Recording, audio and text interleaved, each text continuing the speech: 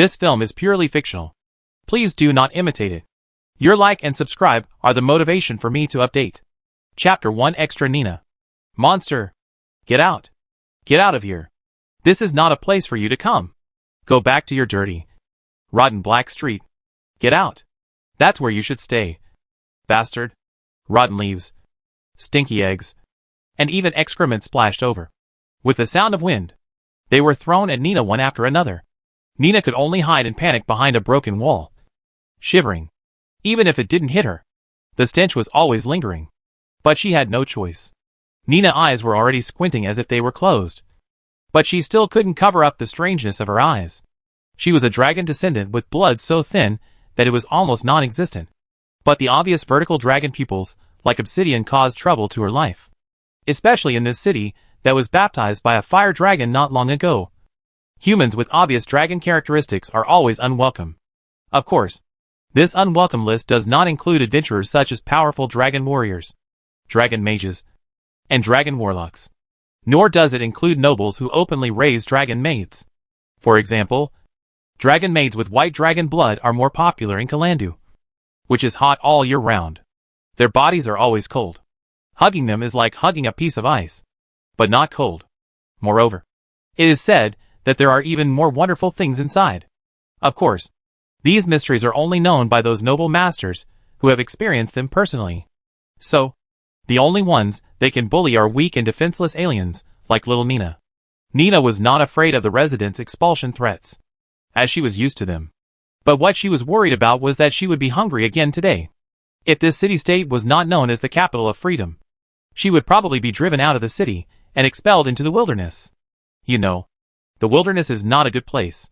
Creatures such as dog-headed men, goblins, and goblins are everywhere in the wilderness, like rats in the sewer. It is said that every year, the adventurers of the Kalandu Adventure Guild bring back goblin, dog-headed men, and goblin ears that can cover the Kalandu arena. Nina has never been to the arena, but she saw it from a distance when she was rummaging through kitchen waste in the back street of the Iron Forge Tavern. The wall is hundreds of feet high, and many Nina combined are not that high. It is conceivable how terrifying the number of monsters that can cover the arena with their ears is. She half leaned against the wall, quietly waiting for the abusive residents to go away. Nina touched her shriveled belly under her linen shirt, which was now making protesting sounds. Gurgle. It was a not-so-pleasant sound, and Nina hated to hear it. But she stretched her head and saw that there were still idle children staring at her at the door on the road.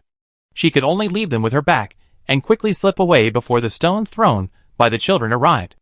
Nina didn't have to worry about them chasing her. Even the children in Blanche Country Place knew about the Black Street, which was notorious. Since she couldn't enter the civilian area now, she could only go home first and make plans. After all, this was a black street without security defense. If a female creature wandered on it, she would become the prey of others. Although Nina has used a stone to cut her silver hair into shoulder-length hair, then she used plaster and other dirt to make it dirty, covering her beautiful face. The exposed parts such as arms, legs, and neck were also covered with various filth, blue and red, like old moss. She looked like a sickly little boy who was about to die. But even so, Nina was still very dangerous. After all, some people don't mind little boys. Therefore, putting on a new makeup before going out has become one of her necessary tasks before every trip. Otherwise, if the gangs in the Black Street knew Nina's true face, no matter how good she was at hiding, she would never be able to hide as long as she was in the Black Street. Nina bypassed several courtyard walls with ease and avoided the gathering places where gang thugs, thieves, or golden fingers often gathered in the Black Street. She took a more roundabout way, although the straight-line distance to her home was no more than 10 minutes. Little Nina always took a more remote road for the sake of caution. In Kalandu, a little girl who was less than 10 years old and had no power to resist was very likely to be affected by the dark streets. Others didn't care what disease you had. As long as you blocked his way, he would just cut you with a knife. The weak could only swallow their hatred. These were all what Nina had seen with her own eyes in the dark streets. In the past year, Nina had seen many more with her own eyes. She also learned a lot from these lessons. She was a good student. Both Grandma Oren and Sister Celia said so. However, Grandma Oren was gone, and the orphanage that adopted her was also demolished by the noble lord. It was said that it was going to be turned into a shop and sold to the civilians in the city for business. Sister Celia left the orphanage when she was 7 years old and was adopted by a kind couple.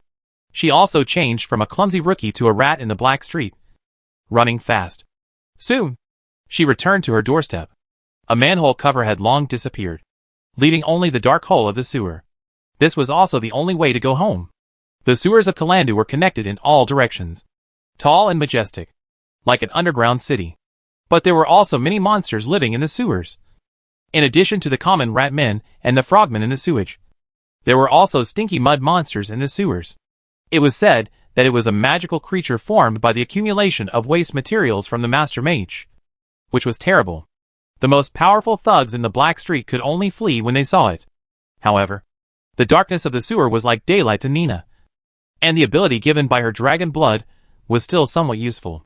It gave her dark vision and allowed her to live in the extremely dark sewers. After avoiding those monsters, they found a safe place with no other creatures except rats and cockroaches. A long-abandoned sewer pipe. That is Nina home. It seems that it has been in disrepair for a long time, and no one lives there. Anyway, there has been no drainage and dirt for a long time. Anyway, Nina has been here for several months and has not seen anything coming down from the pipe. Nina came back now to sleep, because the civilian area will close the corridor to the Black Street at night and seal it with wooden boards made of iron, and would to prevent those residents of the Black Street from stealing or robbing at night. It will only be open in the early morning. She came back to sleep now, so that she could enter the civilian area and go to the back street of the Iron Forge Tavern early tomorrow morning, when it was dawn, to find some food. Thinking of tomorrow's plan, Nina couldn't help swallowing her saliva. She walked through the maze-like sewers with ease, and avoided the areas where monsters were active. In fact, it's not entirely true that she avoided them. She chose to walk directly through the area of stinky mud monsters. After all, this magical creature is not aggressive to humans like Nina, unless you just bump into it. With dark vision, this possibility is almost non-existent. So Nina is still very cautious. After walking for about 7 or 8 minutes, Nina passed through a corridor and several corners. She arrived under an ordinary water pipe, and then climbed up with her hands and feet. The water pipe was not big, but it was enough to accommodate Nina's thin body, and there was even room. After going up, she skillfully got into the corner of the water pipe and took out the only 2 pieces of furniture, bedding and pillow. The bedding was found by Nina in a dry river in the sewer. She brought it back and dried it for many days before it no longer had the smell of dead rats. Sometimes Nina would wonder if it was this smell that attracted those little cuties, who came to greet her every morning as if she were one of their own. As for the pillow, it was actually an egg, which was bigger than Nina had. Nina found this egg when she discovered the sewer entrance, and at first she thought it was edible. But after trying several times, she couldn't break it, and the egg was a little warm, so it was very comfortable to hold. So Nina always slept with the egg in her arms. After all, she slept better and was warmer this way. And it also allowed Nina to recall the time when she was still in the orphanage in her dreams. She also fell asleep while hugging a big pillow and listening to Grandma Orlan's story. It is said that in the story, eggs this big are all dragon eggs. But this egg has been away from its mother for a long time and cannot be hatched. Grandma Orlan also said, dragon eggs must be raised by a dragon mother. Otherwise they will not hatch. However, when Nina was holding the egg today, she found that something was wrong with the egg. It seemed that it would never be like this before. The egg with black and gray body and flame pattern was shaking all the time. It seemed that there was something inside. But the shaking amplitude and fluctuation interval were not large. Like a heart. It made Nina a little difficult to fall asleep, and even a little anxious. She couldn't sleep if she kept holding it like this. For tomorrow's food, Nina had to give up the plan of sleeping with the egg. She chose to lie flat on the curved cement floor. But not long after, Nina, who had finally entered a shallow dream, heard the sound again. But this time, it was not a vibration sound. It was a cracking sound, as if it was the sound made when the wall of the orphanage was pushed down. She remembered it very clearly. She suddenly woke up from her half-asleep state, and looked back to see a scene she would never forget. The surface of the shell of the black-gray egg that she had held for many days and nights without any movement actually had cracks. The number of cracks was accompanied by a crackling sound. Yes, that's right. It was a crack. Then, in her dark vision. This egg that was bigger than her head. It cracked. A black head came out of the egg. It seemed to come out too quickly, and the dark golden vertical pupil was blocked by a piece of eggshell fragment. With a head that was not proportional to the body and was a little big. It looked a little cute. But in Nina's eyes, when she saw the dark golden vertical pupil, her heart seemed to be grasped by someone. Adrenaline was gushing, and fear was growing step by step. She could no longer hear her own breathing. As if she could not breathe. Is this a black dragon? Chapter 2 Young Dragon. The last moment in his mind was the Thomas turn at 30,000 feet above the ground. If he were a bystander, he would have been amazed. But experiencing it personally, he felt as if his internal organs were about to burst out. The male and female passengers in the cabin screamed at the same time. But they seemed so pale and powerless in the violent roaring storm that swept in under the broken cabin door. He was also screaming at the time. But he couldn't remember what he was screaming. He just knew. At the end of his memory, he felt the impact of the rapid fall, and his body seemed to be burning and hot. Then it stopped abruptly. There was a rustling sound. When he opened his eyes again, his vision was mostly dark, with only a ray of not so bright light leaking from the edge, until he used his new claws, which were still curled up with mucus, to carefully hook away the debris and rubble next to his eyes. His vision was restored, but he seemed to be wearing a pair of sunglasses to see the world. Everything he saw was black and white, or other colors mixed with black. Dark green moss, gray and white rock walls without a trace of color, smooth as if they were artificial sculptures. Under the corrosion of time, the curved rock walls still have deep cracks one after another. However, what he cares more about is his hands. Or claws. He wanted to say something, but found that what he uttered was a low roar similar to that of a beast. It was a bit like the roar of a train, but it was sharper and harsher. But he couldn't help but spit out a series of strange and difficult words from his throat. Gordon Alduin Targaryen. He knew exactly what he was talking about. This was his name. Gordon Alduin Targaryen. Every true dragon has its true name. Just as he was wondering why he knew this, a series of chaotic memories swarmed into his small brain. Fortunately, his soul was strong enough, and he was not an ordinary young dragon. Otherwise it would be difficult for him to accept such a huge dragon heritage. Io continent. Gods. Followers. Humans. Bicolor dragons. Metal dragons. And his own identity. A lava dragon cub. Bigger than a house cat.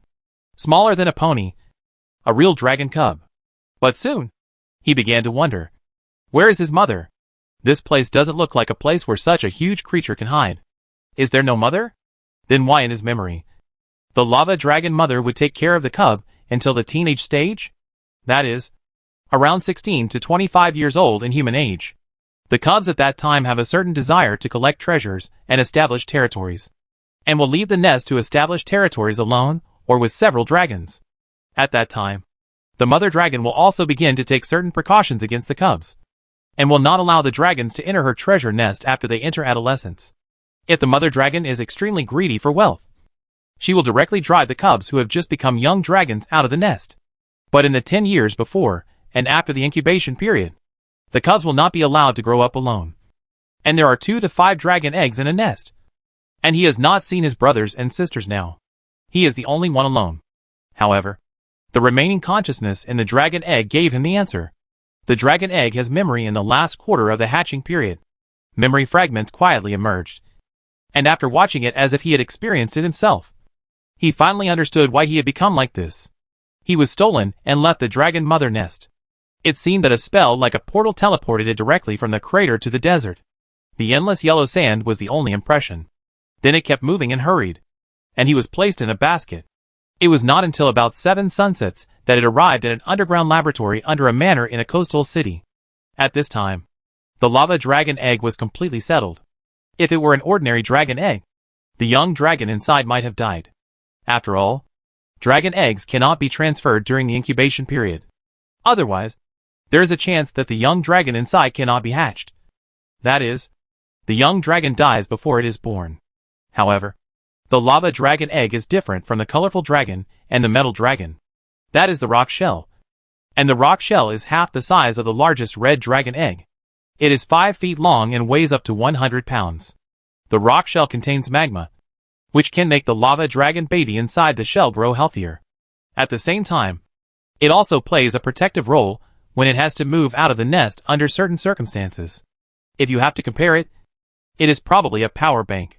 When the dragon egg leaves the nest, the rock shell of the dragon egg will keep the dragon egg immersed in a high temperature of more than 200 degrees to prevent the hatching failure due to temperature changes.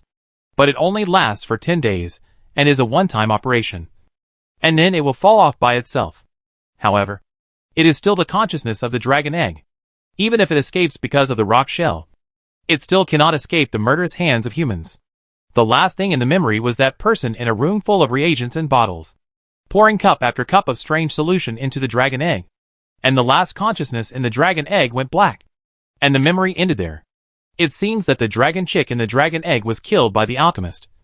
Otherwise it would not be his turn to occupy the dragon chick's body. But why did he come to this place in the end? What did the alchemist want to do? These questions are still unsolved. Just as he began to think about the philosophical questions of where he came from and where he was going, there was a trembling gurgling sound behind him. The sound was very light, but loud enough in the quiet environment. He turned the dragon head, which was a little big compared to his body. And then under the dark golden vertical pupil, he saw a girl not far away. To be precise, it was a human female with short silver hair and black vertical pupils. No older than 10 years old. Sitting on a dirty mat. Her vertical pupils were so nervous that they were about to shrink into needles. And her whole body was trembling. He had no doubt that she would foam at the mouth in the next second. The gurgling sound was the sound of her trembling teeth. Seeing her vertical pupils, the dragon heritage buried deep in his heart naturally solved his doubts. He also understood why this human female was trembling with fear when she saw his young dragon as big as a foal. Because she was a dragon descendant. She had dragon blood. But the content was relatively small. Only her eyes were dragonized. And other parts were no different from humans. Classified as a sub-dragon race. And classified in the same category as dragon people and dragon beasts. It is rare for a dragonborn to tremble when seeing a young dragon exuding dragon power. Because only dragon beasts are afraid of the dragon power of young dragons. And only those with no IQ will regard a young dragon as an adult dragon. Unless this dragonborn has not undergone any systematic training. That is, he is not a professional. Professionals naturally refer to basic professions such as mages, warriors, druids, warlocks, thieves, and rangers. Of course, there are many remote and unpopular professions, and there are only a few recorded in the dragon heritage. He just glanced at her and planned to ignore her for the time being, and had no intention of putting away the dragon power. After all, this is his weakest period of hatching and birth. About an hour later, his body will allow him to move more. Therefore, he can only let the female continue to tremble under the dragon power. Now he has to deal with the top priority after the birth of the young dragon. Prepare for eating. He needs to take in a lot of food, absorb nutrients, and replenish physical strength. The broken dragon egg fragments are the best choice, which contain rich minerals and the energy that the young dragon needs most. He began to sit in the dragon egg, biting the dragon shell closest to him, and he didn't even have time to lick the mucus off his body. It was not until the last piece of black and gray eggshell fragments with some flame patterns entered his stomach that he barely felt a little full. Well, the feeling of being 70% full.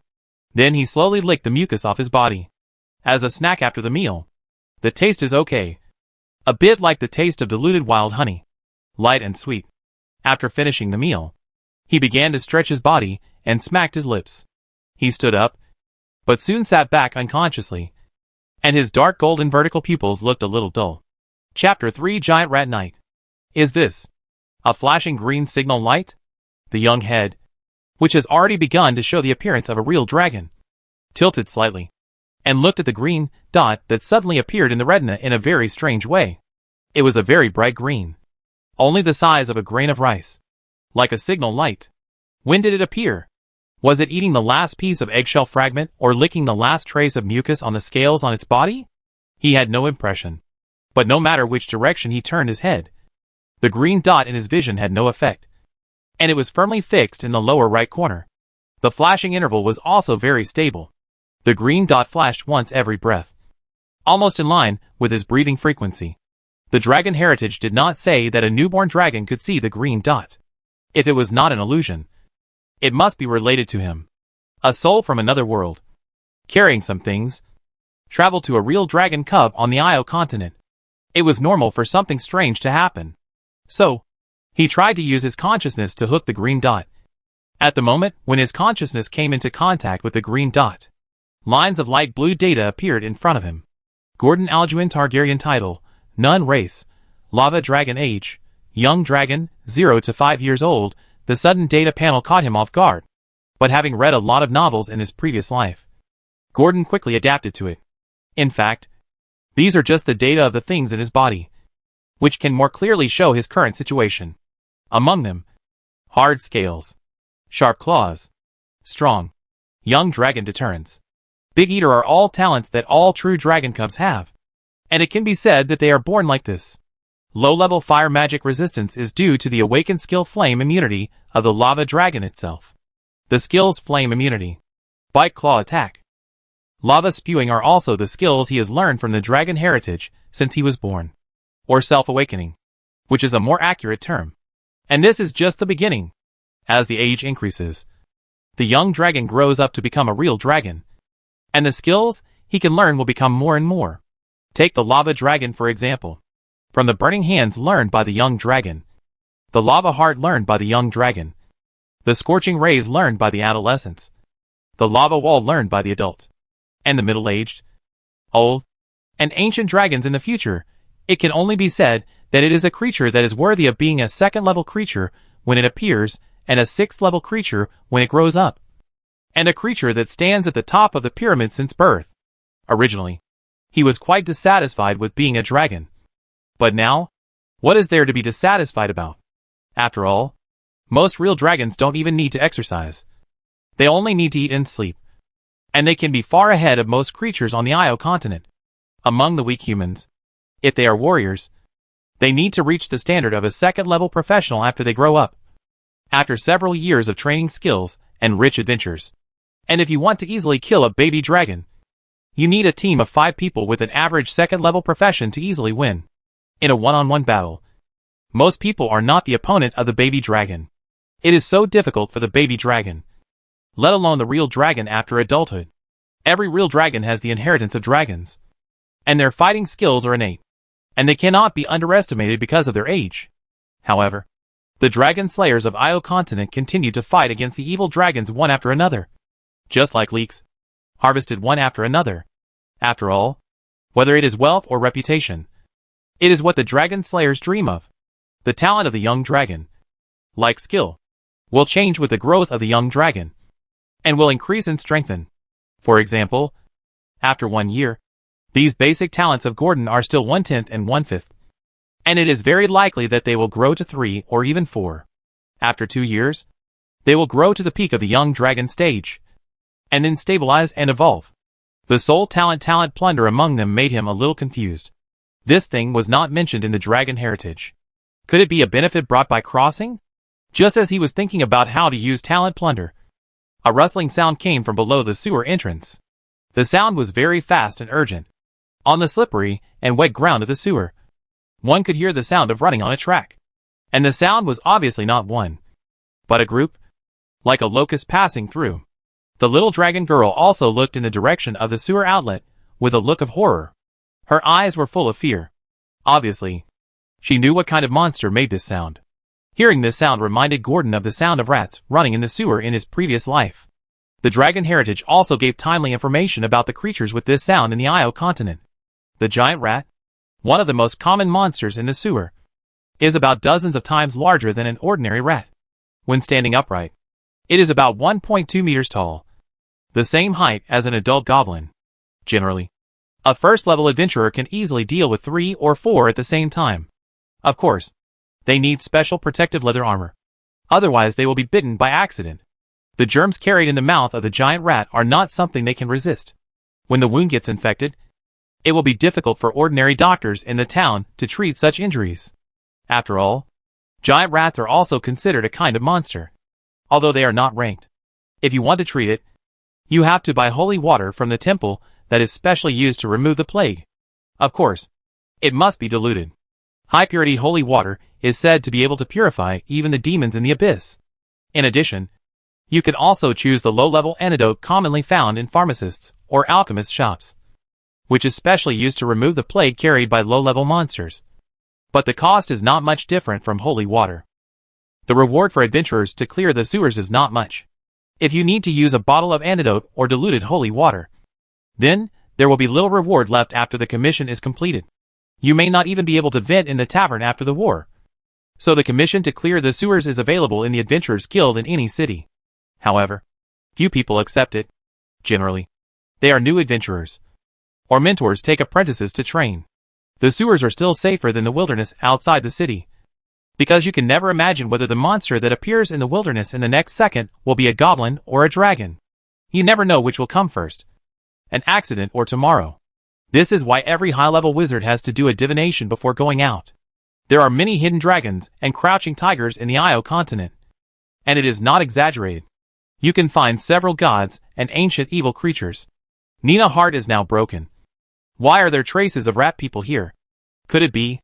Nina suddenly remembered that when she came back, she passed the area where the stinky mud monster was. And she didn't see the stinky mud monster as usual. She just thought it was hiding. But she never thought that it left the area or was eliminated. Otherwise, how could the rat people separated by several corridors come to this place? It was in Nina's increasingly frightened expression. At the entrance of the sewer, for pairs of scarlet eyes rose from the entrance of the sewer. The red light in the eyes above stared at Nina closely. And the spear made of unknown bones in his hand was clearly visible in the dark night, emitting a cold light. It is the elite among the Ratmen. The first-level monster giant rat knight, riding a giant rat, holding a bone spear, galloping in every corner of the sewer. Chapter 4 took a lucky day. Tuka felt the damp wind from the sewer passing through his body, and his shiny black hair was blown like wheat in a rice field. Looking at the dark group of giant rats in front of him and the tribesmen on the giant rats, he felt an indescribable sense of pride. He was a Ratman who had just turned 4 years old, and he was already middle-aged in the age of Ratmen. But as a giant rat knight, he was now at his peak. Now he could charge. And if he was accurate, it was not difficult to kill an adult dog-headed man. You know, dog-headed men used to be the nightmare of Ratmen. Faced with this kind of creature, the once weak Ratman had no choice but to get into the narrow gap. Now, he has the capital to fight back. Now he thinks back on his life, which is full of legends. Just like the human book Knight Levi that he cherishes most. It was born 4 years ago, and it barely gained consciousness a year later. Tuka followed instincts before, and was not an intelligent creature. This is considered late in intelligence among rats. After all, the mutant rats who are known as geniuses can awaken their spirits in a month. Sometimes when Tuka hears the elder rats in the tribe, who have lived for more than 10 years talk about the past, he feels frightened. The situation in the tribe before was horrible. There were only a bunch of old, young, sick and disabled people living in the sewers, which was not as good as the rats in the sewers. Until the appearance of the sacrifice 3 years ago. They saved the sewer rats. Not only did they no longer have to rush for food every day, rat people who have been born in the tribe for 1 year must also receive special vocational training to increase their combat power. Tuka also happened to catch the ride, and became one of the beneficiaries. This is why the elder rat teacher said that their generation is the luckiest. However, unlike his compatriots, Tuka did not choose the ranger or thief, which rat people are naturally good at. Although rat people are born with stealth and acuity bonuses. Plus this is a sewer. These two professions are the most suitable. But he still chose the giant rat knight. When he heard the profession of giant rat knight mentioned by the priest, he resolutely ignored his family dissuasion and chose the knight. This is a dream in his heart. The dream of a dragon slayer. Of course, this is also influenced by the book Knight Levi. It's not that the ranger and thief can't slay dragons, but riding a mount to fight against the dragon is the behavior of a real male rat. Instead of sneaking behind, poisoning, sneaking, and slitting the throat. Although only 5 of the less than 100 new rat men in that batch were willing to become knights. The others were naturally either rat rangers or rat thieves. But this did not dampen Tuka's determination to move forward. And he still insisted on taking the path of knighthood.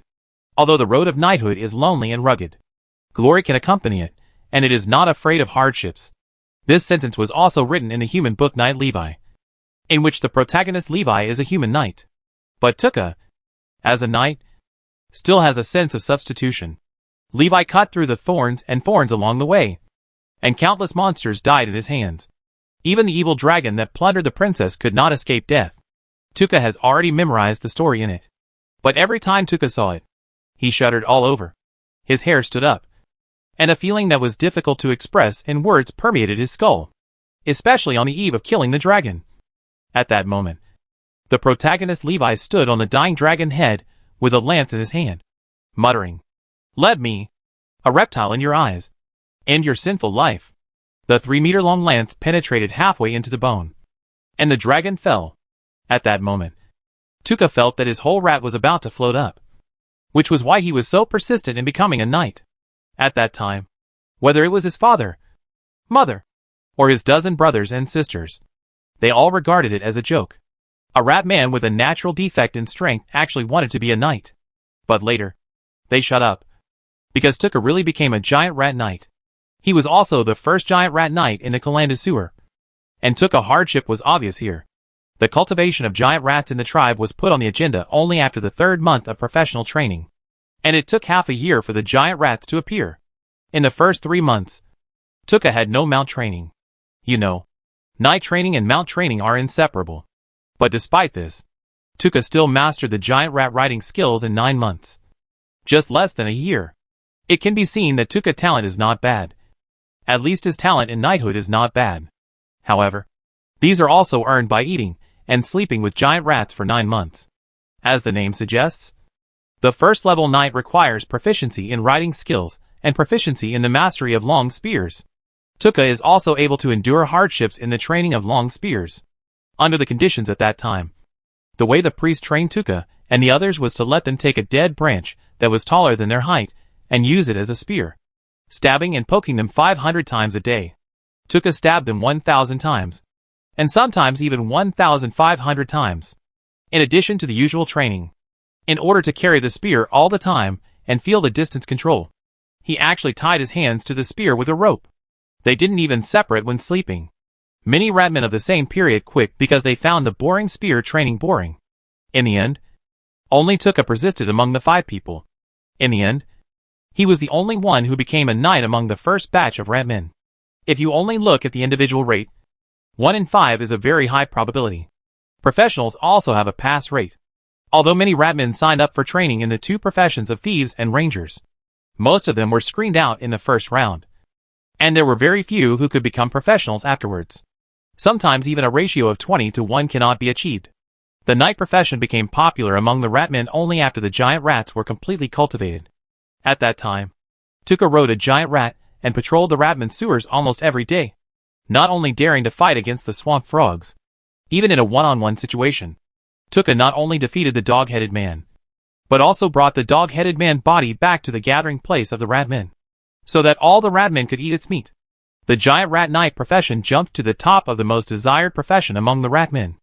After all, you have to know that Tuka, who killed the dog-headed man at that time, was the dream lover of countless female ratmen. So that among the current generation of ratmen, there are still many ratmen with Tuka blood. It can be seen that it is charming.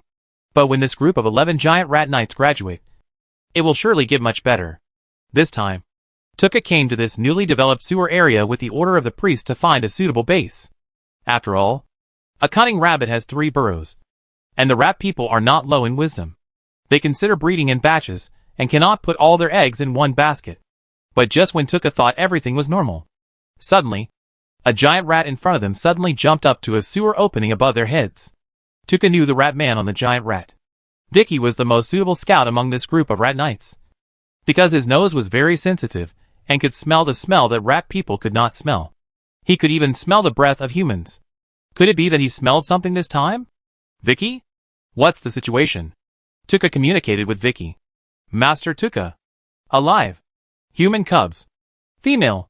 Vicky said happily above, as if he had discovered a great treasure. Dozens of giant rat knights below also cheered and squeaked. But it is true that the rats, who have tasted the taste of human cubs several times, can never forget that taste. It is more fragrant than cheese, and sweeter than cake. Tuka was also very happy in his heart, thinking that the priest was right. Going to explore? There will be surprises. Today is really its lucky day. Why not change its name to Takasa? Kasa means lucky in the rat language. Vic. Catch it alive. Tuka, No. It should be Takasa now, he said happily to Vic, who had entered the sewer pipe, and his tail disappeared. Chapter 5 Light Ball. Vic and his giant rat mount, 2 pairs of scarlet, cherry-sized eyes, stared closely at the human cub in front of them. The human in front of them was undoubtedly a female. Vic was sure. It believed in its nose. It pulled the reins tied to the giant rat exoskeleton, shook it, and listened to the cheers of its rat companions below. For a moment, it felt like it was really an elegant night. The only flaw was that the opponent was just a human cub. It would have been better if it was a dog-headed man. Vic felt that it was his first show in his rat life, fighting a human cub. It was a bit insulting to his reputation as the second knight of the sewer, although this reputation was self-proclaimed. But Vic was very concerned. After all, even if it insulted its reputation, it didn't matter. But it would not insult Tuka. So, it wanted to catch it alive. Not for itself, but also for Tuka explanation. It wanted to complete the task perfectly. It raised its head and tried to look into the eyes of the trembling human female. It stuttered but said in an unquestionable tone, "You? Come with me. Otherwise." Vic raised the half-meter-long bone spear in his hand, and the outcome was self-evident. But what it didn't expect was that the human female in front of it actually shrank back in fear and hid in the deeper darkness of the sewer. It was really hopeless. It seems that force must be used. Otherwise this stupid human will probably be like a quail, shrinking in the corner and not coming out, Vic thought, and pulled the reins, signaling its partner, the giant rat, to start charging. Charge is the only active skill that the giant rat knight knows, which requires a high degree of spiritual compatibility between the knight and the mount. Charge means that it is already a first-level giant rat knight. Charge achieving proficiency is also one of the necessary conditions for advancing to the great rat knight. Regarding the difference between entry and proficiency, it is like using a metaphor to describe it. The entry is like a driver who has just got his driver's license and is trembling with fear to get on the road. Proficiency is like a 10-year-old driver who can turn a corner in a drainage channel. As for the master level above proficiency, it is said that when each skill is mastered to the master level, the skill effect will undergo a qualitative change. For example, charge master level. Some knights are indeed gifted by God, and they have master charge master level when they are great knights. That is, the second level. But each master level charge will have a variety of charge effects. Not all of them are the same. Most of the most common charge master level is a multi-stage attack, moving in a super high-speed Z-shaped pattern, performing multiple attacks, and even playing back and forth operations. There are also some charge master level comprehension. Charge will bring out 2 or even 3 phantoms, but generally such knights have magical qualifications. A very small number of charge has enhanced speed, which is several times faster than the charge of the master level, and can reach a distance of 100 meters in the blink of an eye. If the knight still holds a magic weapon, even the most solidly defended hill giant of the same level may be able to poke a big hole under this charge.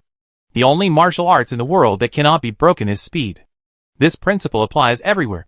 Of course, the premise is that there must be a sufficiently strong magic spear, but the knight is not completely without weaknesses. First of all, the master level charge, whether it is a warrior or a knight, it is not easy to master it. Being able to master the second level does not mean that you have the second level. It is possible that in the entire Io continent, there are very few people who can reach the master level of a certain skill at the second level.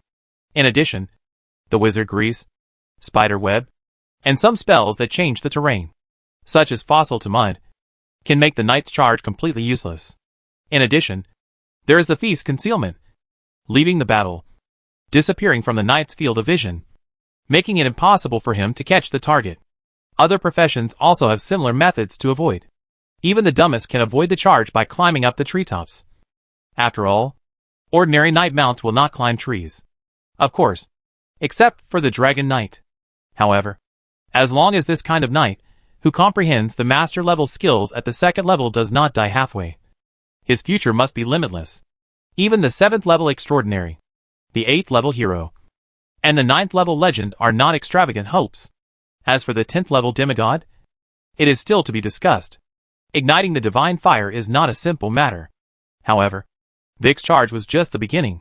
Even the momentum of charge could not be brewed at will, and he needed to cooperate with the giant rat under him. However, these were enough. For a weak human cub, A first-level giant rat knight was more than enough to deal with her.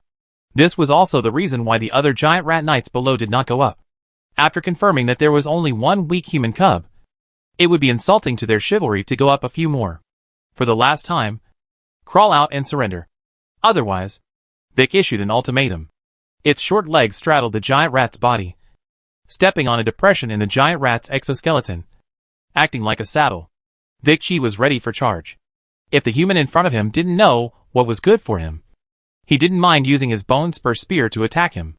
Although the bone spur spear was only half a meter long. With the help of charge, it would be no problem to make a 1-foot-sized blood hole if it directly hit the human flesh and blood. The short stature of the Ratman should not be underestimated. You know, a small stature is also an advantage. Especially in the sewer. With a small size, some directional magic, and flying arrows can hardly hit it. I can't walk anymore. Can you help me? When Vic Chi was about to take action, he suddenly heard a voice. A stuttering common language, with a hint of cowardice. It was the voice of a human female. And Vic Chi immediately raised his head. He saw that the human cub was looking at him blankly. But the voice was indeed coming from her. Although Vic Chi was not very proficient in the common language, he had no problem with dictation. But he spoke a little stutteringly. Otherwise, they would not be able to understand the novel Knight Levi written in the common language by humans. So, it was very sure that it had not heard wrongly. That the human cub begged for mercy. Vic was very proud. So he slowed down his charge and walked forward slowly, accompanied by the giant rat under him step by step. The human cub seemed to have already recognized his fate, and no longer retreated. But his expression became more and more panicked. And he was so scared that he lowered his head, and dared not look at it. Boom! Boom! Boom! Vic was getting closer and closer to her. And the spear was even less than half a meter away from the girl, almost stabbing her bloodless pale skin. Why is it a bit malnourished? It seems that it will take a while to feed it well before it can be eaten. Otherwise, there won't be much meat. Vic began to look up and down, looking at the human face and feet. And he was quite disgusted with her figure. It would be better if she was fatter. But why is there a tail? Behind Nina, a tail covered with black scales flashed by. Vic was a little confused. Could it be that he was dazzled? Just when Vic was wondering if he saw it wrong, a black shadow suddenly rushed out from behind the human in front of him, and leaped directly with lightning speed. He pressed down Vic, who was completely unprepared, and the giant rat under him, one claw at a time, on the cracked gray-white cement board. The two rats were suppressed by the unparalleled force under his claws, and could not move. Just when Vic was about to scream, he felt a pain in his back. His eyes went black, and he lost consciousness. The other giant rat died even faster than Vic, and kicked his legs, and ascended to heaven. Then, in Gordon vision, two balls of light appeared on the two mouse corpses. They were the size of ping-pong balls, emitting soft light, and were quite conspicuous in the black and white darkness. However, the dragon girl seemed to ignore the balls of light, and instead licked the corners of her mouth at the two corpses.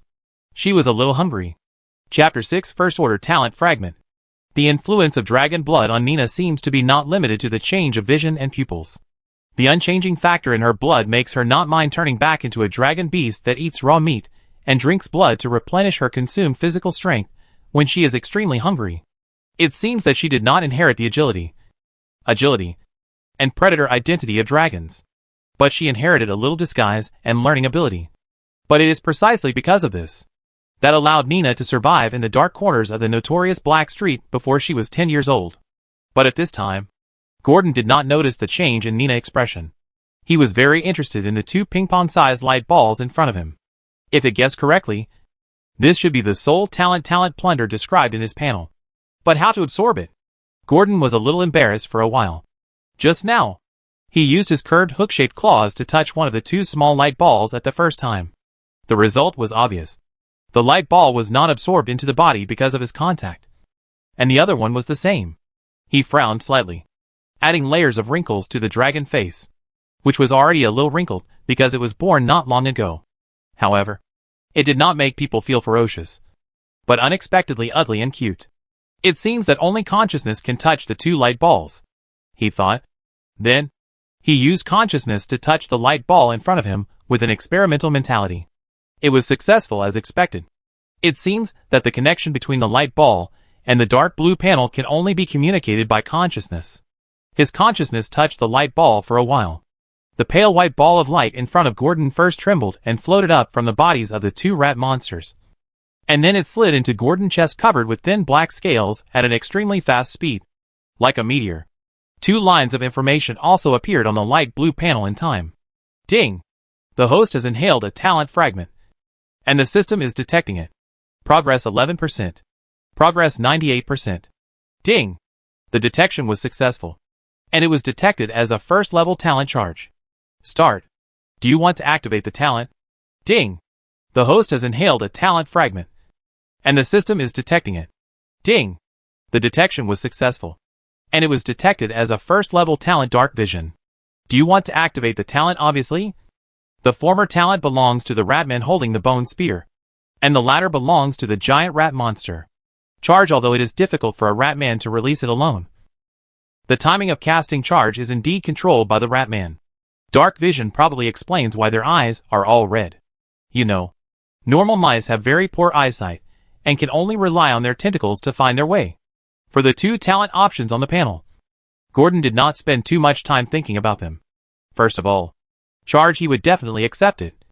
Although there are many dragon attack, hunting, and melee skills in the dragon heritage. But this kind of charge is not available. Probably reserved as an advanced dragon profession. And dark vision is one of the dragon talents. And will grow with Gordon growth. He also wanted to use this talent fragment as an experiment to see what the result of this light ball would be if the talent fragment was not activated. He used his consciousness to touch the first option yes to activate charge. Almost at the same time, a line of light blue handwriting appeared on the panel. Ding! Activate talent successfully. The panel also began to change accordingly. Gordon Alduin Targaryen title, Nun race, Lava Dragon age, Young Dragon, 0 to 5 years old. The mind also changed at the same time as the panel. And a torrent of memories rushed into his brain. However, compared with the impact of the previous memory of the dragon heritage, this amount of memory can only be said to be a tiny star point. A drop in the ocean. After Gordon browsed through the memory fragments in a cursory manner, the memory of charge that Vichy had spent a year to master with great difficulty was like a brand, firmly imprinted in Gordon's mind. It seemed that a conditioned reflex was also born in the young body. It seemed that as long as Gordon had a thought, his limbs would quickly coordinate and swing, and prepare for the posture of charge. The dragon power in the body will also burst out at the right time to complete a charge. The magic of the light ball was fully displayed at this moment. Do you want to activate the dark vision? Yes. Gordon wanted to try. But the next second, the light blue panel data was refreshed again. Detected that the host has the same talent in the talent specialty. After activation, the talents will overlap. Do you want to activate it? Gordon suppressed the intention of absorbing the second dark vision fragment. After all, after absorbing dark vision, it will overlap with his own dark vision talent. Activating it would just be a waste of fragments. Moreover, dark vision is irrelevant to the current situation. So Gordon chose to try something else. It would be a waste if he didn't try. No. His consciousness gently touched. The light blue data also began to change with his consciousness. Ding! Detected that there are talent fragments that have given up activation. Whether to decompose. Is there still a decomposition function? Gordon was delighted and quickly touched his consciousness. Yes. He wanted to see what he could get from it after decomposition. Ding! Decomposition successful. Obtained a first-level blank talent fragment. At the same time, on Gordon panel, hard scales, sharp claws, robust, low-level fire magic resistance, dragon deterrence, big eater, dark vision, imitate sound and charge talents. All have a light blue plus sign. Below the sole talent on the panel, talent plunder. A new subcategory also emerged.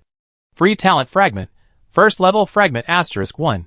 Just when Gordon was still trying to explore the secrets of the panel, a squeak suddenly came from the sewer pipe. Nina looked confused. But Gordon, who was proficient in all languages due to the dragon inheritance, naturally understood the meaning of this rat language. Vic. Not done yet? Under the sewer. Takasa couldn't hold back. But for the honor of the night, he didn't go up to watch, but blocked many rats who wanted to go up to watch the excitement. In its words, only a one-on-one duel can make a person a real knight. And Vic should be awarded such an honor. If you go up, you will ruin this duel. It has to be said that today, when humans have long abandoned the reputation of knights, it is unimaginable that there are rats like Takasa who adhere to the virtues of knights in a rat-gathering place. I can only sigh that the continent of Io is full of wonders. However, after dozens of breaths, Takasa couldn't bear it and wanted to ask Vic about the situation above. Not long after, a squeak came from the pipe. Takasa, who is level 8 in Skaven, naturally understood it. After all, it was his mother tongue. Human cub. There are still many in the pipe. 2. No 4. I need support. The voice was quick and sharp. And Vicky's indignant voice, and the stuttering common language could be vaguely heard. Damn it! Don't climb. Chapter 7 Lava Spewing. After hearing Vicky's voice, Takasa's heart was relieved. But after hearing Vicky's words, his brows slightly frowned, and his rodent-like face showed human doubts. Are you kidding? 4 or 5 human cubs? In the sewer? What are they doing here? How did they appear? You know, the sewers in Kalandu are still quite messy. The sewer entrance in the civilian area has long been blocked with iron fences. If adventurers want to enter, they need a Union Commission certificate, and the guard in charge will hand over the key.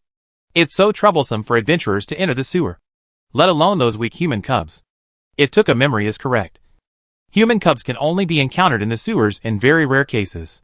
The last time I met him, I was lucky enough to encounter a human cub who accidentally broke into the Ratman territory. This time, according to Vicky, I encountered 4 or 5 at a time, which is as ridiculous as encountering a real dragon in the sewer. However, soon there was a chaotic noise coming from the sewer, which dispelled the doubts that had just arisen in Takasa's heart. Monster! I want to go home! Mom! I miss my mom! Wow! Get out of here! Monster! Be careful, or I won't be polite to you. Little humans. Outside are my companions. You can't run away. Both the male and female voices were childish, and they were obviously human cubs. The emotions that Takasa could hear from the voices included crying, despair, and unwillingness. But it was also mixed with Vicky's triumphant, but somewhat stuttering common language. A very strange accent, and a bit out of place. Could it be? Takasa suddenly remembered that before his previous trips, the priest would tell him to pay more attention to some abnormal places in the sewers and report to him. He had also asked the priest what he was looking for. The rat priest, who seemed old but full of wisdom, did not hide anything from Takasa. He told him everything truthfully. It turned out that there was a space magic artifact left in the sewer of Kalandu. It was said to be the relic of a legendary planeswalker, but it was somehow lost in the sewer. After the priest knew the news, he came to the free city of Kalandu without stopping. According to the priest, he had spent 4 years to obtain this space magic artifact. In addition to training his rat people, he traveled all over the sewers in these 4 years. But unfortunately, he still got nothing. But it still did not give up, and let these ratmen had trained to search for it together until the day it found it. Although Takasa did not know what the legendary planeswalker represented, he thought that with the legendary prefix, the ratmen would definitely not be able to offend. After all, even Takasa himself had to admit that the ratmen were a naturally weak intelligent race in the Io continent. Except for a few ratmen who could be transferred to professionals, and a few mutant ratmen who awakened their magical talents after mutation. The upper limit of the ratmen's own race was very low. There were only a handful of legendary ratmen in the history of the Io continent. And even now there is no ratman who can be deified and ignite the divine fire. Most of the professional ratmen have reached their limit at the 4th level. If there are no other adventures to enhance their own qualities, they may not be able to maintain the 4th level once the weakening period comes, let alone the 5th level. And now, if the sudden appearance of those human cubs is all because of that space magic wonder, then Takasa can be described as more than just lucky today. It is as if the Lady of the Night has come to bless him personally. But the one who is more fortunate is Vichy. The sorrow between Takasa's eyebrows has disappeared, and he can't help but crack his sharp mouth full of long and short teeth. There is still a little blankness in his cherry-sized red eyes. It feels like being hit by a huge cheese, and even a little panicked and helpless when lying on the cake just after waking up. The ratmen on the other giant rats also squeaked and communicated after hearing the movement. In their words, they thanked the priest and admired Vichy's sensitive sense of smell. Of course, there are more ratmen who stepped forward and volunteered to help Vichy. When the first ratman came forward, The other giant rat knights also rushed to Takasa and asked to go up and fight side by side with Vichy. After all, although they all had merits when they returned, the merits of going up and capturing the human cubs with their own hands were definitely different from those of watching from below. They were a little impatient, but the knights' ethics prevented them from rushing forward like other creatures, but followed Takasa instructions. Faced with the giant rat knights who were all eager to fight, Takasa was not sure about who to send. Just as they were arguing about who should go up, the sound in the sewer pipe gradually disappeared and returned to calm. But all the ratmen, including Takasa, didn't care. They cared more about the honor in front of them, and other things were not worth mentioning. However, Takasa didn't delay for long. After all, although Vicky was a first-level giant rat knight, he might still fail if he underestimated the enemy when facing 5 human cubs. After all, the giant rat knight was only half a person's height at most, and the size advantage was not great. At most, it was a lead in skills, so it quickly finalized the candidates to go up. It and 5 giant rat knights, and the remaining 5 giant rat knights just waited at the sewer entrance. However, even though some giant rat knights were not selected by Takasa, although their expressions were a little disappointed, they did not complain, but quietly retreated and began to guard tacitly. It shows that Takasa's status in their hearts is still very high. After selecting the 5 giant rat knights, Takasa took the lead and rushed to the entrance of the sewer pipe that was more than 1 meter high. A few breaths later, the 5 giant rat knights behind him also came up one after another. In an instant, if there were ordinary people here, they would be scared to death. In the dark sewer entrance, 12 pairs of densely packed scarlet eyes suddenly appeared in a small place within a few breaths, and there was a rustling sound. I am afraid that anyone who saw it would be a little scared. However, after Takasa came up, he did not see the figure of Vichy.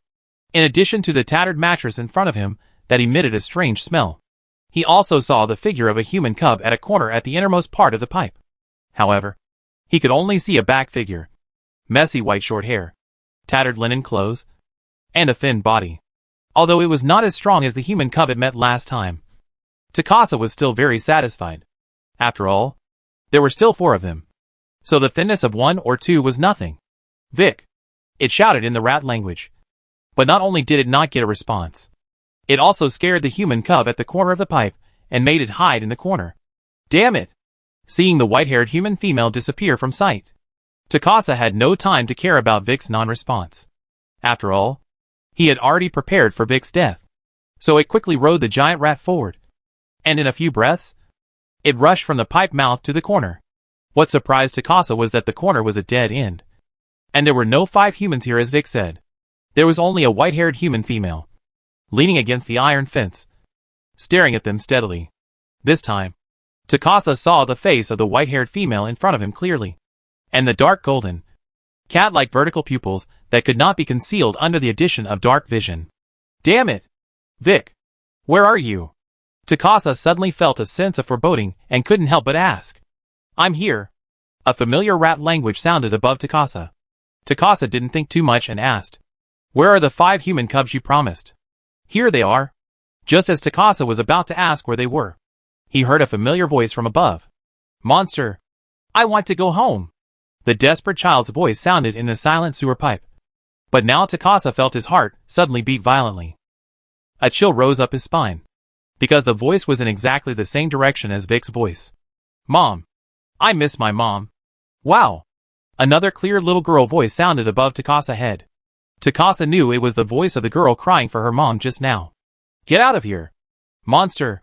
Be careful, or I be rude to you. These were the sounds Takasa heard on the steps of the sewer just now.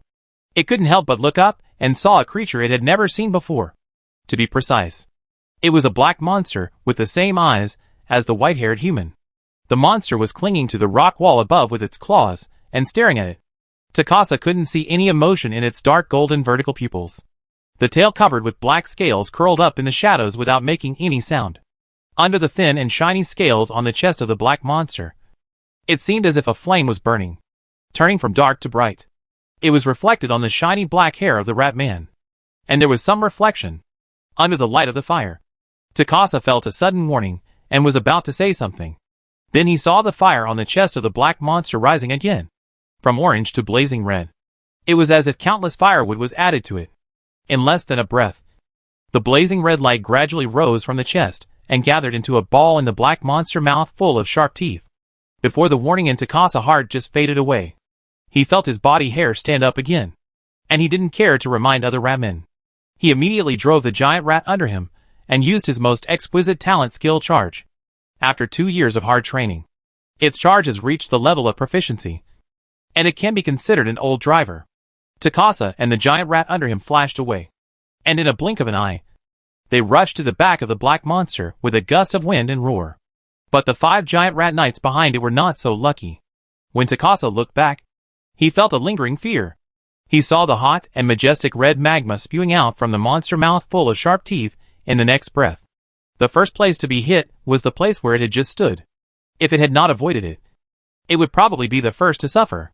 The fire column composed of magma not only made the originally cold and damp sewer pipe instantly become like a furnace, but also lit up the cramped environment, and even reflected a red reflection outside the sewer outlet. In less than a breath, the black monster in front of him covered the corner of the pipe with boiling magma of up to thousands of degrees Celsius. It directly wrapped all the 5 giant rat knights it brought with it, like a sandwich. Takasa could still hear the squeaking wailing at first, but after a few breaths, the wailing of the Ratmen and giant rat stopped abruptly. Before Takasa could react, half of the 10 bodies in front of him had been swallowed by the lava at thousands of degrees Celsius. The remaining rat corpses were like half of a roasted shrimp, curled up into a ball, and the posture of the rat was exactly the same as when it was just born. In the cramped environment, in addition to the lava that was still blazing, the air was gradually filled with the aroma of meat. This was the aroma of barbecue. In the past, Takasa would definitely regard this as a gift from the gods, but when it was the price of his own people being burned to death, its heart and emotions were beyond the understanding of outsiders. There was no joy and doubt in its scarlet eyes. There was only fear and panic, and it found that it had no way out. The defect of charge prevented it from adjusting the angle at the first time, so after using it, it could not control the general direction at all, and could only rush to the back of the black monster, 5 meters away from the white-haired human. The magma blocked the road, and there was an iron fence behind it. With the strength of the Ratman, even if charge was used, it could not break through the fence made of cast iron in the early years. For Takasa now, it was a desperate situation. However, it still did not give up. Suddenly, in a flash, he saw the dark golden vertical pupils, and immediately thought of the white-haired human girl who was close at hand. She also had the same eyes. So, it immediately had a plan in its mind. But it did not act immediately, but slowly drove the giant rat behind it to retreat, while stammering, "You are not Vicky. What are you?" However, before he finished speaking, he saw the hideous black monster in front of him like a cannonball, rushing directly towards him. The huge body covered with black scales was surging with a strong wind. This move, Takasa recognized. It was one of the advanced talents of the giant rat knight. Charge. It was so frightened that its soul left its body in an instant, and it no longer pretended, and hurriedly wanted to turn around to grab the last straw, holding the white-haired girl as a hostage. As to whether it would be useful, Takasa could only try it out. However, the speed of the black monster in front of him was faster than it. Even before Takasa's lance touched the white-haired girl within 1 meter, there was a bang. Takasa and his giant rat mount were directly thrown onto the iron fence by the black cannonball. Then it fell straight to the ground, and it didn't even hold the lance in its hand. There were only a few crisp sounds, and the half-meter-long lance rolled to the feet of the black monster and stopped in front of its sharp claws. But Takasa now felt that his whole body was about to fall apart, and the corners of his mouth were bleeding from the impact of this charge, and his brain was already blank. The giant rat, which was the first target of the black monster, was dying and could not move beside it. The white-haired human girl next to him immediately moved away from Takasa and crawled to the side of the black monster with a somewhat cowardly expression. The girl, who was even bigger in size, was more like a pet in front of this black monster, weak and docile. Then, along with the sound of footsteps, Takasa felt that its body was lifted up by a sharp claw, pinching its neck, which was unknown. Then, the familiar rat language came to his ears. The voice of Vicky. "I am indeed not Vicky. Sorry." The voice was deformed at the end, and it returned to a sound that Takasa had never heard before. Rumble. like the hissing and whimpering of a steam locomotive. Then, Takasa felt a pain in his tail, and his eyes went black. The last scene left in his mind was a monster covered with pitch-black scales showed its cold fangs at the corner of its mouth. With a trace of human-like apology, the dark golden vertical pupils looked at it with a little greed. It was like a delicious dessert. Chapter 8 Black Iron Talent. The high-temperature magma has not yet cooled down. Perhaps because of the blunt impact of Gordon spitting. A large pit appeared at the corner, just enough to accommodate the majestic magma torrent. From a distance, it looked like a sea of fire, with bubbles popping out from time to time. However, the color of the magma surface has changed from the golden color at the beginning to orange in a small part. But it is still extremely hot.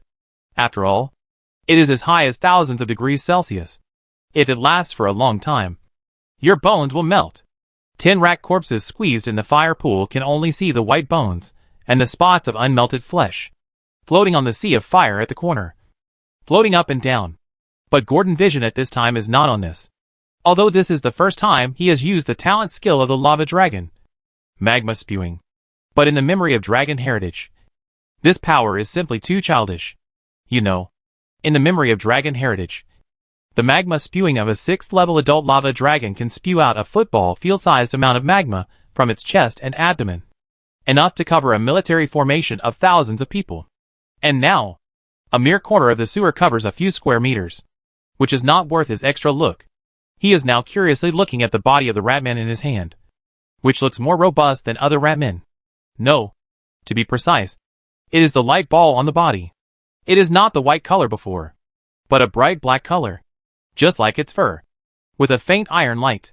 Gordon rubbed his dark golden eyes with his claws several times, and it was still a bright black iron light ball, which was quite conspicuous under the reflection of the hot fire.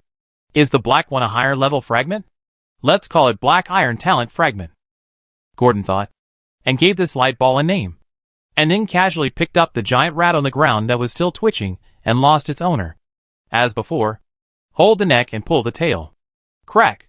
Against the sound of the bubbling magma, a crisp and pleasant dislocation sound came from the giant rat's body, and the twitching giant rat instantly became much more peaceful, without a trace of pain on the rat's face. Another occupational disease, he muttered, threw the giant rat aside, and began to use his consciousness to guide the white light balls. 11. And one black light ball. The light balls gradually rose slowly from the fire pool and the corpse on the ground, and 12 light balls were suspended in the air. Then they quickly and orderly crashed into Gordon's body. Dense light blue data also appeared in Gordon Vision almost at the same time, like a computer blue screen that crashed instantly. Ding! The host has inhaled a talent fragment. The system is testing. Progress 1%. Progress 23%. Ding! Test successful. Ding! The host has inhaled a talent fragment. The system is testing. Progress 2%. Ding! The host has inhaled a talent fragment. The system is testing, however. The complicated and messy light blue interface in front of him only lasted for 3 breaths, and the information of the completion of the test was refreshed one by one. Gordon also knew what he had gained from this magma spit in charge. First level talent fragments *11. Respectively Dark Vision *3. Rat Perception *2. Source of Disease *1. Rat Riding Proficiency *3. Charge *1. Lance Weapon Proficiency *1. A total of 6 different talents. Among them, the ones that interested Gordon were Source of Plague and Charge. He had decomposed the other talent fragments into first-order random fragments. Charge is naturally not much to say, and the talent of Source of Plague is that it can make its claws and bites carry a weak toxin, which is similar to the talent of Scorching that he realized after growing into a young dragon. Talent Scorching. The bite and claw of the lava dragon will cause additional fire damage equal to its age. Gordon naturally did not have much rejection of Source of Plague, especially when he was still a young dragon without the protection of the mother dragon, and he was even more open to some power. If it wasn't for the need for imitate sound to imitate the voices of those human children and the Ratman Vicky just now, in order to deceive the giant rat knights outside the sewer to come in, he would never spend a first-order talent fragment to take its imitate sound a step further. However, this investment is still very cost-effective, not counting the fragment given to him by the bright black light ball. Just talking about ordinary first-level talent fragments, he harvested 11 pieces. which is a rich reward. If someone could see his panel at this time, they would find that imitation of sound had disappeared from his talent list at some point, replaced by a brand new talent onomatopoeia. Talent onomatopoeia. As the dragonfly grows older, its throat cavity approaches maturity. As long as it wants, it can make any sound that can be heard in the world. A dragonfly that is well versed in hunting can even perfectly imitate the sound of a pig to lure predators. This talent is probably possessed by almost all true dragons, except for the red dragon among the five-colored dragons. Sometimes, we have to admit that true dragons are the favorites of the god of creation of Io. Otherwise, it is impossible to explain the talents that countless intelligent races need to cultivate hard. For true dragons, eating and drinking water are already a natural thing. However, even though the true dragon has amazing growth potential, what cannot be changed is that Gordon is now just a young dragon with no resistance and no sense of security. Although he has 2 levels, he has left most creatures on the Io continent far behind. But if the news of the young dragon in the Kalanda's sewer spreads, it is estimated that there will be countless people rushing to kill the dragon, or the slave capture team of the Colosseum will come. The strength of the 2nd level is not enough in front of these people. It can even be said that if a 6th level adult dragon does not have a subordinate, it is likely to be slaughtered or captured. So Gordon did not give up any opportunity to become stronger. When he saw whether to activate the talent option Source of Plague, he did not hesitate for long. Yes, he touched it with his consciousness. But the next second, the talent Source of Plague did not appear in Gordon's talent list as expected. Instead, a new line of data information appeared. Due to the host's high body temperature, Source of Plague failed to activate. The system has automatically converted Source of Plague into talent fragments. Gordon's dark golden eyes were stunned when he saw this scene, and he looked a little sluggish. Can it be like this? Can a talent still fail to activate? But after a while, Gordon came back to his senses from the shock and slowly exhaled. He roughly understood the principle of failed activation. The general meaning is that the virus and Source of Plague can't survive for a second in his body, and will be corroded by his scorching dragon blood. The path of poisonous seeds is simply not feasible for him. The lava dragon. But Gordon quickly recovered from his discouragement and cast his eyes on a line of data in bright black fonts in the middle and lower part of the data. Do you want to activate the talent charge? Below the suffix of charge, there are 2 much smaller exquisite fonts. Proficient. Obviously, judging from the font color alone, it is a level higher than the previous 11 fragments. This is also the black iron talent that Gordon obtained from the Ratman he knocked away with charge. Charge is 1 level higher than the entry level, one of the necessary conditions for advancing to the 2nd level knight. Charge proficient. Chapter 9 Nina. Do you want to activate the talent charge, experienced? This is a more powerful charge than the entry level one. It is called a talent, but it is more like a skill. Gordon still doesn't know how the system determines that it is a talent. But the most urgent thing is to activate this talent first. He has tried the charge just now. The experience of using it once made him feel very comfortable. He felt that his weak and heavy body suddenly became lighter, and the resistance in the air was much less, as if there was a strong wind under the scales of his body. It made its speed 3 times higher than the normal running state in a short period of time. If it could maintain this speed, it felt that it didn't need to hide in the corner to ambush these giant rat knights. It's a pity that it can only last for 10 seconds at most. And if it stops halfway, the remaining time cannot be accumulated, and it automatically enters the cooling state. But he just used the blink of an eye to run dozens of meters with the wind, and directly knocked the Ratman and the giant rat onto the iron fence with his sideways arm and folded dragon wings. His charge posture is a bit like the posture of the Iron Mountain leaning, not the deja vu of the dragon car that Gordon knew in his previous life. I don't know what it will be like after mastering charge. However, he doesn't need to wait too long for this. His consciousness gently touched the yes in the information bar, and the 2nd level talent fragment was loaded and loaded soon. In his talent list, the original entry level charge is also the only one in his entire talent list that does not have the suffix plus. The former is onomatopoeia, and the latter is this charge. Obviously, the 1st level talent fragments can no longer allow charge to continue to increase points. Gordon knows this very well. After loading this time, it was just like the first time. A lot of memories appeared in his mind, which were the memories of the mini training charge of the Ratman. However, the skills, experience, and inertia of charge this time were richer. more exquisite, and more experienced than the last time.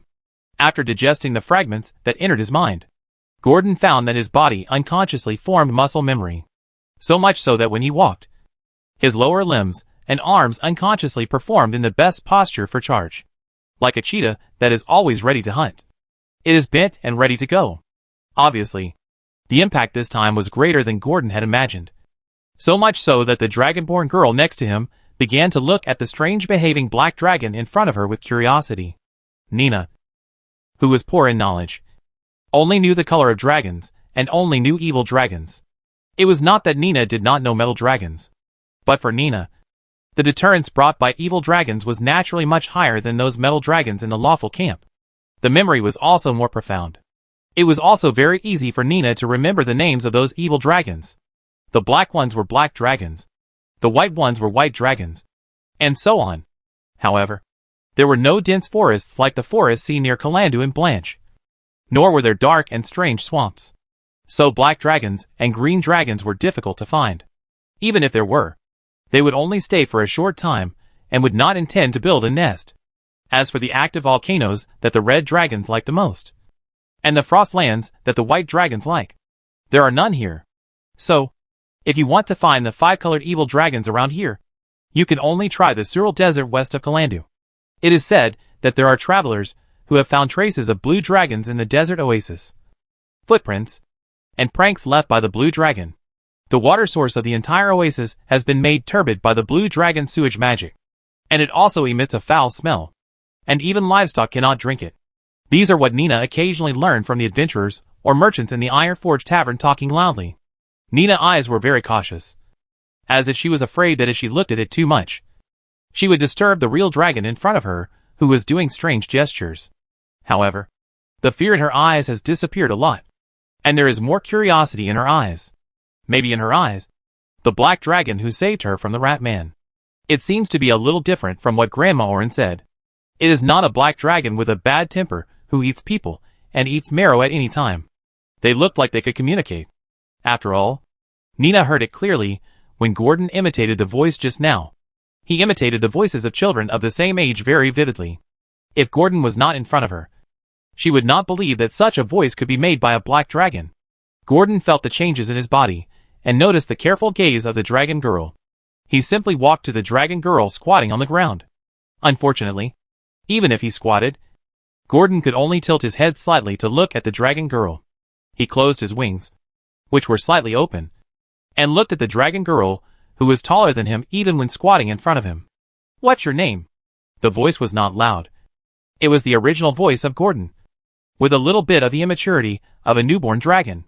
But the lava dragon vocal cords are wide and thick, but relatively narrow, which is why the tail of his voice is a little long and harsh, buzzing, just like an echo, compared to the immature hissing of ordinary dragons. Anyone who hears this voice will not think that this is a dragon that has just been born. "Nina. My name is Nina." Nina's eyes can only see the cement floor full of black and blue ferns.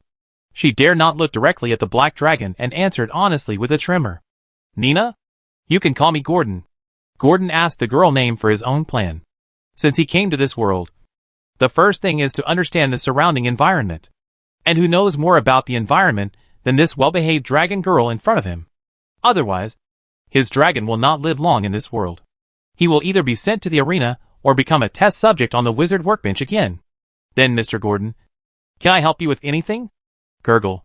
Nina was relieved when she heard the black dragon in front of her say its name. She tried to use the etiquette taught by Grandma Orlon to address a black dragon. But before she finished, her stomach growled. Nina blushed and was speechless. Gurgle did not speak either. His dark golden vertical pupils did not blink as he looked at the somewhat blushing dragon girl in front of him. Then he walked straight behind Nina and looked at her curiously. He picked up the 2 lying rat corpses and placed them in front of her. Then he dragged out the 2 first rat corpses hidden in an inconspicuous depression on the left side of the iron fence of the sewer. After placing them in front of Nina again, he said slowly, "Then let's talk while we eat." In the dragon heritage, the Ratman will become a follower of the real dragon, and will also become an appetizer when the real dragon is bored. After all, these squeaking little things are the same as the cattle and horses that the real dragon usually eats. They are all food, and there is no difference. It's just that one is the main meal, and the other is the dessert after the meal. For rat corpses, 2 giant rats and 2 Ratmen. Except that the Ratman is smaller than Gordon. The other 2 giant rats are larger than Gordon. However, Gordon is not worried that he will not be able to finish the food. The appetite of the young dragon is still very scary, especially when it is just born. It needs to take in a lot of nutrients to make up for the consumption of the first sleep. Besides, the previous magma spitting had consumed a lot of Gordon's physical strength. Although he didn't feel hungry now, he felt empty in his stomach. "Okay, Mr. Gordon." Nina squatted in front and said obediently. She was not averse to the corpses of rats. Although these monsters were sewer creatures, but these monsters were obviously healthy when they were alive. For Nina, who had turned over leftovers, eating rats was not even a little psychological barrier. In the face of hunger, these were not a problem at all. "Okay, wait a moment." Then, Gordon followed the method in the memory of the dragon inheritance to prepare the raw materials in front of him.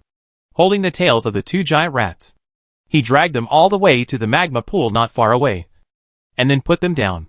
He began to count down silently, and his 2 dark golden vertical pupils watched the changes of the giant rats in the magma pool without blinking. The giant rat corpses were burning their hair and tightening their meat at a speed visible to the naked eye. And then they began to melt. Gordon picked them up, twisted off the heads of the 2 giant rats, and threw them into the magma pool at will, to accompany those companions who were only bones left. It must be said that the method of eating meat in the inherited memory of the lava dragon is actually similar to Gordon's favorite cooking method in his previous life.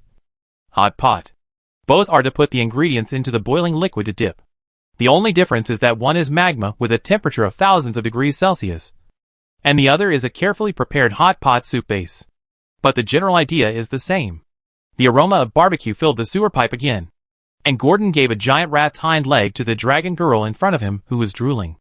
Then they ate heartily. Nina didn't hesitate. Her stomach had been protesting for 2 days against the rich and fresh meal. She had no reason to refuse, even without any seasoning. It was sweet and delicious in her mouth. Nina ate very full during this meal. Her stomach was bulging. Gordon also began to gradually understand the world around him in Nina comfortable and satisfied narration.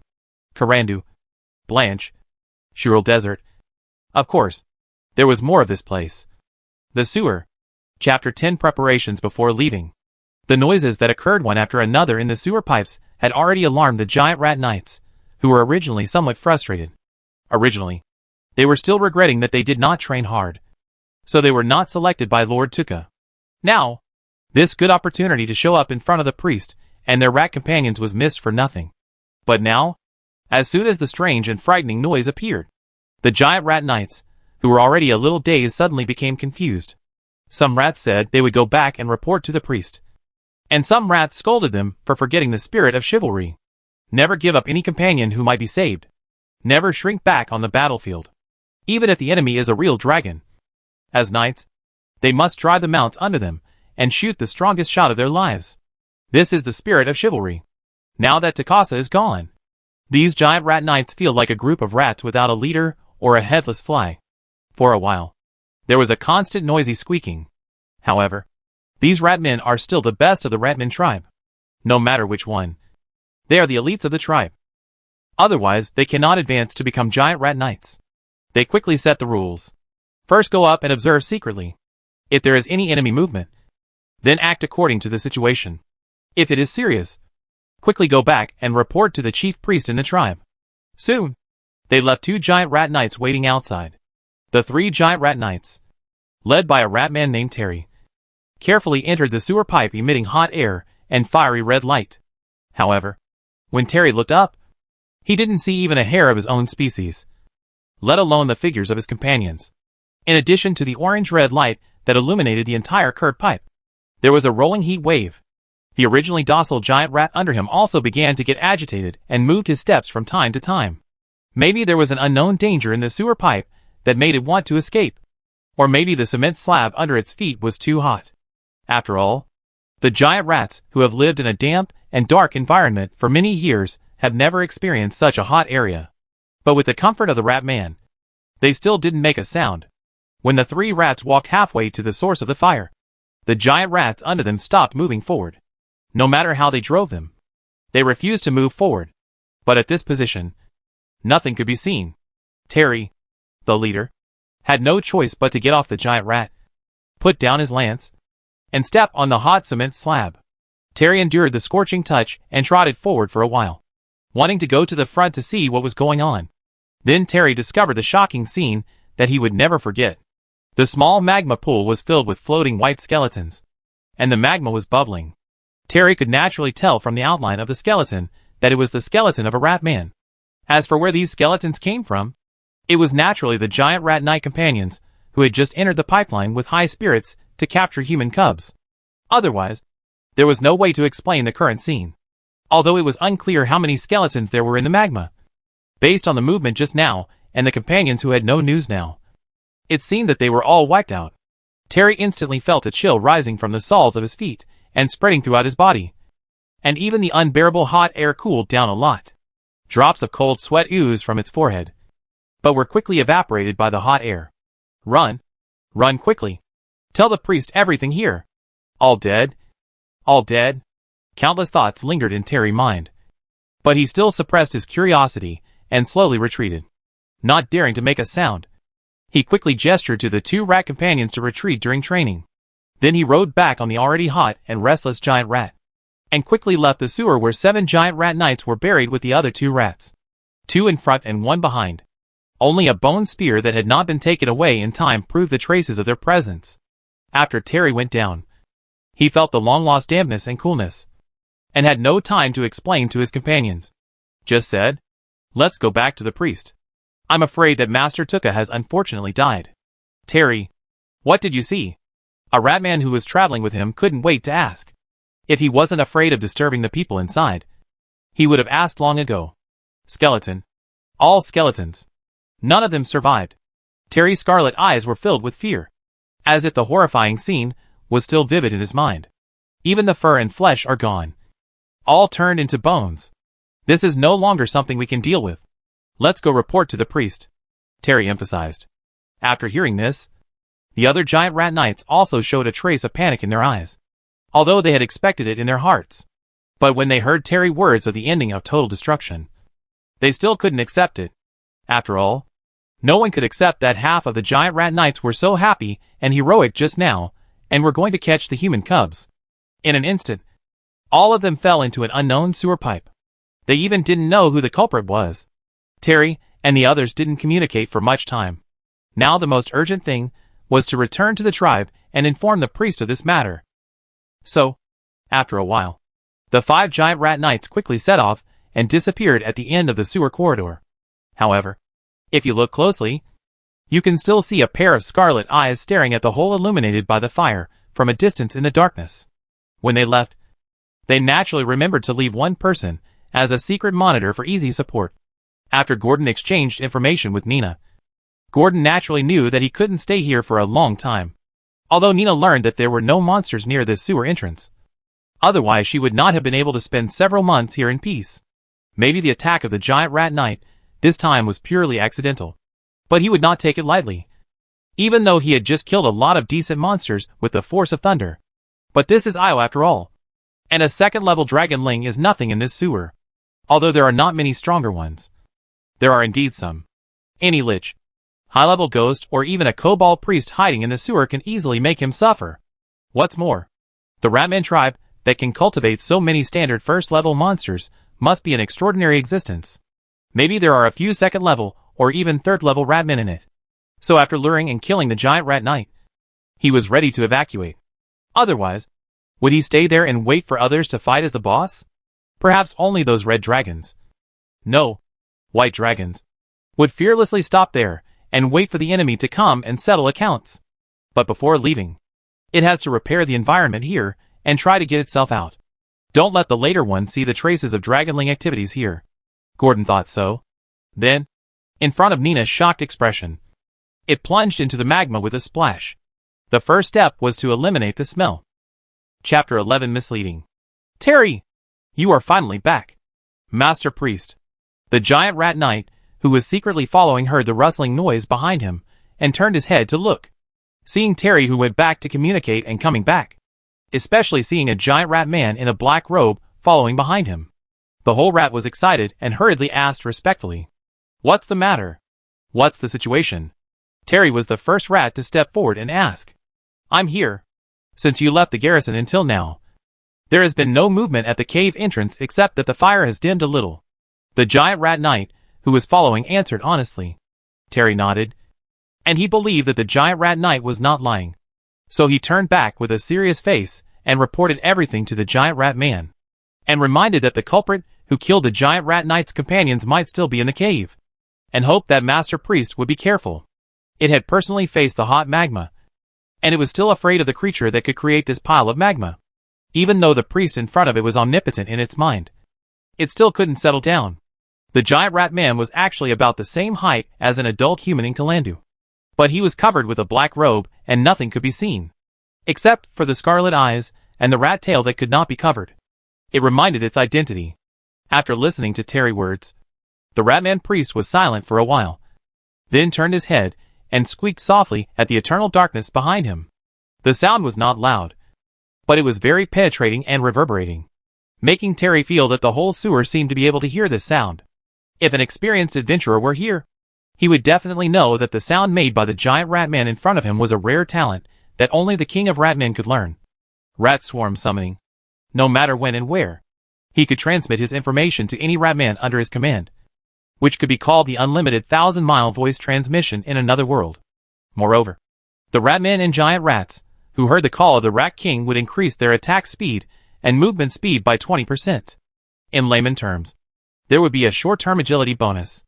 Then, before Terry could feel the time passing, several Ratmen wearing leather armor suddenly walked out of the shadows in front of him. The weapons in their hands were different.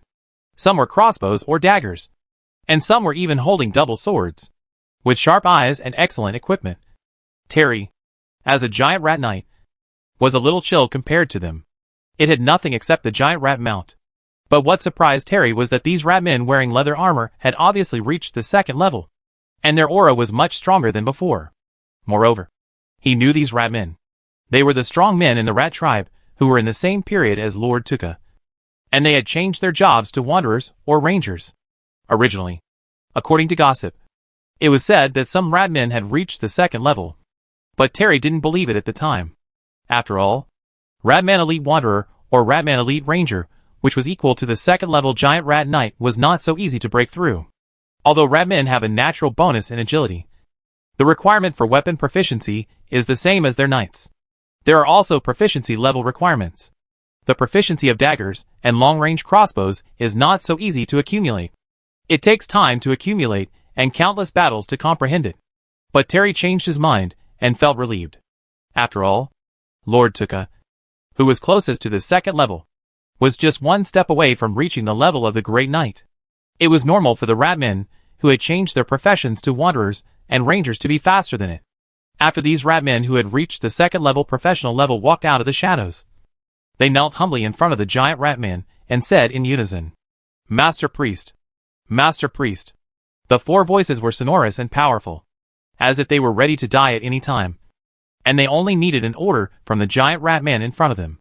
Explore the pipeline ahead. Come back and report. The Ratman priest in a black robe, his scarlet eyes flickered, and finally issued the above order from the black robe. Yes! The four Ratman professionals squeaked in agreement, and just as they were about to leave, they felt their bodies chilled and their eyes blurred. They found that a layer of frost-blue diamond shield had been wrapped around them without knowing when. At the same time, they also heard the calm words of the Ratman behind them.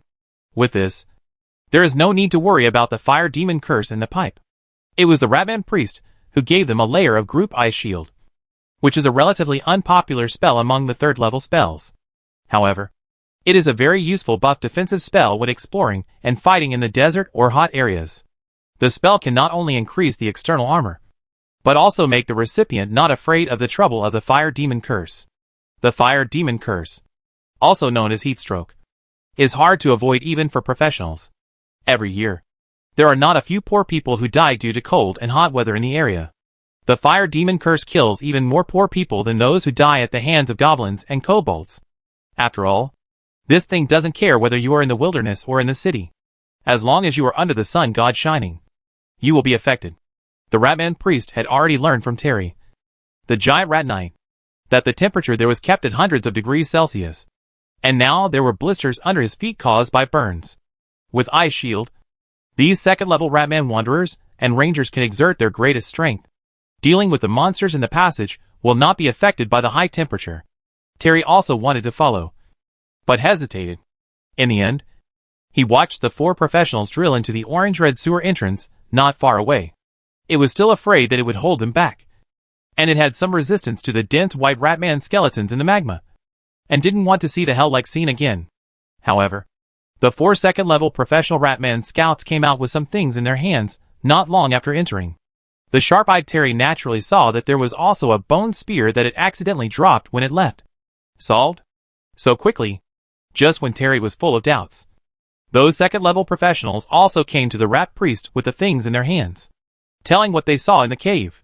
When the rat priest heard that there were no traces of any creatures in the cave, he asked those second-level rats to lead the way. He also put on a layer of ice shield and followed into the sewer pipe. The rat priest, who was the height of an adult, naturally could not stand upright like other rat scouts. It could only bend its body and crawl forward, pulling the bulge under its black robe, and it was not known whether it was a hand or a foot. Soon, the Ratman priest and the 4 level 2 Ratmen came to the lava pool at the corner.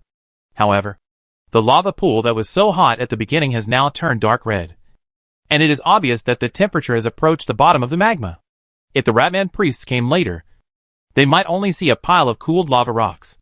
At the end of the corner, the iron fence had been twisted by something unknown, and an exit appeared that was large enough for any creature that could enter the sewer pipe to enter and exit.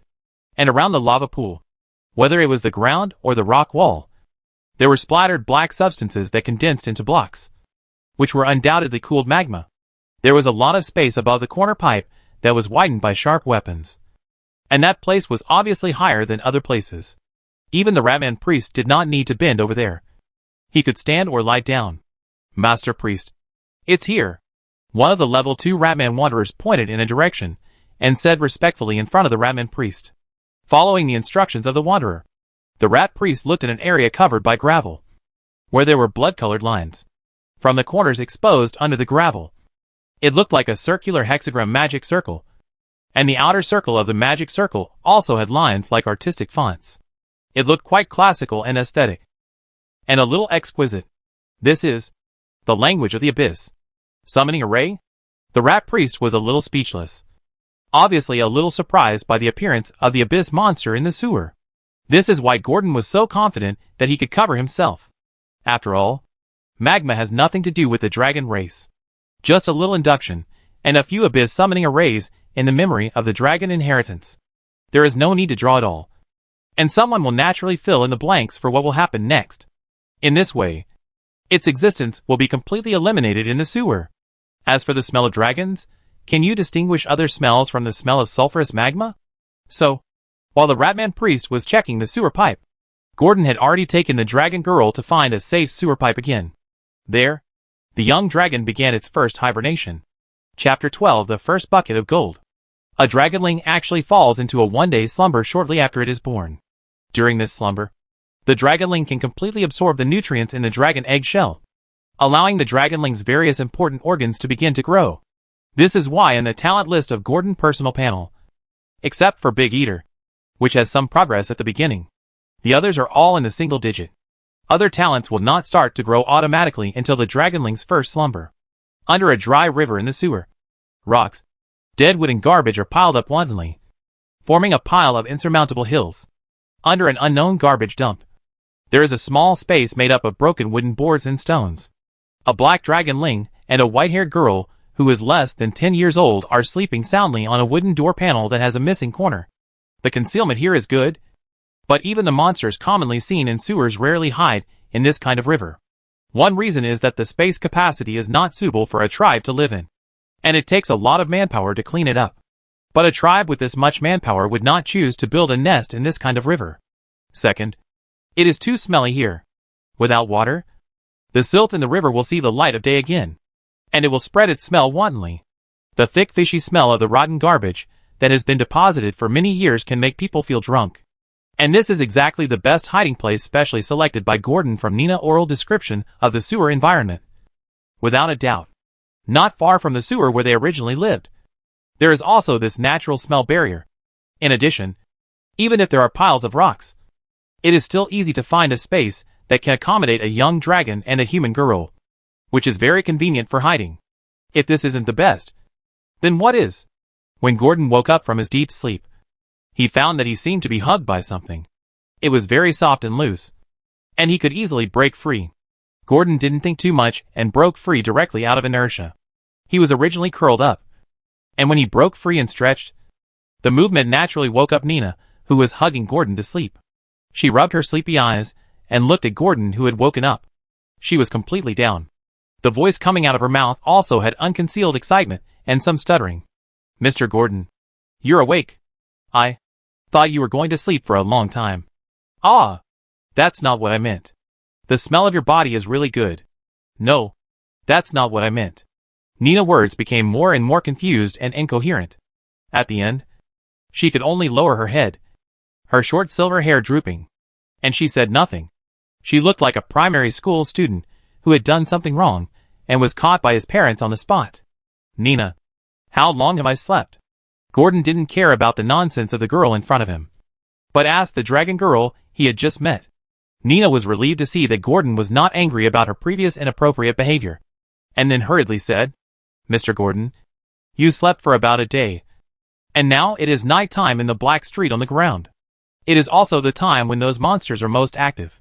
She added that it is obvious that there is a lot of movement on the river tonight. "No, it is better to say that this is the normal state of the sewer." As for the time, Nina judged it from the moonlight shining through the broken manhole cover not far away. Of course, if it weren't for Gordon, Nina would have curled up in fear and trembled, not to mention having the energy to observe the surroundings. After all, this place is not far from the activity range of the Ratman. Every time Nina heard the dense footsteps, her heart was hanging in her throat, fearing that they had discovered their traces and came to the river to capture her and Gordon. But fortunately, the whole day was safe and sound. One day, although the dragon heritage had already told Gordon that the young dragon's slumber would only last for one day, but he would still ask routinely. After all, he had no consciousness when he was sleeping, and his judgment could only be based on external objects. In this regard, Nina knew more than him. "Yes, Mr. Gordon. Then do you still have those things I gave you yesterday?" "Nina?" Gordon raised his head and opened his wings that had been closed for a long time, while stretching his stiff limbs, tail, wings and head. He asked Nina. "They are all here." Nina took out a small bag from her rags and linen skirt, which contained the 6 coccyx vertebrae that Gordon had taken from the giant rats when he left yesterday. There were exactly 7 coccyx vertebrae. The 3-foot-long jade bones looked pale in the dark. The coccyx of the giant rat was a spell-casting material, which Gordon learned from the dragon heritage. God knows why there is so much knowledge beyond the scope of the dragon heritage, which makes Gordon automatically appear at a glance. It can be used as a medium to summon animal companions. Its psychic power is below average, but it is cheap and common. It is a material that novice mages, druids, and warlocks often have, and they have to carry it with them until they master the talent material free spellcasting. Originally, Gordon was not a mage, warlock, or druid, so these materials were naturally useless, and he was too lazy to collect them. But before leaving, he saw Nina eating rat meat like a starving ghost, and her clothes were tattered. Naturally, he considered what was the most important thing to integrate into the other world. Money? No. It's resources. And resources need someone to help him get them. And Nina, who was in a dilemma, was the best target to win over at the moment. After all, he only knew this person. But Nina's current performance still made Gordon very satisfied. Although she looked delicate and weak, she did everything he told her to do, and did it very well. Moreover, she must have some skills to survive in the sewer for so long. In terms of judging people, Gordon believed that he rarely made mistakes. And to win people over, naturally, she needed to be willing to surrender. This is not a matter of talking and taming, but requires actual action. Money is an inevitable obstacle at present. It can eat dirt when it is hungry, but Nina cannot, because her teeth are not that good. However, it is still a hungry young dragon that is incompatible with human society, and it is difficult to get money. But for Gordon, if he wants to survive in the sewers of Kalandu and live well, Nina help is indispensable. Unless he leaves Kalandu and goes to the wilderness. He only needs to consider what to eat today and what to eat next. But the wilderness is not safe either. Gnolls, trolls, and ogres are not uncommon in the wilderness. And many humanoid creatures have taken measures to enslave real dragons, such as frost giants, who enslave young white dragons or hunt. True dragon cubs are a hot commodity in human society and in the wilderness. Whenever possible, someone will try. Therefore, these 7 giant rat-tail vertebrae are what Gordon wants Nina to exchange for the first pot of gold. And then slowly make progress. Wait until dawn. Go to the alchemy shop in the civilian area as you said. They should accept this. Yes. Okay, Mr. Gordon. Taking back the small bag, Nina nodded heavily, and then put the bag away, after patting it through the linen cloth to feel the touch. Nina seemed to be relieved. Then you have a good rest. After Gordon finished his instructions, he naturally saw the fatigue on Nina's face. She lived in a fearful environment all day. It is impossible to be without pressure and fear. But what Gordon can do now is just to let her sleep well as soon as possible and replenish her energy. Good night, Mr. Gordon. Nina agreed readily, and then found a corner, curled up, and closed her eyes. In the air full of sulfur, Nina slept peacefully, especially after knowing that Gordon had woken up. Gordon saw that Nina had fallen asleep, so he didn't have anything to do. He opened his personal panel and planned to see what changes had occurred in his talent list after this sleep. In addition, he hadn't used the generous reward of 11 first-level talent fragments. The next second, the light blue data screen appeared again in Gordon Retina. Chapter 13 Spend. At points, the light blue light curtain suddenly stopped in Gordon vision, and he glanced at it skillfully. Free talent fragments. First level fragments *11. Gordon was slightly surprised that a sleep could increase so much. And he didn't know what changes would happen after the young dragon advanced to a young dragon. He had a rough idea of the above data. But what made him more curious was that the talent sturdy seemed to be linked to his health value. That is, 3 points of robustness could bring him 3 points of health value. However, due to the fact that Gordon had not been injured at present, he didn't know how much blood would be lost if he was stabbed. So there was no intuitive comparison for the blood volume increased by sturdy. And he vaguely felt that his strength seemed to have become much stronger.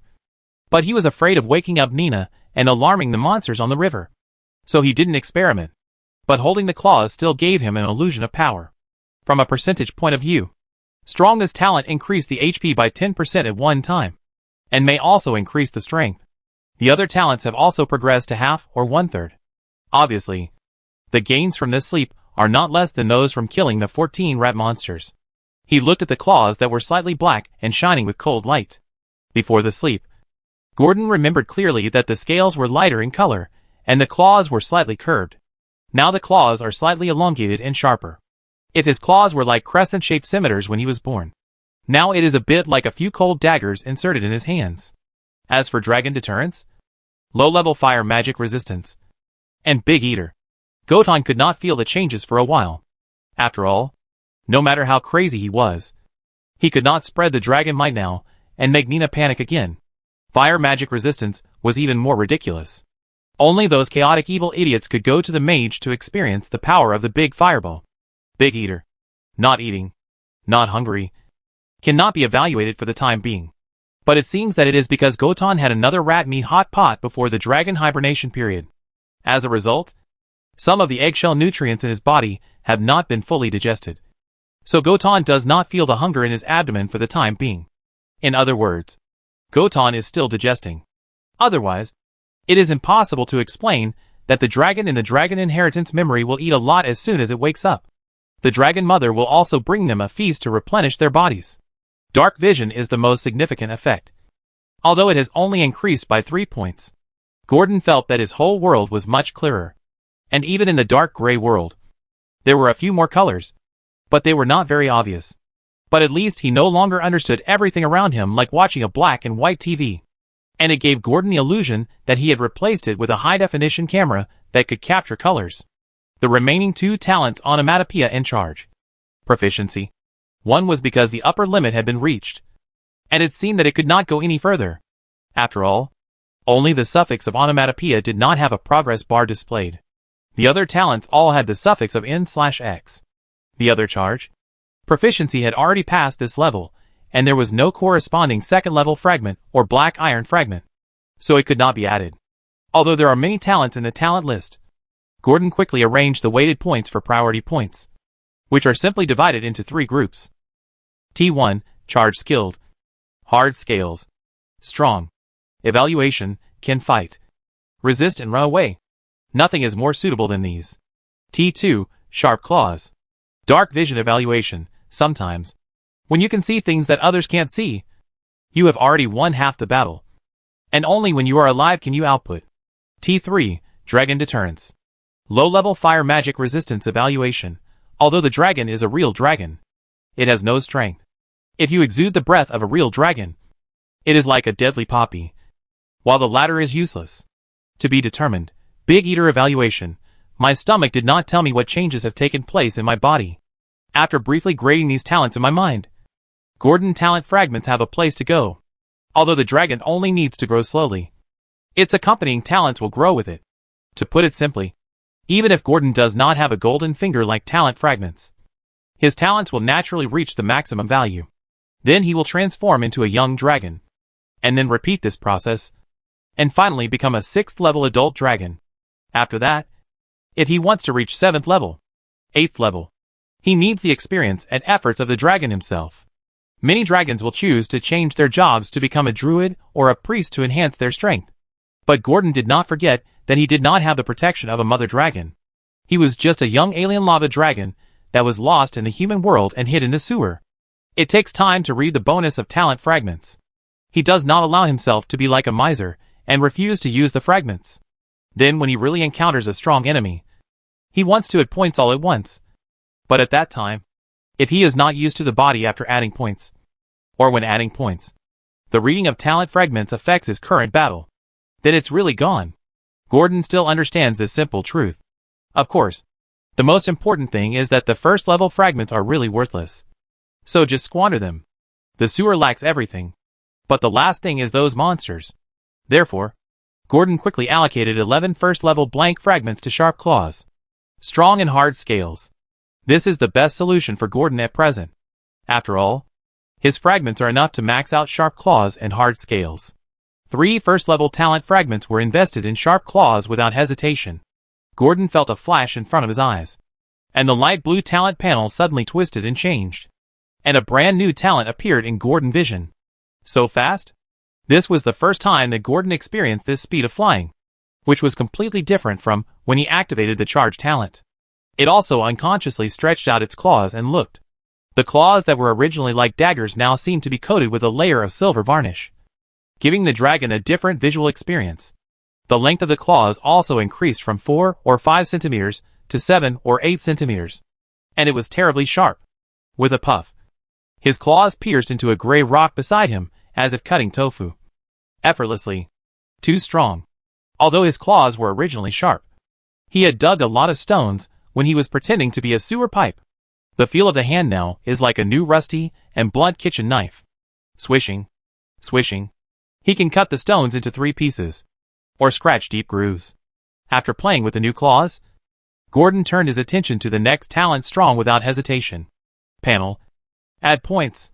Gordon also felt a sudden surge of heat in his body, from the coccyx to the top of the head. Warm. And seemed to have endless strength. Gordon obviously felt his own strength increase again, which also confirmed his previous speculation. The health value in the panel also jumped from 34 to 37. Looking at the slowly increasing health, Gordon's heart, which was a little hesitant when crossing the alien world, was much calmer. Although the HP is not much at present, there is a lot to look forward to in the future. The remaining 6 first-level fragments were all divided into hard scales. He wanted to see what changes would happen after hard scales. After the previous Sharp Claws, he was quite curious about this. Gordon felt his whole body sink, as if he was wearing a layer of heavy armor. So rough?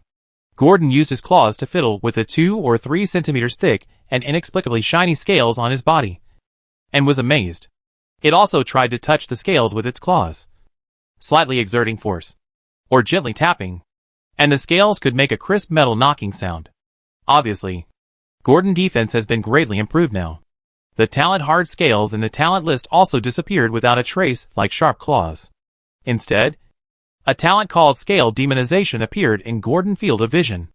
And in his talent list, there was another talent that disappeared silently along with hard scale armor.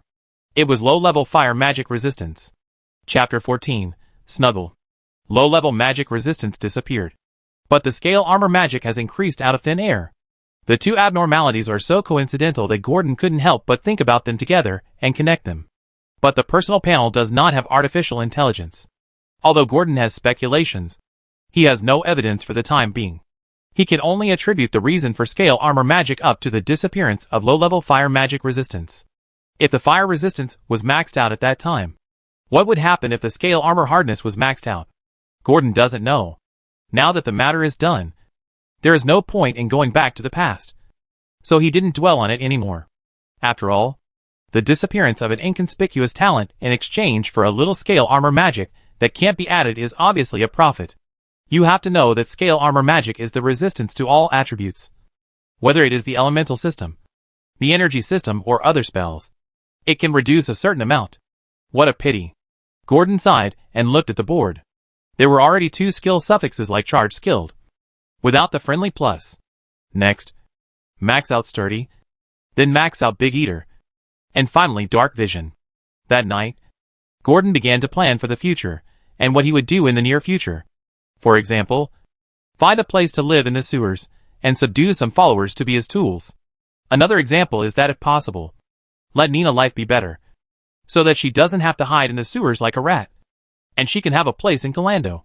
Of course, the premise is that Nina must pass today. This thought flashed through Gordon's mind, but now was not the time to think about it. Through the moonlight, Gordon's dark golden dragon eyes looked through the gaps between the piles of rocks and wood, looking at the world on the ground that was only the size of a fingernail.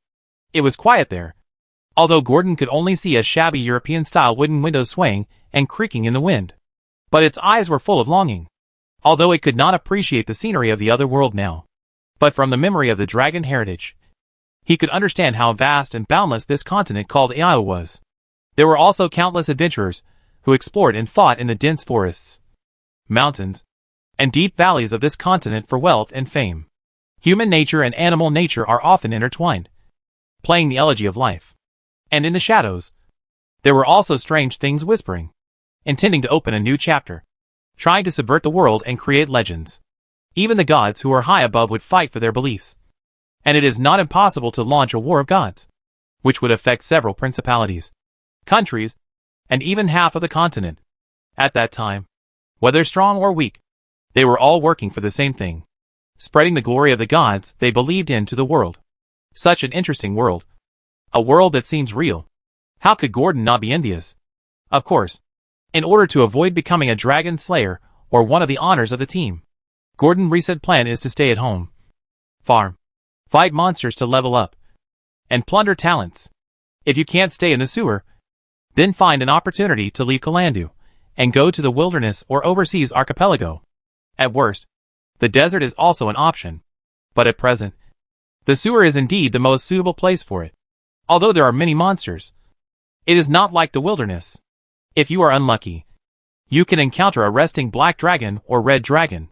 Gordon is not a 5-color dragon. It is normal for a real dragon to kill other kinds of real dragon cubs. Mainly with its current strength as a young dragon, the probability of survival in the wilderness is really small. Even if he carries a plug-in, it seems useless. You must know that in the wilderness, the consensus of adventurers is that you never know which will come first, an accident or tomorrow.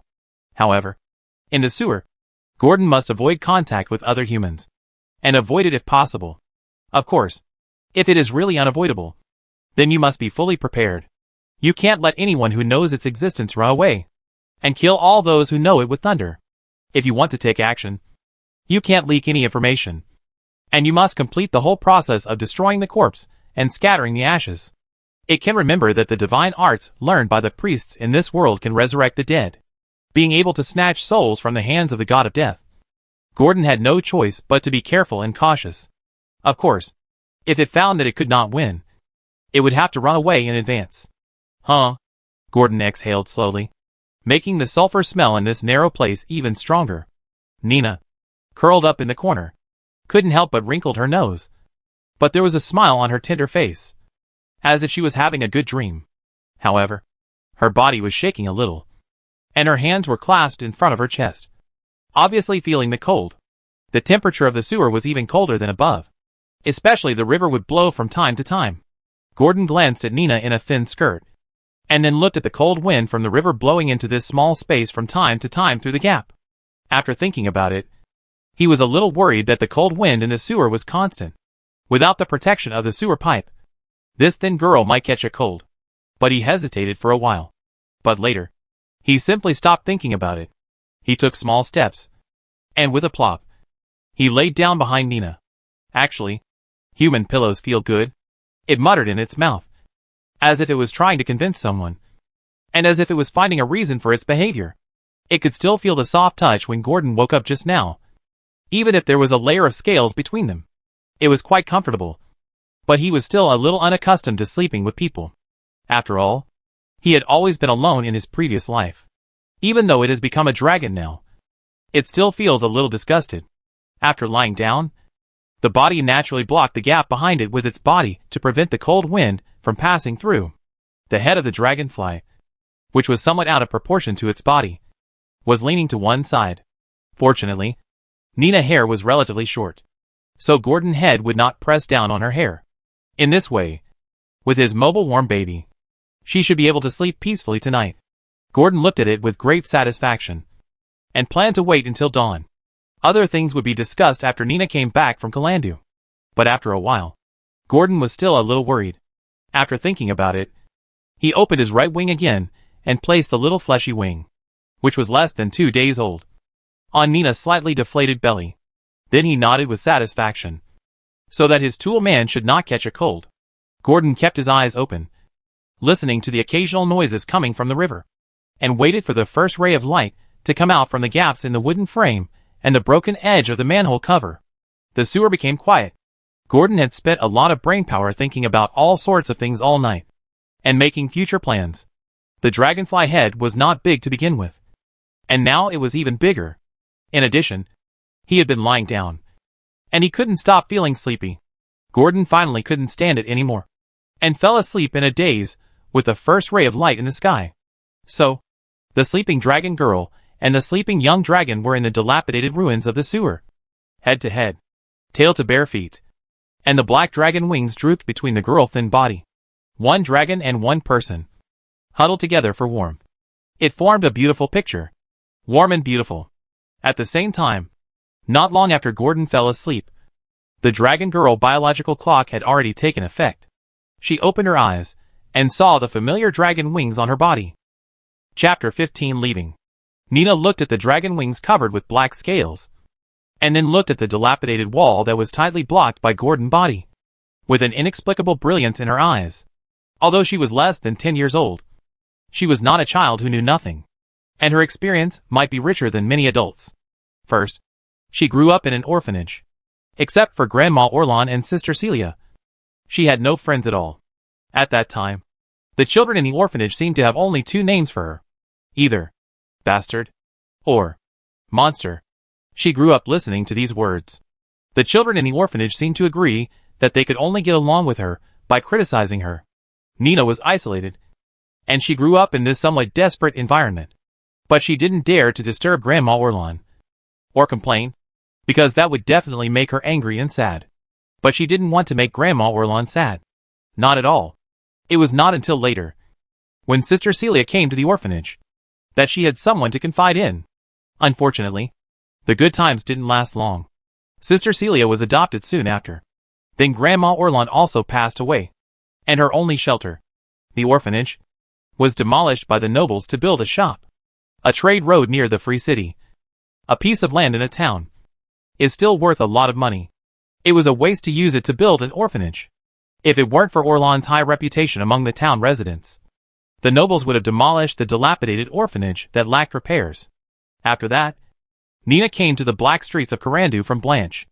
After struggling here for a year, she felt the malice in the hearts of countless people. Some coveted her looks. Some were angry about her illegitimate bloodline. And of course, the biggest point was poverty. She had no money, And if she hadn't met a few kind adventurers on the road, she might have died in the wilderness of more than 100 miles between Blanche and Calandu. She died at the hands of goblins, jackals, and dog-headed men. It is said that they eat people. And it is said that larger tribes will keep humans like cattle and sheep. If Nina hadn't met them, she might have ended up like this. However, the reason they saved Nina was to take her to the free city and sell her for a good price. After all, there were quite a few nobles in the city who liked this. After Nina woke up in the middle of the night and overheard the truth of the adventurers' gossip, she took advantage of the dark vision and fled in the dark. Fortunately, the camping site was not far from Calandu at that time, and the monsters within 10 miles nearby had just been swept by a round of adventurers and the army. In addition, Nina was more careful, so she didn't encounter any monsters along the way. She avoided them from a distance, and then entered this majestic free city. She originally thought that her life might continue like this. Maybe after being injured or sick, she couldn't get timely treatment and died in the sewer gutter, rotting into a skeleton. Maybe if she was found at that time, no one would think that she was a bastard or a monster in her life. Sometimes Nina thought so. If it weren't for Grandma Oren's last words, asking her to live well, she might have already gone with the flow. Being a plaything is actually quite good. At least, she doesn't have to dig for food in the garbage dump and compete with the stray dogs in the city. Living such a tiring life is really boring. So, when she saw this dragon wing, which had already taken shape, resting on her body, she felt mixed emotions. Perhaps Mr. Gordon, who had the same eyes, would recognize that she was of the same kind, and pity and protect her, Nina thought, and then gently moved her body horizontally and carefully, holding the dragon wing that Gordon had placed on her with her small hands, fearing to disturb the sleeping dragon. Unfortunately, Gordon was still disturbed.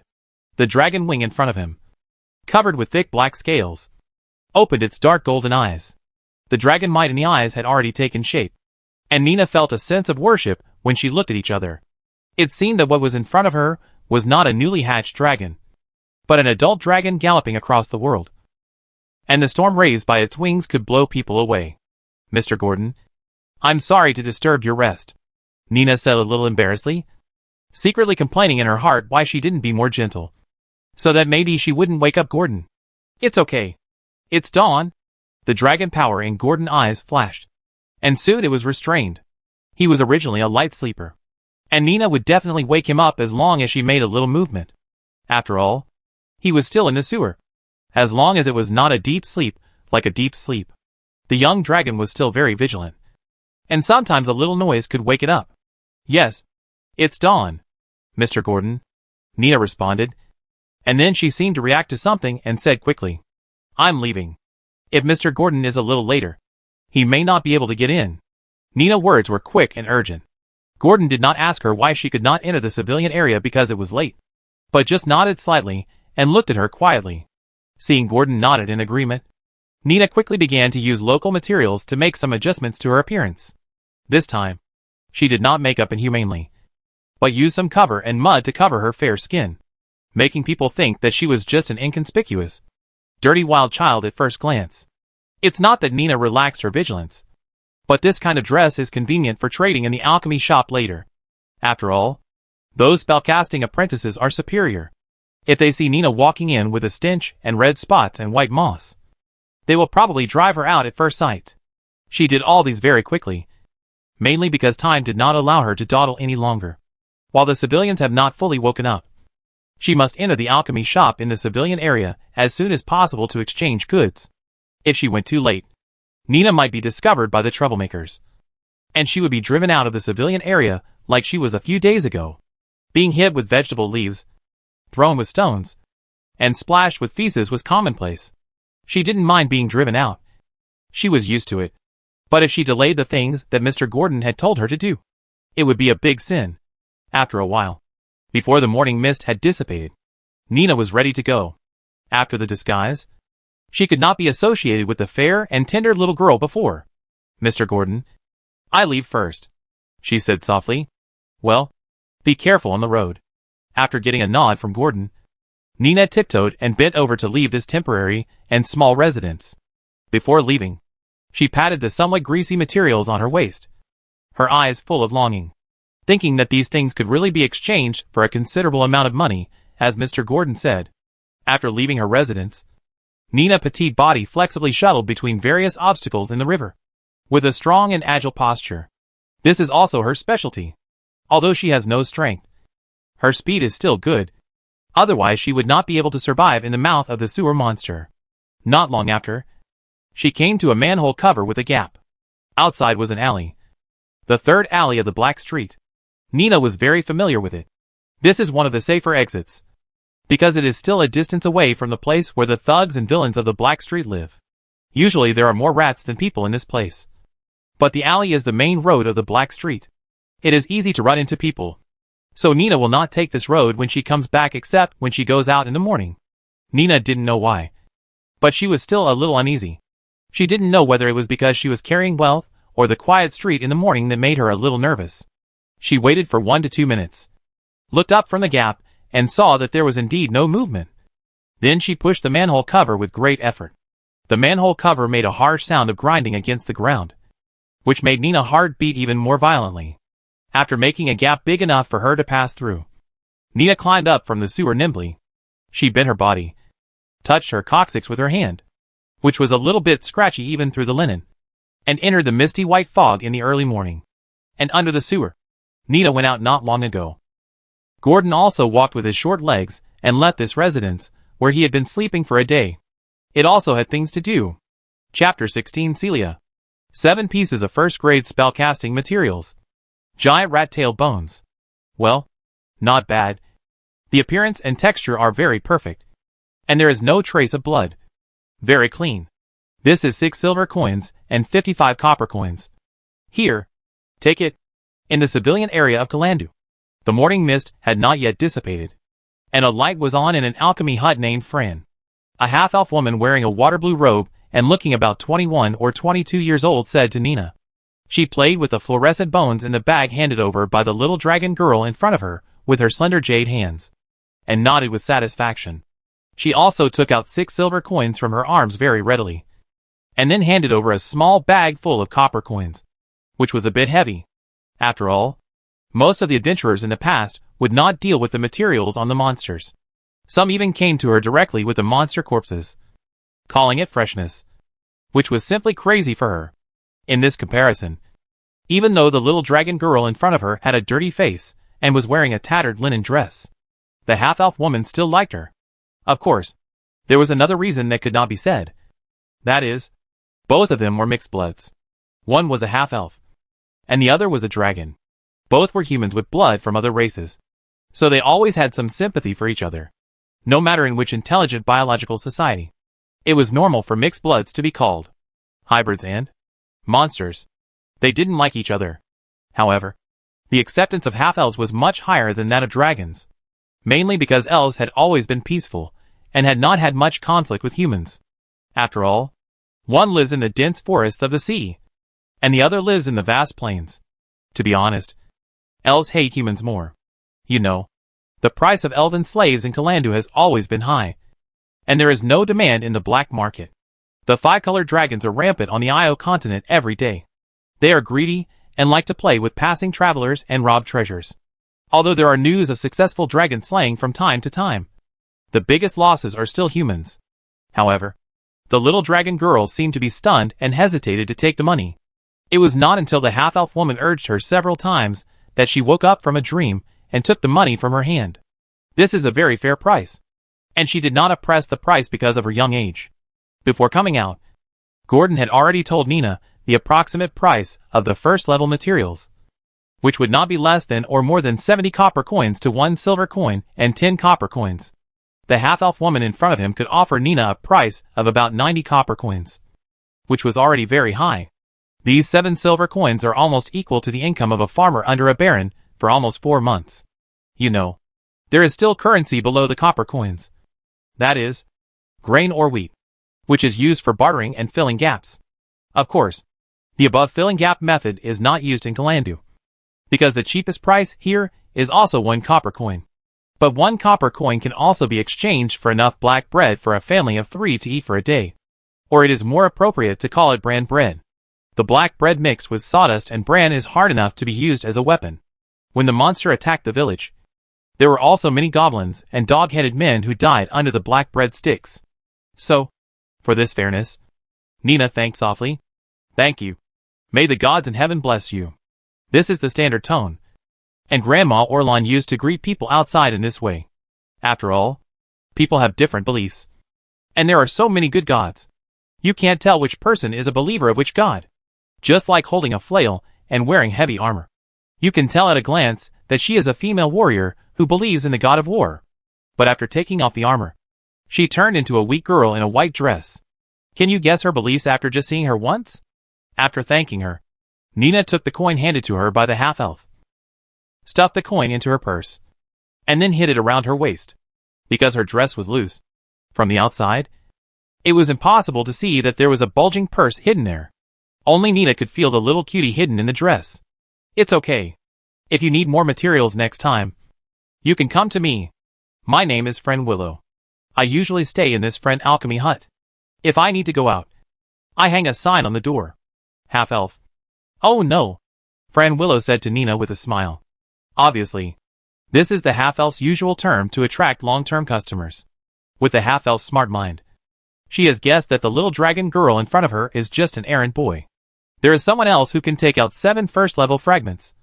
And it is very likely that he is a lone ranger who has just arrived in Kalandon not long ago. The one who can kill the 7 giant rats in the sewer must be a professional of at least the 2nd level. This kind of high-quality customer is the focus of friend attraction. After all, whether this kind of professional is a seller or a buyer, if it is stable, it will be a considerable income for her. Okay, I will, Nina said, and then left in a hurry. Her mood at this moment was indescribable. Although she had just left for a short time, she was already impatient to go back, and was excited to see Mr. Gordon and take the money. As time passed, the morning mist was gradually dispelled by the sun, and the road became clearer. The towering city walls in the distance, the noisy curses in the ears, and the crying of children. They also gradually appeared in the streets of the civilian area. In the past, at this time, Nina was still looking for food in the back alley of the Iron Forge Tavern. She had no intention of paying attention to these things, and her mind was full of hunger. However, she did not delay here for a long time. Naturally, to avoid more dreams at night, she was carrying a huge sum of nearly 7 silver coins on her body. In the Black Street, a copper coin could kill people, let alone a silver coin. Flan's alchemy hut was not far from the Black Street, so Nina returned to the intersection of the Black Street after spending the same time as when she came. Compared to the clean and tidy streets in the civilian area, sewage and garbage were everywhere here. Nina could even see the eggshells they had thrown over a few days ago. As for the vegetable leaves, it was unknown whether they were taken away by the dog or picked up and eaten by someone in the Black Street. Nina did not stand still. She quickly left the entrance of the Black Street and walked towards a secluded path she had always walked on. She was cautious and did not choose to return to the original path, but to be careful. But what she didn't know was that someone was following her from a distance. Because Nina's makeup was not very obvious this time. As soon as she entered, some idle villains in the shadows of the Black Street discovered this unfamiliar girl. After seeing the obsidian dragon pupils that could not be concealed, they realized that she was the sickly dragonborn beggar with ulcers. Nina knew look shocked these street thugs, but they were furious that they were fooled by a little girl for so long. So the 3 of them followed her and prepared to make trouble for Nina. At the very least, they had to play with her to vent their hatred. As they got closer and closer, Nina also heard footsteps behind her, but she didn't dare to look back. She was not sure if the person behind her was looking for her. So she sped up steadily, and then the footsteps behind her became more frequent. This also made Nina's heart sink. It was really coming for her. But now there was still a block away from the nearest sewer entrance. More than 200 meters. If she walked in a straight line, she would definitely not be able to outrun these adults. Not to mention that if the manhole cover was not pushed open, she would not be able to escape at all. After all, even if she was very agile, her age was there, and her physical strength and speed were obviously not as good as those of adults. At most, her reaction speed was faster. So Nina ran directly to the alley in front. The alley was connected in all directions. She wanted to use the terrain she was best at to get rid of the pursuers behind her. So, Nina rushed to the entrance of the alley in one step. As long as she got into the alley, she would have a chance to escape and return to the sewer. The people behind seemed to have noticed Nina's weirdness. So they put away their cat-and-mouse mentality and quickly accelerated to chase after her. After all, if someone was seen capsizing in the gutter here, they would be laughed at for a year. However, they only heard bang. With a sound, Nina felt that she hit a soft body, and then a rebound force was transmitted to her whole body, and she fell to the ground. Nina listened to the laughter and footsteps that could hardly be concealed behind her, and she felt like she was falling into an ice cave. She turned her head with some fear and looked at the three gangsters who surrounded her from behind, and hurriedly tried to get up. At this time, a white and slender hand reached out, accompanied by a slightly familiar voice, which was a voice buried in memory. Nina?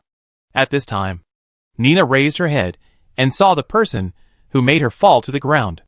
This was a girl wearing a slim black robe. The black hood brim was very low, covering half of her face, leaving only the delicate lower half of her face and the slender neck.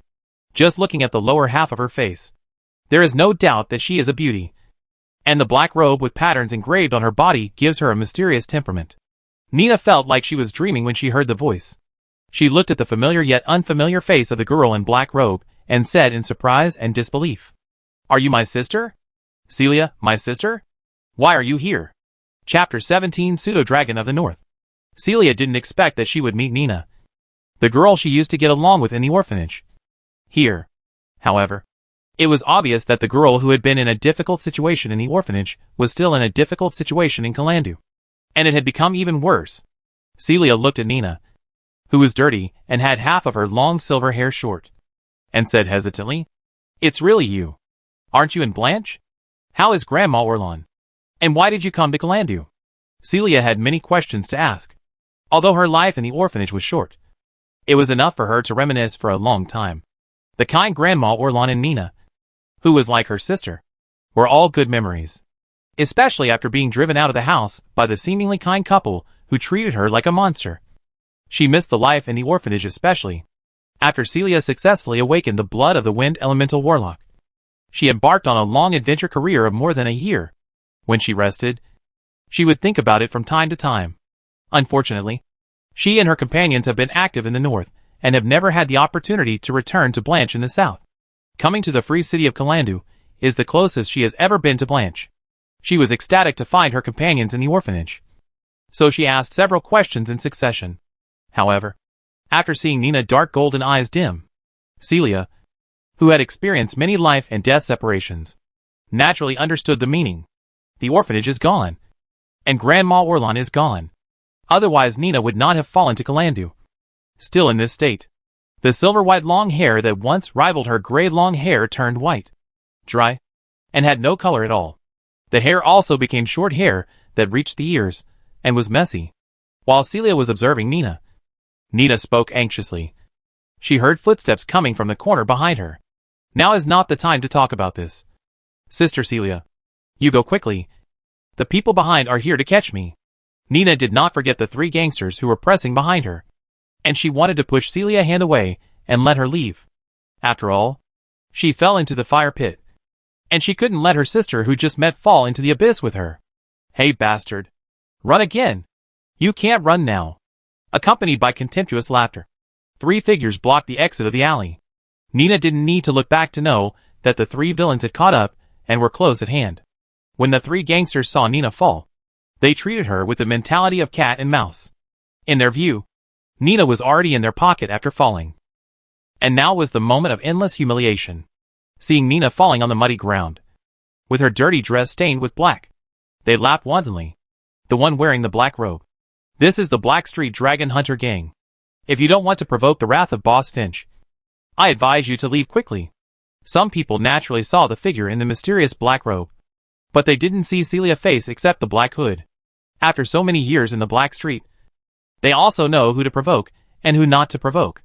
They always keep a distance from mysterious people wearing black robes like this. God knows what is hidden under the mysterious man black robe. A dagger, a double knife, or a staff. So they didn't want to conflict with the black robe man. So they used the name of Finch Gran, the boss of the Dragon Hunter Gang, who had killed a third-level dragon beast, to bully others. The name of Finch Dragon Hunter is not only quite famous in the Black Street, but also often heard by the nobles of Kalandu. However, when they saw the face under the black robe, they were stunned. They originally thought that the person under the black robe was just a thin young man, but it turned out to be a young girl with long, smooth gray hair. The most beautiful call girl in the Black Street Tavern was not as beautiful as her. So the leading villain suddenly had an idea and said to the gray-haired girl, "Who are you to this bastard? She stole our things, and we are under the order of Boss Finch to take her back." He wanted to use Nina to coerce the girl. Anyway, in his opinion, in the Black Street, the people he couldn't afford to offend definitely didn't include this girl, who looked only 14 or 15 years old. "I didn't steal your things," Nina retorted, and then hurriedly persuaded the gray-haired girl in front of her. "Sister Celia, ignore them and leave quickly. They are bad guys with bad intentions." The villain sneered. "Why did you run away if you didn't take anything?" He chuckled smugly, obviously very satisfied with his excuse. Nina was speechless, but she didn't need to say anything. Someone spoke for her. It was Celia, who was squatting and then stood up. She took off the hood of her black robe. Her face was not covered at all. Her deep gray eyes looked straight at the villain who had just spoken, and said softly, "Did she really steal your things?" The voice seemed to have some kind of magic. If there were professionals here, they would definitely be able to see that this girl was a spellcaster, and the spell used was the most criticized first-level spell, Charm Human. Although it is ineffective against trained professionals, it works well for nobles who don't have magical items to protect themselves, not to mention these street thugs. The thug looked at the gray eyes, and was stunned at first, and then he seemed to be possessed. His eyes were blurred, and he said blankly, "No." "Then why did you frame her?" The voice asked again. "Because I want to threaten you. Do something I love to do." The thug still answered honestly and dully. The other two thugs suddenly felt a chill on their backs, and a chill surged up. A thought came to their minds. Mage. It must be the unattainable mage. But why would a noble mage come to the Black Street? Why come to this Black Street full of feces instead of staying in the noble district? They roared in their hearts. But their actual performance was like a frightened quail. With his head shrunk, he watched the gray-haired girl interrogate the leading villain. This kind of person who bullies the good and fears the evil, when encountering a strong person, reacts in the same way. The two villains were already desperate. Even if they brought up the name of Boss Finch, they might not be able to protect themselves. Finch would not anger a spellcaster whose level was unknown for the lives of the two villains. After hearing the villain answer, the gray-haired girl was not annoyed at all. She looked at the other two villains and smiled. "Do you two have anything else to add?" In the eyes of those villains, that smile was no different from the devil's smile. At this time, they didn't even dare to look at this girl with a face that was a mixture of an elf and an angel. "Respected Master Mage, our boss is Finch from the Dragon Hunter gang and his cousin." The villain pointed at the stupid Black Street villain who was controlled by Charm Human, trying to add bargaining chips to himself. "Master Mage, we will never dare again." Some people still wanted to make a final struggle or beg for mercy. But within 2 breaths, the two heard the girl sneer. "That's all?" They wanted to say something else, but then they heard the girl humming a strange syllable. A miniature cyclone quickly appeared in the girl's hand, raising a breeze. The breeze generated by the cyclone blew her gray and smooth long hair, and the black and gold-edged robes also rustled. 2 arrow-like, 1-foot-long miniature elemental arrows made of wind instantly appeared in the palm of the hand. Wind arrow technique. A first-ring spell. Shoot wind arrows at targets within 30 feet. The number of wind arrows can be split at will by the caster, but the damage of wind arrows will be reduced. The accuracy of wind arrows is determined by the caster's concentration. It took less than 3 seconds for the elemental arrow to condense from the cyclone to form. The two street thugs only had time to look and turn around and run less than 3 meters before they were pierced through the throat by the elemental arrows that were chasing them. Blood seemed to be like a tap turned on, spilling on the muddy street, and then gradually dyed the muddy ground dark red. The blood gushing from the throat of the villain also seriously stimulated the last gangster controlled by Charm Human. He woke up and broke free from control. But in front of him, a scene of overturned situation was already in sight. The companion who had come over to chat with him had fallen to the ground, and the panic on his face had not yet dissipated, and blood was flowing all over the ground. He trembled as he looked at the gray-haired girl in front of him. His eyes were no longer filled with greed, but fear. He stuttered, You can't kill me. I'm Finch's cousin. You can't kill me. You can't kill me. A foul smell came from under him. But he didn't care about his wet pants, and kept repeating this sentence. He tried to escape from the gray-haired girl. He slowly retreated, and when he saw that the girl didn't move, he was happy, and his trembling body stopped shaking. Did she really let him go? Sure enough, she was still afraid of his cousin Finch, who was known as the Dragon Hunter. His mouth slightly cracked into a smile, but soon closed again. He wouldn't say harsh words, which would only anger a female mage who had just killed someone. Oh no! A sorceress, and there would be no benefit at all. He hadn't enjoyed the nightingales near the Blackstreet Tavern yet. He hadn't tasted the elves, the beast girls, or the dragonborn. He didn't want to die here. He smiled and looked at the gray-haired girl in the distance flatteringly, then turned around and ran away, wanting to leave this Blackstreet alley without looking back. Just when his mind was slightly relaxed, a fast black shadow suddenly rushed out from the shadow under the eaves. It crossed the sky at lightning speed and rushed directly to him, making him feel dead and his back suddenly cold. Then, he felt as if there was a hole in his neck, and warm and fishy liquid flowed out from his throat, soaking his clothes. There was also a severe pain in his throat, so painful that he wanted to speak, but he could only say, "Ho ho," wailing. The chain reaction after that was that his limbs became weak, until finally, he lay head heavy in a dry ditch with black mud several centimeters thick. The warm liquid flowed from his neck, passed through his chin, lips, and nose bridge, and then filled his eye sockets.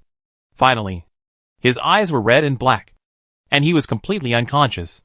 Sister Celia, are you a wizard now? Nina looked at the three corpses and didn't feel uncomfortable. She had been in the Blackstreet for nearly a year. She was no longer afraid of death. She was more curious about the wonderful spell Celia had just used, which was very similar to the witch in the fairy tale that Grandma Orin told her. I'm not a wizard. I'm a warlock. Wizards need to learn. But I'm born with it. Celia explained that there is a big difference between warlocks and wizards. If Nina is interested, she is willing to spend a lot of time explaining it to her. What about the black shadow just now? Nina saw clearly the previous charm human and wind arrow technique. And there was a strange creature helping them. Oh, that's Miss Liz. My partner. Miss Liz? Partner? Nina was puzzled. Could it be the same creature as Mr. Gordon? Seeing Nina doubts, Celia just smiled. She only heard a strange syllable, like a call. A flying shadow rushed out from the shadow of the eaves. And Nina also saw the appearance of Celia Magic Pet. A small silver dragon with dense scales all over its body, the size of a house cat, landed on Celia's shoulder. It was twisting its head and shaking the silver dragon wings that seemed to be stained with red liquid, and then began to lick the blood stains on the dragon wings with its slender forked tongue. After licking, it nestled its slender neck on Celia's other shoulder and dozed off. Obviously, the intimacy is extremely high. This is a northern pseudo-dragon, a first-level creature, and also Celia contracted pet. This is Miss Liz pseudo-dragon with the blood of a northern silver dragon. My partner. Celia pointed at the pseudo-dragon and introduced it to Nina. This northern pseudo-dragon also cooperated very well and opened its golden vertical pupils, looking at this little dragon girl who seemed to be the owner's childhood playmate. But it looked at it, sniffed it again, and felt a shiver all over. Sulfur mixed with majesty. A very familiar real dragon breath. But how could the dragon in front of him have the smell of a real dragon? The pseudo-dragon brain was completely stagnant. Chapter 18 Speculations. As the name implies, pseudo-dragons are cousins of true dragons.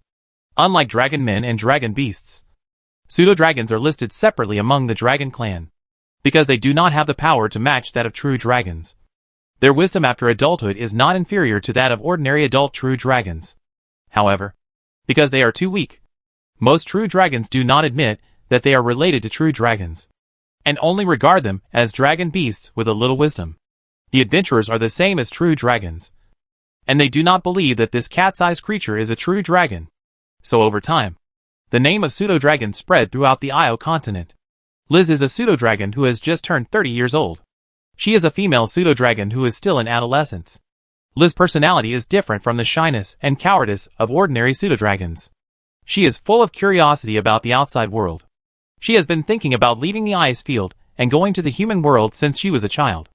I heard that there are countless wonderful stories. novel things, and endless delicacies there.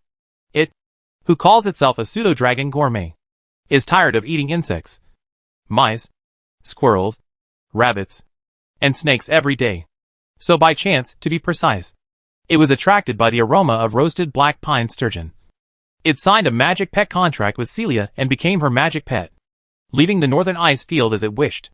Anyway, both real dragons and pseudo-dragons have a long lifespan.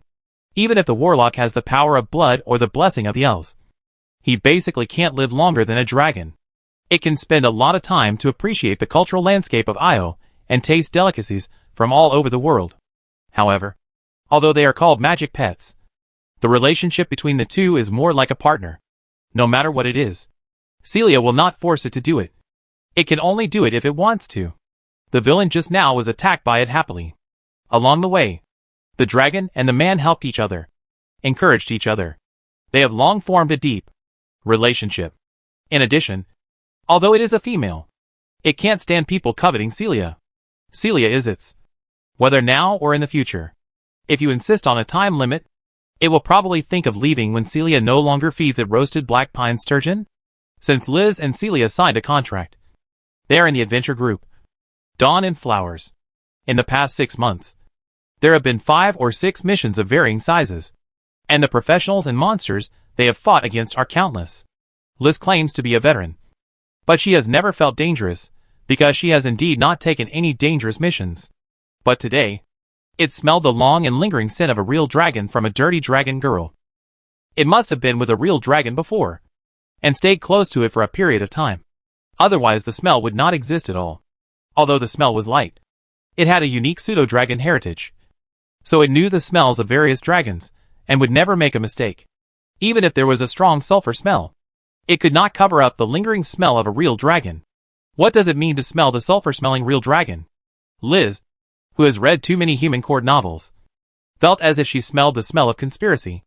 The first thing it ruled out was that this kind of dragon with a sulfur smell could not be those metal dragons. Whether bronze, brass or gold dragons, they prefer the cool caves in the forests rather than the active volcanoes that erupt frequently. Only red dragons are the ones who like to stay in the crater, and are most likely to be infected with the smell of sulfur. It could also be the crazy and violent lava dragon.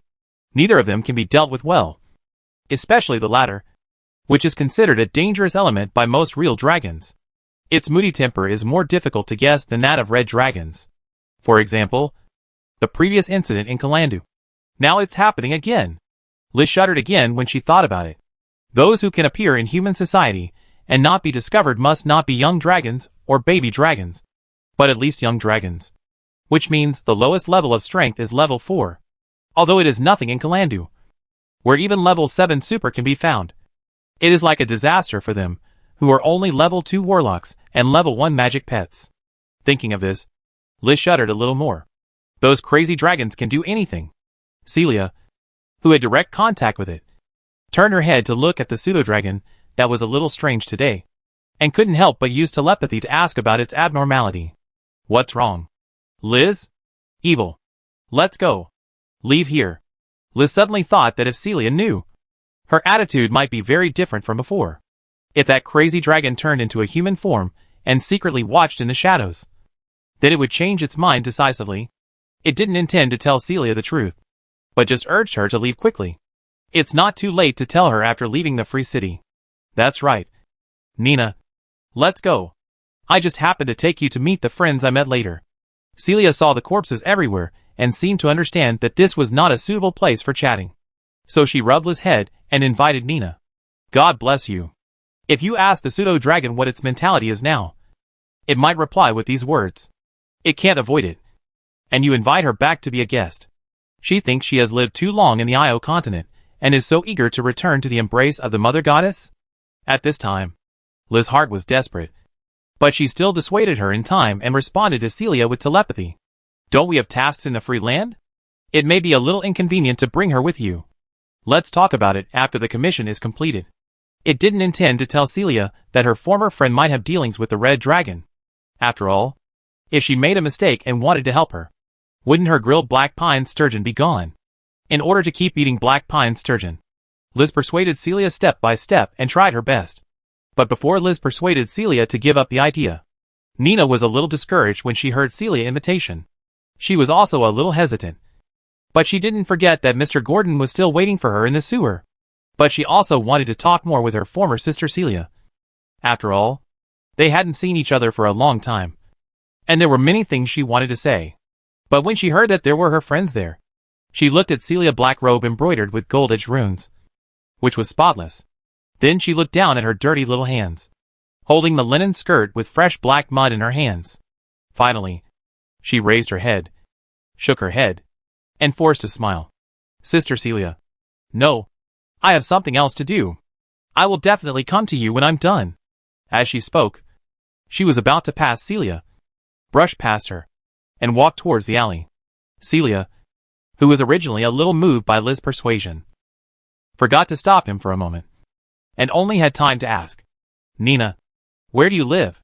She planned to take Nina out of this black street after this mission was completed. It's not that it's impossible now. With the reward for the mission she received this year, she can still rent a hotel in the civilian area. After all, she is a warlock and doesn't need something as expensive as a spell book. It's just because Liz said a lot of things that made her feel that there was some truth. For example, human nature. Leaving a child under 10 years old alone in the hotel, when they all go out to perform the mission and don't come back for a few days. The danger level of the hotel is not much different from the black street. It's better to let her stay in the most familiar black street first, which is safer. Of course, the death of these 3 people must not involve Nina. I find you then. Rose Street, White Horse Hotel. I remember it. Sister Celia. Nina waved to Celia, indicating that they really had to meet again this time. Celia was not annoyed that she didn't get Nina's address, since she didn't want to tell. She also had a way to know it. After all, Nina's characteristics were very obvious. What was more important at the moment was to do a good job of handling the aftermath of these 3 bodies, and not to involve Nina. Her gray eyes scanned the surrounding environment. All walls, no windows. She was not very sensitive and thought carefully about what had just happened. And she didn't notice any prying eyes. The gray-haired girl breathed a sigh of relief, put on the black hood, and covered her face. She left the place silently, leaving behind only 3 bodies that were gradually becoming cold, and the bloody smell that spread, lingering forever. Chapter 19. Shocking Change. In the black street, amidst the cries of a flock of black crows being startled, a group of people stepped on the land that had been stained dark red by blood. Pairs of feet wearing cowhide boots mixed the blood with the sewage, and the blood stains splashed on the chests and arms of those people, large or small. There were tattoos of a dragon head holding a sword. You don't have to guess that this is the symbol of the most notorious gang in the southern part of the Black Street. The Dragon Hunter Gang. The leader of the Dragon Hunter Gang, Dragon Hunter Finch, came to the scene with his men. But the scene was no longer the same as when Celia left. The cowhide boots, belts, vests and other clothes on the feet of the 3 corpses had been looted. Only a bare pair of underwear was left on the body, and nothing else was left. But these people had long been accustomed to it. After all, they had seen more ruthless things before. Eyes, limbs, and internal organs, as long as they were worth a copper coin to the purchasing merchants. This group of poor people in the Black Street can give you a clear treatment. As for whether it is disgusting or taboo, they don't care. As long as they can earn copper coins and eat black bread, it is heaven for these people. However, such people are a minority in the Black Street.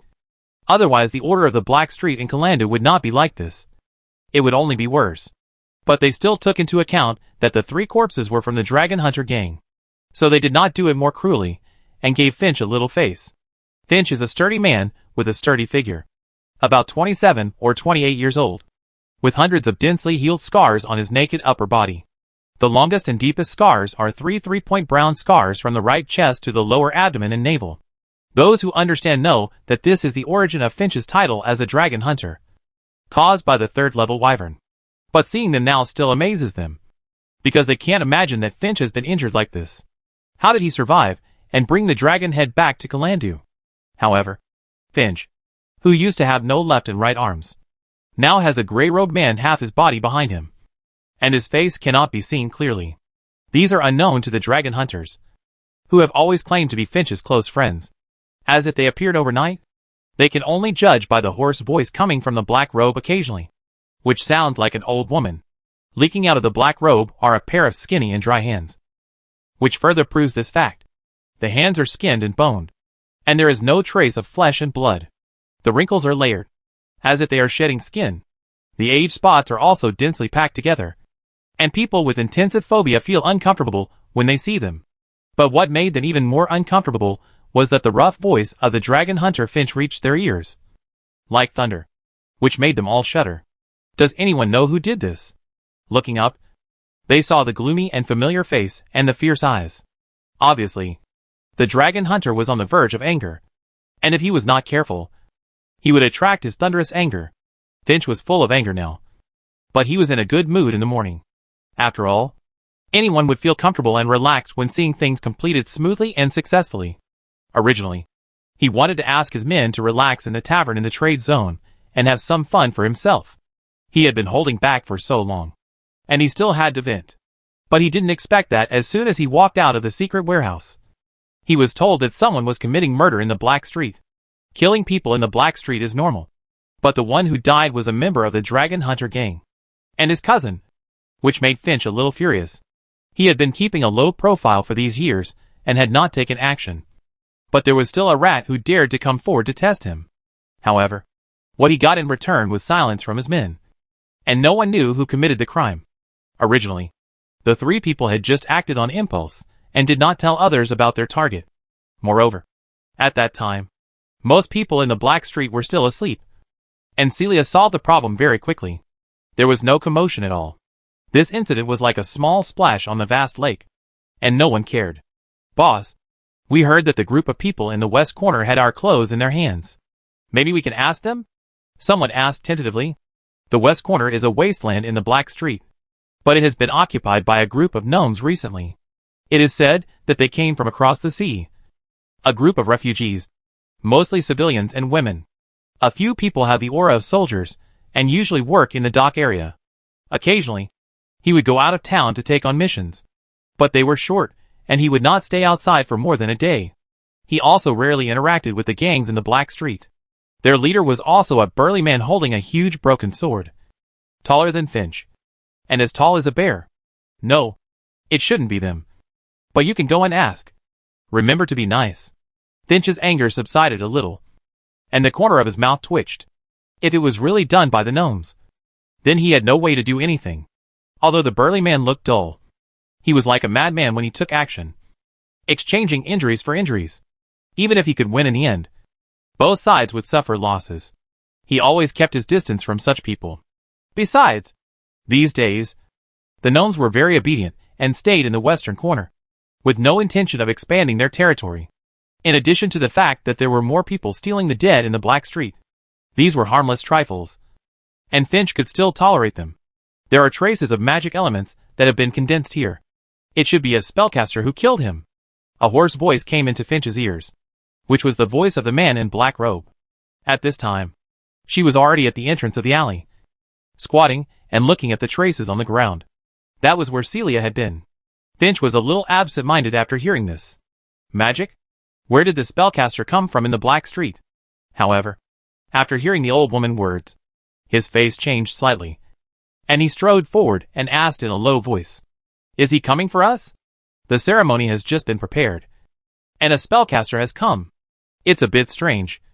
Lord Vimir, should the ceremony be slow, it would be inappropriate if the temple is attracted.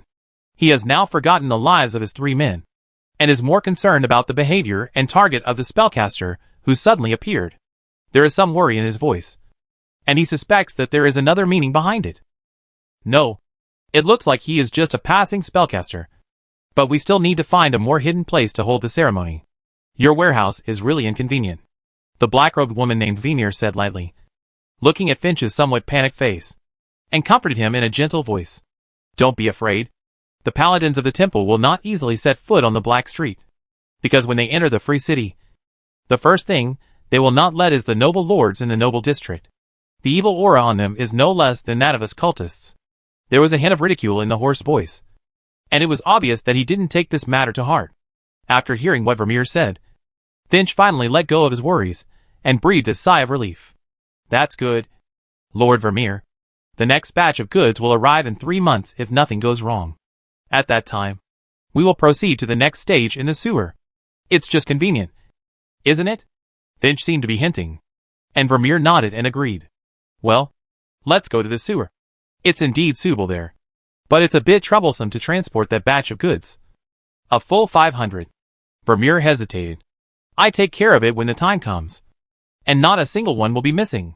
However, after hearing this, Finch patted his chest and assured her. Then it's settled. After Vermeer finished speaking, he stood up and said lightly, Let's go! Since he is a spellcaster, we should not provoke him recently. If he is really coming for us, it will not be too late to talk about it later. Yeah. Finch nodded helplessly. He naturally understood this truth. Even if Vermeer didn't say it, he didn't plan to take revenge after knowing that it was done by the spellcaster. The only one who can defeat the spellcaster is the spellcaster. Sewer. Nina climbed out of the abandoned pipe carefully, with black and blue moss on her hands. But under Nina's dark vision, she saw the familiar yet unfamiliar building scene made of garbage on the dry river. Finally, she breathed a sigh of relief. After many twists and turns, she finally came back. This trip made Nina feel more exciting than the past year. She almost forgot how to get here. After all, she was best at returning to the original pipe. I don't know if Mr. Gordon is waiting anxiously after being out for so long, Nina thought. She gently jumped down from the pipe, walked a few steps, and went down to the dry river. In order to avoid stepping on the mud, she looked for a place to stay among the garbage. Soon, Nina jumped back to the place where she slept this morning. A small space under the ruins where the waste stones and wood blocks were piled up. The broken door panel was the bed she and Gordon slept in yesterday. However, after Nina entered the small space, her heart sank. Mr. Gordon, who was here to block the wind for her in the morning. The black dragon that was only half her body height. Gone! Chapter 20 Monster Distribution. Gordon didn't go far away.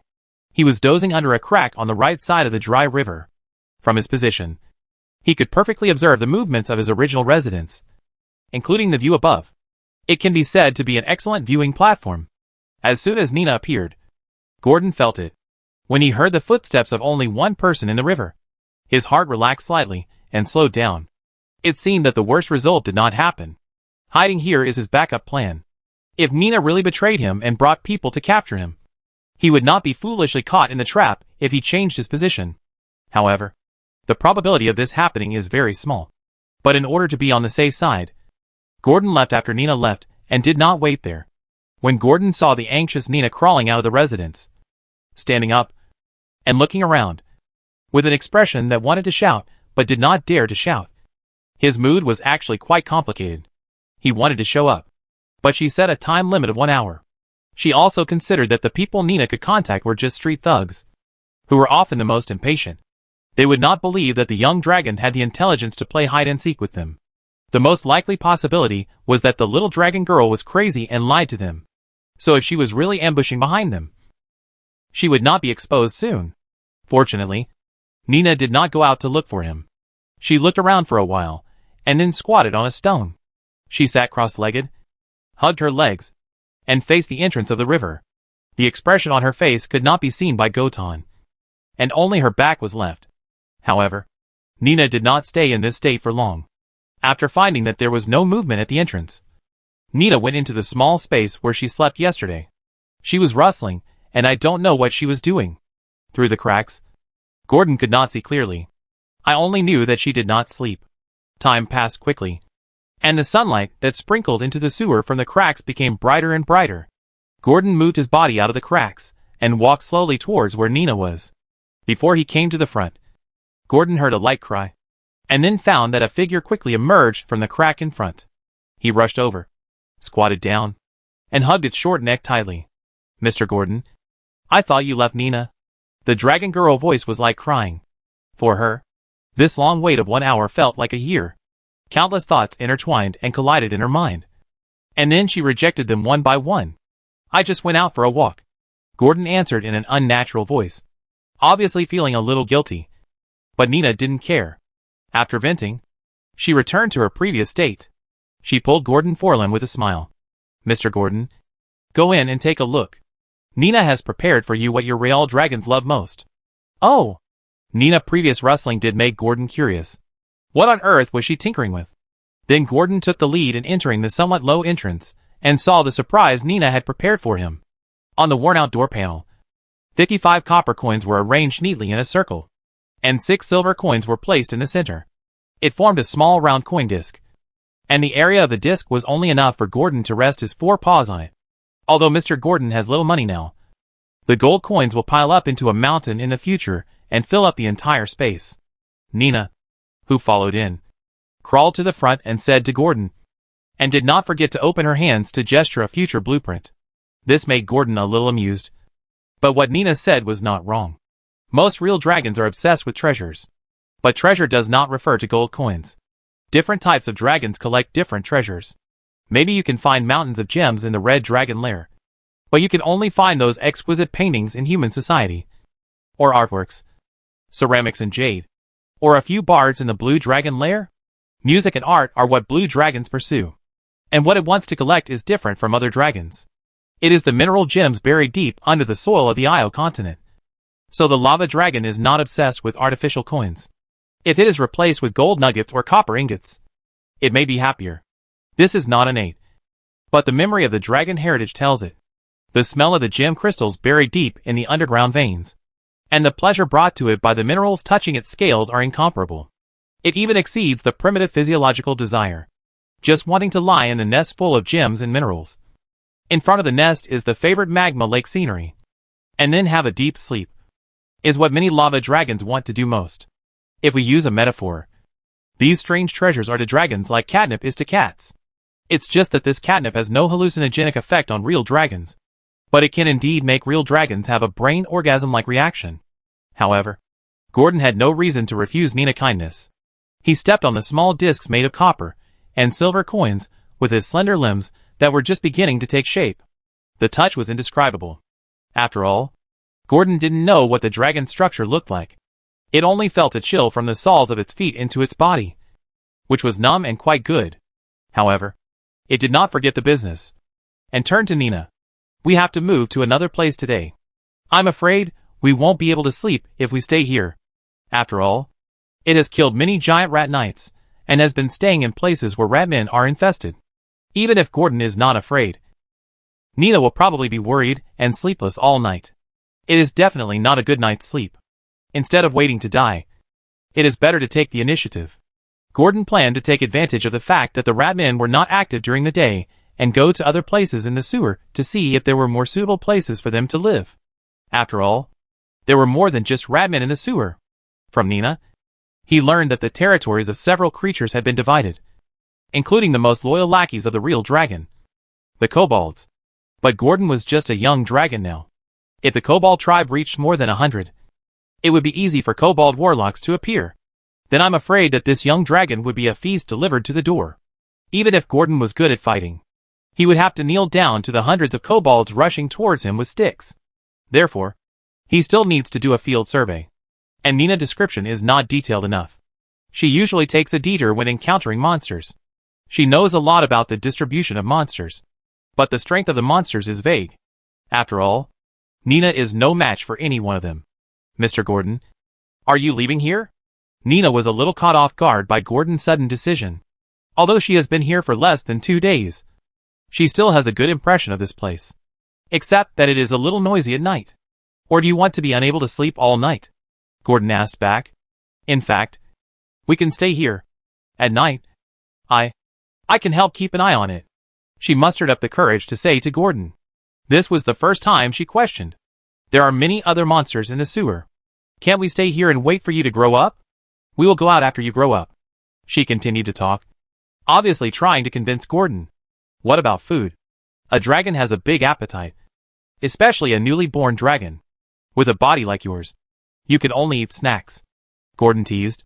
He saw that Nina didn't want to take risks, even if he could spit deadly magma. I can. Nina was suddenly confused when she heard what Gordon said. As if it was true. If she stayed here and didn't take the initiative to look for food, what would she eat? She could survive by rummaging through the garbage. But if a real dragon was allowed to eat garbage or other people's leftovers, it would probably be expelled from the real dragon sequence that day and become a real dragon shame. She wanted to say something, but couldn't say it.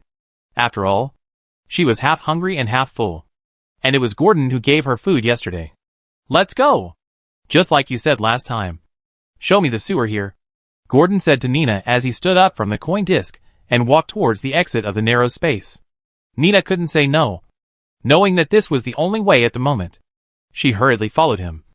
But she didn't forget to put the coins away, put them in a small bag, and then put them in her arms before climbing out. After the man and the dragon walked out of the narrow space, they kept moving forward and walked to a cliff at the end of the dry river. 5 meters below, there was a sewer channel that still had water. This sewer channel was several times wider than the dry river channel where Gordon lived. The width was enough for 3 or 4 carriages to pass side by side. It was obviously the main channel of the sewer. Even in Gordon's field of vision, he could see several stone arch bridges not far from the sewer channel. He didn't know what the original intention of the people who built the sewer was. If it is just for drainage, many things don't need to be built. Bridges and steps are superfluous. Rather than a sewer, this place looks more and more like an underground palace. But now this underground palace has been occupied by monsters. And there is garbage and sewage everywhere. The area to the right is where Ratman and swamp frogmen appear. And to the right, there are dog-headed men and goblins. The back used to be occupied by stinky mud monsters. But now it should be occupied by Ratman. Cross this river, and you will reach the sewer in the civilian area. There are other monsters over there. And I can't tell what it is. It looks like a human, with a big head and a small body, and is thinner than Nina. Nina originally wanted to say that Gordon's current figure was similar to that monster, but she thought about it and rejected it. After all, that creature was ugly and scary. But Gordon looked cute. So how could it be compared with Gordon? They also ride dog-like things, which are much bigger than the giant rat before. But they have no hair on their bodies. They are smooth and shiny. I went there once before, but I didn't dare to go there again. I felt that I was almost exposed last time. Nina squatted on a stone and continued to supplement Gordon with what she knew. Gordon looked at the sewage flowing slowly below and listened quietly. He probably knew what Nina said. Goblins and goblin dogs like to live in caves or dense jungles, or in the ruins of buildings abandoned by other races. Although it was a bit unexpected to appear in the sewer, it was reasonable to think about it. Nina, I know. Gordon nodded. Gordon had already learned about the distribution of monsters from Nina, and the next step was to conduct a field investigation. Gordon did not intend to listen to Nina's one-sided words. She was at the bottom of the food chain in the sewer, and she would run away when she saw any monster. So how could she understand the real information? He had to experience everything in person. Chapter 21 Surrender to Death. Choose one. Gordon originally didn't want to take Nina with him, but considering that she was not safe here and was powerless, it would be better to take her with him so that he could take care of her. Besides, he really needed a tool to show the way. Otherwise it would be easy to go when he was about to come back. In this sewer that was connected in all directions, Gordon suspected that he would get lost. At that time, it would be a lot of fun. So he took Nina with him. In this way, Gordon took small steps, followed the dragon girl step by step, kept a distance, and walked towards the area where the dog-headed men and goblins appeared. The dark sewer environment and the ever-noisy sound of rushing water were not a problem for a dragon and a man. Gordon also had pads on his feet, and he walked as quietly as a cat. Although Nina was almost there, she had been in the sewers for almost a year, and she had always been very accurate in terms of movement. Along the way, the two of them passed through 3 corridors like ghosts, walked through a river for thousands of meters, and crawled through a pipe. At this time, Gordon saw the dragon girl Nina in front of him, suddenly stopped at a corner along the sewer, and turned back and made a shushing gesture to it, indicating to Gordon that there was something ahead. For a while, there was only the sound of rushing water in the air, and no other sounds. But there was a faint light coming from the front. Gordon stuck half of his head out and saw why Nina stopped. In the wide open space in front of the corner, 30 or 40 meters away, there was a bright bonfire burning, and an unusually large pot of soup was cooking on the bonfire. There were a few short humanoids busy in front of the soup in the open space, some adding things, and others putting firewood. Other information was restricted by the corner wall, and Gordon could not see it. It did not dare to stretch its head to look more, for fear of being discovered. After a while, the smoke of the soup drifted to Gordon's side with the wind. Gordon sniffed and immediately closed his nose's respiratory system. The damn coriander smell. I didn't expect to smell it in another world. It observed for a while, and found that there was no other movement around. It planned to observe in a different way. After all, he still understood the saying that it is better to be safe than sorry. It turned to Nina and said, "Wait for me here. Don't move." Gordon's voice was very low, as thin as a mosquito, and would be covered by the sound of water if it was a little further away.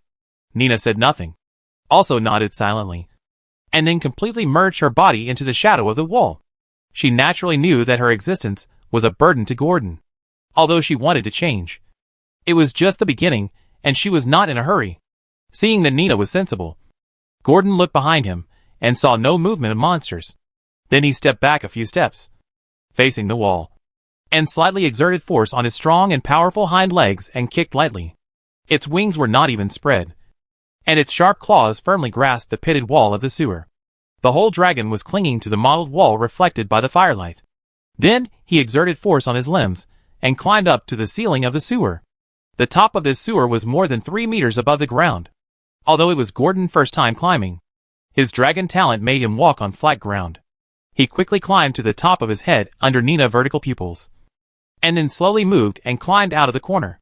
The top was very high, so high that the humanoid creatures had never thought that there would be creatures on the top. The most they observed was to look at the corridors on both sides from time to time. Soon, the appearance of these humanoid creatures also appeared clearly in Gordon's eyes.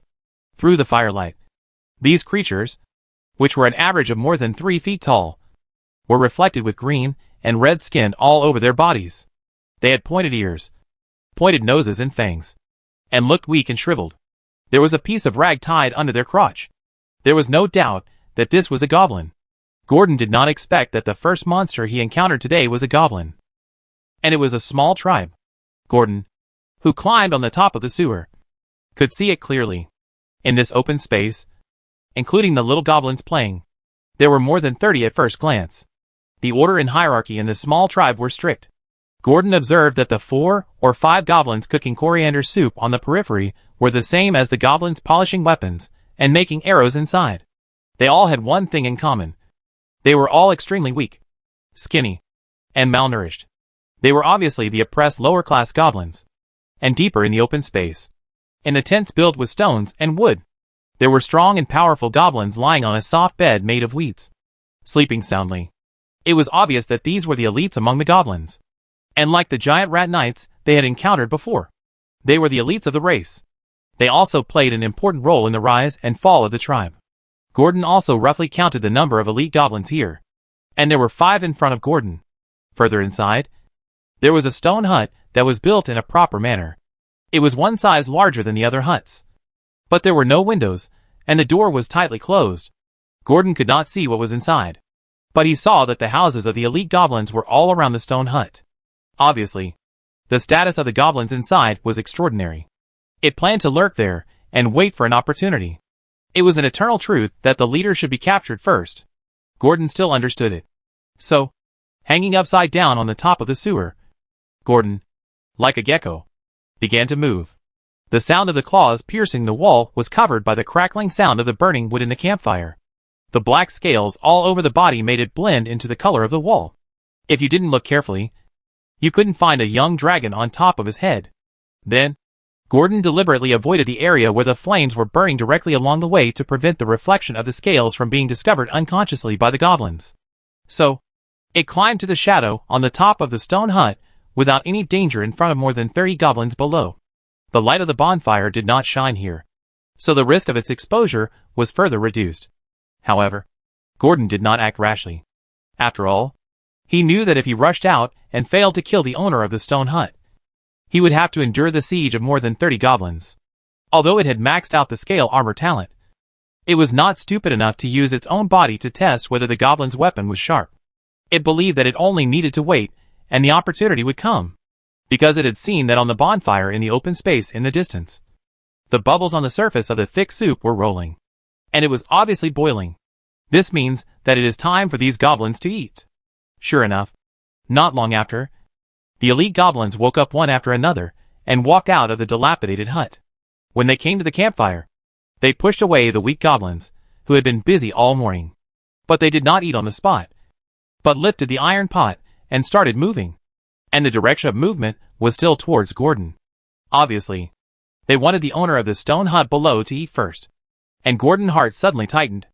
It knew that success or failure depended on this move, and whether it could easily win this battle depended on this time. Gallic Long was a goblin warrior. It was awakened by hunger. But after smelling the fragrance coming from the gap under the door in the room, Gallic Long knew that everything outside was ready, waiting for it to open the door and eat. What a comfortable and pleasant day, it thought. Soon, after lying down for a short time, as the fragrance became stronger, Gallic Long got up. Then he tied the half-body armor beside him, which was rusted but still intact, to his muscular chest. After putting it on, he found a piece of red silk cotton crotch cloth from the box behind him and tied it around his waist. This year is its 5th year. The priest said that the 5th year of a goblin is very important. Gallic Long has always kept it in mind. So it plans to wear a red crotch cloth all year round this year, because it firmly believes that red is its lucky color. After putting on the clothes, Gallic Long pushed open the door of the stone hut. The door was too low, so it could only walk out with its head down. After coming out, it also saw the elite goblins holding the pot, waiting for him to start eating. Gallic Long first glanced around, and after finding nothing unusual, he began to speak seriously. Let's eat. The 6 elite goblins quickly sat in a circle around the iron pot, leaving a relatively empty seat. It was obviously for it. Gallic Long sat down without hesitation, looking at the goblins around him with restrained expressions, and nodded with satisfaction. It seems that the majesty that the priest said is also produced in it. Just when he was about to say something, he suddenly felt a burning heat on his head, and the few hairs on his head seemed to curl up because of the heat. What's going on? Gallic Long found that something was wrong, and just as he was about to look up, he saw a golden red ball hitting his face accurately. Gallic Long's pupils shrank slightly, and he quickly stretched out his arms wrapped in arm guards to cross and block. But he didn't expect that the next second, his hands, face, and any exposed skin would feel unbearable pain. Burning pain. Is this fire? Liquid fire? Before Gallic Long could figure out what liquid fire was, a black shadow fell from the sky. 1 foot stepped on its head, and its consciousness suddenly went black, and it lost consciousness.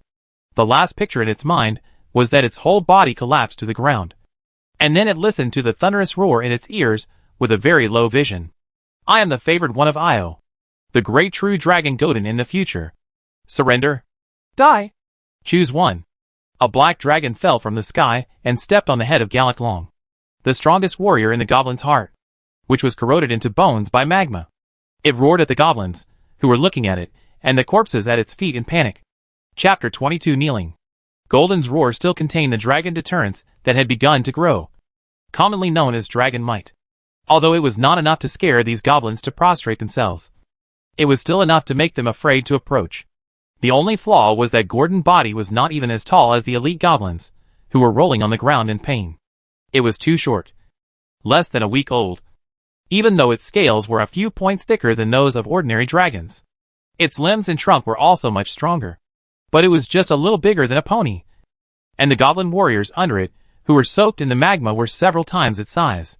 If it weren't for the way Gordon appeared that shocked those goblins, and the goblin warrior who died suddenly, maybe these goblins who were timid when alone but bold in groups, they might have come forward with bone sticks to test the depth of this future real dragon. However, what puzzled Gordon was that although there was fear and panic in the eyes of these goblins, they still did not surrender or retreat. Instead, they formed a siege. This was not in line with common sense. You know, Gordon fresh magma spewing just now directly covered 3 goblins. No goblin was spared. The collision of flesh and blood with magma was not something they could withstand. Even the goblin warriors could not stand it. Before the fight started, half of the elite forces of the goblins were killed. Several other elite goblins were also burned in the eyes, legs, or arms by the splashing magma. Their combat power was definitely not as good as usual, and was greatly reduced. But now, the most powerful forces in the tribe have been eliminated and weakened one by one, and these goblins still have the will to fight. Then, there is only one truth. Gordon's dark golden pupils shrank slightly, as if possessed by the elementary school student of the god of death, and he already had a guess in his heart. His eyes also began to quickly scan the surrounding environment. There is definitely a goblin hidden in this hall who is higher in status, more honors, and stronger than the goblin warriors under him. Invisibly, it supports the morale of this goblin tribe and gives these goblins courage so that they are not intimidated by its dragon power. Otherwise, there is no way to explain it. It seems that the goblin warriors, who are the leaders, are dead and can't die anymore, and the white bones are exposed in the magma. And these timid goblins, none of them dare to run. It's really unworthy of the name of goblin. And Gordon knows very well that the hidden goblin is definitely not a power type. It may be a sacrifice. That is, a spellcaster. It can see this from the surrounding environment. Otherwise, it would not have failed to notice such a unique house just now. Unless it does not live here. But tribal creatures, like goblins, cannot wander outside the tribe. As for what kind of spellcaster it is, it has some guesses in its mind. Most of the spellcasters among goblins are collectively called priests. But their professions are slightly different. They may be priests or warlocks. After all, some of the spells cast by goblin priests are indeed not prayed from the gods, but are born with awakening. However, a tribe of this size, if there is a priest, it will not be of this scale. Moreover, when Gordon was climbing on the top of the hall, he did not see any obvious god engravings or statues in the hall. So, it guessed that there was a goblin spellcaster hidden in the crowd of goblins. And it was very likely a warlock. So he needed to be careful. After all, even if a real dragon becomes stronger after it grows up, it is still an adult. It is just a young dragon now, less than 3 days old, and still a long way from becoming an adult dragon. Not to mention that its scales are not as resistant as those of an adult dragon.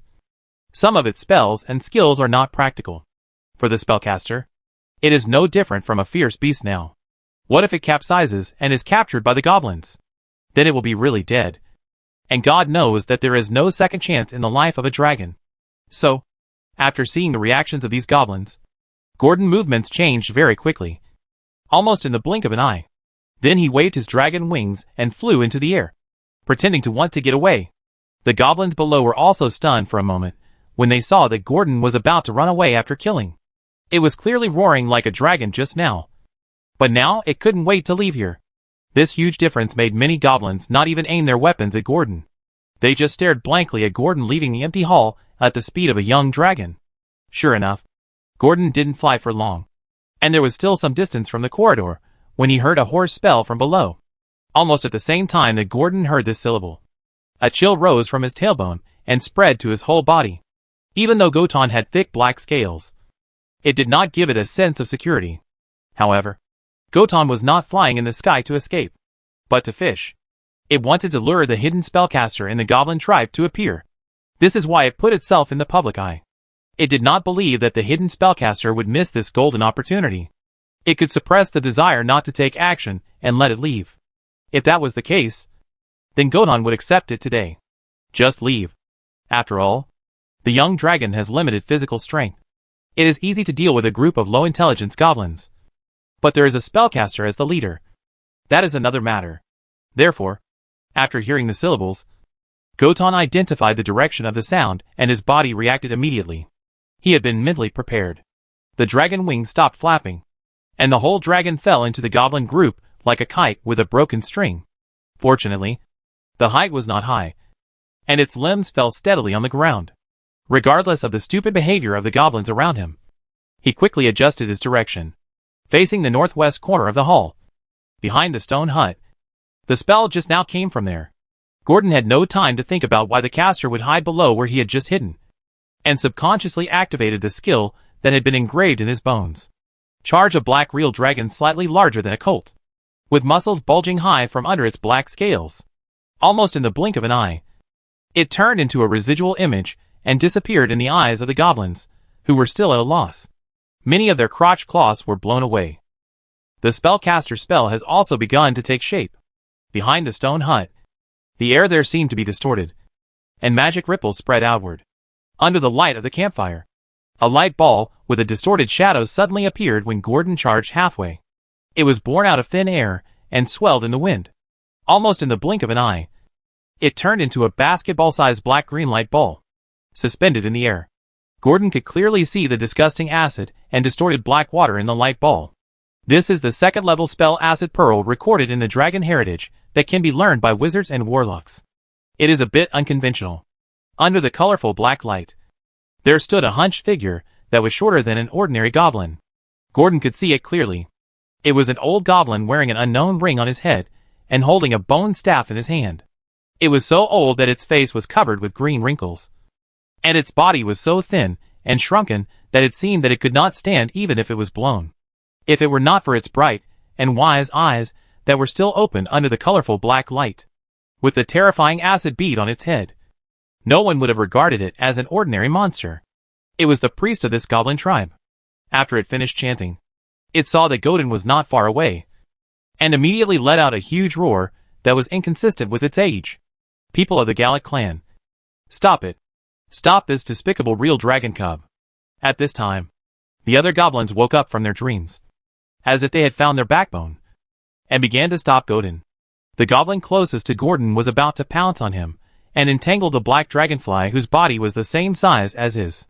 Unfortunately, Gordon's tail swept lightly during his sprint, and the goblin that was about to pounce on him was slapped away dozens of meters away. The chest and sternum of the goblin that was knocked away were visibly collapsed. Obviously, no matter how weak the dragonfly was, it was still a real dragon. It was not something that a goblin that was not even an elite could stop. Of course, the elite goblin swung the bone stick at Gordon, but was also bounced off by Gordon's thick black scales. Gordon rushed forward without any impact, and the goblin was staggered by the reaction force brought by the bone stick. This ordinary weapon was no different from tickling for Gordon now. They are all trash. The goblin priest who saw this scene spat softly, and he also knew that he could not delay any longer and rely on this group of trash that were not even elite goblins. It can only make it emotionally unstable, and the spell may fail. Now, it can only rely on itself. Its consciousness began to pull the acid ball above its head and connect it with the black Gordon in the distance. Aim and shoot! In one go, the acid ball flew towards the location of Gordon at a very fast speed with an unparalleled stench, like a meteor passing by. Continuing forward, Gordon, who moved at high speed to approach the goblin priest, finally experienced the similar perspective of the Ratman and goblin warrior before. The black and green acid ball quickly enlarged in Gordon's field of vision as a dot, and the stench of the acid ball beside his ear floated over before it arrived, making him nauseous. Seeing this ball of acid with magical power, Gordon felt cold all over, and his back was chilled. He didn't dare to try to be hit by the ball of acid. The stench alone was unbearable for him. So he looked around to see if there was a place to hide, and wanted to stop charging and hide. However, when he saw a rock protruding from the ground, his dark golden vertical pupils lit up slightly. Got it! At the moment when the stinky acid ball was about to collide with Gordon's dragon tail made an extremely curved arc and hooked a rock embedded in the hall floor beside him. The whole dragon took an impossible posture and directly rotated like a pointer to avoid a head-on collision with the acid ball. But the body still inevitably brushed against it, and instantly there was a burst of pain that made people's teeth ache, like a maggot on the tarsal bone. The scales on the back felt like they were about to be corroded into a small pit, but there was no damage to the flesh, so it was not a big problem. At the same time, the sound of the acid bead hitting the stone slabs in the hall, and the sizzling sound came from behind. The corrosive acid water easily melted the rocks on the ground and formed a small pit of more than half a foot. However, Gordon did not even look at the corrosive rock pit behind him. As soon as his body regained balance, he ran again. He rushed towards the hunchback goblin priest. The goblin priest was still muttering something, and Gordon could sense that a magic power was brewing in the air again. Judging from the breath leaked from the magic power, it was obviously a spell that was not weaker than acid bead.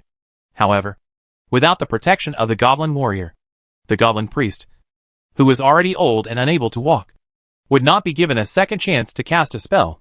Before the goblin priest could finish half of the syllable, he had already rushed to his side. He grabbed the goblin priest's throat, making it unable to speak.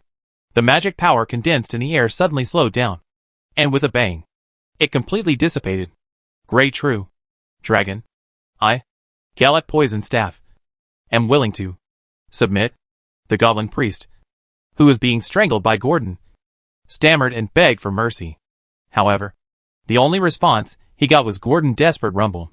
But death chose you. Before the goblin priest could say anything else, Gordon's claws mercilessly pierced into the wrinkled neck of the old goblin warlock. And the blood that flowed out dyed Gordon's claws red. But Gordon didn't care about that. He threw the sacrificial corpse to the ground, stepped forward, and stepped on the old head again. He roared at the green monsters again like thunder. Kneel down! Submit to me. Chapter 23 Title Activation. The patience of a true dragon will not count to 3. Gordon took a step forward and lifted up the corpse of the goblin priest under his feet to intimidate. This time, Gordon Lore finally subdued the goblin tribe that had lost its backbone and was almost a pile of loose sand. Big and small, weak or strong, the goblins were completely overwhelmed by Gordon dragon power, crawling to their knees and mumbling something. But Gordon didn't want to listen to their mumbling. What he was more concerned about now was that just now all the goblins in the hall who could move knelt down to him. The light blue data list suddenly popped up, which was the personal panel that he was familiar with. Gordon Alduin Targaryen title, Lord of Gallic race, Lava Dragon age, Young Dragon, 0 to 5 years old, free talent fragment, 0. Gordon of course saw the change at a glance. There was a new title in the title column. Lord of Gallic. What is this title? Why does it sound so weak? However, just when it was confused, a line of data information in light blue font also appeared in its retina in time to solve its puzzlement. Lord of Gallic, although you are now the master of the Gallic clan, your influence is limited to this sewer hall, and most creatures will not take a young dragon that has fallen to the point of subjugating goblins as its followers seriously. Effect of wearing, dragon prestige up. Gallic clan's reputation up. It's better than nothing. But it does open a window for Gordon. If it unifies the sewers of the entire Kalandu in the future, that title must be the Underground Emperor of Kalandu, the Master of Kalandu's Shadow. A title that sounds very impressive. The title appeared for a while, and after testing that it could change the title freely, it was no longer strange to see the title suddenly appear. Anyway, it was also a buff. Nothing bad. And in the future, when you read your own name, you can add a sentence, the Lord of Gallic, and add a suffix to your name. Thinking of this, Gordon smiled happily. This smile made the goblins crawling below tremble even more. They thought that their new master began to reveal his true face, and was going to eat the poor goblins. After all, creatures like Gordon don't look like vegetarians. But even so, these goblins still looked like they were being preyed on, and their bodies did not dare to move except trembling. Before hearing Gordon order, they had to crawl here. This is also to atone for their previous rejection of the invitation of the real dragon. Although these are not their fault. The weak must accept the rules of the strong and adapt. Otherwise there is only one way to go. Of course, the goblins are very familiar with this set of rules. After all, this is how they are internally. With strict hierarchy, and the strong preying on the weak.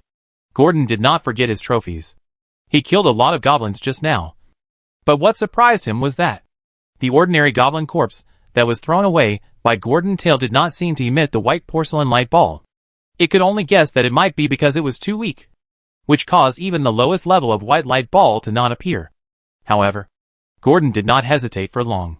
The first level light ball had no appeal to it at present. Gordon began to quickly collect the scattered light balls into his chest, integrate them, and detect them. Soon, the light blue data information on the personal panel in the retina began to jump, emerge, and swipe the screen frantically. It densely occupied Gordon's entire field of vision, allowing him to see it clearly. Ding! The host has inhaled a piece of talent fragment, and the system is detecting it. Progress 1%. It is all the same boring information data. The only change is that the talents are different. There is new progress with the talents of the giant rat knights it killed before. It belongs to the talent of the goblin. In fact, it didn't give many light balls this time. Only 5 in total. 2 black and 3 white. But in terms of practicality, the goblin's talent completely crushed the previous giant rat knight's talent. It's simply incomparable. The 3 white light balls are endurance, trap mastery, and endurance. Obviously, these 2 talents are good skills for Gordon. And endurance is especially useful for young dragons. Traps and the like are also its favorite, so that it will have more ways to avoid direct battles in the future. After all, it has tasted the sweetness of sneak attacks along the way. If it weren't for the fact that dragons can't be transferred to wanderers, it would even consider upgrading to assassins. It's not that Gordon doesn't like fair duels, but mainly because sneak attacks are so good. Gordon decisively clicked too. Yes. It also appeared in Gordon's talent list. His mind and the heart in his chest also began to absorb the information and energy brought by the talent fragment synchronously. Plop. Plop. Plop. I don't know how much time has passed. I don't know if it was an illusion of Gordon. After it completely digested the traps that the goblins would make, I felt that the heart in his chest became stronger and stronger. And even the back corroded by acid was not so painful. Talent endurance. Endurance makes you more durable, no matter in which aspect. By the way, it also has the magical effect of recovery. Seeing this explanation, Gordon felt a little strange. But if you understand it literally, this talent is really good. It can recover, last longer, and be super powerful. And trap mastery also did not disappoint Gordon. Just the production methods of hundreds of traps suitable for use in sewers and wilderness, whether it is for hunting or hurting people, are all available. This alone makes him feel that this talent fragment is worth the money. After all, more skills are better than less. And the same is true for a true dragon. There is another endurance fragment, which Gordon did not rush to use, but directly decomposed and turned into a free talent fragment for candidate. Then, what is left now? It is the two black iron talent fragments that appeared from the goblin warrior and the goblin priest. Waiting for its confirmation, the test data soon appeared in Gordon's field of vision. Ding! The test was successful. And the test was the second level talent rage. Do you want to activate the talent? Ding! The test was successful. And the test was the second level talent spell enhancement. Do you want to activate the talent? Chapter 24 The strongest in the sewer. Talent frenzy effect. As long as you want, you can activate the power in your blood at any time and enter the frenzy state.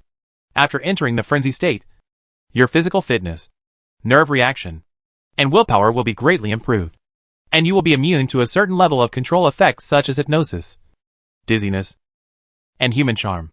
However, after the frenzy is lifted, you will enter a weak state, and the weakness time is equal to the duration of the frenzy state. Note, in the frenzy state, your physical strength will be consumed at twice the speed. If the physical strength is exhausted, the frenzy state will be automatically lifted. Seeing this skill description, Gordon was not in a hurry to read the next one, and directly clicked yes to activate the talent. Activated in seconds. No explanation. A talent like frenzy that will not lose your mind or IQ is perfect in Gordon's mind. Fortunately, the goblin warrior was killed by it before he could use it. But Gordon thought about it and realized that frenzy does not increase health points. Even if it used it, it would be useless even if 10 berserkers were used in such a close distance. Gordon closed his eyes and experienced the changes in his body after the berserk talent fragment was activated. After the infusion of the talent fragment, Gordon's body changed silently. His blood was like dry firewood, and his consciousness was that spark. As long as he wanted, he could ignite the power buried deep in his blood at any time. The berserk state was a very simple operation. Gordon felt that he had mastered it before he tried it. However, Gordon did not plan to experiment now. He did not forget that there was a black iron talent waiting for him. And the berserk state has sequelae.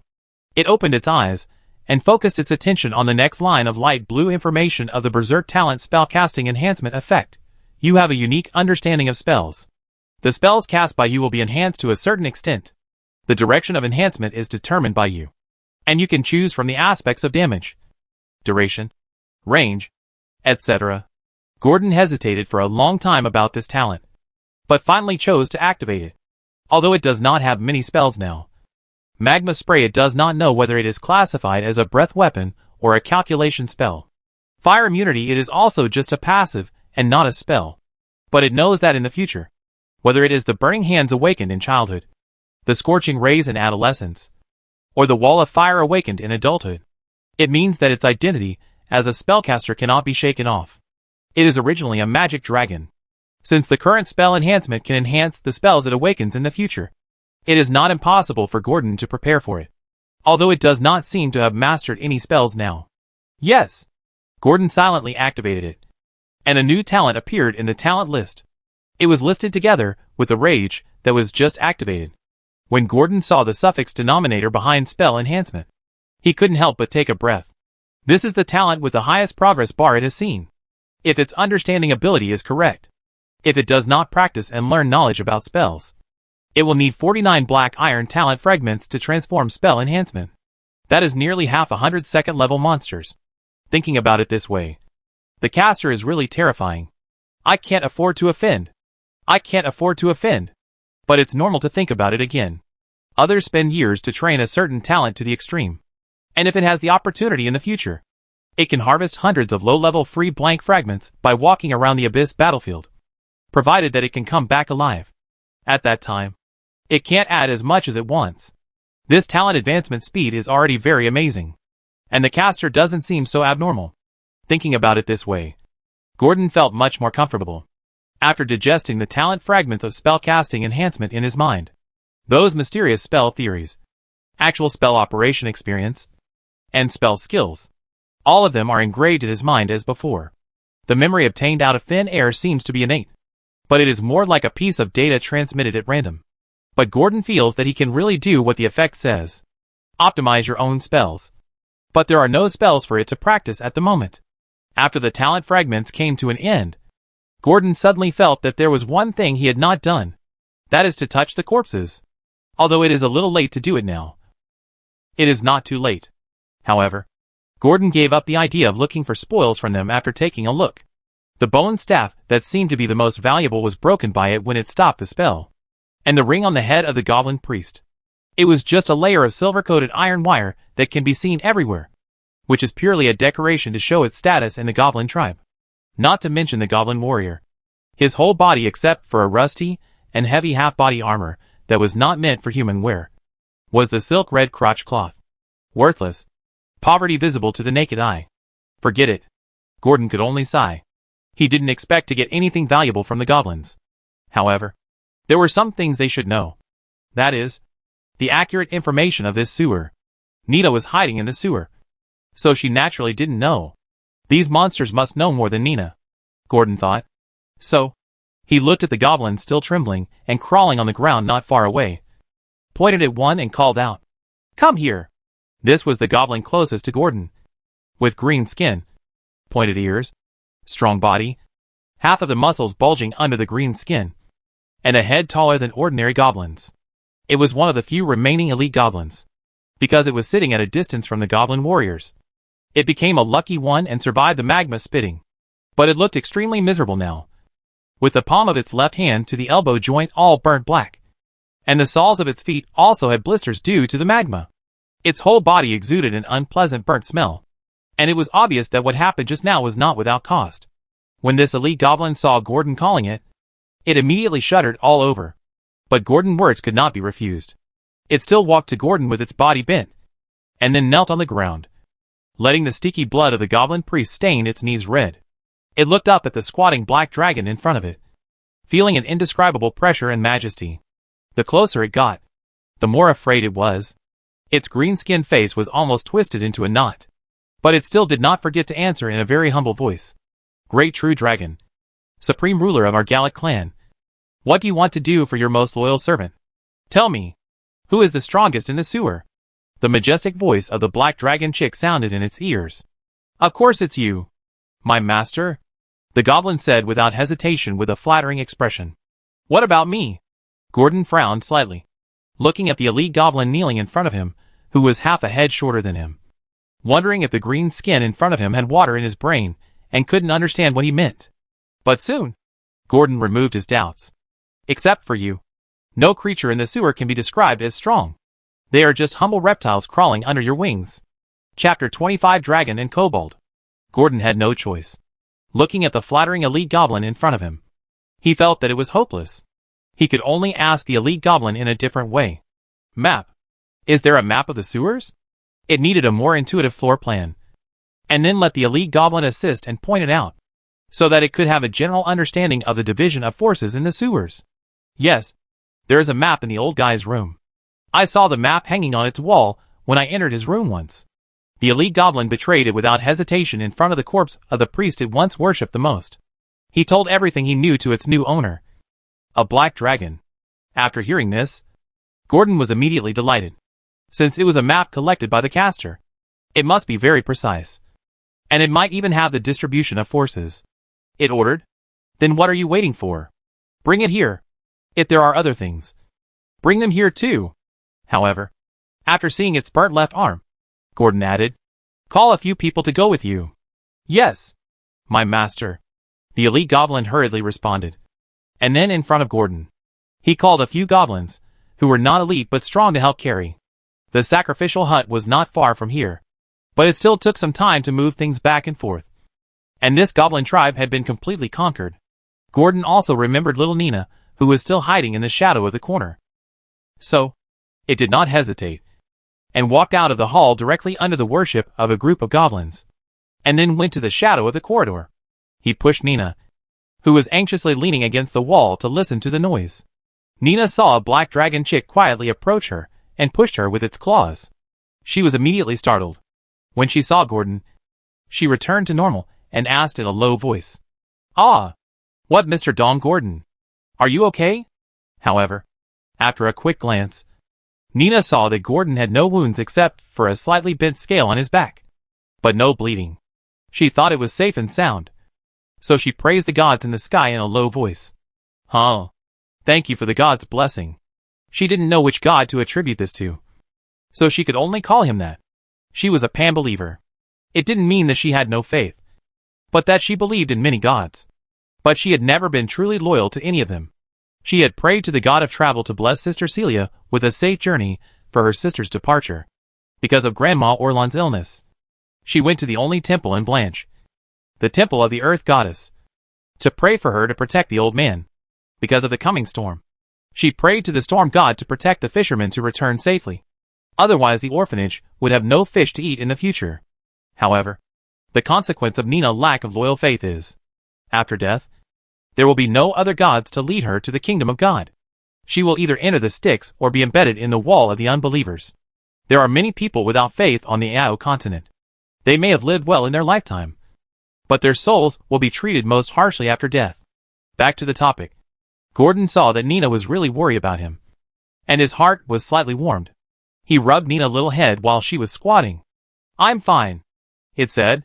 It used its long dragon tail to tickle Nina's palms, which made her feel itchy. Hee hee. Then, Nina was amused by Gordon's actions. She was still thinking about asking what Mr. Gordon Harvest was like this time. The warm and cozy atmosphere was broken by the sudden noise from the hall over there. "Master, the most noble master, where are you? Don't abandon your most loyal servant." A heartbreaking roar came from the hall. Other chattering sounds, like goblin language, continued to come from the hall over there. It was obvious that the elite goblins, who went in to move things, came out and found that Gordon's figure was gone, and they were a little anxious. Nina was a little confused by the sound, and looked at Gordon and asked, "Mr. Gordon, what's wrong with them? They seem very sad." Gordon said to Nina without explaining, "Let's go. Nina, we have a new place to live, so we don't have to sleep in that pile of garbage that leaks at night anymore." "But that's—" Nina wanted to say that there was a monster over there, but seeing that Gordon had already taken the lead, she could only grit her teeth and follow him out. The bright bonfire was burning, and the hall was brightly lit. Nina also saw the group of monsters crawling on the ground in the middle of the hall. A rough look showed that there were about 20 or 30 of them. Nina was so scared that she quickly grabbed Gordon's tail and dragged it back to the corridor. But before Nina could do anything, she heard the previous shrill roar again. "My most respected master, I know you will not abandon your most loyal servant." But this time it was a voice of joy and excitement. If it wasn't for the same voice, Nina would not have been able to tell that it was the same person. The face-changing speed was faster than turning a page, just like a mangy dog behind the stove tavern. She also saw the owner of the voice, a strong goblin taller than her. Even the strongest thugs in the Black Street were like babies in front of it, although they were about the same height. But it seemed to be injured, with a burnt left arm, and it limped when walking, but it did not affect its speed. Golden first. Even if Nina was stupid at this time, she knew that the situation seemed not to be what she thought. But it seemed to be as Mr. Gordon said. It subdued these monsters.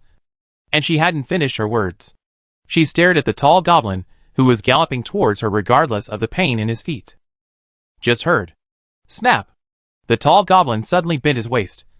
His knees softened, and he knelt down in front of Mr. Gordon, muttering the praise that gave her goosebumps.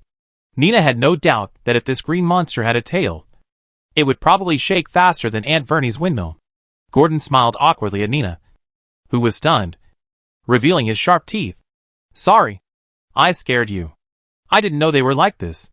It's okay. It's okay, Mr. Gordon. Just do your thing. Nina waved her hand in response. Okay then. Gordon nodded, and then said to the elite goblin, who was still kneeling on the ground. Have you found the map? Yes, my master. Under your wise guidance. The servant successfully moved the map out of the old man room. Gordon automatically ignored the series of long sentences that followed, and took Nina to the place where the goblins gathered. The sacrificial corpse had been moved away from where it had just stayed, and the bloodstains on the ground were still there. However, a lot of things had been randomly placed on the bloodstains, which were the things that were moved out of the goblin sacrificial room. The desk, bookshelf, and bed built with the height of the goblin, and even the feather pen, were all miniature. There were also 7 or 8 books thrown on the ground in a mess, and a long parchment map was placed on the books.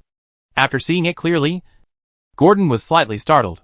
He thought there was only one map, but he didn't expect there were many books. These books are good things, but what he is more concerned about now is the distribution of the maps.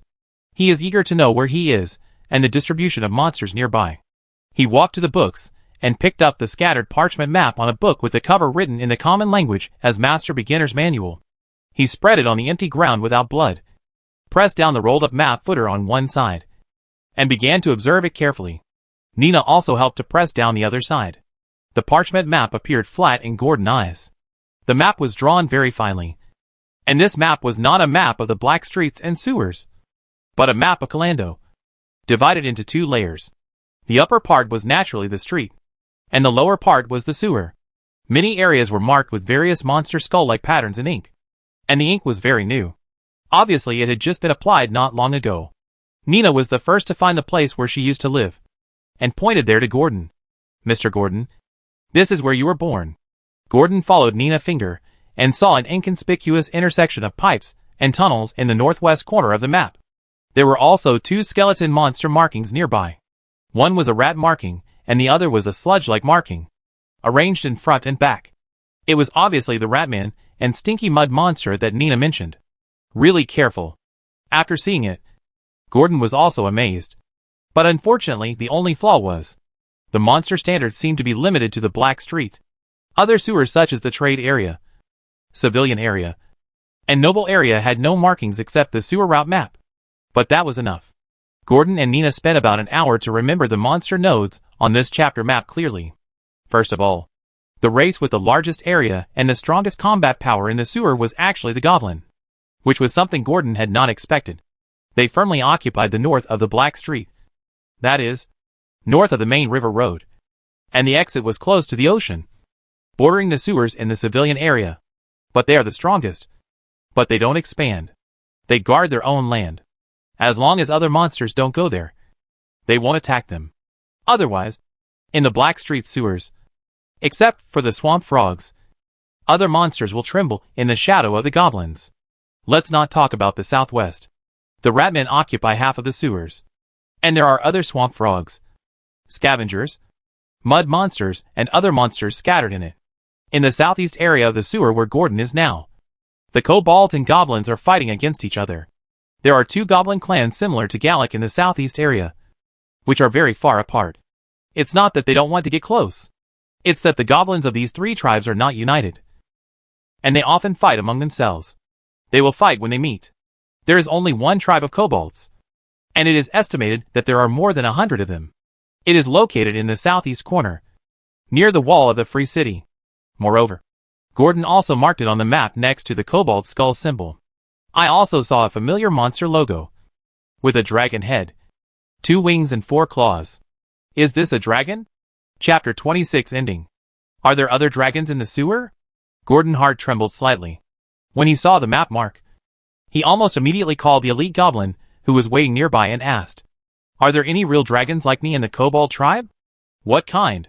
The elite goblin was stunned when he heard the words of his new master. But when he saw the mark on the parchment where Gordon's claws were pointing, he was even more confused and said stupidly, "Great master, I have never heard of other dragons in the sewer. That old guy didn't say that either.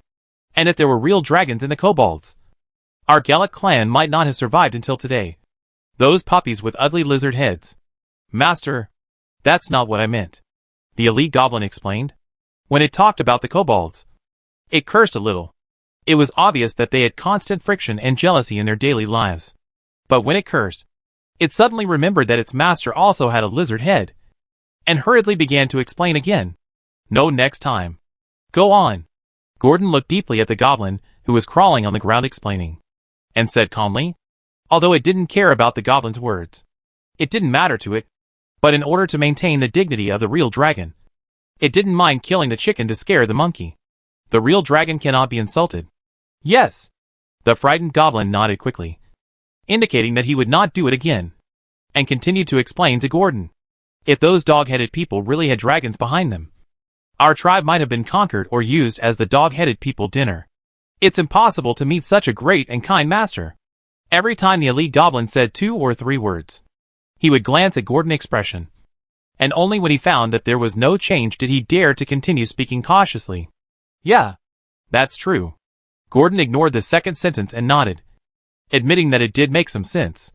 It was also thinking that if there was really a dragon behind the kobolds, it would not be the goblin's turn to share the world with the kobolds in this area. You know, this is not difficult for a real dragon to do, and it doesn't even need to waste a single soldier. Just show up and make these fence-sitter goblins surrender, just like the goblin priest it killed. In the face of absolute strength, they will become the most loyal servants. What's more, dragons are a kind of magical creatures with a strong sense of territory. Even if they are dragon beasts without magical abilities, they will not allow other threatening creatures to exist near their nests. This is something they cannot tolerate, let alone real dragons.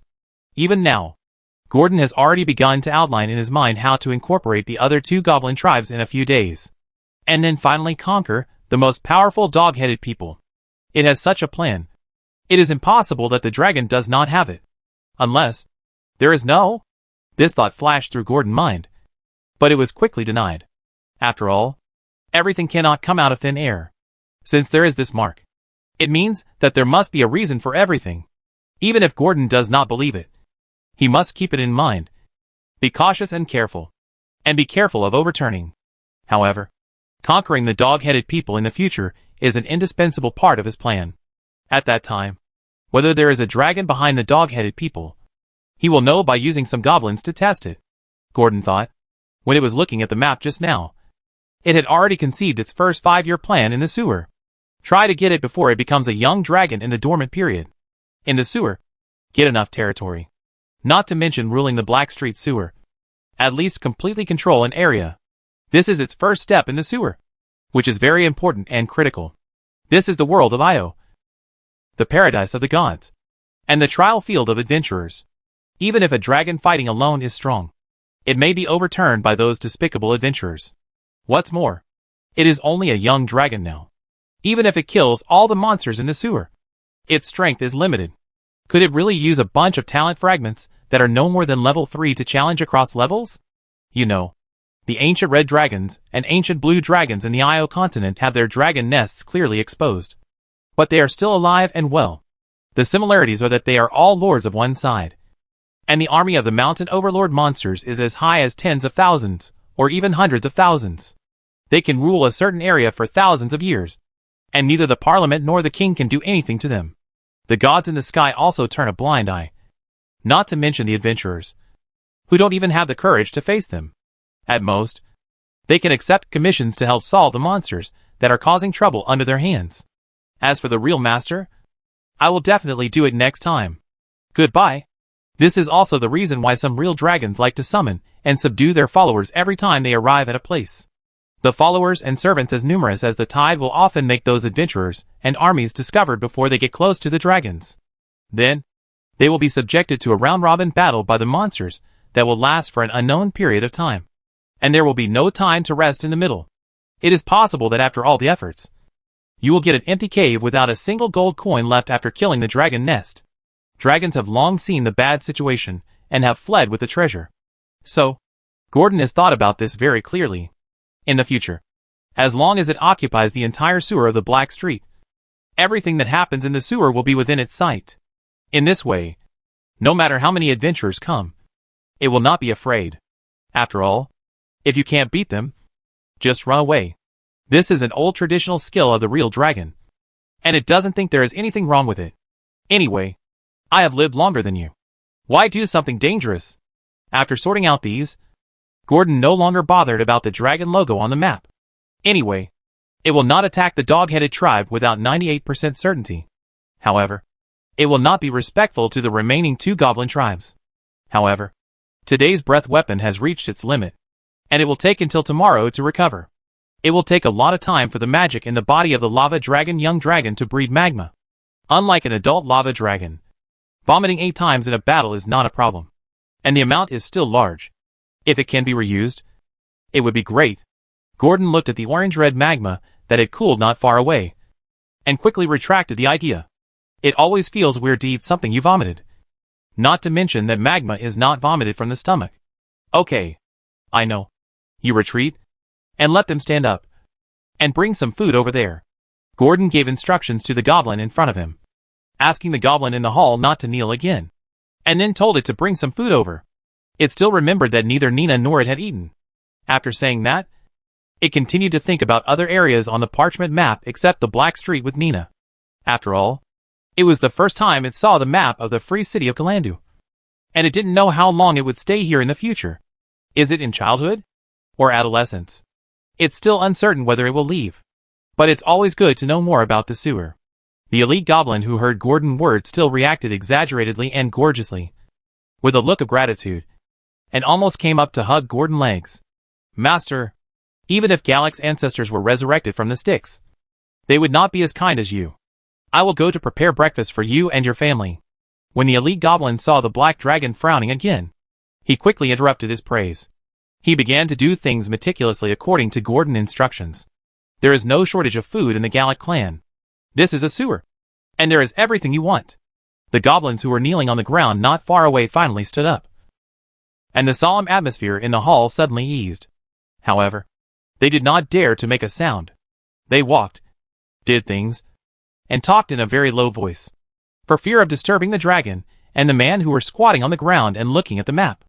In the hall, the bonfire was still burning, and the firewood still made the same crackling burning sound. The only difference was that the owner of this hall had changed in less than an hour. The 3rd day after Gordon became a newborn lava dragon cub. In the sewer, he also had his first territory. Chapter 27 Adventurers Guild. Just as Gordon was in full swing in the sewers to transform his first territory. On the ground, with the fine golden morning light dispersing the morning mist and haze of the free city, the daily commissions of the Adventurers Guild of Kalandu began to be issued. Celia was still wearing a black hood, and the same outfit covered her beautiful face. If the charm of the warlock was not blocked, it would be a disaster. She knew it well. She and hundreds of adventurers also lined up outside the door to get the number plate. And then the adventurers entered the Adventurers Guild one after another, and began to browse the commissions hanging on the wall in order. It's not that there is no other place to accept commissions besides the Adventurers Guild. There are also many professional guilds, such as the Thieves Guild, the Warrior Guild, and the church temples corresponding to the priests, all of which have commissions to accept. But relatively speaking, the commissions there are more targeted. For example, there are theft commissions for thieves, escort commissions for warriors, priests going to the villages near the free city to exorcise evil spirits, banshees, and skeletons to save the ignorant villagers on behalf of the gods, and mages mostly copy scrolls and other tasks, etc. However, the commissions from the Adventurers Guild tend to be more general, popular, and low-level. The most important thing is that the money is quite generous, much higher than other places. After all, you can pay with reputation there. And here, as long as you are a professional, you can accept it. The temple also requires faith and even a camp. And you can't accept it if you are not lawful and good. The Adventurers Guild is much more convenient. And the commissions are not difficult, usually clearing monsters and guarding caravans. Most of the adventurers in the Io continent are distributed in the area of level 1 to 3. And these commissions are perfect for them. Of course, the Adventurers Guild also has high-level commissions, and even legendary commissions. Hunt a male ancient white dragon, Nakonos. The reward amount is 10 million gold coins or gems of equal value, plus 3 promises from a female old silver dragon, and not to violate the promise of the camp. This commission has been offered for nearly 130 years. Countless batches of adventurers have entered the free city, and no adventure team dares to accept this commission. After all, the age of that dragon is more than their ancestors combined, except for elves and dwarves. But to be honest, the adventure team that can slaughter the ancient white dragon does not care about these gold coins and the promise of an old silver dragon. Not to mention that the challenge level of the ancient white dragon has reached the level of nearly level 9 legendary, plus its loyal followers. The difficulty of killing it is extremely high. Maybe the incarnation of the god saints, or those legendary mages, who are close to demigods and can travel in the astral world, will do it. Otherwise, it is still a question whether a normal team can kill an ancient white dragon. It can run, and it will not stay there stupidly and fight you to the death. The ancient white dragon is not only immune to all spells below super, it is also a skilled spellcaster. In addition to flying, it can also perform advanced teleportation. At worst, it will just dive into the bottom of the glacier. Even the legendary sword saint will be dumbfounded. The Northland Glacier is connected to the endless sea, so it can't be drained. And underwater combat is not that simple. Even with underwater breathing potions, it is useless. In short, it is difficult to kill the ancient white dragon. It takes many years of preparation, plus a little bit of luck, to successfully kill the dragon. But at the same time, if the dragon is killed successfully, the reward is also gratifying. Not to mention the commission rewards. Just talk about the ancient white dragon treasure house. I'm afraid the gold coins are not inferior to the old silver dragon. The accumulation of thousands of years is not covered. There are also powerful magic weapons, scrolls, materials, whatever you want. You can see them in the dragon treasure house. However, this kind of legend commission is not common. Normally, on average, there will be a legend commission completed in the AO continent every 20 years. If the frequency is higher, it may be 10 years, and 5 years at the shortest. After all, behind every evaluation of the completion of a legend commission, there is hidden blood and the fall of the strong. The death of a legend-level warrior is a big deal, enough to be spread by word of mouth by half of the humanoid creatures on the IO continent. In addition to legends, there are naturally high-level and master-level commissions. They correspond to commissions from levels 4 to 6, and level 7 super to 8 hero areas. The most recent master commission was jointly funded and issued by the Merchants Alliance of the Rhine King City. Repel the blue dragon population in the Sural Desert, or solve the problem of the trade route so that the blue dragons will no longer attack the merchants. Recently, the blue dragons have been attacking caravans more and more frequently. This week alone, it is said that 3 teams and hundreds of merchants have been forever hidden in the yellow sand. This was unthinkable in the past. In the past, blue dragons knew how to be restrained. That is, they would collect protection fees on a daily basis, and only rob travelers when they were short of money. Of course, smarter blue dragons would choose to trade, such as polluting oases in the desert and then selling water to merchants. As for the price, the blue dragons are quite satisfied anyway. But whether the travelers are satisfied or not is unknown. Therefore, the Rhine Merchant Alliance hopes to defeat or destroy the Blue Dragon tribe that attacked the merchants due to the recent abnormality of the Blue Dragons, or at least make them leave the trade line from Rhine King City to Kalandu. Originally, the merchants in Rhine King City wanted to seek help from the temple of the Goddess of Wealth. After all, they are the most devout believers in the free city. But for some reason, the Goddess Temple has always been short of manpower recently, and it seems that they have all been sent out to plunder wealth for the Goddess of Wealth. Moreover, the Goddess of Wealth, who had always been effective in the past, did not respond to their prayers this time, and the oracle did not descend. At least they donated 2 million gold coins, but there was no splash. In desperation, they could only ask for help from the Adventurers Guild. When issuing the commission to clear the Blue Dragon, they also issued the commission to escort the caravan, and the minimum level requirement was a 4th level adventurer. They were reluctant to let go of this trade route with gold flowing. The spices, porcelain, and silk shipped from the East Continent stopped at the east coast of the West Continent and were shipped to the Rhine Federation on the West Coast. The price was not 10 times the profit, but 100 times. It was nothing more than that the Rhine Merchant Alliance would be annoyed. However, none of the above commissions could be accepted by Celia team. The highest they could accept was to eliminate a lone frost giant. She stood in front of the commission panel and read through the commissions for 5 minutes. She was calm. This time was enough for her to finish reading the commissions in the low-level column. She was slowly looking for the target. Low-level commission, find the missing Flanders. Number of commissions, unlimited. Reward for commission, 1,000 gold coins, 100 gold coins for death. Clue, 1 gold coin. Note, the clue needs to be identified in the temple of the god of justice. Celia frowned when she saw this commission. This commission has not been completed yet? She thought someone had taken the lead. She went to the Black Street this morning because she accepted this missing person commission yesterday, and went there to investigate and try her luck. It's a pity that she didn't find anything. But she met Nina unexpectedly. So it was not a wasted trip. It's not easy to find. After thinking about it, Celia gave up this commission. Although the missing place was in Kalandu. Kalandu was so big that searching was like looking for a needle in a haystack. The prophecy spell didn't work. Blindly searching for the 5 members of the Dawn Adventure group, who were temporarily poor, was nothing short of a gamble. Celia, the deputy leader, did not intend to gamble. She was not a gambler. She remembered that if she wanted to take Nina with her, it would require a considerable amount of money. Since she met Nina, she had made up her mind not to let her suffer in the Black Street again. Maybe she was hungry now. So she cast her sights on the rightmost commission in the middle of the low-level commission column. At the same time, in the sewer, the Goblin Hall, a fresh, delicious, white and tender giant frog leg was pushed to Nina's mouth. Well, thank you, Mr. Gordon. But Nina is full. Very full.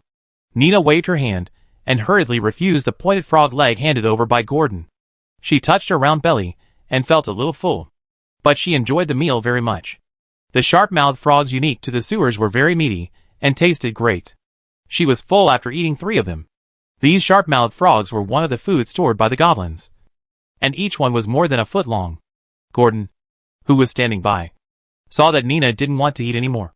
So he ate all of them at once. The frog meat was boiled with magma that had not yet cooled down. And the flavor was unique. It was just not spicy, which was a bit of a pity. Next time, I have to ask Nina to go up and see if there are any condiments like peppers to buy, Gordon thought. Chapter 28 Faith. The other busy goblins in the hall saw the new owner swallowing food like a glutton. One sharp-mouthed frog at a time. The tears were about to flow from the corners of their mouths. This kind of thing used to be eaten only by the priests. It is said that eating it can make you see more clearly in the dark. And it tastes very sweet. But they didn't dare to blame anything. After all, even if Gordon was not there, it would not be their turn to eat this kind of food. In fact, they felt relieved as Gordon swallowed. After all, it was a good thing for the new owner to eat sharp-mouthed frogs and be full, so that he would not want to eat the poor and weak goblins. Snap! The sound of a whip hitting a stone came. The goblins who were almost unable to walk after seeing the food came back to their senses immediately. Remember, they still have work to do.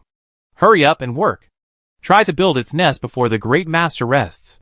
Let the master see the ability of our Gallic clan. The first 10 people who finish the work the fastest today can drink that. The elite goblin with a burnt elbow waved a whip in one hand and supervised the goblins to work. Although its tone was harsh, its words were full of encouragement. It also pointed to the big pot with vanilla smell in the distance with its whip. As a leader among goblins, it is well aware of the nature of its own kind. It is lazy but fearful, and needs to use both soft and hard methods. In this way, it can control these weak people who can think of nothing else except food and mating. Today's task is to dismantle the stone house and give it to the great new master. Gordon, build a nest that is big enough for 1 dragon and 1 person to rest. It didn't want to mess up the task that Got-Un assigned to it on the first day. The movement here was just a small episode for Got-Un. It was still eating, until Got-Un felt a little full in his lower abdomen. He finally stopped eating. The goblin waiters, who were on standby at any time, couldn't help but wipe the cold sweat from their foreheads. If they continued to eat, there would really be no stock left. It's not that they were reluctant, but they were afraid that they would finish eating. If Got-Un still wanted to eat and vented his anger on them, it would be miserable. It's like being with a tiger to accompany a king. And it's the same with a real dragon. God knows if one day it suddenly gets interested and wants to taste the taste of green skin. It's not impossible. Got-Un looked at his lower abdomen, which was not covered with bulging scales like Nina. After eating the weight of a sharp-mouthed frog equal to the size of his body, he didn't even feel a little bloated in his stomach. Gordon almost thought that its mouth was a space-dimensional pocket. If the belly didn't feel full. Although Gordon had spent 3 days on the dragon, he still couldn't help but sigh at the exquisite structure of the real dragon body. And it felt that its body was still to be developed. Bah! No! It needs to grow. When the long river of time flows, the dragon creature grows to a complete form and adulthood. Only then can it be said to be the favored one of the god of creation Io. It has a huge heart with a vibration frequency that is enough to crush granite, and is covered with scales of different sizes. The body can be more than 20 meters long from head to tail. The shadow of the wings spread at low altitude is enough to cover the mythical creature of 100 people. True dragons are said to be able to exceed the physical limitations of ancient dragons, leaping to a length of hundreds of meters, and weighing nearly 10,000 tons. But then again, it is normal that Gordon does not look fat no matter how much he eats. After digestion, the dragon body stores the elemental energy flowing in the dragon blood, not fat. So there is no such thing as dragons getting fat because of eating too much. In addition, dragons have no obvious way to dissipate body heat. They neither sweat nor breathe. This heat will be extracted and converted into energy through the core organ of the dragon, the basal blood vessels. And then the basal blood vessels will store this energy and convert it into the energy corresponding to their own race. It can be said that there is no energy loss, which can be called a perpetual motion machine. This ultimate biological weapon. It is not wrong to say that dragons are favored by Io. Gordon no longer casts his eyes on the body that is wriggling and digesting inside, and looks at Nina. At this time, she is lying on the map of Kalandu with her, but sticking up. And she seems to think that this is more conducive to digestion than lying flat. Nina was flipping through a book seriously, her face solemn, as if she was absorbed in reading. The paper book with parchment as the cover was one of the books that the goblins had brought out from their sacrificial room. The Mage's Beginner's Manual. Nina was very sensitive to the barely concealed burning gaze of Gordon. And almost before Gordon had stared at her for 3 seconds, she quickly closed the book, raised her head, and looked at the black dragon that had already begun to look like a real dragon, and said carefully and panically, "Mr. Gordon, are you full?" she asked tentatively. However, Gordon answered the question irrelevantly. He looked at the dragon girl in front of him thoughtfully and asked, "Are you interested in mages?" "Not really." Nina seemed a little shy about this question and spoke hesitantly. But she was no longer as reserved in front of Gordon as before. She said sincerely, "I just think that Mr. Gordon protects me, so I should have my own value. If I can't help with anything, Nina will feel useless. Whether it's a mage or a warlock like Sister Celia. As long as I can help Mr. Gordon, Nina can do any profession." Nina's voice was very low, and her little face flickered under the bonfire. But it was obvious that she was a little disappointed. When she was in the orphanage before, Grandma Orlon told her that what you get may not always be yours. If you want to keep it, you need to maintain it well. It's the same with things and feelings. So, she started working when she was about 6 years old, and she rushed to do a lot of odd jobs just to continue her life in the orphanage. But unfortunately in the end, as a half-dragon, she cherished the hard-earned love more, and wanted to protect this love more, and didn't want to lose it. This is why she was so eager to learn and improve. Gordon originally wanted to say, "You just be a purchasing tool, and it will take care of anything." But then he thought, he was going to leave here after all? If he couldn't take her away at that time, wouldn't she have to return to the original precarious life? It can temporarily protect Nina, but it can't protect it forever. So, Gordon sorted out his words, and said to Nina, "Yes, if you need it, you can command my goblins to help you find spell materials. If you are interested in other professions, I support you. Do whatever you want." Nina. Although Gordon's voice was not soft, Nina still heard the concern from the mouth of the black dragon in front of her.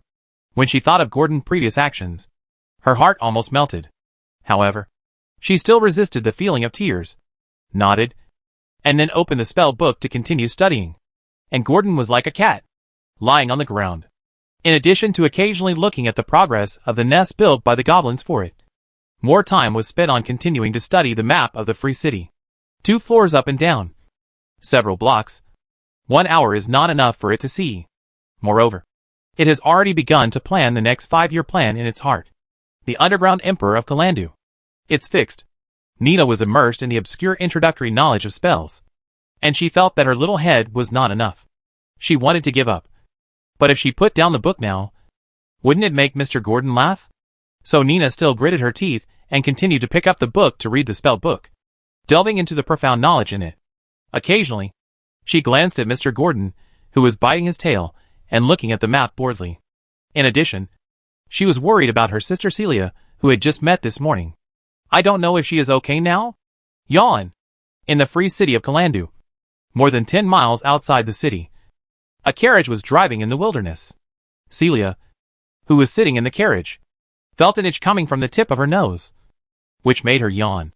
Several teammates who were sitting in the same carriage with her saw Celia abnormality and couldn't help but ask for her care. Celia, are you okay? A female warrior with soft golden hair, silver armor, and a half-oriental face sat opposite Celia and asked with concern, do you want it? As she said that, she took out a bottle of diluted holy water from the adventurer's waist bag. The adventure is about to begin, and the main output is the warlock lady. Miss Warlock can't have an accident. Magracia. I'm fine. I be fine soon. Maybe I got up too early today and caught a cold from the sea breeze. Celia under the black hood smiled apologetically and waved her hand to refuse. Well, if you have anything to say, you must tell me. Magracia phone glanced at Miss Warlock, who was meditating again, and then stopped talking. Start to save energy and rest. This commission was even more difficult than the previous ones in the north. If they had not made targeted preparations, they would never have agreed to Celia taking on this task. Commission target, Dragon Lion. Commission restriction team, 1 commission reward, 300 gold coins or magic items of equal value. The carriage was still moving, and occasionally there was a roar of grunts in the woods. It was the warning sound from Celia Magic Pet. The pseudo-dragon Liz. Let those goblins, and dog-headed people retreat in the face of difficulties. It was a natural scout, and Liz herself was also happy to do it. In this way, the carriage carrying Celia went all the way south on the road in the wilderness, and the free city surrounded by towering walls behind her was getting farther and farther away until it disappeared. Chapter 29, Laying a Trap. Great, kind, yet extremely powerful master. Your most loyal servant has already done what you asked. Gordon woke up from the darkness instantly when he heard the first syllable. The black dragon lying in the open space opened its vertical pupils. It has 2 pupils, and the 2 lenses can easily focus, enlarge, and shrink. It can clearly see the surrounding things. The first thing that caught its eyes was the seemingly never-extinguished bonfire in the hall, with sparks flying everywhere, and the uneven walls covered with black and blue ferns in the darkness. A very familiar scene. But there was also an ugly green-skinned monster lying on the ground below the field of vision, with its head almost pressed to the ground, looking up at itself. Obviously, the sound just now was made by this monster. It also recognized that it was the follower it had just received not long ago.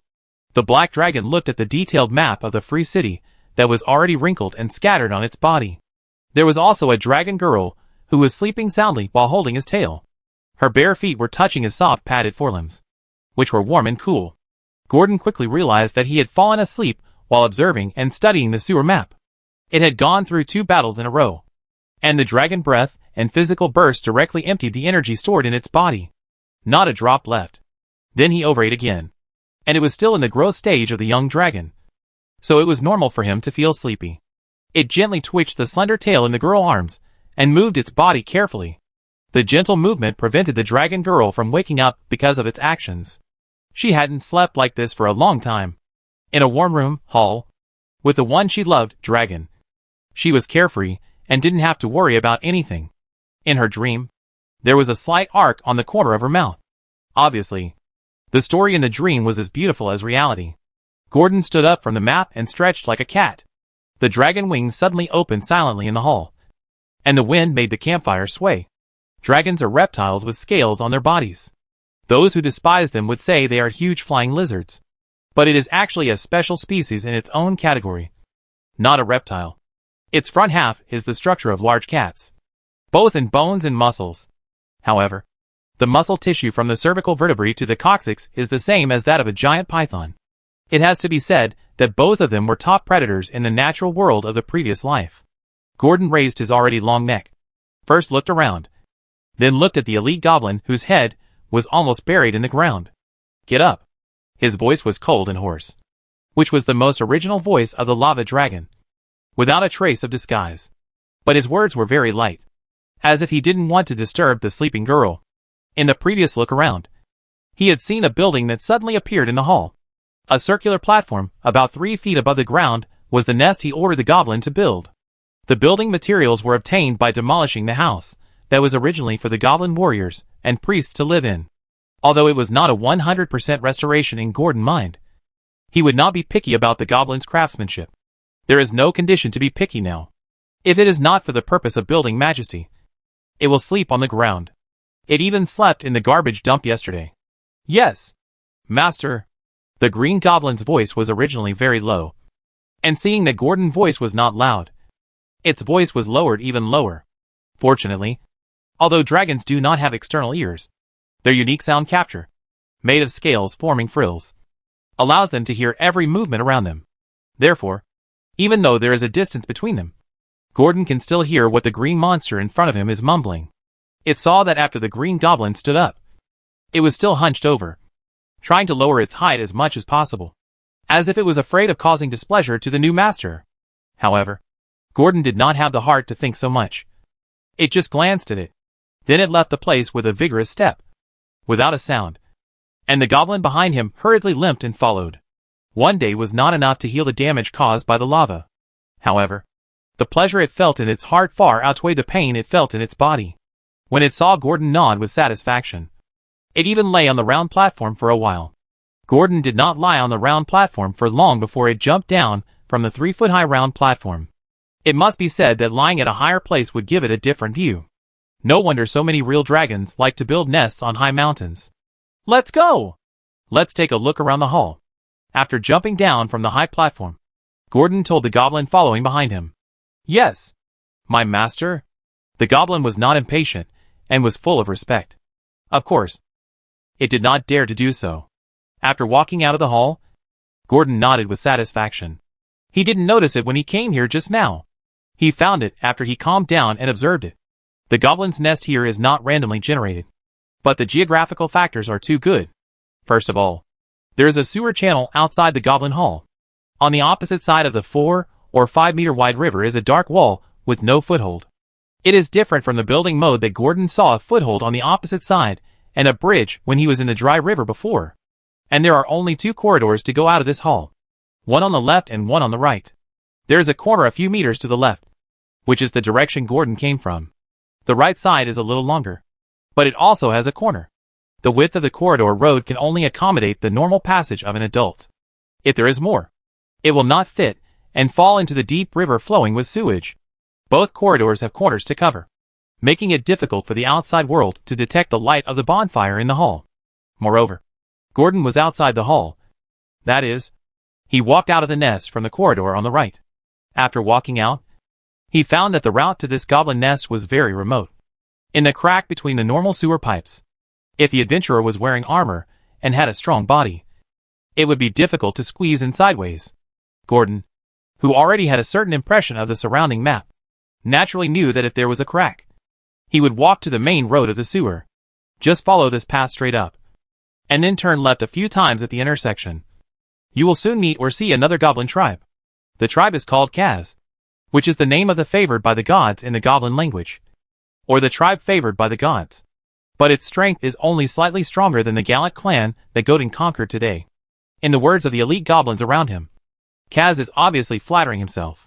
When the goblins talked about it, they were still a little indignant, and it was obvious that their relationship was tense.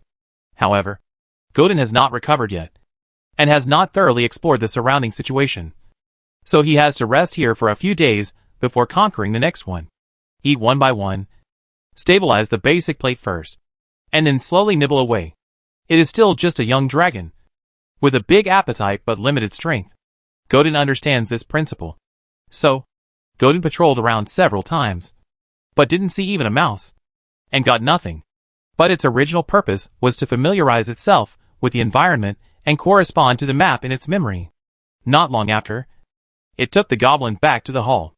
However, before returning, it still told the goblin to set traps on the corridors on both sides to prevent someone from sneaking in.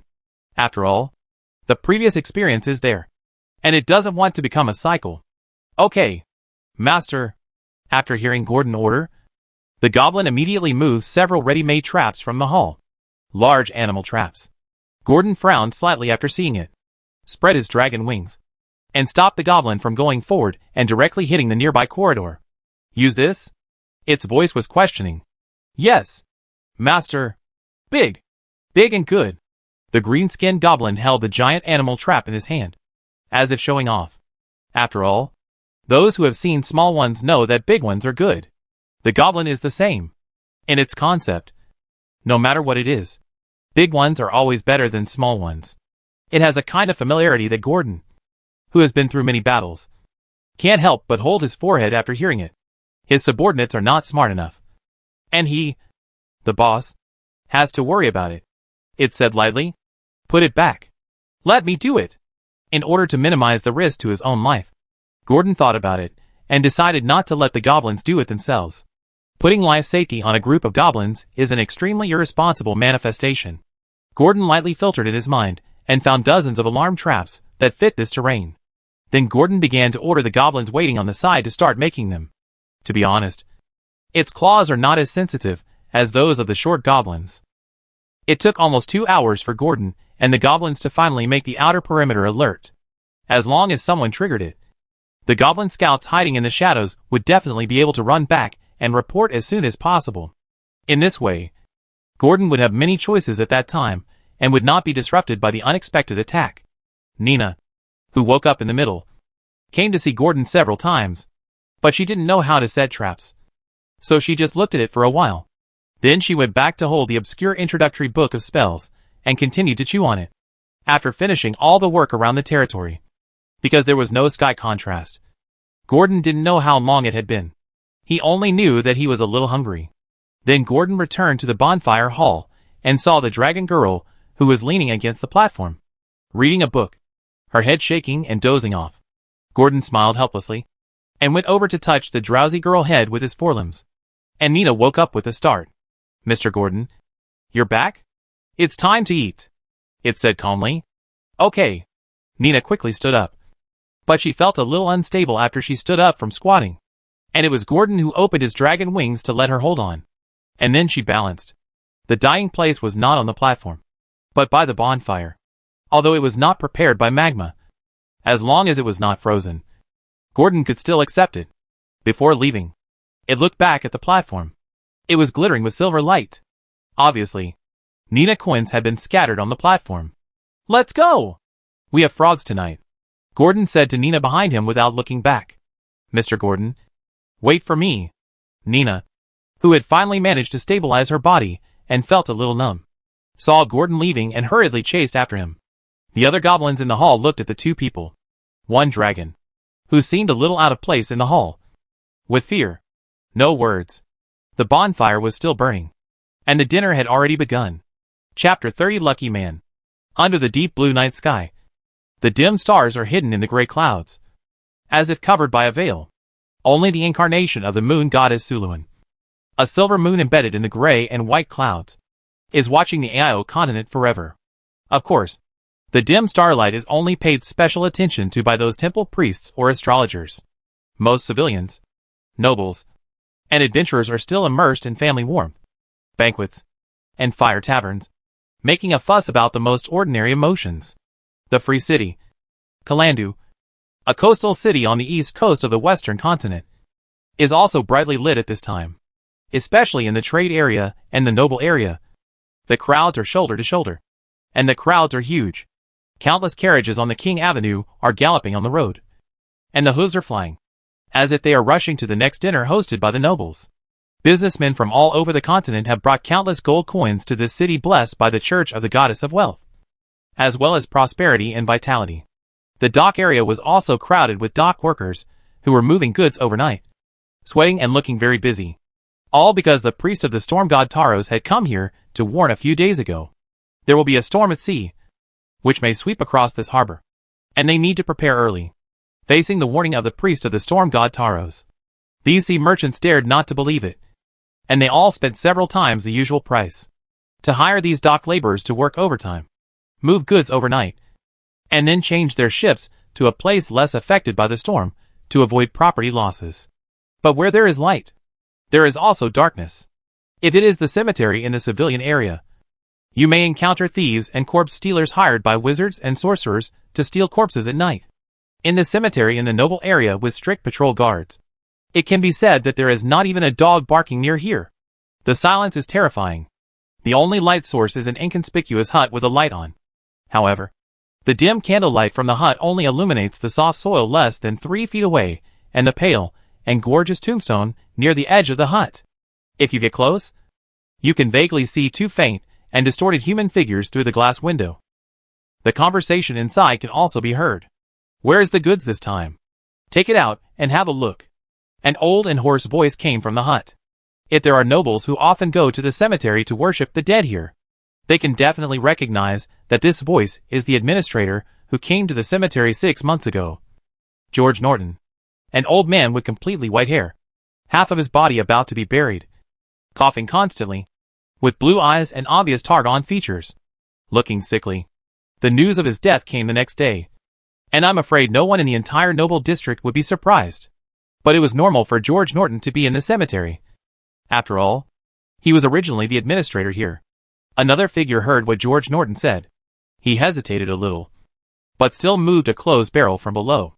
George Norton immediately had a bad guess in his heart, and his originally sickly expression was now a little scared. After seeing the barrel being opened by the person in front of him, wisps of eerie white gas came out from the barrel mouth. His face suddenly became furious, and he looked at the black-robed man in front of him with a stern voice. White dragon egg. It's the 3rd time. Why is it still this damn white dragon egg? The bucket contained a white dragon egg with ice blue lines and 1 foot high, and the egg body exuded cold air. There is no doubt that it is the dragon egg of the white dragon. They are simply the lowest quality materials. None of them can survive around. You are going to waste several months of my time and precious materials again. His turbid blue eyes stared at the mysterious man in front of him, who was wearing a black robe and covering his face. He questioned loudly, as if he wanted an explanation. George, you know how big the risk was last time. I almost got exposed. I really can't be exposed recently. This is the only egg I can steal. Besides, the white dragon egg is also a real dragon. Isn't it? I didn't violate the agreement between you and me. The mysterious man spread his hands, indicating that he was somewhat powerless. He understood that the old man in front of him had paid a lot for the forbidden art. However, he was also very rational, and clearly knew that he had paid no less than him. It was just not as miserable as him. Since the lava dragon attacked Kalandu, he was almost predicted by the bishop of the temple living in Kalandu, and the great wizards on the White Tower, if he had not prayed for help from the god he worshipped. Layla, the god of deception and illusion. In time, he might have been sent to the stake to calm the anger of the people. But he also paid enough. His professional level has reached the 7th level supernormal. After his death, his soul will always belong to Layla and serve her. But after the damn white dragon egg was injected with the potion I developed, the possibility of hatching is 50% lower than that of other real dragon species. Not to mention there are 2 subsequent steps. The success rate is extremely low, less than 2%. This probability is almost 0. But it attracts him like a deadly poison. It's like drawing a card. You know you can't draw it, but you still have to draw it. Edward, you know I don't have much time. If I don't succeed in the last few years, we may meet again in the sticks. The voice of the old man George turned into a plea. He looked at his old friend, Edward Henry, who had cooperated for many years, with a prayer gesture. I wish he could perform a miracle and replace the white dragon egg in front of him with other dragon species. Anything, as long as it wasn't a white dragon. That's still 1%. Maybe it will work. George, the lucky lady is smiling. Isn't she? Edward Henry smiled and made a joke. But when he saw George Norton still frowning, he sighed. Next time. I heard that the blue dragons in the Sural Desert are getting restless, and the merchants have hired a group of professionals to deal with them. It's also a good opportunity to fish in troubled waters. Maybe I can bring you a blue dragon egg, and you can use it all at once. I hope so. The old man also sighed, put on his gloves, took the dragon egg in the 0-degree environment out of the barrel, and then said to his old friend in front of him, Let's go! I hope I can hear good news from you a few days in advance next month. Now, I'm going to face my despair. Good luck to you. Tonight, the moon goddess will protect you. Edward Henry looked at the old man who left his seat with the dragon egg in his arms, and recited the blessing words commonly used by humans in the Io continent. Then he also walked out of the dimly lit hut, tidied his clothes, took a deep breath, and then walked into the darkness. After a few hours, the lights in the distance dimmed a little. The old man walked out of the basement of the hut, holding a black bag containing the broken dragon egg shell in his hand, walked out of the cemetery expressionlessly, and walked to the nearest sewer outlet. Undoubtedly, he failed again. The dice of the goddess of luck did not roll 20 points. Even the egg could not be saved and exploded directly. However, he had already prepared himself mentally. He threw the dragon shell directly into the sewer outlet and washed it down with the water flow. Naturally, there would be creatures to help him deal with these debris. Transplantation of basal blood vessels. Human dragonization. It was only a piece of paper away from him. But this piece of paper was a barrier that he could never break. I hope that the moon goddess will really protect me. After all, I have always abided by the rules in my heart and only used 5-color dragons and other evil dragon eggs. I have never used a metal dragon egg. The hunched figure slowly returned to the hut like a ghost. Tonight, he is still with the dead under the tombstone. Sewer. Broken Toe Kaz is famous for its unique 4 toes in the Kaz clan. Today it is his turn to lead his 10 goblin guards to patrol the clan to prevent those despicable and ugly dog-headed people from attacking or plundering among the same clan. But the main reason is the former. Recently, those dog-headed men seem to be crazy. Solitary goblins are easily surrounded by them and taken back to the tribe for food. You know, they used to kill goblins, but never took them back. Obviously, they are already hungry. Maybe their tribe has added a lot of people. In this case, it will have to work hard for the prosperity of the clan when it returns. This can't go on. Broken Toe Kaz thought absent-mindedly until he turned the corner and saw a glimmer of light that caught his attention. Look! What is this? A yellow copper coin. Broken Toe Kaz was a little overjoyed and walked towards the corner with the goblin. Although it deviated from the patrol route, it felt it was worth it for a copper coin. After all, the purchasing power of this thing underground is still quite sufficient. Many intelligent races are willing to trade with them with food. Not for use, but to pay tribute to the black dragon in their territory. After all, the black dragon likes coins the most. Broken Toe Kaz led 10 goblins to the corner and picked up the copper coin. Just as he was about to go back, he couldn't help but see another bright yellow copper coin in front of him. Is today my lucky day for Broken Toe? Broken Toe Kaz, who has the body of an elite goblin, was a little happy. It seems that it will be his turn to pick up money. By then, all the goblins in the clan will probably envy his luck. He is the real goblin favored by God. After Broken Toe Kaz picked up the copper coin, he squinted his eyes and looked around, trying to see if there were any fish that slipped through the net. Sure enough, there was another one in front of him, and it also emitted a color different from the previous copper coin. Shining silver. Gods! It turned out to be a silver coin. Broken Toe Kaz was overwhelmed by the huge surprise, and hurriedly took the 10 people behind him to pick up the silver coin. It was extremely grateful to the priest for making a duty list, and it was his turn today. Otherwise all this would have fallen into the hands of the damned sharp-eyed Kaz. Praise the gods! Broken Toe Kaz, with the posture of a hungry tiger pouncing on its food, fell on the ground and picked up the silver coin. But just when it was about to get up, it suddenly found that a group of black shadows suddenly appeared at the corner in front. Covering this area, there were dense goblins, including 3 elite goblins. Damn! It was the green-skinned cubs of the Gallic clan. A trap! No matter how stupid Broken Toe Kaz was, he knew that he had been tricked, and hurriedly wanted to turn back and run away. Then, a black shadow appeared in another corner of the corridor. Not tall, but with slightly spread wings, a sharp forehead, sharp claws, and thick black scales. Countless images flashed through Broken Toe Kaz's mind, and he uttered 2 syllables with difficulty. Real dragon. A real dragon, together with goblins, blocked their way. Gods above! I am not dreaming! Broken Toe Kaz shouted in his heart, looking at the real dragon approaching step by step. Trembling, not even daring to move. The other goblins under his command had long been unable to withstand the dragon deterrence released by Gordon, and their legs were weak on the ground, and there were even yellow urine stains leaking from their crotches. For a time, This 11-man monster team was in a very ugly state. After Gordon was blessed with the title of Lord of Gallic, most of the ordinary goblins with weak bodies could not hold out under his dragon power. This Gordon had experimented with the Gallic clan yesterday. It was not surprised by everything today. Knocked them out. The cold and hoarse common language sounded in the corridor. The goblins of the Gallic clan who heard the words all responded. Knocked out the goblins of the Kez clan one by one, and then tied them up with the ropes they carried with them. Gordon knew that before the priest fell, these elite goblins might rebel at any time. In order to avoid chaos, it chose to be safe. After knocking them out, there was no place for these goblins in its plan anyway. After a while, these goblins were tied up tightly and unconscious one by one. Take them away, Gordon ordered. Then, the 11 unconscious goblins were placed in the prepared prison location.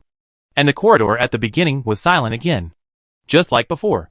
At the corner of the corridor, Gordon, hanging upside down in the shadow at the top, waited silently, like a black stone statue. Below it, in the center of the field of vision, was a yellow copper coin, lying quietly on the somewhat smelly mossy stone slab. Waiting. The next lucky person.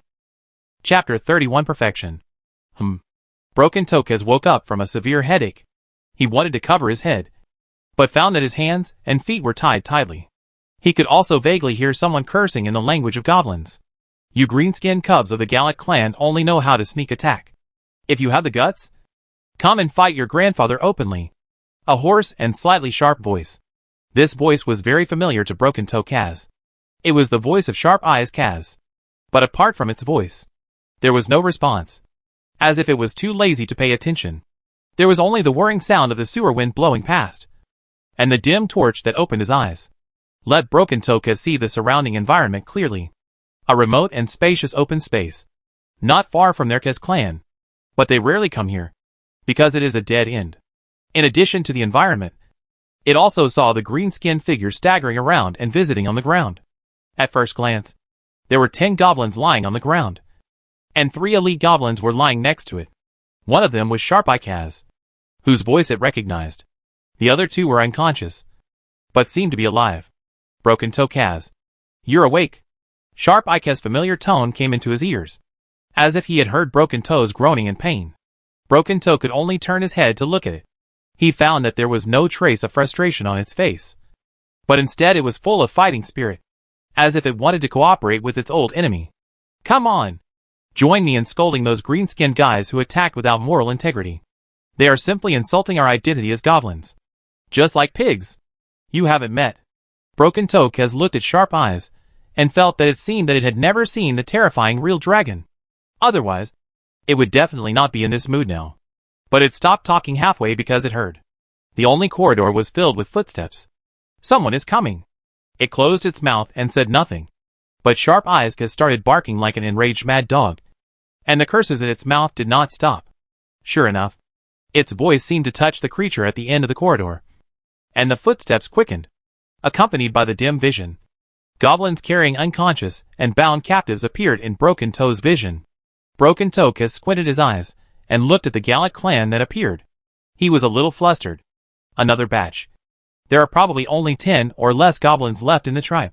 And all the elite are here. The only one left in the Kaz clan was their clan leader, Hammer Kaz, a goblin warrior, and the priest who believed in the goblin god Hamriel, who was also their priest, Rilla Kaz, a rare female goblin spellcaster. Plop!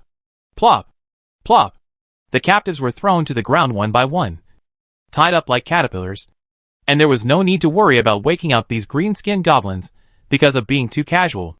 The goblins of the Gallic clan looked at their former enemies lying on the ground, unable to move, and they felt indescribable joy in their hearts. But it's good to follow a powerful master. Similar thoughts flashed through the minds of these goblins. Sharp Eye Kaz was still cursing, but the goblins didn't attack him. The main reason was that the goblins of the Gallic clan seemed to have some bad taste in their eyes when they looked at their mortal enemy. Let him curse. Coward. Pig. One-on-one fight. Trash. Okay. Knock him out. Although I still want to listen to his howling. The master is still waiting for us to go back. This time we have to fight him head-on. That's all for the pre-war fun. Brothers of the Gallic clan. Ola! Ola! An elite goblin stood up and said, and the other goblins responded one after another, knocking the chattering Sharpike unconscious with a bone stick. His head was broken, and blood was all over the floor. This kind of discipline and unity made Broken Toe, who was squinting and secretly watching, feel frightened. Master? It seems to be the black dragon. But it was not like a black dragon, because all black dragons have skulls. The black dragon that Broken Toe saw was even stronger, and its slender neck and fleshless head were completely invisible. But Broken Toe had no time to dwell on those details, because he had heard the elite goblins' next move from their words. Are they going to attack their tribe? Broken Toe thought anxiously. I don't know if the tribe leader can hold on, and they must not be separated. Broken Toe prayed silently in his heart. There was only one black dragon, and as long as they were not separated, there was still a chance. This was also the only way he could imagine not to be defeated with his little head. The chieftain and the priest must not be separated, otherwise they will be defeated one by one, and the Kaz clan will be finished. The clan favored by the gods will be reduced to the followers of a suspected black dragon. Although this does not seem shameful, the price of relying on the strong is often heavy. The 3-year-old dog-headed people in the sewer understand this truth. But it is trapped here now, tied up all over. How can it run out to inform the news in this state? Huh? The only thing it can do now is to pray to the gods in the sky to bless the Kaz clan. Hamriel, bless the Kaz clan. Hammer sat on a wooden chair with some irritation, and the chair creaked under the weight. Rilla Kaz, who was resting with her eyes closed next to her, frowned slightly, opened her eyes with scarlet irises, and said impatiently, If you collapse the chair I repaired again, get out of here now. Hammer. But Lord Priest, those kids in the tribe haven't come back for a long time. There are 10 of them. 10 of them. Sharp Eyes and Broken Toes are also missing. It can't be that dog-headed man. The goblin warrior didn't finish the rest of the words, but the implication was obvious. It's not even sunset yet. Maybe they came back by themselves at night. Maybe they were just playing outside and chasing mice. Relika waved her hand indifferently. In her opinion, it was normal for these green-skinned kids to do such things. After all, their IQ was there. As a spellcaster, she always looked down on these fellows with the same blood. But the heavy hammer wanted to say something, but was attracted by the movement outside. Ola! Ola! The goblin's provocative voice. The heavy hammer immediately stood up from the chair and lowered his head to leave the short caster's hut. The pupils contracted, and he clearly saw a group of creatures on the road opposite the clan. 5 or 6 goblins. They were facing away from here, patting their buttocks, which were only covered by their crotches, with great humiliation, and making sounds of Ola, Ola, from their mouths. This made the already somewhat annoyed and irritated heavy hammer instantly ignite a raging anger, picked up a stone hammer at random, and ran out with a bang. There were also several clan goblins following behind him. It shouted angrily, You green-skinned cubs of Gallic, you are courting death. I will hammer you into meat paste one by one and feed you to the rats. Don't run. Accompanied by 5 or 6 goblins, they dispersed. The unvented anger of Hammer surged up to his head, and he continued to run and chase. Behind him, the top of the sewer that he could not see, a dark shadow quietly slipped into the Kaz clan from above. Gordon, hanging upside down on the ceiling, used his claws to firmly grasp the top rock wall, and approached the Kaz tribe, which was no different from the bonfire hall, without making a sound. However, there were many more totems with no appearance here than in the Gallic clan, and totem-like pictures were carved on almost every building. However, there was no trace of magic, so it must be a kind of belief. After realizing that there was nothing wrong with the totem, Gordon slid into the center of the Kaz clan from the top, which was also the hut that he saw when the heavy hammer came out. The hut is exquisitely built, and the fragrance emanating from it is in sharp contrast to the stinking house next to it. Obviously, this is a room that only people of high status can live in. As expected, it is the spellcaster of the Kaz clan. Gordon thought of this, and couldn't help but sigh in amazement. The Kalandu sewer is indeed full of hidden dragons and crouching tigers. There are spellcasters in 2 consecutive tribes. You know, in the wilderness, you may not encounter a spellcaster even if you kill 1,000 heads. After all, if you encounter one, the price you bring to the adventurer may be a rollover. It didn't go down immediately, although the number of goblins here is even less than before. Gordon will never act rashly unless it is absolutely necessary.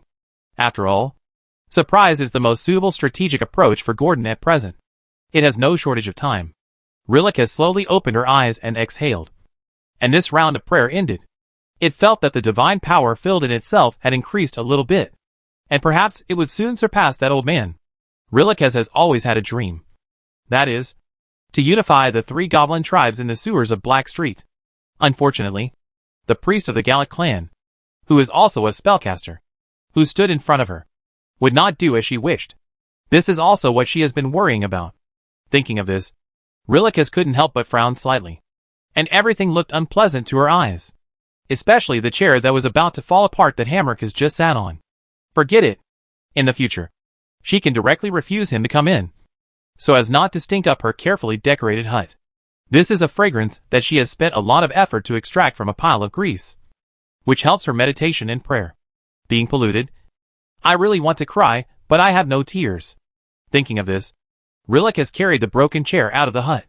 In the hall, a few goblins were busy preparing food or repairing weapons. Rilke has ignored it directly. It was a very normal scene. But just when she was about to take the next step, she heard a hiss. The sound of the inhalation was very slight, but it could not be hidden from her ears. There is something on the top of the head.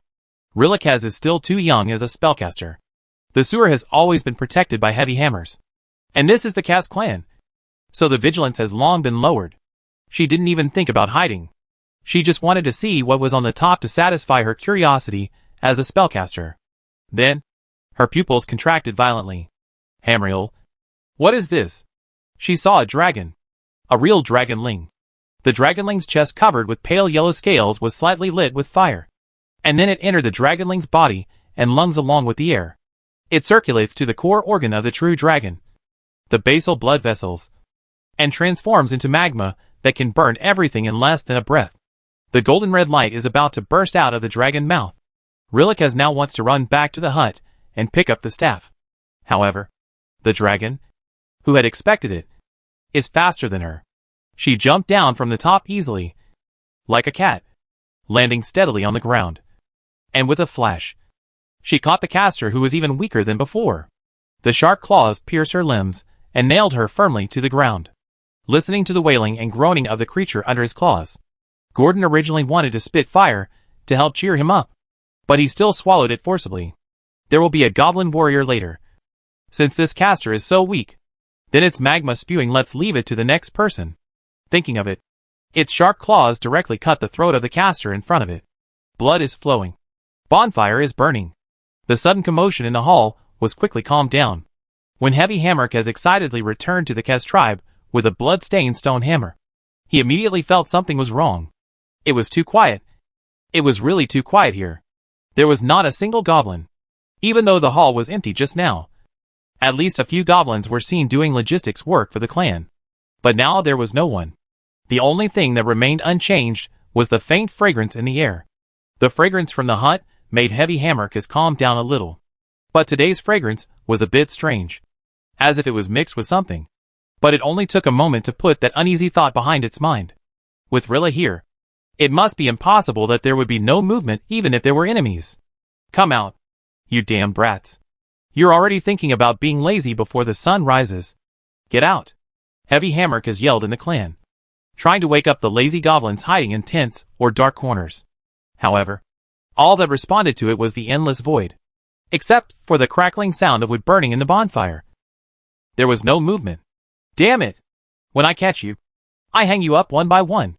Heavy Hammerk has waved the stone hammer in his hand, and it whistled heavily in the air. The goblins following behind him were so scared that they stumbled and fell to the ground, almost hitting it. Rilla! Rilla! Come out and punish these lazy brats. I've only been out for a short time, and you're so lazy. What will happen next? Hammerk has shouted at the exquisite cottage while searching in the stinking building. Punishment is usually done by the priest, and it is in the name of Hamriel, the god of goblins. But Hammerk has searched several cottages, but he didn't see the lazy goblins who used to hide here. In addition, there was no response from Rilla, and the fragrance in the air couldn't curb his temper. He rushed to the exquisite cottage and shouted before he opened the door. Rilla, why don't you pay attention to me? Hiss, a very ordinary inhalation sound came from the house. The angry Hammerkas didn't think too much and pushed the door open. He was stunned. Corpses. All corpses. The whole room was full of goblin corpses. All. It was familiar with the face. And Rilla, who had just angrily driven him away, was also among them, with her throat cut by a sharp claw. Blood could not be stopped from flowing from her neck. But the bloody smell was covered by the fragrance. It was difficult for it to detect. But what shocked it even more was that on Rilla's body squatted a ferocious creature with wings, like a real dragon. There was a flame burning in his chest, illuminating the hut very brightly. Then the heavy Hammerkas felt the dazzling golden red light, which instantly bathed it in the high-temperature magma. The body could not stop burning and melting, and the consciousness also sank into darkness. Along with the consciousness, there was also a murmur. Sorry. She dead? I'm sorry about this. But this is perfect. Right? Little guy. Gordon wiped his red claws, shook his slender dragon tail, and grinned at the goblin who had retreated 5 or 6 meters away from the door with his dark golden vertical pupils. Chapter 32 Roar of the Young Dragon Sewer. Clanka's Hall. Gordon retracted his gaze and stopped looking at the goblins who had survived the disaster and whose crotches were wet. He looked down at the sturdy goblin warriors whose bodies were slowly corroded and melted under the magma. The progress was very slow, and there was no effect of the Ratman magma bath before. Many of the goblins were charred, but there were flames on the charred parts. But these things were not strange to Gordon in the bonfire hall, and the black iron-colored light balls floating on the corpses were more attractive to him. All the elite monsters or spellcasters with second-level combat power that Gordon met were killed by him without exception. It's not that Gordon didn't want them to surrender. After all, a living second-level monster is far more useful than a black iron talent. But it would also bring danger to himself. Although the danger was not great, Gordon didn't want to take this risk. So he had no choice but to die for those second-level monsters. The main reason is, of course, that the current environment in the sewer is not good, with various monster races mixed in it. And there is also pressure from outside adventurers. Leaving a second-level subordinate monster by your side is like adding a time bomb that may explode at any time. Maybe it will explode completely after a setback in a battle. This kind of verbal submission, without any substantial and useful contract to constrain, is also a key factor. Gordon does not trust any creature in the sewer before there is absolute strength to crush it, or effective control means. It will never look for subordinates of the same level in its larval stage. It is better to be safe than to take risks. This is what Gordon thought. After all, Gordon is just a young dragon with a slightly strange development. But it is not far from it. It is still too weak, whether in Kalandu or in this sewer. Its vertical pupils stared at the familiar black iron talent light ball. Gordon did not hesitate and directly led the black iron light ball from the almost charred corpse. The light ball quickly sank into its chest covered with large scales. Before killing the spellcaster of the Cass clan, Gordon had not had time to see what talent fragments she had produced, and only absorbed them. Now that the matter is settled, it is more happy to use its consciousness to touch the small green dot below the field of vision. The time to harvest and taste the fruits of victory has come. A line of light blue light curtains and lines of jumping data information instantly covered Gordon's field of vision. The light blue light curtains were reflected in its obsidian-like vertical pupils. Ding! The host has inhaled a talent fragment, and the system is testing. Progress 15%. Ding! Test ding! Test successful. Detected as first-level talent endurance. Ding! Test successful. Detected as first-level talent alliance morale. Ding! Test successful. Detected as second-level talent heavy weapon mastery. Ding! Test successful. Detected as second-level talent piety. Do you want to activate the talent? Of the goblins killed previously, only 2 gave it a white light ball, and the others died worthlessly. But they still had meaning, so that the returning goblin warriors did not notice anything unusual. The remaining 2 second-level talents were given to it by the 2 powerful men of the Kes tribe. Gordon looked down along the data information. Endurance, the effect is self-evident, and Gordon directly clicked no to decompose it. It already has this talent, and decomposition can bring him agility.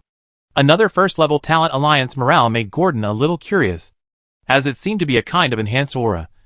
But after clicking on the effect column, Gordon was very disappointed. Alliance morale. When the number of people of the same bloodline around you increases, you will get a small morale bonus. The more people there are, the higher the morale. Note, when 1,000 goblins meet a wounded ogre, they will not consider serving it as their master, but will think about which part is delicious. For goblins, it is indeed a good talent. But for the lava dragon Gordon, it is not even a chicken rib. After all, it doesn't even know how many of its own kind it has now. But from the memory of the dragon inheritance, it can be known that its kind are rare on this Io continent. Far less common than the 5-color dragon and the metal dragon. No! Decomposition. Heavy weapon mastery. Gordon felt uncomfortable just by looking at it. Does this talent expect a real dragon to stand up? Not use its good claws? And use a hammer to fight monsters? There is a hammer to use. But as long as it can be decomposed, it is not a big problem. Gordon mentality is very peaceful. The last talent, piety effect. Your piety is known to all gods. And your prayers will be more easily known by the gods you believe in. 1 day of your prayers is equivalent to 10 days of ordinary believers. If Gordon is a dragon with faith, this effect is indeed good. After all, the priest's magic is all given by the gods. If the gods like it, it is not difficult to directly make a believer become a legend. There are countless examples of this in Io. Whether it is the former elf queen of the Underdark, the spider queen Rose, or the lord of the dawn, Ladhander, they have all done such things. Even the battle between the moon god Suluin and the dark night goddess Shar created a powerful god. The first generation of magic goddess, Mithril. But now it doesn't even know whether it believes in Tiamat or Bahamut. So what's the use of this buff that adds buffs to faith? No. Decompose? Yes. 1-click triple. The harvest ends here. And except for 4 free fragments, Godin has nothing. But this is all within Godin's expectations. Trying to find good talents in goblins is not as realistic as praying for a real dragon to take the initiative to give you its treasure house. Including the last harvest, there are a total of 5 free talent fragments this time. And Godin has also made plans for their distribution. 3 first-level free fragments are added to dragon deterrence originally. It thought it was useless.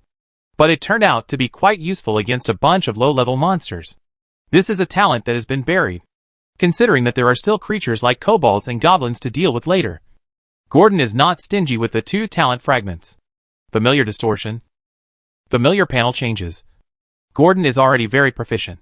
It clicked on this 2nd-level talent that is completely inconsistent with its age, and was a little curious. Talent Roar of the Young Dragon, after a long sleep. It grows into a 2nd-stage true dragon, and its organs gradually take shape. Your charged dragon roar can make a will judgment on all creatures around that can hear it. If the judgment fails, the creature will fall into a random negative state, such as sluggishness, madness, confusion, paralysis, etc. Gordon opened his mouth and made a ho-ho sound in his throat. He seemed to have missed a lot. His vision began to look at the talents that came with the panel when he was born, as if those were the most suitable for him. Chapter 33 Lost.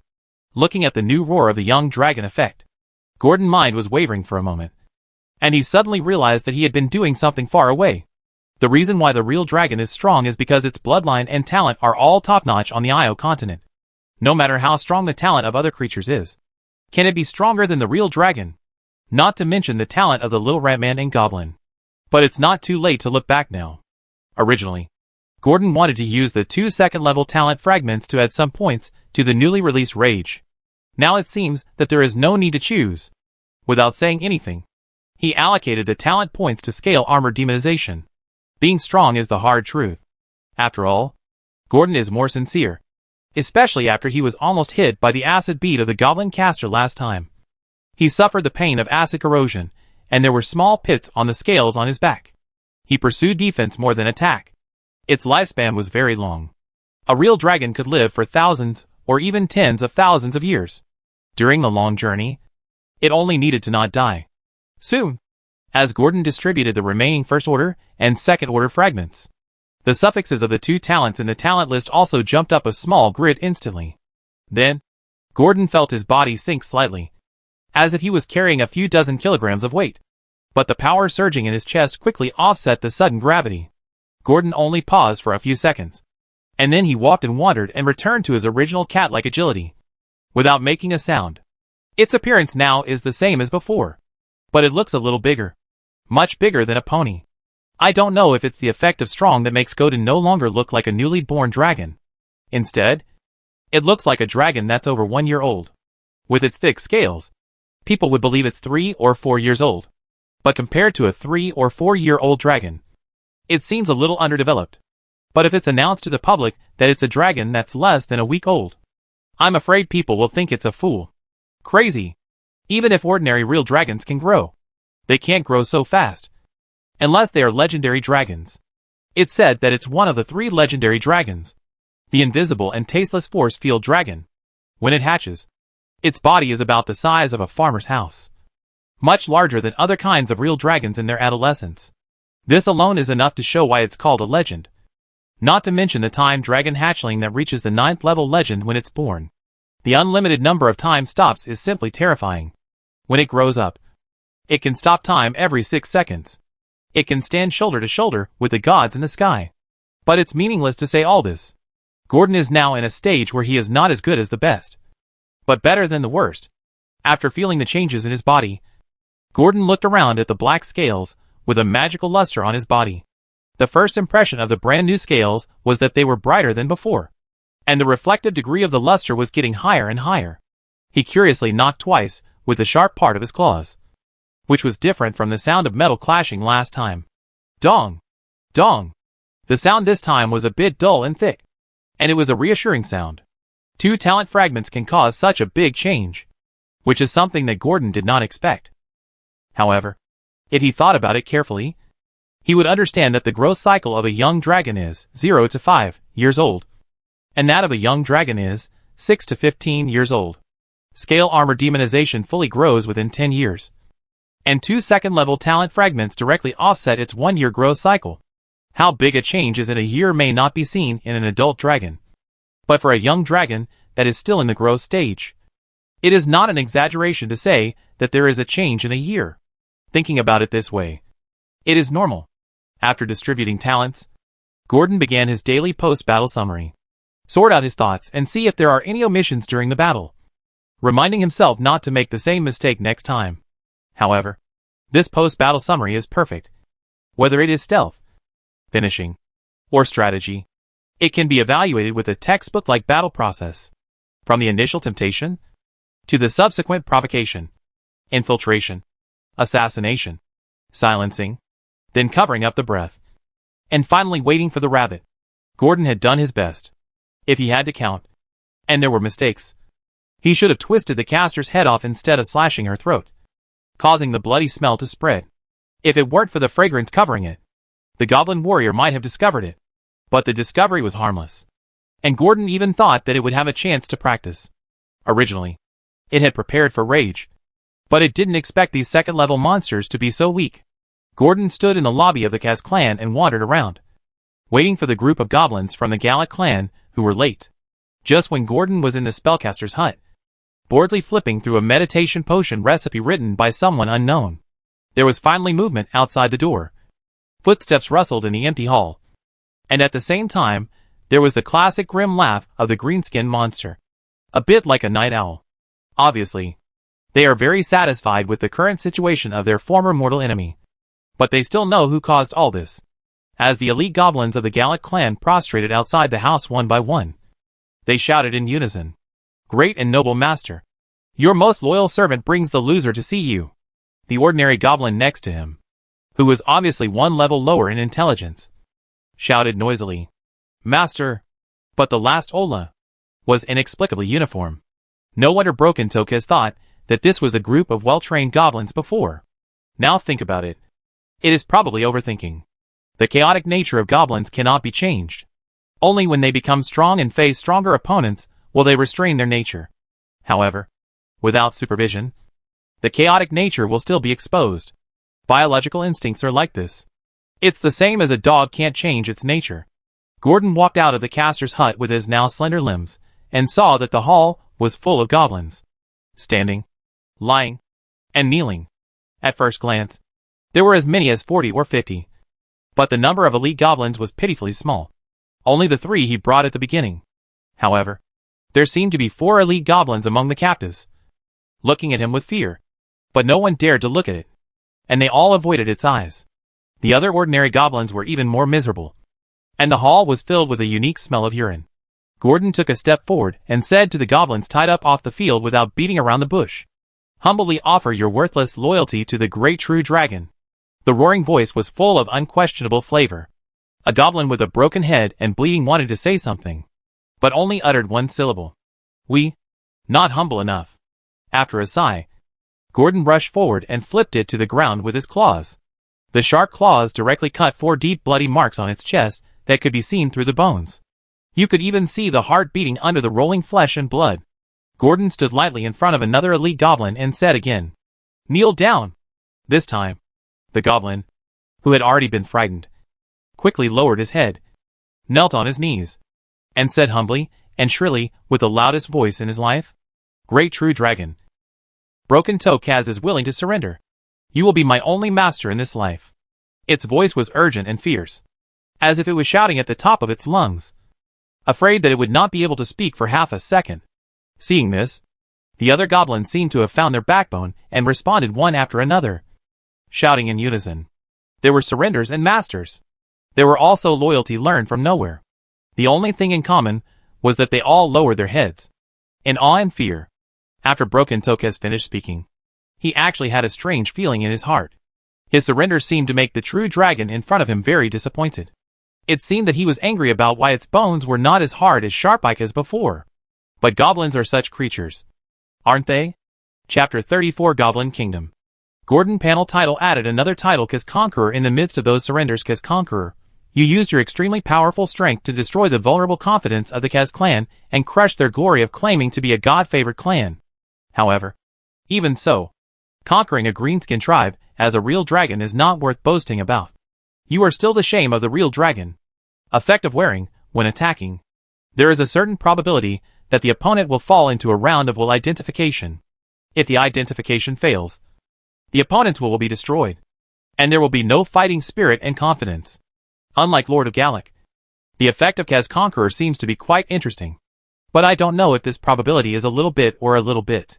What surprised Gordon even more was that 2 titles were worn in the title column at the same time. There was no so-called conflict, and the phenomenon of only being able to wear one, and it can also be removed at any time. And I don't know if there is an upper limit to the title column. Gordon Obsidian pupils reflected blue light, and his mind was flying. Pack these up. Take them back. Maybe Nina can use them. Gordon did not forget Nina wished to be a spellcaster. So he ordered the goblins to move some useful things from the spellcaster's hut, and the Kaz clan to see if they were useful. When the Kaz tribe was almost emptied, Gordon immediately ordered to leave here, and before leaving, he did not forget to light a big fire. The territory of this original god-favored clan was burned to a white land.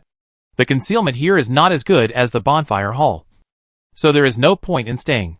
It would be better to burn it with fire and completely erase its traces, although it seems that it did not leave any traces. In this way, Gordon took more than 20 goblins with him when he set out, and when he came back, he already brought half 100 of them back to the bonfire hall. He also brought some scattered things. Fortunately, the bonfire hall was relatively large and had enough space for placement. Moreover, ordinary goblins did not have the right to sleep in houses. The previous 6 huts were just restored to their original number now. After that, Gordon talked about today's events with Nina, who was very excited to see it return. Not long after, Gordon sent her away with the things he got from the caster's hut today. He still had some follow-up to deal with, and now he had no time to listen to Nina's long and short talk. After counting together, Gordon's current strength is as follows. 6 first-level elite goblins, plus 20 stronger ones among ordinary goblins, and more than 30 goblins with weak logistics, the kind that cannot go into battle. Gordon had brought a lot of these goblins to make up the numbers today. In today's battle, except for the 2 goblins killed by Hammer Kaz, there were no casualties, except for a goblin who sprained his ankle while running. The number of goblins under its command has expanded to be larger than any previous goblin tribe. But compared with the kobolds, it is still a little bit worse. After all, the kobolds are all soldiers, which is not a joke. Of course, there is a joke that their full name is mining. They like to carry a pickaxe with them. As long as life continues, mining will never stop. They are the most hardworking workers. If it were not so weak, and its IQ was not as low as that of the Grey Dwarves, it would definitely become one of the favorite followers of all true dragons. Moreover, the probability of a kobold turning into a dragon is too low, and it is not certain that 1 out of thousands of them will emerge. Even if a true dragon gives it blood, often no kobold can bear the blood of a true dragon. Instead, some jackals and ogres are the best carriers of the blood of a true dragon. The topic is a bit far-fetched. In short, whether it is the number of cannon fodder or the number of elites, plus its own combat power, there is a gap between it and the kobold tribe. After all, it has not forgotten that there is a dragon mark on the map. If there is a dragon, Gordon is more inclined to believe that the kobold tribe raises this dragon. Otherwise, there is no way to explain why this dragon does not fight for territory. In historical legends, it is not without precedent for the kobold tribe to raise real dragons, especially the kobolds in the north. The kobold tribe that raises white dragon hatchlings can be encountered by adventurers every year in the dark swamp. There are also dog-headed tribes that raise black dragon hatchlings. After all, except for black dragons and white dragons, the intelligence of other real dragon hatchlings is as high as 10 points when they are born, which is equivalent to the IQ of normal adult humans. If they are raised by dog-headed people, it is unclear who will raise whom. Only white dragons, which are similar to wild beasts when they are hatchlings, and black dragons, which are not very smart when they are born, can be raised. Only raising can explain why the dog-headed tribe is in urgent need of food but does not expand.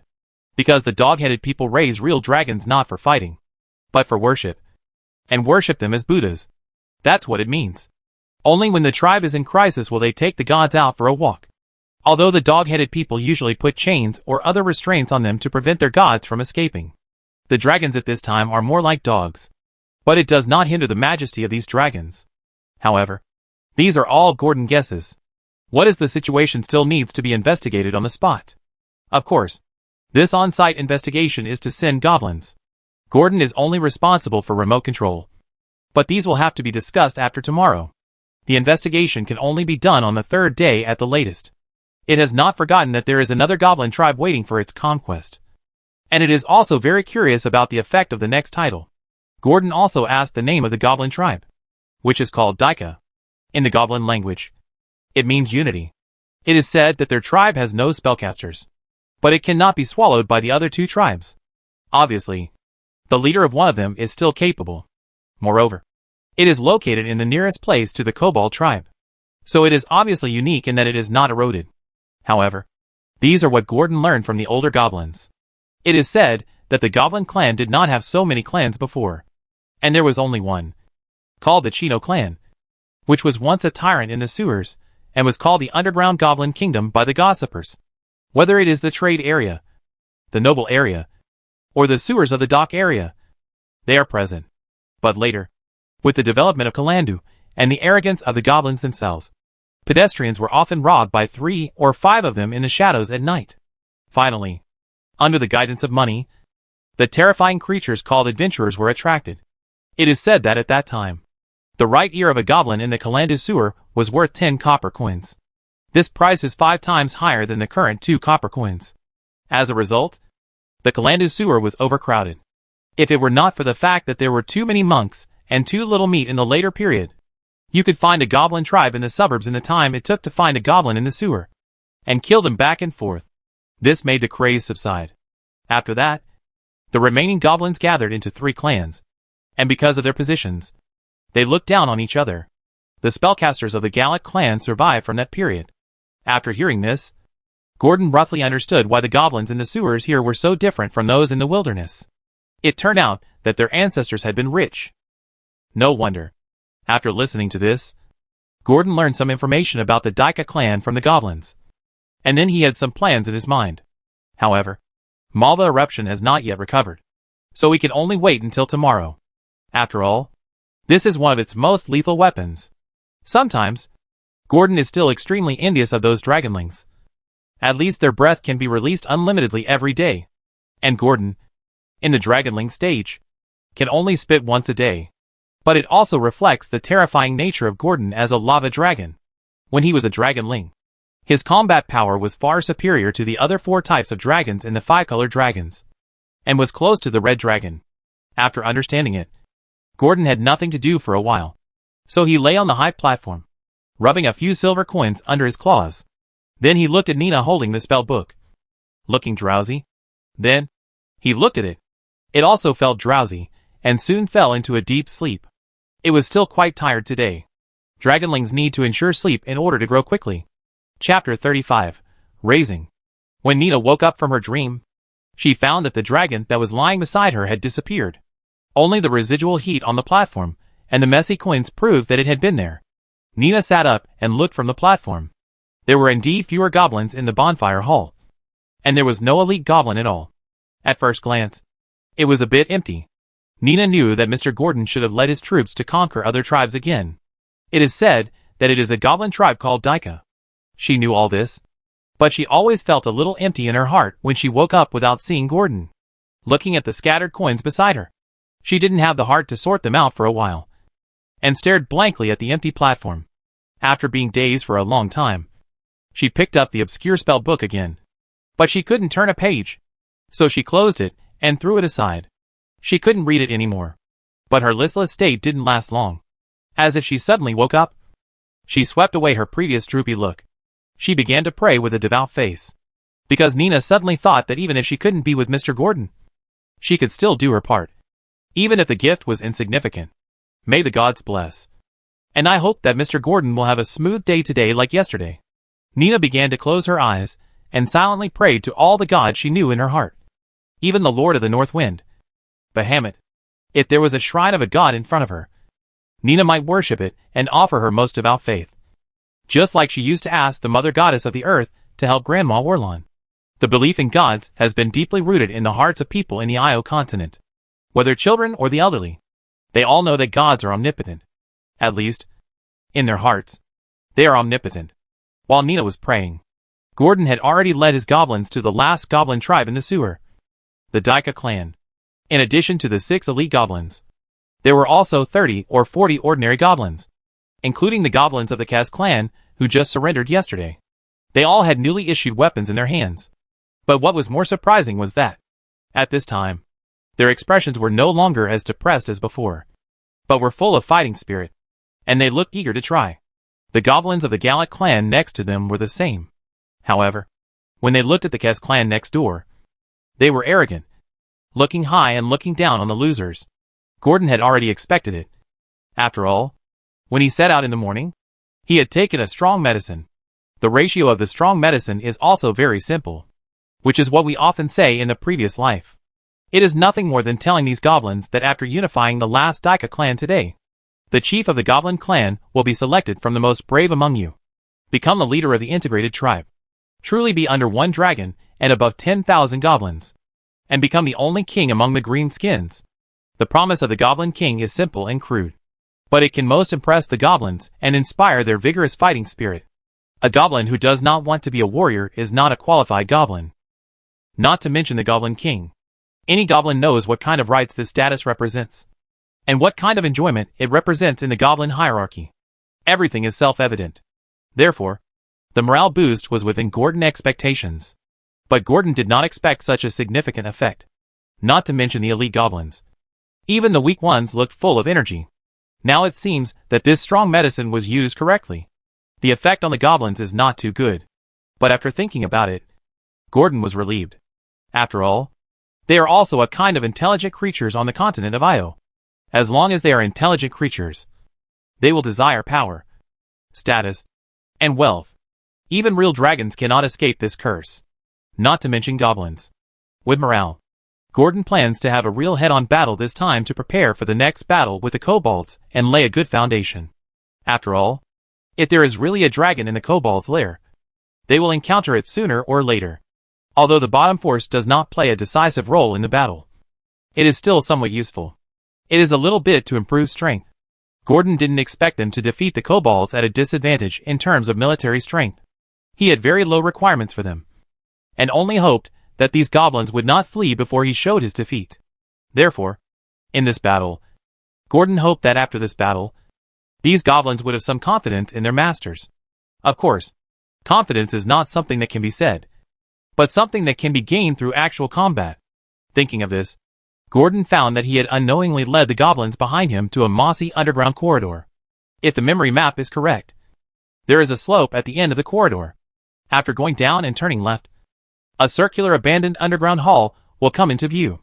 That is where the Daika clan lives, a gathering place for more than 40 goblins. Gana Daika is the current leader of the Daika clan. He took over the supreme power of the clan from his old and dying father 5 years ago, and has maintained it ever since. Gana Daika looks down on both the dog-headed man and the goblins from other clans, because he has always arrogantly believed that the Daika clan is the only orthodoxy in the former sewer goblin kingdom. The proof comes from the mysterious power emitted by the unique bloodline of the chieftain of their Daika clan. And those goblins from other tribes are just some incompetent, timid, and cowardly poor creatures. However, it does have the capital to be proud. Under its leadership, there are as many as 10 elite goblins in the clan, plus its own magical abilities. Even if a spellcaster from the Gallic clan or the Kaz clan comes, it is not afraid. It also received news from its subordinates about the fire of the Kaz clan yesterday, and was now wondering what force was responsible. Did the kobolds do it? Or was it an alien race? Or did something happen in other areas? Just as Gana Daika's thoughts were flying, hurried footsteps were heard outside the chief's hut, where it was. Chief, there are many goblins outside the hall. There are from the Gallic clan, and from the Kaz clan.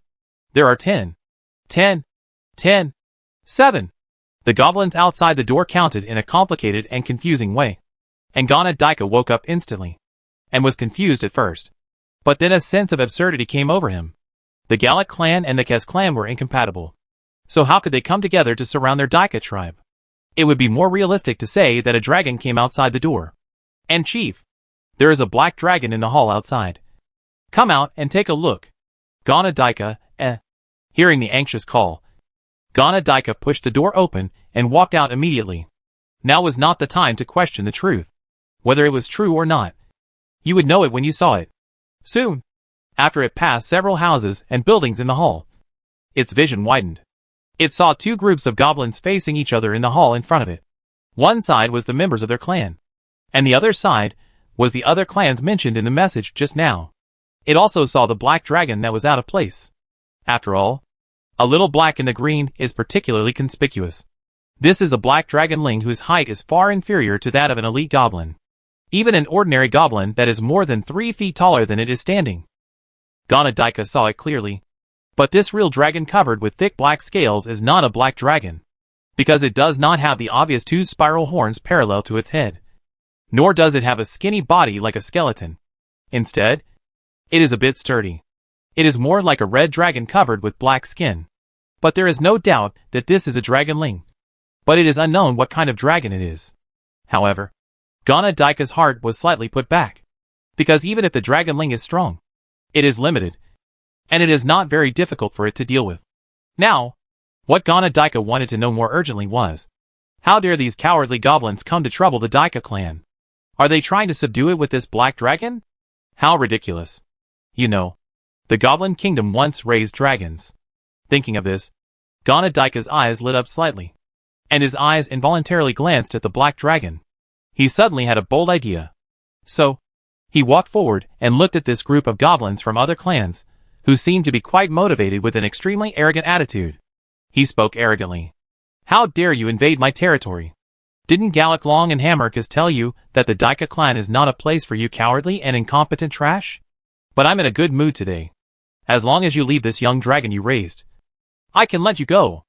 As soon as Gana Daika finished speaking, he found that the goblins on the opposite side, who were originally high-spirited, whether they were elite or ordinary goblins, all looked at it with a strange look as if they were looking at a fool.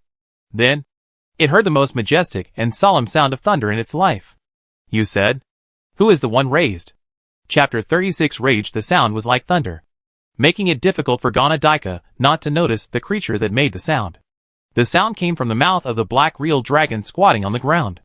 Gana Daika felt absurd, as if a petite woman made a rough and hoarse male voice. Gordon's size was indeed the case for Gana Daika, who was as tall as an adult human.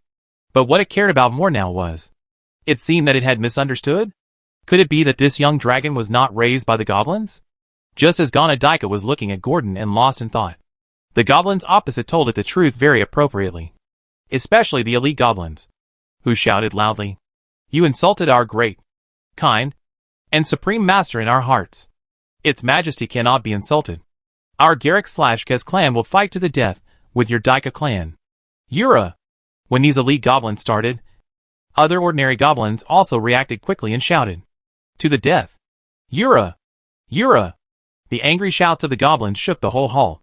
All the goblins looked indignant, but it was unknown whether some of their anger was pretended for Gordon to see. Although Ghana Daika was not afraid of these mobs of goblins, he was still a little surprised when he heard that the black real dragon in front of him was the master of the goblins. After all, if it was just a young dragon, it would be difficult to subdue 2 goblin clans with spellcasters and second-level warriors. Could there be other creatures in the dark? Ghana Daika looked vigilantly at the dark shadows around him, trying to see something. However, the next moment, a fierce dragon roar that was 3 times louder than the goblin roar completely drowned out all the sounds in the hall. Young dragon roar, then came the familiar hoarse and rough voice. "My followers, take up your weapons and fight for me. Crush any creature that dares to insult the real dragon. Except for surrender, there is only destruction." Gordon's voice was like a signal, directly making the goblin followers, who were originally standing there, one by one, like a vanguard. They raised their weapons and waved them towards the Daika clan not far away. They looked like they were vying for the first place and were full of fighting spirit. On the other hand, on the Daika clan side, the majesty and deterrence in Gordon roar directly made many ordinary goblins in the Daika clan kneel down, and their calves trembled. Some goblins were trying to flee involuntarily. Even the elite goblins were affected by the roar. Some of them were trembling and helpless, watching the goblins rushing over and letting them slaughter them. Seeing this phenomenon, Ghana Daika dared not think whether there were other people hiding in the shadows. If he continued to think wildly and suspiciously, perhaps all the warriors of the tribe would be killed by these dirty pigs. The most urgent thing now is to get rid of these people in front of him first. So, Ghana Daika skillfully drew the mysterious power in his body. The whole goblin took a breath slowly, and then, as if he had used up all his strength, he roared the loudest roar belonging to the chief of the Daika clan towards the hall. "Warriors, stand up. Take this young dragon and its subordinates. Keep them in the Daika clan forever. I will take its head as a trophy. Hang it on my wall." Ghana Daika's roar seemed to have magic power, and the goblins of the Daika clan, whose morale was somewhat broken, suddenly became as excited as if they had been injected with chicken blood. Some goblins instantly struggled out of their sluggish and paralyzed state. The trembling bodies stopped trembling. The chaotic thoughts gradually stabilized. The hands became strong again, and the expressions returned to their usual strong and powerful appearance. They began to calmly hold their weapons to deal with the enemies who rushed over. This roar directly saved the Daika clan, which was about to collapse under the roar of the dragon of Gotan. And Gotan naturally discovered that his original momentum and pressure were invincible.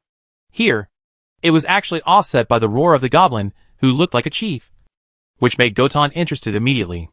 Moreover, after the roar, the goblins of the Daika clan seemed to become even stronger, with bloodshot eyes, a group state of soaring morale, and very agile movements. In the time it took Gordon goblin followers to attack 3 times, those of the Daika clan could launch 4 attacks. If it weren't for the fact that the goblins' bodies did not change much, Gordon would have believed it to be group rage. It seems that this goblin chief is not simple. Gordon narrowed his dark golden eyes and stared at the chief, who was about to disappear in the crowd of goblins after the roar. There was a hint of murderous intent in his eyes. Then as long as he killed it, no one from the Daika tribe should jump out to resist. Ding ding. Thinking of this, Gordon did not hesitate, exerted a little force on his limbs, and folded his wings. The long body and tail changed slightly into a bow shape, which was the best posture for charging. Schwa! The next moment, Gordon, who was standing in place, turned into a black stream of light in an instant, and there was a visible wind under the scales.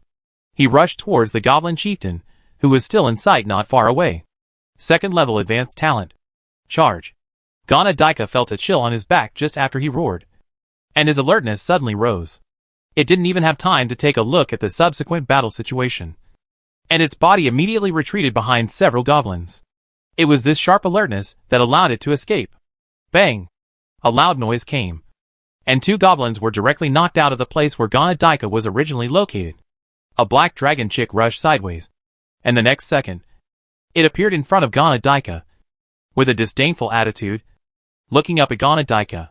Its dark golden vertical pupils were full of regrets. as if it was still a little dissatisfied with its own operation. And Ganadika thought it was something else. But when he lowered his head and saw that it was the petite black dragon chick, he was stunned at first. Then he grinned wildly. You actually came to me on your own initiative. Even if it is a red dragon, I'm afraid it wouldn't be as brave as you, little guy. As he said that, Ganadika immediately activated rage, and his originally strong figure suddenly became taller, with a sturdy body of 2 meters tall. He walked towards Gordon, who was only at the height of the knee joint. This time, it wanted to kill this real dragon in front of all the goblins to let these goblins know what the orthodoxy of the kingdom is. You know, it is not only the goblin chieftain, but also a goblin warrior, and a goblin warrior who can rage. Little one? Gordon Dragon head tilted, and after listening to what the goblin in front of him said, he also grinned. No more nonsense. And directly activated the talent engraved in his blood. Rage. The next moment, Gordon's body, which was originally the size of a colt, suddenly became taller, and there was a creaking sound of bone fission in his body. This time, the rage used by Gordon was even better than Ganadika's rage. The body size was directly increased by half, perhaps because of the different bloodline. Otherwise, there is no way to explain why Gordon is also violent, and his performance is so obvious. This is also the first time Gordon used rage. You know, before the rage, Gordon's height was less than 2 feet, and after the rage, it reached 1 meter. The height of the squatting dragon is 1.3 meters, which is slightly shorter than Nina. The length with the tail is more than 2 meters, although Gordon is not as big as the goblin after the rage. Its current size is not small at all. I only heard Gordon ask slowly. Just now, who did you say was the little one?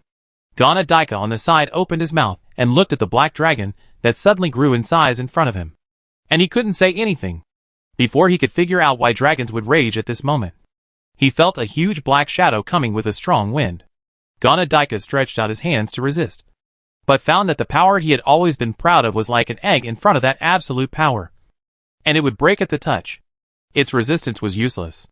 The 2-meter-tall burly body was instantly knocked to the ground by the Goton, which was as big as a large dog. After the rage, Goton felt that his body had endless strength.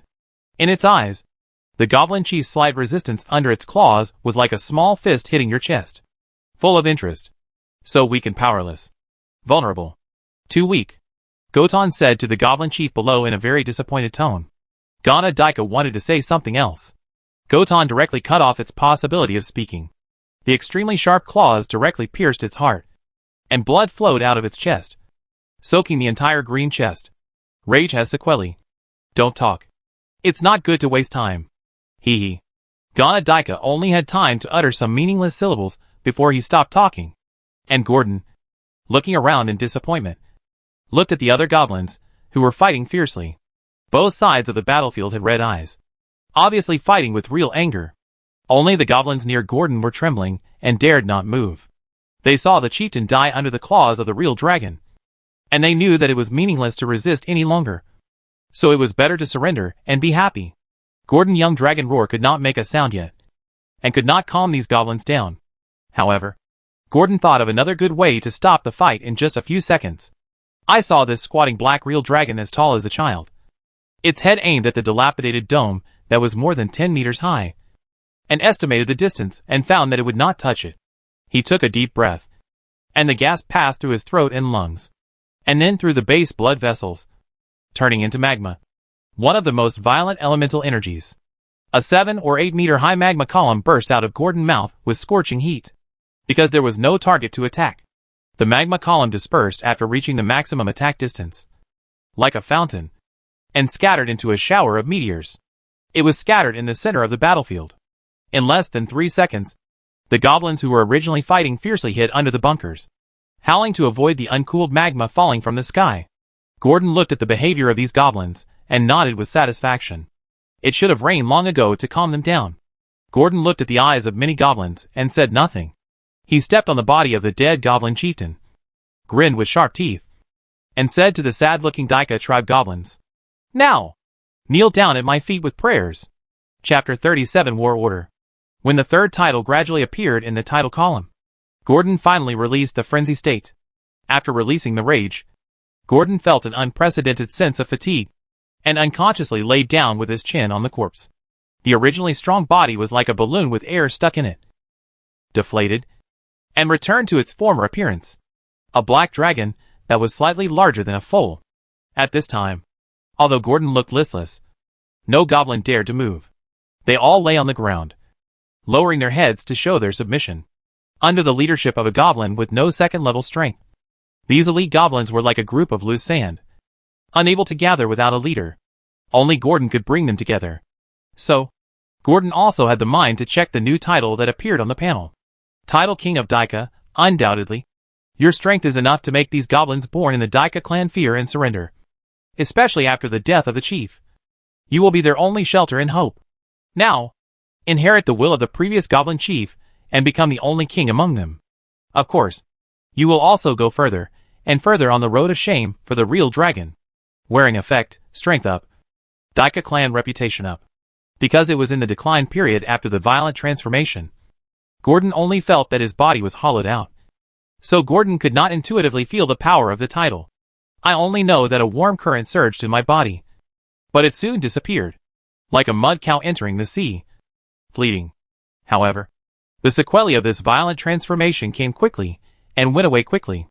Just over 30 seconds passed, and Gordon felt his body full of strength again. Even stronger than before. It stood up, clenched its claws, then raised its head and looked at the goblins, who were still lying on the ground respectfully. It issued the first order to them after unifying all the goblin tribes in the sewer. Take everything valuable here and leave here. Gordon had already planned to use the bonfire hall as a base camp, and had never thought about opening a branch mine. So it was very straightforward to imitate what it had done in the Kaz clan before, and do it again. Although this hall was open and hidden. In Gordon's opinion, it was not as safe as the bonfire hall in the narrow path. And it was more accustomed to it there. The newly surrendered Daika clan did not dare to refuse the new king request. And the goblins of other clans were so happy that they didn't even have time to object. One by one, they joined the demolition team. For a moment, the originally quiet hall became busy again.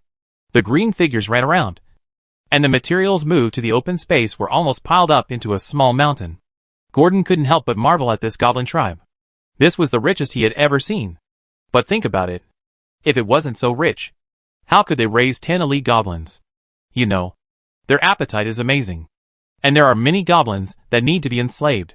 Generally speaking, the ratio of elite goblins to ordinary goblins is 1 to 5. Or even 1 to 10. In other words, at least 5 goblins are needed to feed 1 elite goblin. Otherwise, the lack of survival resources will greatly reduce the strength of the elite goblins. However, Gordon has no time to worry about where these supplies came from. After all, he will know when he returns. What he is more curious about now is what this floating black light ball will bring to him. He still remembers how the goblin chieftain eliminated the pressure of the dragon roar. He is quite interested in that kind of power. Gordon did not hesitate and directly absorbed the trophy from the chieftain of the Daika clan. A black iron-colored talent light ball. The light blue panel was also opened by him, and rows of familiar data information began to emerge and were displayed in Gordon's field of vision. Ding! The host has inhaled a talent fragment, and the system is detecting it. Progress 5%. Progress 99%. Ding! Detection successful. Detected as a second-level talent war order. Do you want to activate the talent? Talent war command effect. War is flowing in your blood. And your words and deeds are full of passionate charm. You can easily stir the emotions of your followers with a word, greatly improving their willpower. Fearless, and fearless of death. Moreover, with the blessing of voice, your followers will gain a small increase in agility, strength, endurance, and attack speed. The duration depends on when this war ends. Remarks, crush them. For the clan king. When Gordon saw this talent, he naturally clicked it without hesitation. Although this is not as good as mass rage. It is not the shaman bloodlust. But it is better to have it than not. He has not forgotten that the strength of his subordinates has almost expanded to hundreds of goblins. There are more than 10 elite goblins. This talent that can enhance the strength of the group. Gordon wishes he had more. It would be best if he had a few group invisibility, group magic weapons, bear strength, cat agility. In this way, he doesn't have to do anything. The goblins under his command will help him solve everything. After all, isn't there a famous saying, when the buffs are stacked to 100,000 layers. Even gods will kill you. After the talent fragments were confirmed, they were immediately integrated into Gordon's body. And the talent list also changed quietly. War Law. At the same time, a method of use similar to young dragon roar quietly appeared in Gordon's mind. The way of making sounds is the same as the dragon roar, but it must be coordinated with the blood in the body to agitate, and then manipulate the war law hidden in the blood. Then the war law will cause the soul resonance of the followers, and stir up their inner manic emotions, so that the followers can be fearless, and wantonly wield the vigorous power in their bodies. The process is the same as that of bloodthirstiness. But bloodthirstiness is simpler and more straightforward, using magic power to change the body of the recipient. However, war law is the kind of hidden and sneaky one, allowing the recipient to naturally accept the changes in the body. If the former is rough and brutal, then the latter is the kind of gentle and silent, boiling a frog in warm water. Although the effect is not as good as the former, the latter is obviously stronger than the former in terms of sustainable development. After all, the sequelae of bloodthirstiness are not a joke. After Gordon finished studying the use of war law in his mind, the goblins were ready to go, just waiting for its order. Looking at the nearly 100 goblins in front of him, Gordon couldn't help but feel a sense of accomplishment. After all, it took him less than 3 days to reunite the goblin tribe in the sewer. Although it was not as good as those real dragons who could easily subdue ogres and dragons of the same kind as their subordinates, it was a young dragon that could do this. Gordon was very satisfied with himself. Eat one bite at a time. Right? Thinking of this, Gordon's eyes could not help but cast on the desolate and broken stone steps in the distance of the hall. On the stone steps, there was a stone archway as high as 5 or 6 meters, and behind it was the familiar sewer environment. That direction was the direction of the dog-headed man nest. Now, in this area, the only one not under Gordon's command was it. However, this matter needs to be considered in the long run. Gordon thought of the dragon pattern marked on the map, and a trace of haze flashed in his dark golden vertical pupils. Let's go! Gordon stood up and walked away from this ancient hall with an elegant step. With an order, and Gordon walking away, the goblin army gathered by the 3 clans also set out one after another, and soon gathered into a long dragon, disappeared in this hall. Only a mess was left, as if to indicate something. Chapter 38 Blackfire Clan. Along the way, Gordon and his party returned to the bonfire hall safely without any setbacks. They happened to meet Nina, who was cooking. When she saw Gordon coming back, she didn't even have time to put down the spatula-like utensils in her hands, and ran all the way to Gordon, looking left and right. However, after seeing the intact scales and the long line of goblins behind him, Nina smiled and said, "Mr. Gordon, welcome home. The oyster soup is almost ready. I must taste Nina cooking later," she said to Gordon happily. Oyster? Gordon felt that if his memory was correct, this should be something from the sea. How could it be in the sewer? Well, there is an underground river under the sewer, which is connected to the ocean. Although it is just a small pit overflowing, there are still seafood occasionally. I found out about it after I found the dried seafood in the storage room and asked them. Nina waved the tool and gestured to Gordon, with an expression on her face that she was about to praise me. Underground river. Gordon chewed on these words and felt that he seemed to have a hint of inspiration, but he couldn't remember what it was. Well done. Take me to see it when the time comes, Gordon praised Nina and said. After getting Nina's affirmative answer of nodding repeatedly, it tilted its head again, looked back at the goblins behind it, and said to several elite goblins, after settling down, "Let them gather under the high platform in the hall. I have something to say." Gordon had thought a lot along the way. Since it has conquered 3 clans now, it must be combined, and the best way to eliminate the barriers between clans is to integrate them again. That is to create a new clan, a clan of their own. In this way, there will no longer be any distinction between Kaz, Gallic, and Daika. From then on, these goblins will have only one title and only one master. That is it. Gordon, it originally wanted to say it on the way, but thought of a group of goblins in the bonfire hall. Gordon gave up the idea and simply waited until they returned to the bonfire hall to say it together, so as not to repeat it twice. Okay, Master. All the elite goblins agreed, especially the elite goblins of the Daika tribe who had just joined, and they couldn't wait to run to the end of the team to shout and send a message. Then, Gordon and Nina went to the bottom of the high platform together, waiting for the pot of delicious oyster soup to be cooked, with the fragrance filling the hall. After Gordon and Nina finished drinking a large pot of oyster soup, after waiting for a while, all the goblins from the 3 clans stood in the center of the hall, with a broken bowl of rum beside them. The rum was confiscated from the Daika tribe, and Gordon and Nina also had a cup beside them. It hadn't had time to ask about the source, but it thought it should be something from a tavern above Kalandu, and it didn't know how they got it. The goblins under the high platform looked at the real dragon in front of them with respectful or fearful eyes, as well as the dragon girl Nina beside it. The identity of Nina had long been passed on by word of mouth among the goblins. There were already several versions of the dragon girl with the same eyes as Gordon. Some said that she was also a real dragon, and humans were just disguised. Some people also said that she was a pet of Gordon. Otherwise, there was no way to explain how a human who was weaker than a goblin could follow a real dragon. Of course, the most outrageous thing was that Nina was the offspring of Gordon, and the goblin could even give solid evidence. For example, the two had the same taste, similar vertical pupils, and even similar tones of speech. If they were not offspring, what else could they be? Although the rumors were different, there was one thing in common in their minds.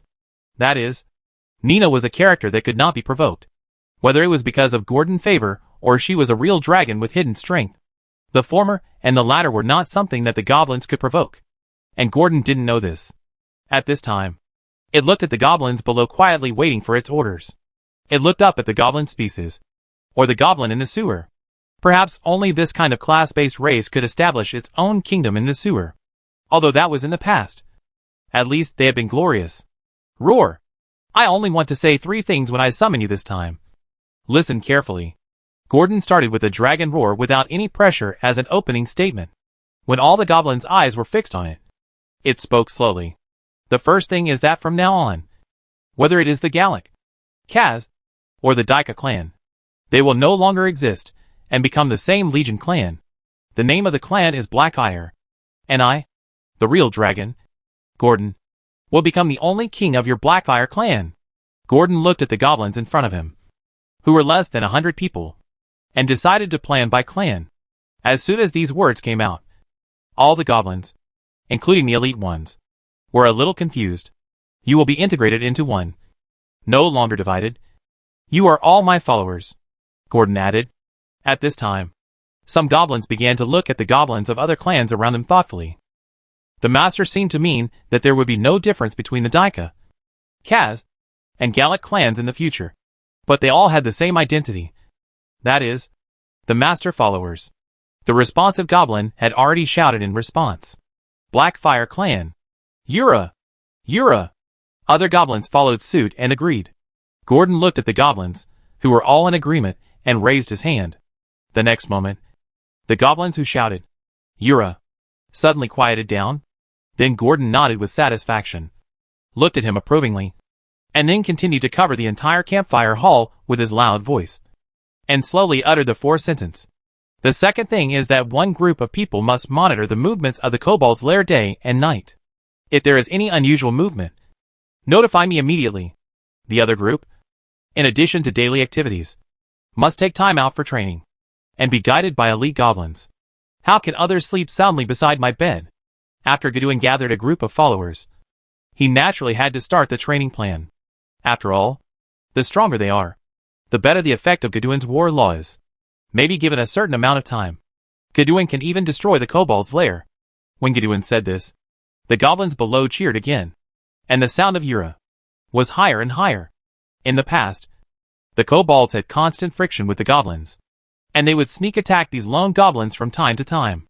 But the goblins have been unable to launch an effective counterattack against the ogres because of their clans and numbers, and can only passively defend. Now that there is a chance to take revenge, these vengeful goblins are naturally eager for it.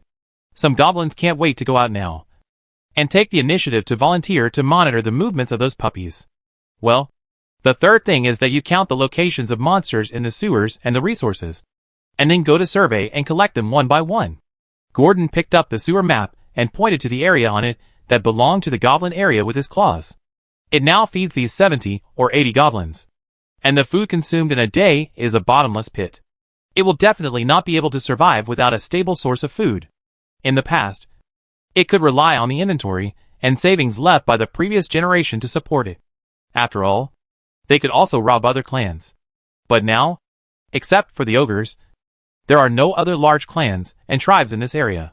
It is a fantasy to want to survive by robbing, unless he robbed in the black streets. But Gordon believed that the next day, the Adventurers Guild would commission him to clean the sewers. After all, they didn't care about stealing. But if he dared to rob, even in the black streets, the mayor and nobles of Calandu would not tolerate it. So Gordon knew that what he had to do now was to manage this small piece of land well, before there was any definite news from the kobolds. He had to keep the goblins' combat power at its peak, or even stronger. It was ready for a protracted war. Now, for the birth of the Blackfire clan. Cheers! Gordon used his claws to pick up the rum in the wine glass beside him, and said to the goblin below. Then, he threw the wine glass with rum into his mouth, and chewed it with his sharp teeth. The light yellow rum with foam dripped from the gaps between his teeth and fell on the copper coins on the platform. The real dragon can eat anything, including the bowl. It's not that Gordon wasted it. It was mainly because he found that he couldn't pour it into his mouth. So he had to throw it in. It tasted good, and it felt like eating potato chips. Cheers! Ola! The goblins below the platform saw Gordon swallow it all, and they also picked up the broken bowl in a proper manner. But they didn't dare to be as fierce as Gordon. Instead, they raised the wine to the real dragon on the platform, and then drank it all. For a while, the sound of swallowing wine and water in the bonfire hall was connected. The bonfire was even more vigorous. Below Gordon's vision, the green dots began to flicker. When Gordon clicked it, he found that the 3 titles had been transformed into one. Blackfire Overlord. Chapter 39 Dragon Lion. Are you okay, Celia? In a dark cave, behind a huge rock, 2 slender figures were resting against the huge rock. The intense running made them both a little breathless. Especially the warlock lady, who was not known for her physical strength. Magricia's originally bright and beautiful silver armor was already scarred, and the long sword in her hand was no longer as sharp as before. The huge scratch on the chest where the exposed skin could almost be seen was even more frightening. But even so, Magricia, the female warrior, still did not forget to gently care for her companion, the warlock lady, who had followed her for more than a year. She always regarded her as a sister. Magricia, it's all my fault. If it weren't for me, we wouldn't have accepted this mission. Wiccan and the others wouldn't have. It should be me who faces the dragon lion. Celia, a girl with soft gray hair and shining gray eyes, was mumbling to herself at this moment. Her eyes were dull, and her face was full of self-blame. She grabbed her gray hair, which had dried and condensed into a ball, and had some forked branches, in annoyance, and was no longer as high-spirited as when she accepted the commission. Don't blame you, Celia. Everything is the choice of fate. Even a prophet can't predict the future. No one knew that there would be not 1 dragon lion, but 2 dragon lions at the mission site, and one of them had reached the 4th level. Besides, we all voted unanimously to accept this commission. As for Wiccan and the others, at this point, Magricia couldn't continue. Just now, in order to entangle the 4th level dragon lion, they bought enough time to escape. Wiccan, Garriott, and my fan. These 3 wanderers, warriors, and rangers in the Dawn and Prosperity Adventure group have stayed behind to fight with the dragon lion. Wiccan is the last one, a 2nd level jungle scout. In the jungle, he is even more agile than apes. But just when they were a few hundred meters away, when they hid in this dark cave in a panic, they heard Wiccan's screams and the shocking sound of chewing bones in the jungle. Then, with the roar of the dragon lion, a large number of flying birds were shaken. It is said that the dragon lion's favorite food is the head of the prey. Chewing the head will make them gain wisdom and learn skills. Thinking of Wiccan, a teammate who usually chats and laughs with them and likes to tease Liz, ended up like this.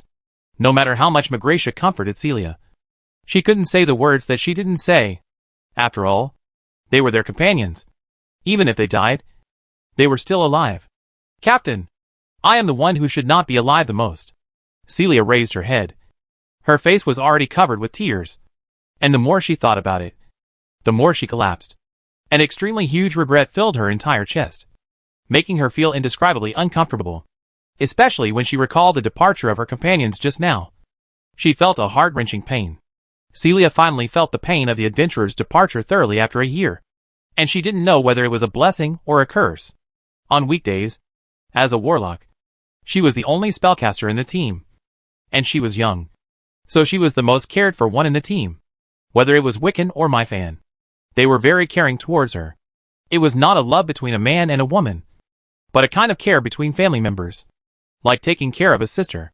Even the half-elf ranger Garriott, who was usually taciturn, would say to her when he saw her, "Good day, Miss Celia." Even the Jebberin hound he raised, which never allowed strangers to enter and only recognized one master in his life, wagged its tail to greet her when he saw her. The diluted holy water in the small bag of the leader Magricia was prepared for her all year round, and she was willing to use it for any minor injury. No matter how seriously injured she was, she would only smile and say that she was a warrior, and this injury was nothing, but she was reluctant to use it. When Celia woke up from meditation in the middle of the night, she could hear the hissing sound of Magricia, who was sleeping next to her, inhaling. Although Celia knew that this might be the charm of her warlock, this care could not be faked. Seeing that Celia was about to collapse, Magricia comforted her softly. "That's why, Celia, you can't let their sacrifice go to waste. With the blood of a warlock, you will definitely be able to avenge them." Choo-choo.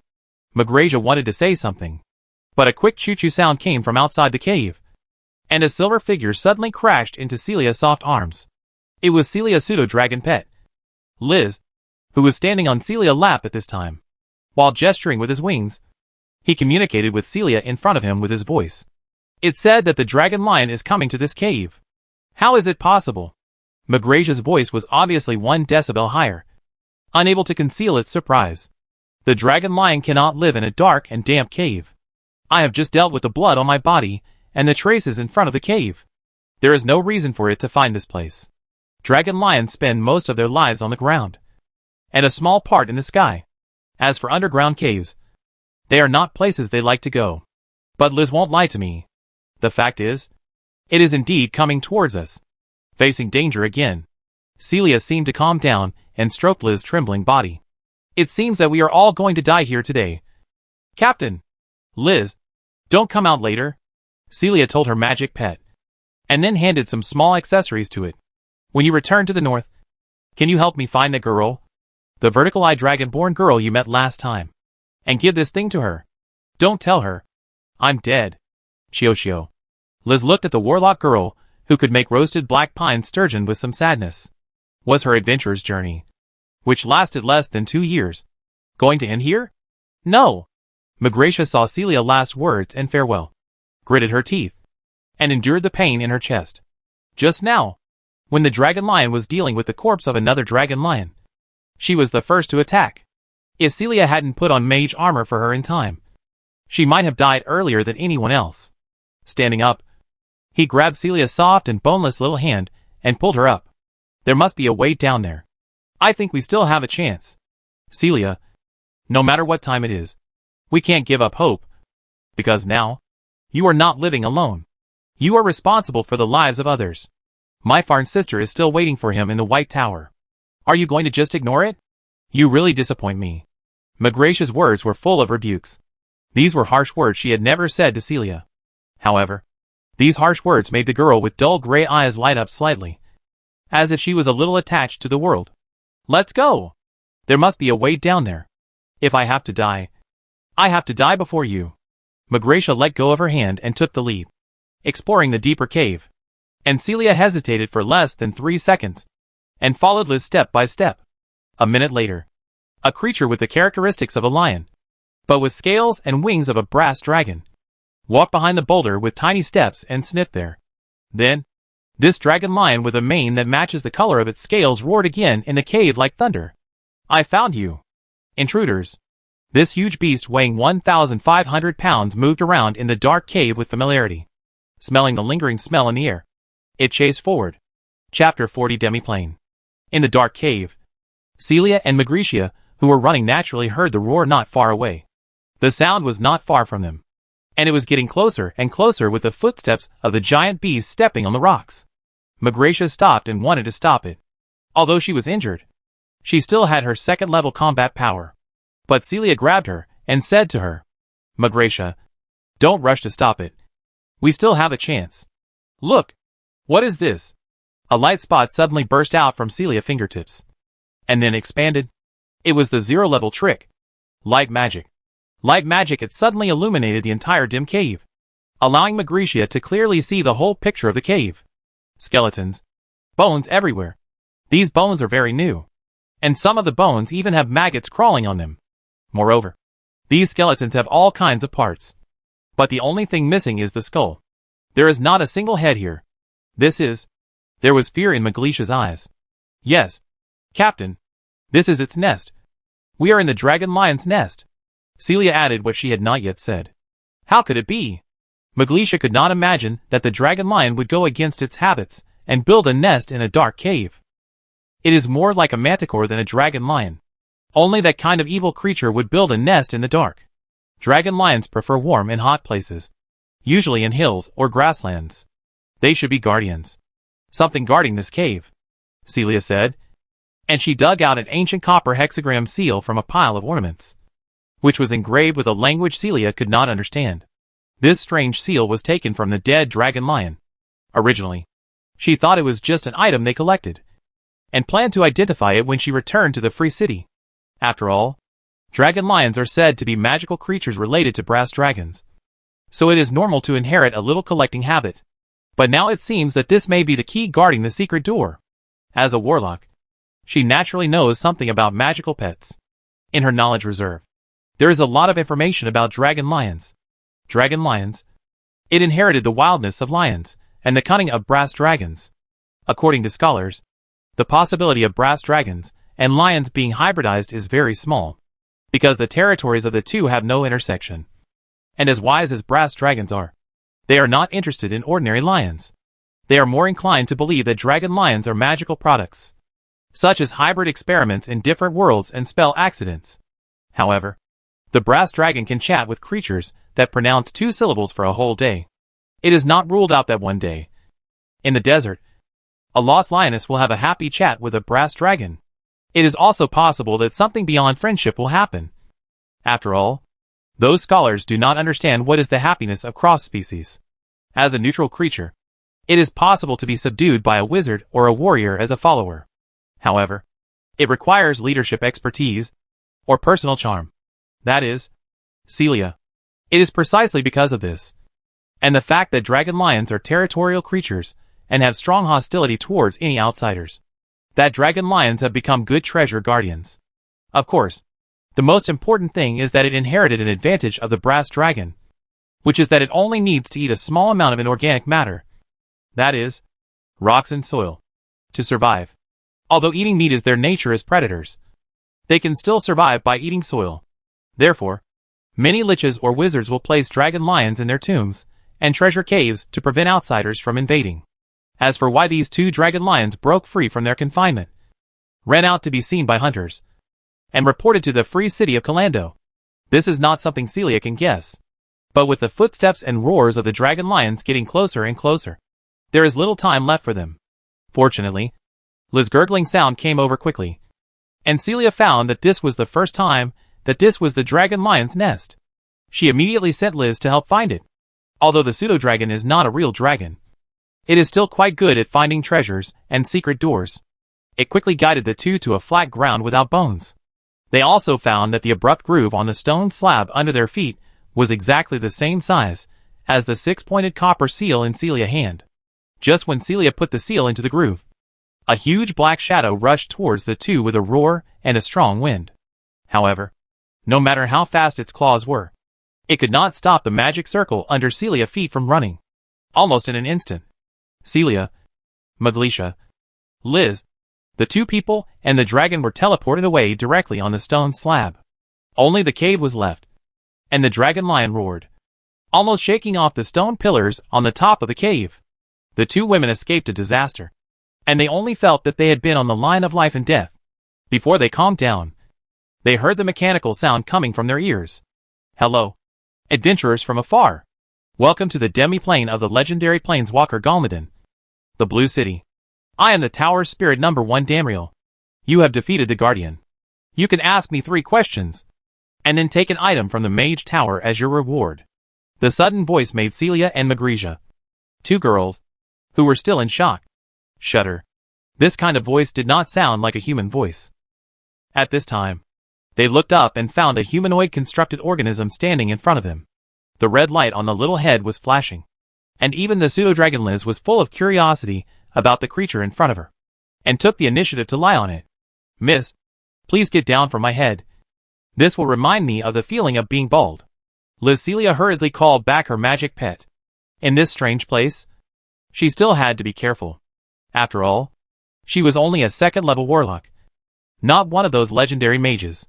She was a tough character who could visit Chandilaville, the territory of the succubus Lord Mechanshut, as a brothel, visit the Syndacla of the fungus Lady Zugma as a botanical garden, and go in and out of the bottomless abyss as if it were a back garden, in a strange demiplane. She was better off following her heart. At this time, Celia had time to see the tower behind her that was thousands of feet high through the tower spirit construct. The tower was the only building in this demiplane. Against the background of this void, the hexagram mark was engraved on the tower, which was very conspicuous. In the sewer, Gordon was looking at his new title, Blackfire Overlord, and began a long meditation. Title Blackfire Overlord, your strength has convinced all the goblin tribes in the sewer, and all goblins will worship you as king. I pay you the highest respect. The Blackfire clan was born for you, and your will is the meaning of their existence. Effect: 1. Dragon aura up. 2. Strength up. 3. Loyalty of all goblins in the sewer, 100%, it will not decrease before the first failure. 4. Your attack will trigger a will test with a certain probability. 5. Unlocked. There is a line of light blue small words under the title effect, and Gordon can see it clearly. Number of Blackfire clan followers, 87, 100, is this evolved into? Growth title? Chapter 41 Leader. The change in title occurred when Gordon announced the establishment of the Blackfire clan. Gordon remembered clearly that the small green dot in his field of vision began to flash. At first, he thought it was other information, but he didn't expect it to be a fusion of titles. But it's okay this way. He was a little afraid that he would give a title to each tribe he conquered. Then when he reached adulthood, he would have hundreds of titles. Just the opening remarks before the fight took 10 minutes. The scene was embarrassing and almost overflowed the screen. But the denominator of 100 after the number of followers 87 means that the fifth unlocking of the title column requires 100 followers. Gordon began to study it. However, for the time being, Gordon had no other way to increase the number of followers, but it was still possible to reduce it. Its dark gold vertical pupils scanned slightly, and soon found the familiar elite goblin, who was originally a member of the Gallic clan. It was also the first goblin who surrendered and had his arm burned. It should be the best to use it for experiments, Gordon thought, and then said to it, "Come here. Master, what do you want me to do?" The elite goblin was lying down, and suddenly heard the familiar majestic voice in his ears. Without thinking, he rolled and crawled to the bottom of Gordon's platform and asked humbly, "What's your name?" Gordon really didn't know the name of the goblin in front of him. On the one hand, he was too lazy to remember it, and on the other hand, it was really easy to recognize. The elbow burned into charcoal was as eye-catching as a crane standing out among chickens in the green ocean. Just scan and you can find it. "Master, I am your most loyal servant, Grush Blackfire." This goblin named Grush, in front of Gordon, reported his surname very fluently, as if the surname Blackfire was born with him, without a trace of stagnation. Even after Grush finished speaking, he couldn't help feeling a little proud, and was obviously very satisfied with his answer. However, Grush, who was still waiting for the reply from the platform, was a little uneasy. After being proud, his mind was full of thoughts. Why did the master ask about my name? Could it be? A possibility lingered in Grush's mind. It had already thought of that possibility. The master promised before. It remembered clearly that the master had said that when it came to the Daika clan, the one who performed best would be chosen by it as the leader of the Blackfire clan, the leader among the goblins. The master is going to appoint me as the leader? I am going to be the peak of the goblin? Then there was a huge surprise, which instantly enveloped Grush and stimulated his heartstrings. However, the next second, the words on the high platform fell, and Grush, who was originally in the astral plane, fell into the bottomless abyss instantly. Okay, Grush. From now on you are no longer a member of the Blackfire clan. And you are no longer my dependent. The hoarse and roaring voice was full of indifference and no emotion. As if it was just a normal thing. But Grush was dumbfounded when he heard this. Why did he remove it? Why himself? And Gordon, lying on the high platform, looked at the goblin named Grush. His expression changed from shock to pain. From overjoyed to dejected. This expression was particularly funny. However, in the end, with a slightly lonely and hunched back, it still obeyed the order of the real dragon on the platform and knelt humbly on the stone slab. As you wish, my master. Although it had doubts in its heart, it did not ask why. Since it was the master order, it obeyed it. So it stood up, turned around and walked towards a corner of the bonfire hall, ready to pack up and leave. However, Gordon, who had already tested that expelling goblins would reduce the number of Blackfire clan followers, before Grush left the platform for 5 steps, he stopped him with one sentence.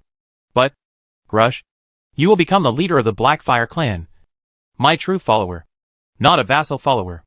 Grush, who was hit by a huge surprise, immediately turned back stiffly, and his green face was full of disbelief. It seemed that he wanted to observe whether Gordon was true or not. Master, it muttered in its mouth.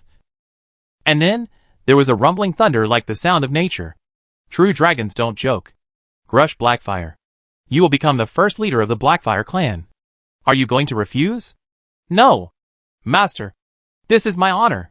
Grush Blackfire is willing to follow the master until the last moment of his life. The goblin knelt down immediately. Although it didn't have a good brain, it could still understand such simple things thoroughly. The first leader. The follower. Anyone who heard it knew that this was a once-in-a-lifetime opportunity. It could already feel the envious and admiring eyes cast around it. The envy of the goblins, who were watching but dared not speak out, was almost overflowing in their eyes.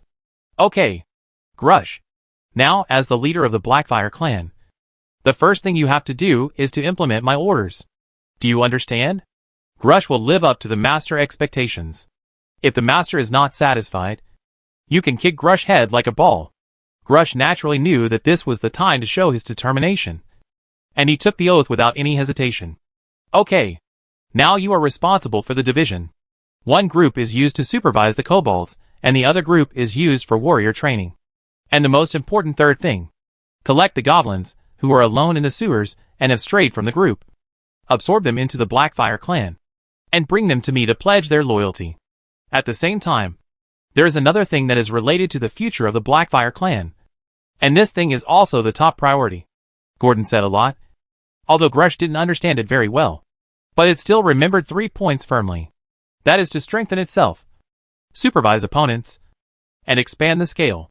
So, an hour later, there was a line of text written in goblin language on the rock wall in the bonfire hall. Creating offspring is equal to creating the future. For the master. For the Blackfire clan. Have fun. Demiplane Blue City. Miss Warlock Celia and the female warrior leader, Magresia, were looking at the tower spirit number 1 in front of them, and talking freely in front of them. She was like a chatterbox. The meaning was nothing more than, come and choose a planeswalker collection. There is everything in it. After choosing the items, even if they sell them, they can live a life of aristocratic ladies with no worries about food and clothing, and become the object of envy. However, all this still cannot get around that topic. Celia and Magresia did not believe it at all. They did not want to believe that this was a legendary adventure story like the bard said, and that there was a goddess of luck behind them. If it was true, why did they let their teammates die tragically one by one? Could it be that there was also a sacrifice? So, Celia spoke first, looked at Tearing Denver, and asked, Denver, didn't you say we can ask you 3 questions? Yes, beautiful lady. You can ask me any questions, as long as Denver knows. It's fine. Well, I ask you the first question. Before we came, did anyone come here? Celia's voice was a little urgent. She and Magresia had just made some speculations, and began to recall the details from accepting the commission to killing the dragon and lion. They found that many of them were full of coincidences, and everything seemed to be deliberately driving them to the cave. Yes, someone did come to Songqing City not long ago. He also took away my favorite manual, which records my master autobiography. I usually use it to kill time when I am bored. Denver's chattering voice was like a heavy hammer. hitting the hearts of the two women. Is there really another conspiracy behind it? For this, I was sad for a long time. What's wrong? Ladies? There are 2 more questions. Whatever you want to ask. Denver can answer them. Ta Ling found the 2 women's dazed look and asked kindly. Nothing. Denver. I think it will take up some of your time. We plan to discuss it first. Celia glanced at Magricia. And after getting the latter's eye confirmation? She said to Denver apologetically. It's okay, ma'am. But you only have 2 hours. Denver's voice was a little brisk. But there was no doubt in his words. Dragon and Lion Cave. 1 mile away. On the highest hill. 3 people were looking into the distance. In the direction of the Dragon and Lion Cave that Celia and her friends had entered. Among the 3, the leader was very young. With pale skin on his exposed wrists. Wearing very simple night training clothes. And looked like a young nobleman who had just started out. His voice seemed to be smiling. Facing the Dragon and Lion Cave not far away. And said lightly, Uncle Rosen, do you think they can get that thing? Master Joey, the tower spirit of the Mage Tower wants to break free. And will definitely try every means, even lying, to let them get the Planeswalker transfer item. Since you said it's not in the manual, then there must be few options. The probability this time is still relatively high. The armored knight on the left said hurriedly, with an extremely respectful tone. Although the young master called him Uncle Rosen, he didn't dare to be arrogant in front of this future mage. Or Planeswalker. Then please Uncle Rosen keep an eye on them. They will randomly teleport to any place within a mile of the cave. Don't let them run away. I go back to the camp to rest. I'm a little tired after watching the show for a whole morning. Joey got a positive answer, nodded, and gave another reminder. Yes, Master. Go back and meditate. I'm here. The knight quickly agreed. Yeah. Joey nodded. He was quite confident in the knight's ability. He turned around and walked down the mountain. A mountain breeze blew over, blowing up a corner of his unbuttoned white shirt, revealing his muscular chest. On his chest, a light blue 6-pointed star was engraved. In the sunlight, the blue lines flickered and shone.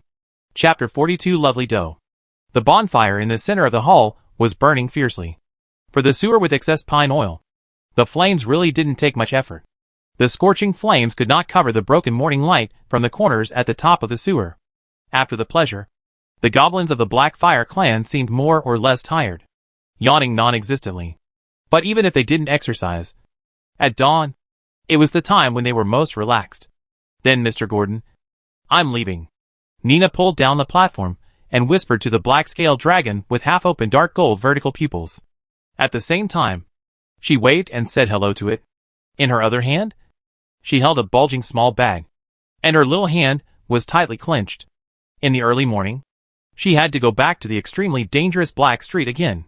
This time, she went to the alchemy shop in the civilian area. Unlike last time, she went there with a mission: collect materials and see if she can make a list of items in the alchemy shop so that Gordon can buy them next time. Although it was a bit risky, Gordon had no other creatures to use at the moment, so he could only let Nina, a tool, buy some things for him. If he sent goblins, he might not even be able to get into the alchemy shop, and he would be killed by the city guards before long. Go. Be careful on the way. Gordon's voice was lazy. He hadn't woken up yet. He thought a lot last night, which led to a lack of sleep. As he spoke, he opened his mouth again and yawned. The cold teeth were exposed to Nina without reservation. But Nina was not afraid at all. Having slept with him for the past few days, she had long known that this black-scaled dragon was not an evil black dragon, but a lava dragon. According to Mr. Gordon, it was very irritable and easily angered, and asked Nina to stay away from him when he was angry. But Nina didn't understand. How could Mr. Gordon, who had always been kind and amiable and took care of her like Celia's sister, be irritable and easily angered? However, she had not seen Gordon angry, but she thought it shouldn't be particularly scary. Right. Well, Mr. Gordon, you have to believe me. Nina can do it. Nina smiled slyly, and then began to put on her makeup on the spot. Soon, an ugly little girl who looked sick, with red moss all over her skin and a look of dying, leisurely left the campfire hall from the shocked eyes of dozens of goblins, and bypassed several small alarm devices. Then she climbed up the sewer pipe, and soon she returned to the long-lost ground. The morning fog filled the black street, and visibility was very low. But in the fog of the black street, the nonsense of drunken and crazy men, and the barking of dogs and crowing of chickens in the distance could be heard from time to time. There was chaos under the peace, but Nina didn't think so much. She dived into the fog directly, passed through several remote alleys very familiarly, and then climbed over the broken courtyard wall. After a while, she arrived at the entrance of the civilian area where the fence had been removed. There were already city guards stationed there, but they generally didn't care about people like Nina going in. After all, they felt uncomfortable all over if they touched such low-class people, and it was best to turn a blind eye. Anyway, in their eyes, there is no difference between civilian areas and black streets. They patrol here just to complete routine work. Nina hunched over, holding a bulging and inconspicuous small bag in her arms, and quickly entered the civilian area. Then she entered a corner alley, took off her disguise, and turned back into a 10-year-old girl with a slightly worn dress, short white hair, and decent spirit. Most of her makeup was covered on the skin or applied on the face, so it was relatively easy to remove. Originally, she was reluctant to remove her makeup because some materials were really hard to find. But with the help of the Blackfire clan, it is estimated that Nina removes her makeup hundreds of times a day, and the materials are inexhaustible. After all, they are local specialties of the sewer. After Nina returned to her original appearance, a petite and lovely girl, she carried a small bag and shuttled through the small streets and alleys in the civilian area. Not long after, she arrived at the alchemy shop where she exchanged the giant rat's tailbone last time for an alchemy house. The owner is a very beautiful half-elf, and the price is also very fair. She will not oppress Nina because of her young age. So, Nina did not think twice and stepped into for an alchemy house again. But this time, she did not see the half-elf woman in the aqua blue robe, but a red-haired girl with twin ponytails who was older than Nina, sitting at the front desk, flipping through a thick book very intently. The title of the book was blocked by the table, so Nina could not see it. At first, Nina was a little nervous because she did not see Friend Willow. But when she saw a girl of the same age, with a childish face, Nina felt relieved. "Excuse me, is Ms. Willow here?" Nina's timid voice startled the red-haired girl, who was reading. She looked around, but because the front desk was high and she was short, she didn't notice Nina under the front desk. She closed the book in fear, jumped off the high stool, stumbled, twisted her foot, and limped to the back room, shouting as she ran, "Sister, there's a ghost in the store. It's the ghost of a little girl. Is it here to eat me? I'm still young. I don't want to die.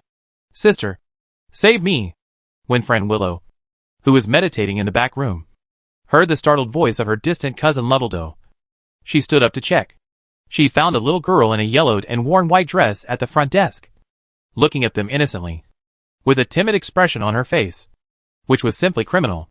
She recognized the little girl who sold her the giant rat tailbone last time, and knew that her cousin had made a mistake.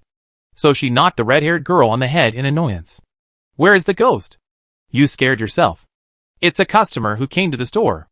I told you to take care of the store, but you're not doing this. You scare all the customers away. You're timid, and you like to read these horror books." Really? Friend Willow didn't know what to say for a moment. She flipped through the books that the red-haired girl had put on the front desk and scolded her in annoyance. At this time, Nina saw the name of the book, The Adventure House of the Crazy Lich, although Nina didn't know what a lich was. She knew it was evil at first glance. As a result, she began to keep a distance from the girl who read such books. However, the red-haired girl limped to Nina in a familiar manner, looking very painful, and apologized to Nina. "Sorry, sir. It was Lovell that was rude just now." She bowed 160 degrees to Nina, which made Nina feel very nervous. It was the first time for her to receive such courtesy, and she felt flattered. "It's okay. I was too hasty and didn't knock before coming in," Nina said quickly. But Nina still didn't forget the purpose of this trip. She said to Friend Willow at the front desk, "Ms. Willow, I have some things to sell this time, and I also want to buy some things. I wonder if you have a list here." As Nina said, she took out the bulging little bag from her skirt, stood on tiptoe, and handed it to the front desk. Chapter 43: The Potion of the Goddess of Luck. 10 grams of black feather flowers ground into powder. Well preserved. Is this animal blood used for sacrifice? It seems to be second level. Less popular. 120 grams of scattered doghead gold. And what kind of perfume is this? It smells quite fragrant, and seems to have the effect of restoring peace and tranquility. Friend Willow, the hostess of the alchemy shop, professionally took out tightly wrapped bottles or bags from Nina's small bag. She carefully inspected and identified them. Although the things Nina brought were not heavy, the types were quite complicated. Fortunately, they were all common materials in the sewers, and Friend Willow had collected them in the past. But this was only a part of what Gordon collected. There were still many in the storage point of the bonfire hall. It didn't intend to let Nina sell some large items such as weapons. After all, regardless of whether the alchemy shop would accept it or not, even if Nina was asked to move it, she couldn't move it. It could only be thrown into the warehouse as a useless thing. As she counted, identified, and appraised the items one by one, Friend Willow's expression had never changed since the beginning, and she had always been focused and serious. She quickly counted the items Nina brought and wrote them down on a piece of paper. The prices were followed by the names of the items, and Nina saw them very intuitively. 10 grams of black feather pollen, 9 silver and 30 copper coins, 20 grams of blood extracted from a second-level dark beast, 3 silver coins, 120 grams of doghead gold, 67 silver coins, unknown tranquilizing perfume, 1 gold and 20 silver coins. Nina brought a total of 7 materials. The total price of the items sold to Friend Alchemy shop on the list Friend Willow gave her was 2 gold, 5 silver, and 20 copper coins. The most valuable item was the perfume from the spellcaster's hut of the Kaz clan, which Nina had not expected. Although she had heard from Mr. Gordon that the perfume was worth some money, she was still a little skeptical. After all, in her opinion, this perfume seemed to have no effect except covering up the sewer odor. So how could it be compared with the gold? But the price in front of her made her unbelievable. A small bottle was actually more valuable than gold. Nina was shocked. Nina, it seems that you have made a lot of money this time. Did you encounter the dog-headed warlock tribe in the wild? Many of these materials have wasted a lot of value. It is obvious that it is not something that a thrifty human can do. Those dog-headed people, goblins and other spellcasters can only do this without the help of sophisticated instruments. Friend Willow talked freely. Love, who was standing next to her, looked at Nina with admiration, and almost cried out. So awesome. She was so much younger than herself, but she was already fighting those monsters, and she was still immersed in horror adventure stories, unable to extricate herself. Whom Nina did not refute or admit, but just hummed in a low voice, and then said to the half-elf store manager, I plan to sell all of them, but can you help me exchange them for something else? I don't want coins, Nina said timidly, but her request was undoubtedly agreed by Friend Willow. What do you want, little girl? We have everything adventurers need here, but the main product is alchemy potions. Whether it is the best-selling sleeping potion or underwater breathing potion, we have it here. However, the equipment is mainly high quality. There are not many weapons suitable for you. Most of them are magic weapons. The price is... Friend Willow began to introduce the various items in the alchemy shop to Nina. Nina listened very carefully because she planned to write them down and then go back to tell Mr. Gordon. Ms. Willow, I want a combat skill book. Do you have one? Warrior training manual? Friend Willow looked at the little girl in front of her and asked in confusion. Well, how much? Nina nodded. Among the purchase items that Gordon told her, there was one about strengthening the strength of the goblin team. You can spend a considerable amount of money to buy warrior training skills. For example, charge, clack, these skills that ordinary warriors can master. After training, they can learn some skills, so that they will have a greater advantage in fighting monsters. After all, the Blackfire clan is now a tribe of nearly 100 people. Although it cannot replenish high-end forces, it can improve the strength of these elites. Books are expensive, and it will be much cheaper to go to the warrior guild to study by yourself. 1 gold coin per book. Friend Willow was a little puzzled. Did the person behind her want to create his own territory? Train warriors? After all, going to the guild only costs 10 silver coins, and mastering better skills is at most 20 silver coins.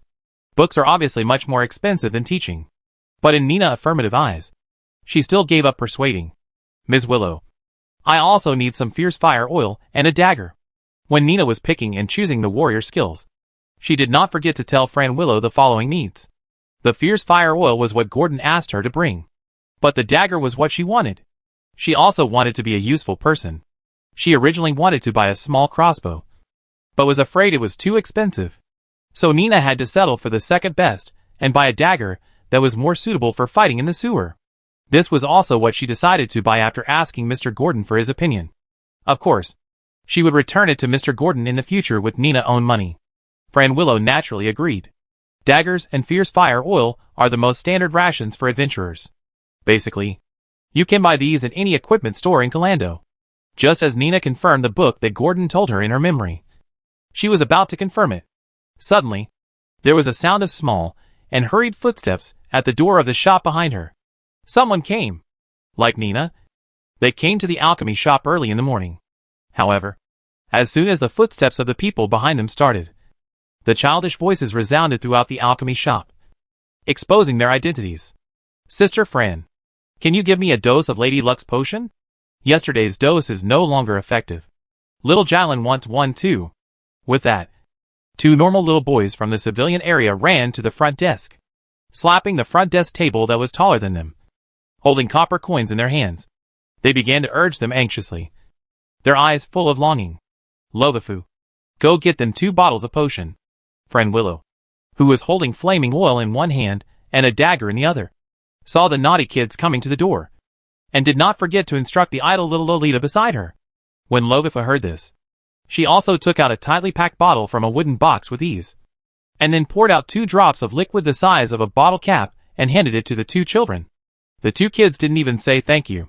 After each of them gave Lovely a copper coin, they applied the potion on their hands and ran out of the alchemy hut. They kept shouting, Wylan, I have a feeling that I will definitely find Flanders today. The 2,000 gold coins are mine. Kieran, today you go to the west of the city, and I go to the east. We will split up. We split it up if we find it.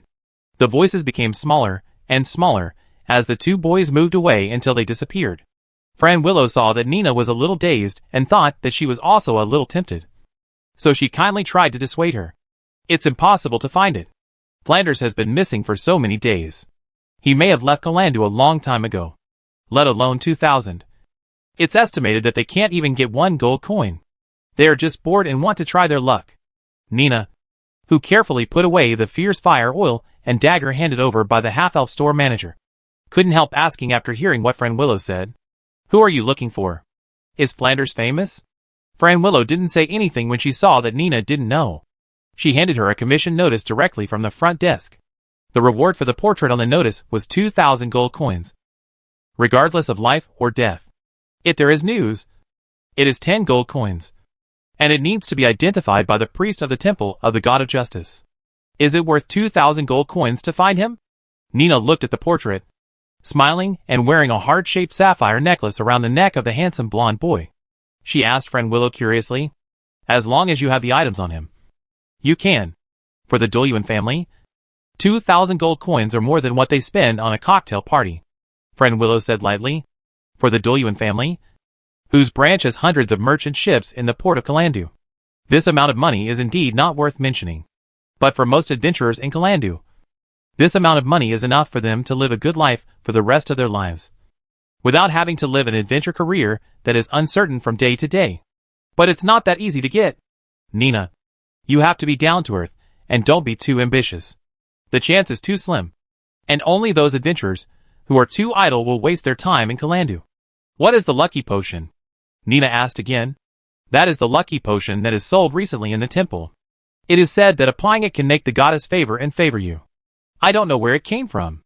As a result, half of the temples in Calando are now selling the so-called lucky potion. I also bought a batch of it, which is from the temple of the moon goddess.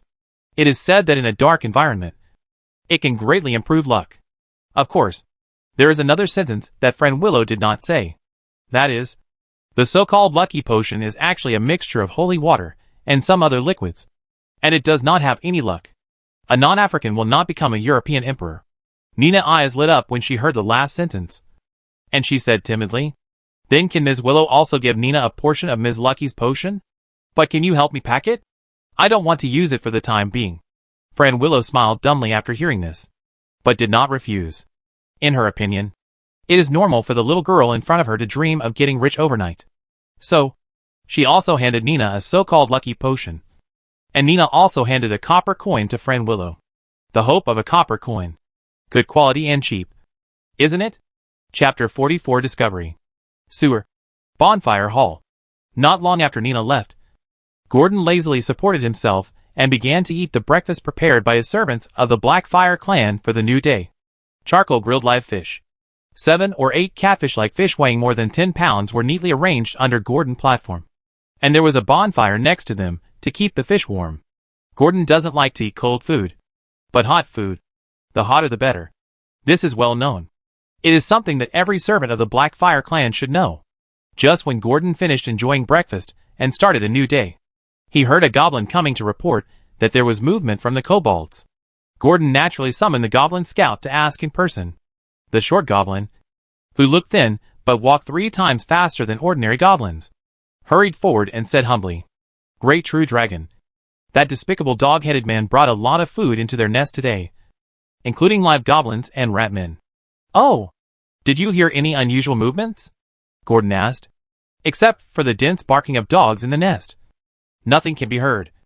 But from the sound, they are very excited and fanatical. A bit like when our clan used to perform sacrifices." The short goblin was once a member of the Cass clan. That is, the God-favored goblin clan. And it is very familiar with sacrifices. Good job. Keep monitoring. But don't alarm them. You should also pay attention to hiding, Gordon reminded. Obviously there must be secrets in the dog-headed man nest. But it is waiting for Nina to come back. And it is not considering taking action for the time being. It is not too late to take action after finding out the details. Only by knowing yourself and the enemy can you win every battle. Gordon firmly believes that information is extremely important, whether in the previous life or in the alien world of this life. The news from the dog-headed man completely dispelled Gordon's plan to lie on the high platform and live a salted fish. It felt that it should do something. So, he took a few elite goblins out for a walk and patrolled the bonfire territory. It also wanted to see if it could bump into Nina on the patrol route. He was quite curious about the transaction in the alchemy shop this time. In order to buy items, in addition to materials, when Nina went out, she also took away all her savings. All the coins on the high platform. As many as 7 silver coins. Of course, this step is to worry about not having enough money. After all, the things it wants to buy are relatively valuable.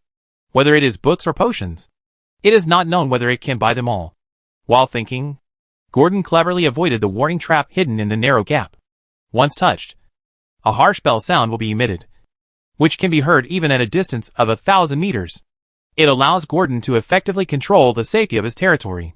After all, those goblins are quite familiar with avoiding these traps. And basically there will be no false triggering. It prevents Gordon from experiencing the story of, "The wolf is coming. The wind in the sewer is very noisy today." As Gordon thought, he moved his strong limbs lightly and silently. Like a cat, he swam in the area near the bonfire hall. A few elite goblins holding bone clubs followed far behind. Like a closed wall of flesh. Very scary. Terry, as one of the last few giant rat knights of the rat people, took on many heavy burdens that he shouldn't have to bear at his age.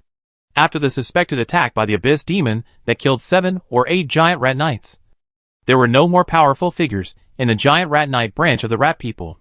The best of the giant rat knights, such as Tuka and Vicky, have returned to the place where they were born. The sticks. This also led to the sudden neglect of the giant rat knights in the rat tribe. The day before, the new batch of rat people were more inclined to transfer to the job of rat wanderer, or the rat ranger, the kind that shoots with a poisoned small crossbow. These 2 professions are more suitable for rat people. There is no doubt that with the death of Tuka, the giant rat knights fell and could no longer struggle to make a little wave. Slaying a dragon is ultimately a reflection on the lake, a mirror image. Now, Terry, the giant rat knight, is carrying out the orders of the supreme priest of the rat people to find out about the fire in the southeast area and the movements of the goblins. There seems to be a lot of noise there recently. The priest plans to send scouts to find out if there are any new forces there, considering that the mobility of the wanderers is much worse than that of the giant rat knights. Terry finally took on this task, which he thought was a proof of the usefulness of the giant rat knights. So he was very concerned about this task. and first went to the goblin gathering place originally called the Kes tribe, and the gathering place of the Daika tribe to check. After learning that the two tribes were suspected to have been wiped out, there were more than a dozen goblin corpses that had not decayed yet in the hall of the Daika clan. Originally, it wanted to go back to report, but an indescribable sense of responsibility swept over Terry's body. It wanted to learn from Tuka and revive the giant rat knight. Let the new Ratmen see that the status of knights in the hearts of the priests is no less than that of wanderers and rangers. It wants to inherit Tuka legacy and carry forward the spirit of chivalry. So, after it found two locations, it immediately drove the giant rat under it to the third location, the gathering place of goblins called the Gallic clan. This time, it must complete the task perfectly. While driving the giant rat under him, Terry galloped in the sewer, while touching the somewhat inconsistent heart-shaped sapphire hanging on the short neck. He prayed silently, "Master Tuka, please bless Terry, and let him become a great rat knight like you, and lead the future of the rat race." This was the reward given to him by Master Tuka himself when he was promoted to a rat knight. He always regarded it as a treasure, and hid it at home. It was not until Tuka died that he wore it to remember Tuka will at all times. Just go in through the remote crack in front. When the time comes, just be careful and observe. And then you can go back and report. Terry galloped in the sewer, and soon saw the destination. Looking at the crack in front, his brain was thinking about the next steps. After carefully thinking about the steps and the escape route, Terry gently led the giant rat, and drilled into the inconspicuous crack without making any sound. Such a narrow crack is simply born for us rat people. It would be a waste to give it to those green-skinned cubs. Terry was thinking as he drilled through the crack. And then the giant rat under him stepped on something like a switch. The next second, a sharp alarm sounded in the crack.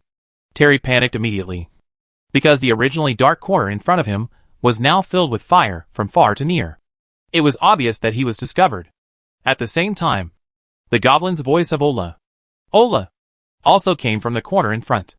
However, Terry's expression was slightly startled, but he didn't react much. In his opinion, as long as he was not surrounded, he could drive the giant rat under him to charge at full speed, and it would be impossible for him to be caught by the goblins. This is why he was so bold to go to the nest to take a look. So, he even stepped on the sharp alarm device without panic, and then looked at the goblins who were surrounding him. He cursed in the rat language. "Goodbye, green-skinned kids. If you have the guts, come and chase me." Terry! Terry drove the giant rat under him to turn around. But at the moment he turned his head, he felt that the exit gap behind him seemed to be much darker. Then, Terry saw a pair of dark golden vertical pupils at the exit of the gap, looking at him without blinking. And then, the owner of the eyes spoke the familiar rat language. "Oh, look what I found. Two cute and charming little mice." Its mouth was wide open, very wide.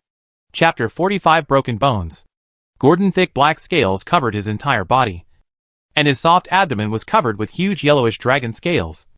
Like a shield, it lay on the platform, its half-open dark golden vertical pupils slightly squinting. But from its human-like expression, it was obviously in a good mood. The sharp claws wrapped in scales were unconsciously stroking a bright and beautiful blue heart-shaped gem, playing with it in his hands. This was one of its trophies, worth a lot of money. It was also the most valuable item it had seen so far, worth as much as 10 gold coins. Although it was a relatively inferior sapphire, with slight flaws in the heart shape, it was a gem, wasn't it? The price of selling it to the blue dragons in the desert should be much higher, as they believe that gems of the same color as themselves are the most precious. However, the premise is that this blue dragon is willing to use the treasure in its vault to buy it, rather than using conversation, physical, to get it from you. Gordon had never thought that just killing a mouse would give him a treasure worth more than conquering a tribe. He remembered that the Ratman didn't like to collect these shiny things, and the treasure was on par with the goblins. But since he had it, Gordon didn't bother about where the sapphire came from. It was already in his hands, so it was his. Thinking of this, Gordon focused his eyes on a line of light blue light screens in his retina, and distributed the two newly acquired talent fragments very comfortably. Looking at the jumps in the light blue data information bar, and the extra strength in his body, Gordon nodded with satisfaction. Now, it has become stronger again. And this kind of substantial and perceptible strengthening really makes it a little overwhelmed. If it weren't for the unclear situation on the kobold side, and the unpredictable situation on the Ratman side, it might have been unable to hold back, and went out to hunt for talent fragments. But it was still in a good mood now. It could get a surprise if it went out for a patrol. It wished it could encounter such a pie in the sky more often. But what made it a little concerned was that it seemed to have made too much noise here, which attracted the attention and exploration of the Ratman. Although the Ratman Knight didn't say anything, he was killed by it. But Gordon could still guess that it came here with a mission. Otherwise, it wouldn't have run to the inconspicuous crack passage in the bonfire hall to trigger the trap. If it weren't for the merit of the trap, I'm afraid it would have been sneaked up quietly. Then, Gordon learned from this experience and placed a few more traps in the cracks, as well as some small operations. Just as Gordon was recalling what traps were more suitable for this place in his talent trap mastery, Gordon heard footsteps coming from the corridor on the left. The person seemed to be a little out of breath, exposing herself without covering up. Obviously she was very confident here, but this voice was exactly the familiar voice. And Gordon's mouth corners slightly raised an arc. Nina is back, bringing what she wants. When Nina just came out of the corridor, before she said hello, she saw Mr. Gordon, who had jumped off the high platform and walked towards her. I don't know if it's my illusion. Nina feels that after going out, Mr. Gordon has grown a lot. Originally, it curled up, and its head could only reach near Nina's chest. But now it can probably touch her neck. You know, it's been less than 5 days. But Nina clearly remembers that Mr. Gordon at that time was not much bigger than a house cat. That is, much bigger than Celia's sister Liz. I can only say that maybe real dragons are gifted like this. She calmed her chest, which was a little breathless due to the rush, and then smiled at Gordon. Mr. Gordon, I sold more than 2 gold coins. Those materials. I bought some of the things you wanted. But the invisibility potion you mentioned is too expensive. Even if I don't buy one item, I can't afford it. The least effective invisibility potion in the alchemy shop costs 5 gold coins per bottle. And the amount is very small, which can only last for 5 minutes. I asked Ms. Willow. As Nina and Gordon walked towards the platform, they began to talk about the magical potion in the alchemy hut and some popular items sold in it. After the dragon and the other person returned to the platform, Nina took out the tightly wrapped bag behind her. A thin parchment book. A bottle of black viscous liquid. The bottle is thick. The stopper is tight. Obviously it is carefully preserved.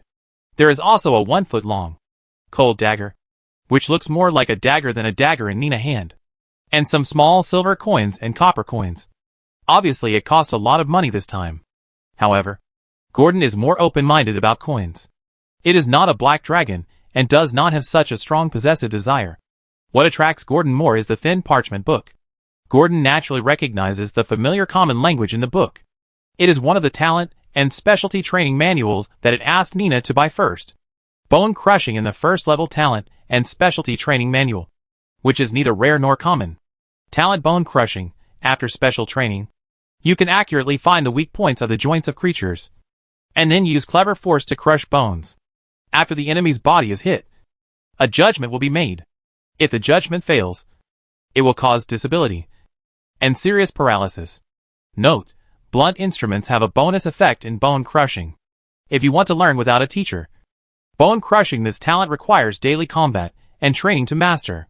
But with the book, it will be much more convenient. Gordon opened the parchment book, and the first page introduced a biological cross-section. From the side, it was a dog-headed man. The side, front, and even the head of the dog-headed man were marked with the key joints of each joint. Below is how to make a training stake for talent and specialty training. There are other biological cross-sections later, which allow adventurers to carry out targeted attacks, including creatures such as goblins and bugbears. The contents are clear at a glance, and even a barbarian without a brain can understand it.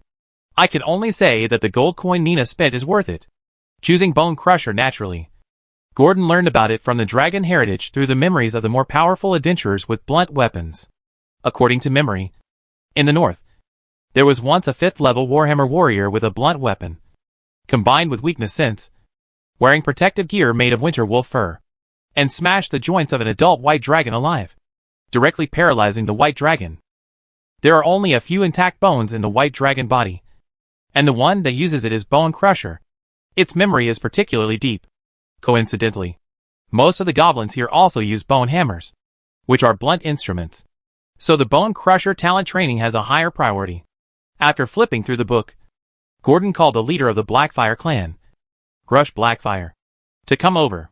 He threw the parchment book directly in front of Grush, who was kneeling down to listen to his orders. An indifferent and majestic voice came from the high platform. Grush, let them train well. Don't let me down. Yes, my master. Grush Blackfire looked at the contents of the book that was spread out. He knew that this was some kind of combat skill or talent training book, and immediately felt like he had found a treasure, and quickly agreed. At the same time, he also expressed his determination in front of Gordon, saying something like, if it doesn't work, Master, you can stuff my head into the cesspool. For a time, Gordon thought it was cheating. After Gordon's signal, it carefully put away the books. After leaving, it hurried to another gathering place in the hall. Starting today, they will not train blindly. It must not let the master down, Grush thought. On the high platform, Nina also saw a strange light. Under the bonfire, the blue color was attractive. The heart-shaped blue gem under Gordon's pale yellow breastplate emitted a brilliant light. This is Chapter 46, The Contract of Algene. The goblins of the Blackfire clan began to practice in an open space not far away, practicing the key points of bone crushing. Their voices were neither loud nor soft, but now in Gordon's ears, it was as if silent, because he was shocked by the number that Nina blurted out. What did you say? This thing is worth 2,000 gold coins? The people of Kalandu are looking for it like crazy? Gordon lowered his head and looked at the sapphire under his chest, a little surprised. As he said, he quickly took the sapphire out from under his not too heavy body and carefully placed it aside, fearing that he would crush it. Then he laid down and stared closely at this sapphire, whose symbolic meaning was greater than its actual value. Gordon was still a little unsure in his heart, and before Nina could answer him, he opened his mouth to add, but although the sapphire is made of fine craftsmanship, it is made of inferior sapphire, and is not worth the price at all. Nina, are you sure you really saw this gem? Nina listened to Gordon's words, and was also in doubt for a while. After all, the Flanders described in the commission notice wore a heart-shaped sapphire, but she didn't know what it was made of. If it really turned out to be a mistake and a false happiness, it would not be beautiful. She would also feel very sorry. So she whispered to Gordon in front of her everything she knew about this matter. There was no personal preference. Everything was repeated truthfully. This made Gordon feel a little credible. After all, this sapphire looked very strange. On a mouse, there is a high probability that the owner of the gem is gone, and then it falls on the Ratman. This guess is easy to deduce. So, when Gordon looked at the sapphire again, it seemed as if he saw the future extravagance. The life of a king in the sewer. 2,000 gold coins. This is not a small amount. It is enough to exchange for a shop title deed in Kalandu, where every inch of land is worth a lot of money, or exchange for 1 or 2 good magic items. However, how to prove it is also a more troublesome problem, Gordon thought, staring at the burning bonfire in the distance, the reflected firelight burning in its vertical pupils, and was lost in thought for a long time. And Nina also fell into deep thought for a while, and she obviously thought of this problem. Gordon thought further. If Nina took this gem to claim the reward, let's not talk about whether she can get this huge amount of gold coins and walk back to the Black Street. Let's talk about how to pass the Temple of Justice first. After all, the priest of the God of Justice has the word of truth. If Nina goes to hand in the task, the existence of Gordon will definitely not be concealed. If she asks, she will know for sure. I am afraid that only the followers of Xeric or Layla can deceive the gods in the temple. These 2,000 gold coins are a bit hot and hard to handle. Gordon is a bit overwhelmed. After all, it seems that Nina is the only human he can trust, leaving him no room for maneuver. He is powerless. Is he going to watch the 2,000 gold coins slip away from his hands? Gordon was a little unwilling, but Nina spoke up. She looked timidly, and finally mustered up the courage to say to Gordon, "Can we let Nina give it a try? I think Ms. Willow is a good person. Maybe she can help us." That half-elf? Gordon certainly knew about Fran Willow's existence. Nina had told him about it during the last transaction. I heard that she was a kind and generous alchemy shop owner, and the purchase price was reasonable. However, Gordon still sneered and wanted to refuse immediately, and gave Nina a good social psychology lesson. Nina was too young and might not understand the evil of human hearts. The so-called betrayal was nothing more than not having enough chips. Some people might not care about some petty gains, but when they encounter huge wealth, They will show their fangs. As greedy as the dragon. They took away everything. No. They were more brutal than the dragon. The dragon took away only wealth. But those people would not stop until they had eaten it all. 2,000 gold coins were enough to make the nobles, who looked at them with humility and courtesy, reveal their most primitive wildness. Plunder. As long as you are weaker than me, everything you have will be mine. We can use the contract of the goddess of wealth, so that we can ensure that there will be no problems for both parties. Nina added quickly. In the free city, Kalandu, if you ask which god is the most popular, it is undoubtedly the goddess of wealth. Woking.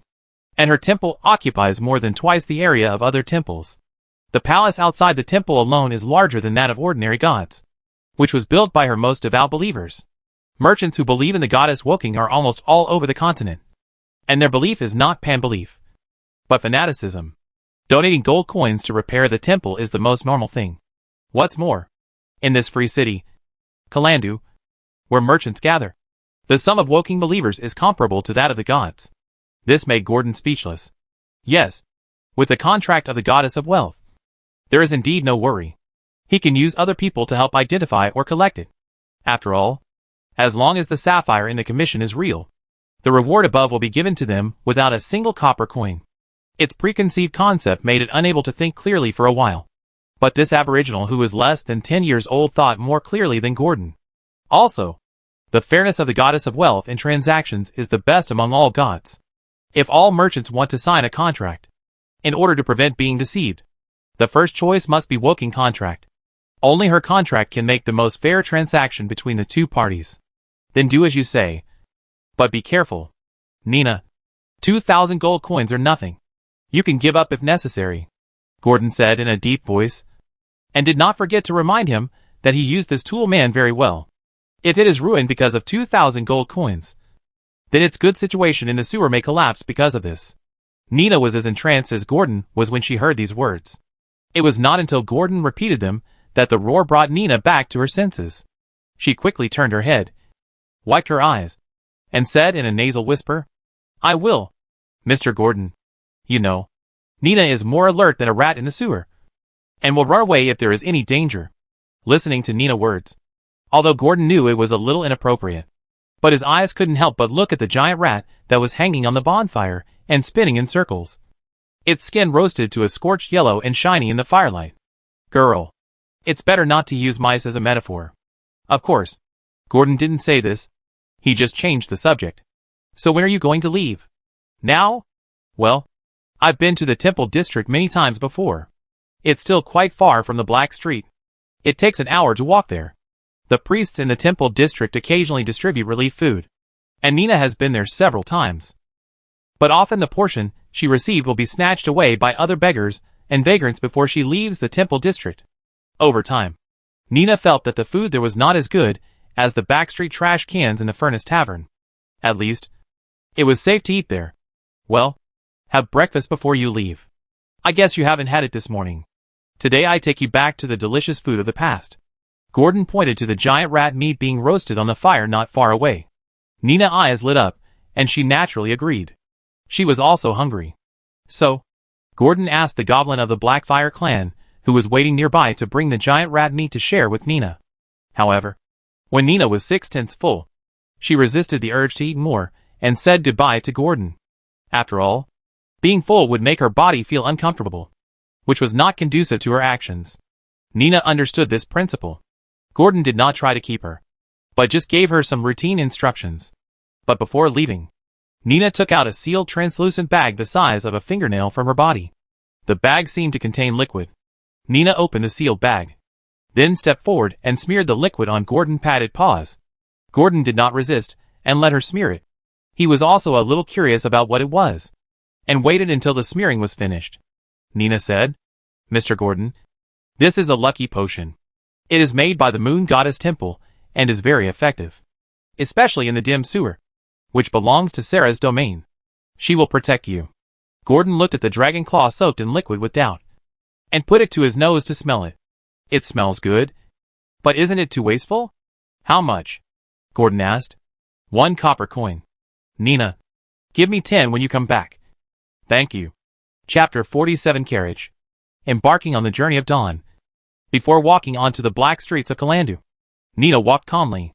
Not because she no longer had to hide in the sewers.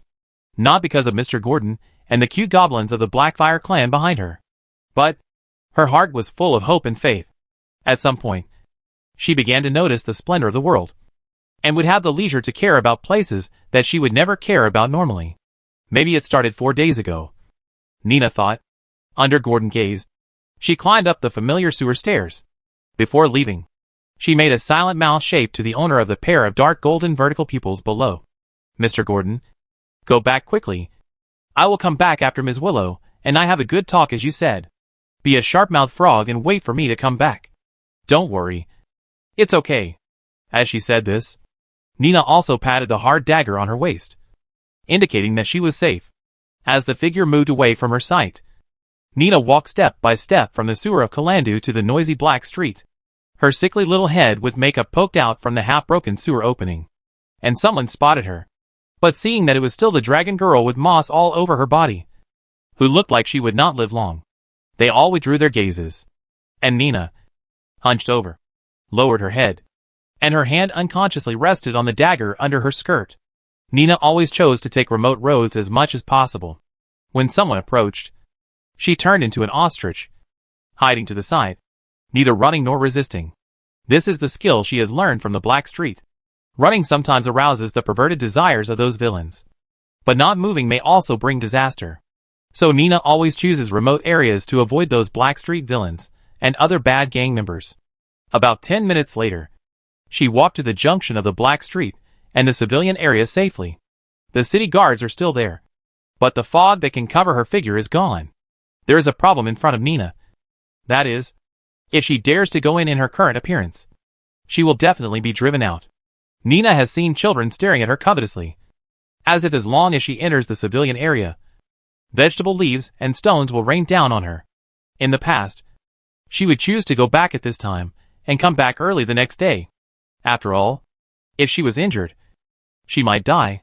But the current situation certainly does not allow Nina to retreat, so she can only act in a roundabout way. She pretended to leave first, then hid out of sight, waiting for an opportunity. Soon, an opportunity came. Nina saw the right moment and touched him. 15 minutes later, Nina hid in the corner and walked in lightly after seeing the last customer of Friend Alchemy's shop leave. The peculiar smell on her body made her notice before she even said a word. What a stinky smell. It's you, Nina. Sitting at the front desk and bombarded by the peculiar smell, Lovely wanted to complain. But when she saw that it was Nina, her eyes lit up. She didn't mind the stench on Nina anymore. In her mind, adventurers, no matter how stinky they are justified. After all, they risk their lives to fight, adventure, and explore. In her eyes, Nina was no different from those adventurers. She was her idol, and even her things smelled good. Do you have anything else to sell? I go in and call my sister out. After Levitt dropped a drop of perfume on Nina to remove the odor, she was like a gust of wind. She ran into the inner room again, shouting and yelling, which scared Friend Willow, who was doing the experiment. The potion that she spent a lot of gold coins to prepare was almost destroyed. However, when she heard that Nina had come back from Levitt's mouth, she thought there was something wrong with the things she was selling. So Friend Willow hurried back to the front hall after dealing with the suffix of the experiment. Looking at the dragon girl who was standing there, a little at a loss, she asked softly, "Is there anything else? If you want to return the things you bought, you can do it today. If it's tomorrow, you may have to pay the depreciation fee." Friend's voice was very light, and she saw the hesitation in the eyes of the dragon girl in front of her. Unexpectedly, the words Nina was preparing caught her off guard. "Sister Fran, I have a business worth 2,000 gold coins that I want to discuss with you." Friend Willow's brain was a little out of order, but she quickly reacted and looked outside the door. She didn't reply to Nina's words, but first hung a wooden sign outside the shop saying that it was closed today. Then she closed the door. The air suddenly became quiet, and after the wooden door closed, it directly separated the alchemy shop from the outside world. It was impossible for Nina to say that she was not nervous, but she still pretended to be weak and said timidly, "Sister Fran, how is it? You found Flanders? Where is he?" Friend Willow looked at the dragon girl with some curiosity. She could never have imagined that the little girl who had just learned about Flanders from her would come back in less than an hour to discuss a business of 2,000 gold coins with her. This, Nina did not speak, and Friend Willow naturally understood. So, she changed the question. Then why did you look for me? You can go to the temple by yourself and deliver the task. The Temple of Justice will not refuse anyone to enter. Unless you have a secret? Nina wanted to explain, but felt that it was a bit of a cover-up. So she simply lowered her head and did not speak. But Friend Willow obviously understood. So she asked directly, I can pay you the gold coins in advance after identification. But you have to tell me how much money I can get from it. Her voice was no longer as soft as before. In business, since the customer has a need, she will not be stingy. 500 gold coins. Nina reported a number, which was a more reasonable share than Gordon said after careful consideration, although the reward was a bit high. According to Nina, 1 gold coin could allow a desperado to kill several people in the Black Street. Not to mention that 500 gold coins were enough to buy a slave with noble blood. But if it could go as expected, it would not be impossible. Besides, this thing came too easily, and it was the kind of pie in the sky. Gordon didn't feel bad at all for giving up some profits. Oh, you have courage. Friend Willow originally serious face softened, and she suddenly looked at Nina with favor. 500 gold coins. I agree. Where is the thing? She asked. It's not with me. I have to go to the Woking Temple and sign the contract before I can give it to you. 50 silver coins. Nina can afford it. Nina took out the heavy little bag from her dress, and the crisp rustling sound inside made people feel very comfortable. Okay. Plan Willow took a deep look at the dragon girl in front of her, and then smiled. She said to Love, who was stunned behind her, Love, please help look after the store. I will go to the Woking Temple with her and will be back soon. Don't sell things randomly. Got it. Okay. Sister. The red-haired girl with twin ponytails looked at the two of them blankly, and could only nod stiffly. As for what the two of them said just now, Love, confused, could only shake her head. Seeing that Friend Willow agreed readily, Nina Tent's heart was also relieved. Then the two of them went out together, and Friend Willow called a street carriage as soon as she went out. Nina, who originally thought she had to walk a long way, was a little unresponsive. So, Nina enjoyed the feeling of a carriage for the first time. A kind of illusory and light feeling. But she was very excited. Sitting in front of the window, watching the reflection of the constantly receding block, with expectation and hope in her eyes. Riding a carriage is really fun. Of course, if Mr. Gordon is also around, it would be even better. In Nina vertical pupils, the towering Woking Temple, which is shining golden in the sun in the distance, is close at hand. Chapter 48 changes. The priests in the Temple of Woking dress differently from the priests in other temples. Although they are called priests, they are more like aristocrats. And they are all dressed in jewels. A silk shirt, leather sleeves and short boots. All the materials they wear are made of the most expensive cloth and fur, which is gorgeous and luxurious. The rings on their hands still have traces of magic fluctuations. As priests of Woking, most of the power of divine arts they obtain is linked to money. This also leads to the fact that the strength of priests in Woking is related to their wealth. And it is said that they are at the level of high priests. They can even move tens of millions of gold coins, and use Dragon Alliance to summon gold dragons or metal dragons such as brass dragons to fight for them. Often, the cost of these real dragons gathering together to attack once can easily drain the annual finances of a wealthy country. Of course, if most priests choose to summon helpers, they will choose to ask their own goddess Woking for help. From her kingdom of God, summon powerful creatures to the lower world to help, because it is more cost-effective. It is said that after using it more, you can buy one get one free. That is, a powerful creature with a weaker creature.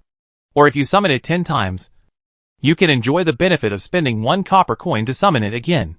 However, the creatures in the kingdom of Wajin are often much weaker than those in other kingdoms. They are better at making money than fighting. For them, as long as they have enough money, there is nothing they can't handle. Money can do everything.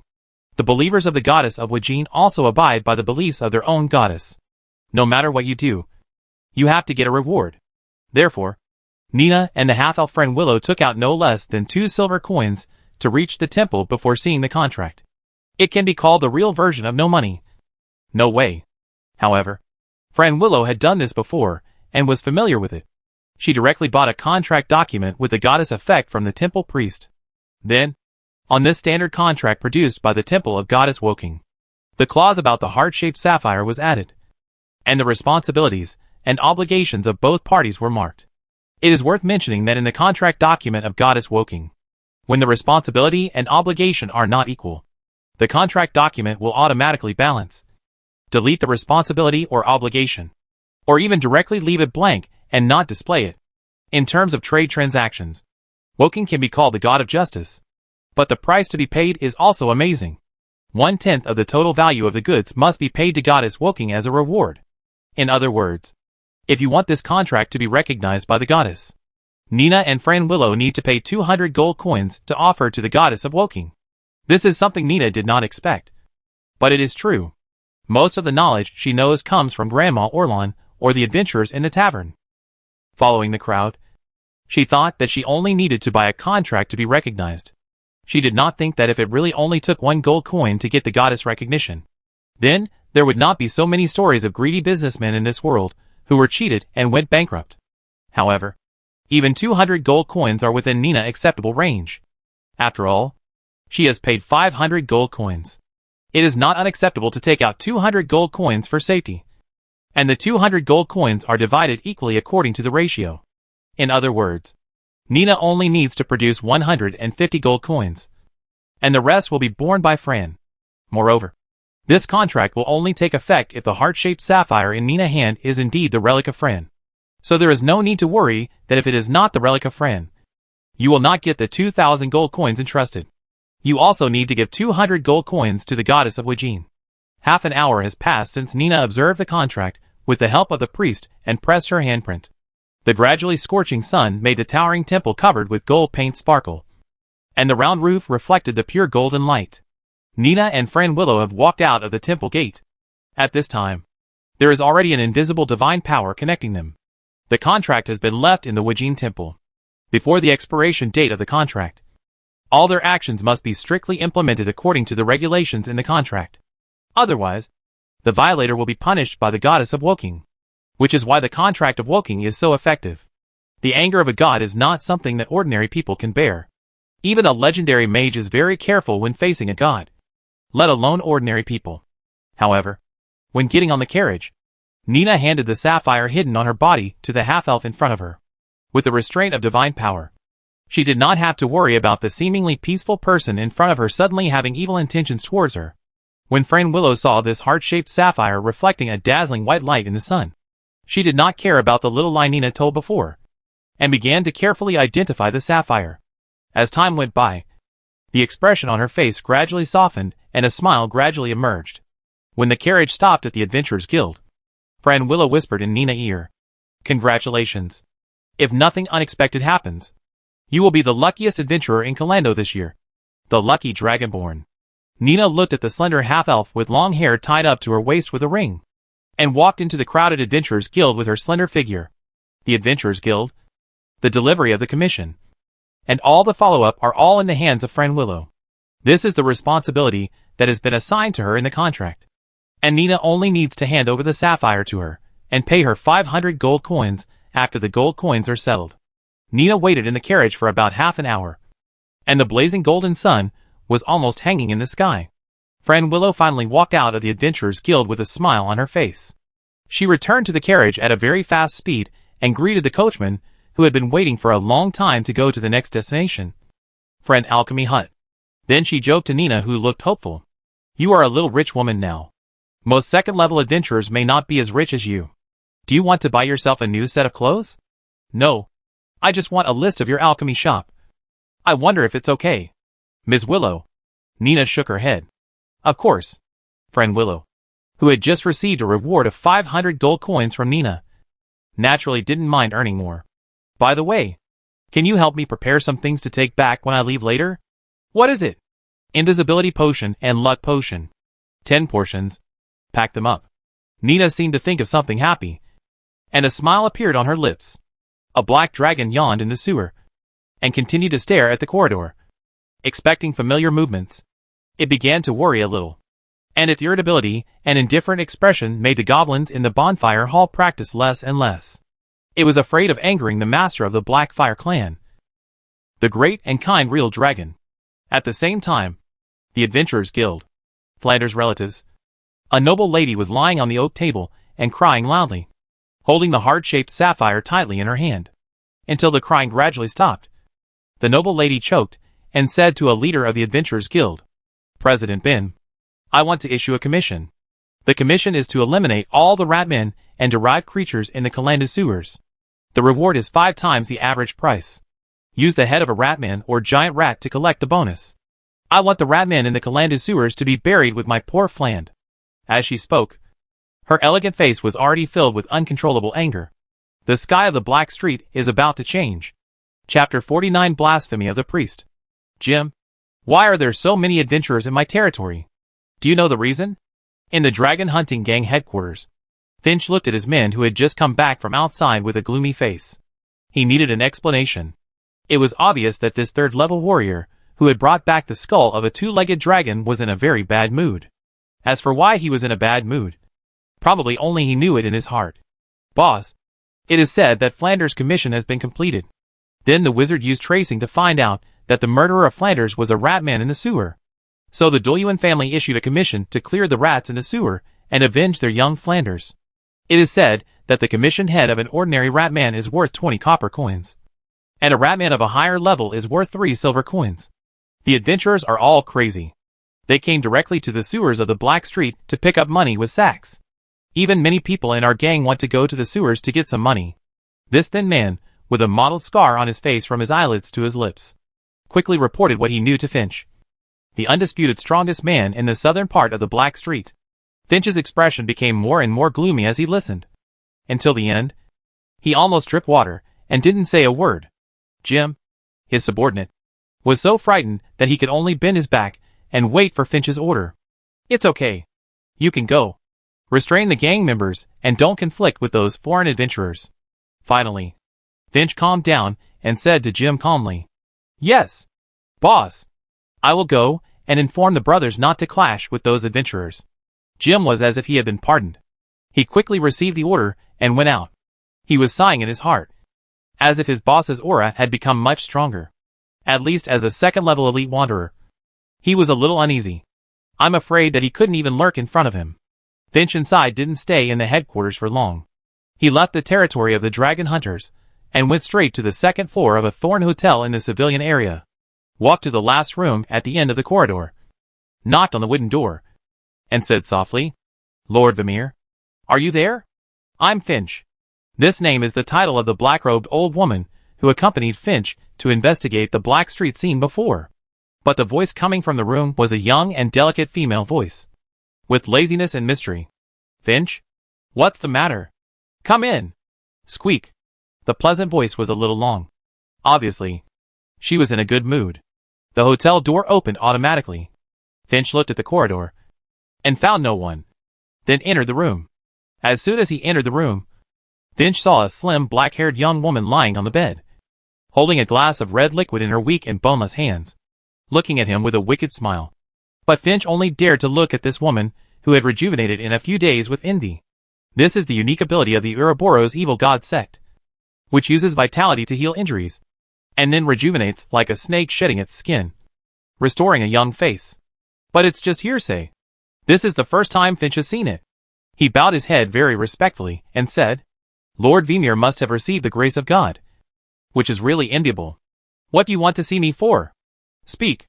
Still lazy and comfortable, Vimir crossed her straight and slender legs together and raised an arc.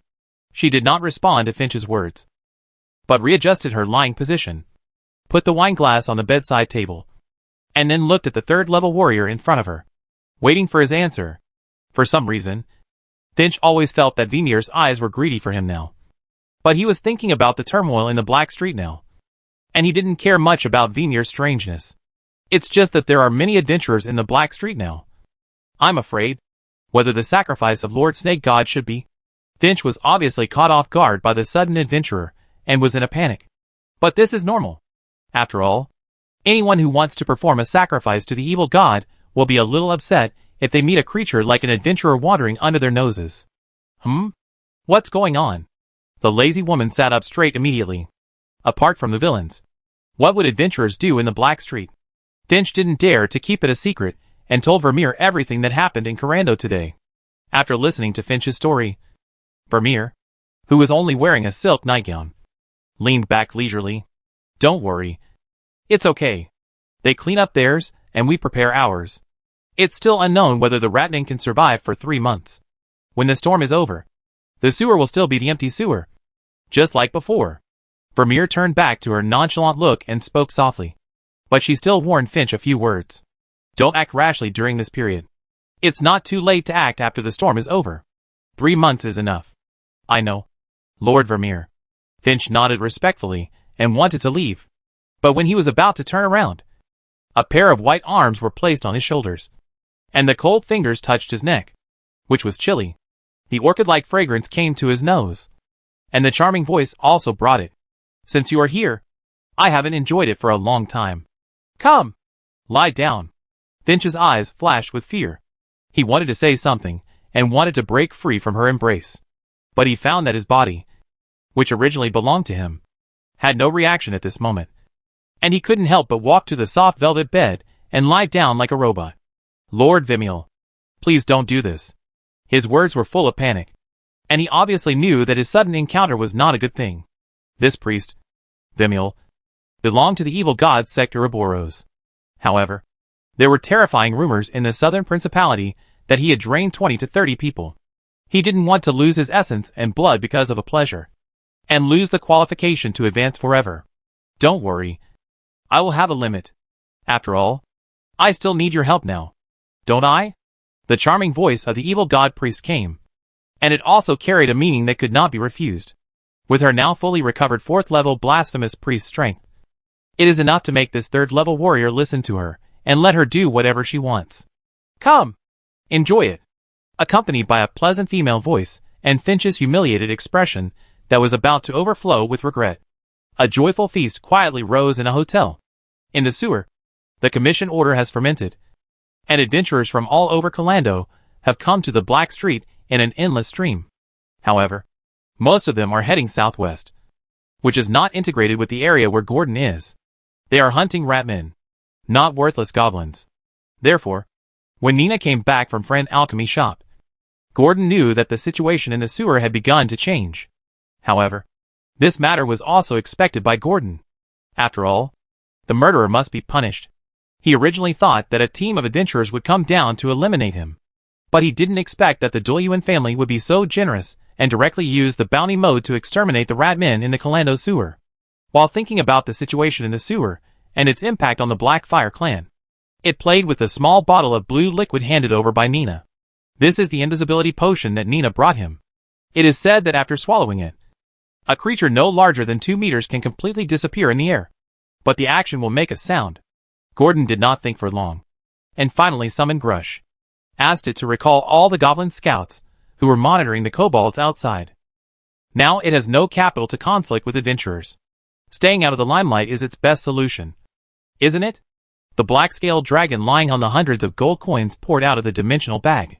Squinting his eyes, he enjoyed the dragon girl cleaning of his scales with a rag soaked in hot water.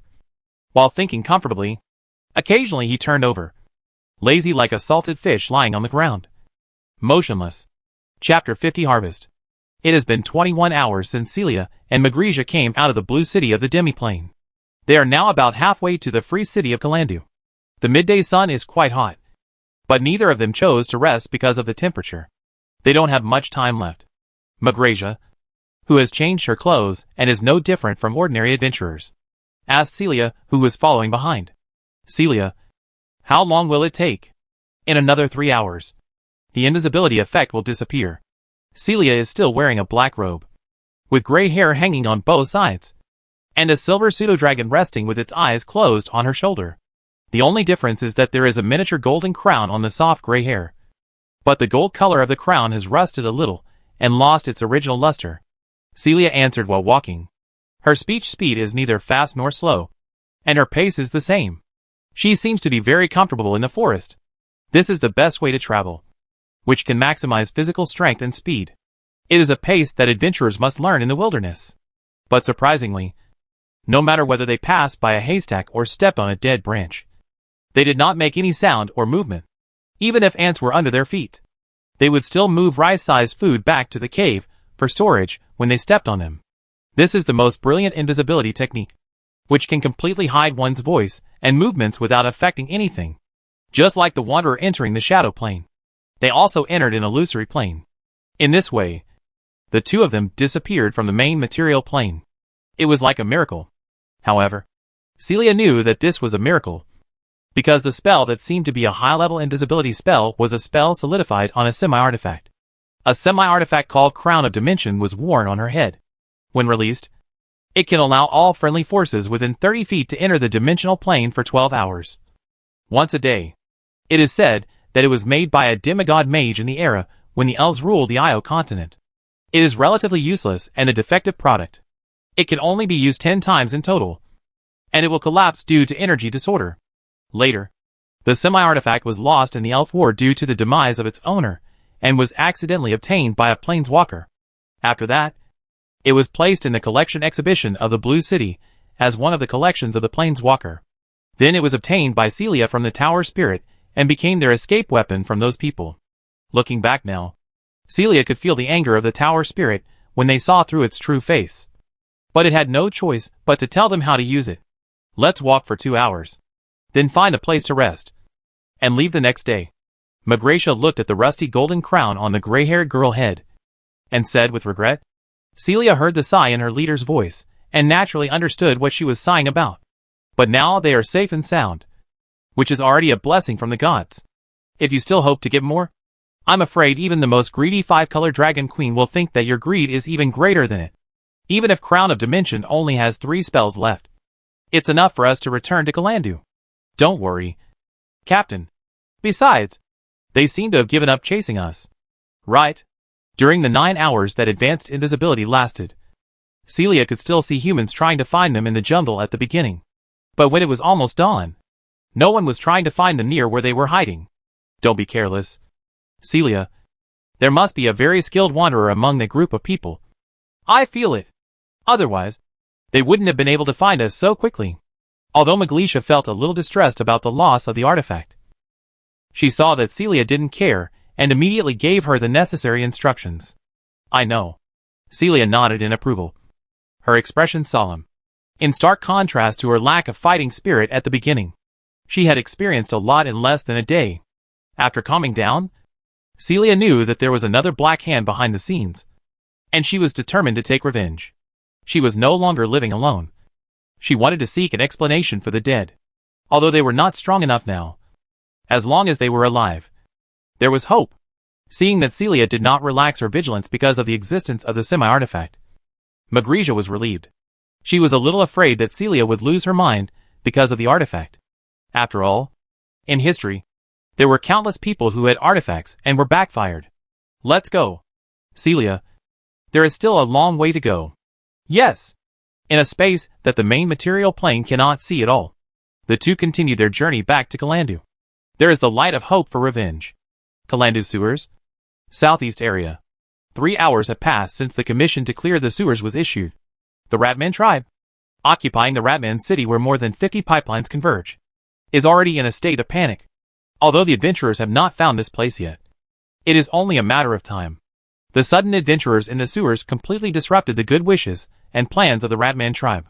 They have not even completely occupied the southeast area, and have already welcomed the most terrifying adventurers in the legend. After this unprovoked disaster in their eyes, what makes them even more desperate is that the priest who originally had the highest status in the Ratman tribe has now disappeared. They are a little leaderless for a while. Some rats suggest avoiding these adventurers, avoiding their edge, and finding a remote place where they can't find, and redeveloping. Some Ratmen thought that they could not escape, so they could fight with the adventurers in the sewers and use their own advantages. Even if they died, they would bite off a piece of their flesh to let them know that Ratmen were not easy to bully. Just when these two voices were deadlocked in the Ratman tribe, there were already 5 well-equipped adventure teams, coming from all directions from the outer pipelines of the Ratman capital. Those Ratmen who acted as scouts at the pipeline mouths were no match for those elite human wanderers. Without a doubt. Their throats were cut, and their cervical vertebrae were broken. The clear division of labor, and the huge territory of the Ratman tribe were beyond the expectations of these adventurers. But more of them were delighted. This also means that those silver-shining little cuties are waving to them. A harvest party is about to begin. Chapter 51 targeted. Blackstreet Sewer. Southern area. A man dressed as a warrior charged forward, creating a whirlwind, and then swung his broadsword and slapped a rat ranger who had no time to react. The crossbow and body were slapped directly to the uneven wall of the sewer, and then fell like a picture frame. The body covered with gray fur instantly collapsed into a pile of mud, completely no longer the same as before. This is the fate of being approached by a warrior. 3 silver coins in hand. This Ratman is much easier to kill than goblins and dog-headed men. Right. Cheelin. The warrior man whistled happily, trotted forward quickly, and directly cut off the head of the rat ranger with a dagger, regardless of the blood, and hung it happily around his waist. 3 hours had passed since the riot in the Rat City. Although it was getting dark outside, there were still many adventurers in the sewers, planning to work hard all night. Anyway, once you go out, there is a small shed set up at the entrance of the Black Street for exchanging rewards. Piles of copper and silver coins are laid out naked on the table. As long as you bring a rat head, you can exchange it on the spot. There is also a matching tavern next to it. After drinking, you can have a good sleep. It can be called a one-stop service. Don't be careless. Without my flying arrow protection, you would have been shot into a hornet's nest long ago. A girl with a ponytail about 17 or 18 years old replied indifferently. Although she was wearing a gray robe like a wizard, she was holding a light crossbow in her hand. She was shooting a stunned and motionless ordinary rat to death. The short and long arrow hit the center of his eyebrows, and the tail feathers were still trembling slightly. But this is normal. In the Io continent, low-level mages have too few spell slots, and not many available skills. Most of the slots are used to memorize skills to protect teammates or themselves, such as mage armor, flying arrow protection, environmental adaptation, foot grease and so on. Pure mages, at low levels, without magic items, are really weak. After a skirmish, most of the spell slots may be consumed, and then they are in a state of paddling. It is a burden that needs to be protected, and an ordinary goblin may be able to kill her. Therefore, choosing to use a light crossbow or a part-time warrior is also a must-have choice for most low-level mages to go out for adventure. Hee hee. The brave warrior scratched his head slightly and laughed. No more talking. The mage lady in front of him was right. If it weren't for flying arrow protection, he might have been hit by the crossbow arrow of the Ratman Ranger in the first round. Don't talk. The battle is not over yet. Whether we can go to the furnace house tonight and drink a full cup of oatmeal depends on this time. This kind of foreign block is not common. The voice was accompanied by the hissing sound of a sharp weapon entering the flesh. And the unique counting method of the leader Ryan also sounded. 20, 40, 6, no, 80, 380. In just a few breaths. As a second-level elite swordsman, the leader Ryan had killed 4 ordinary Ratmen and 1 first-level Ratman. After Ryan spoke, the two naturally had no intention of continuing to bicker, and rushed over to clean up this small gathering point of Ratmen. They didn't have to worry about the Ratmen escaping, as the sewer pipes had already been blocked. There was only one gap left, where 2 of their teammates, a dwarf warrior and a half-elf ranger, were guarding. In order to take over this small Ratman gathering point, they spent a lot of time to set up. Just for this moment, they were all harvested to their heart's content. The killing had not stopped. The adventure group with Ryan configuration was very common in the sewers. The Ratmen were also caught in this sudden encirclement and had nowhere to escape. In less than a day, the Ratmen were washed away without even organizing an effective resistance. But it was not their fault.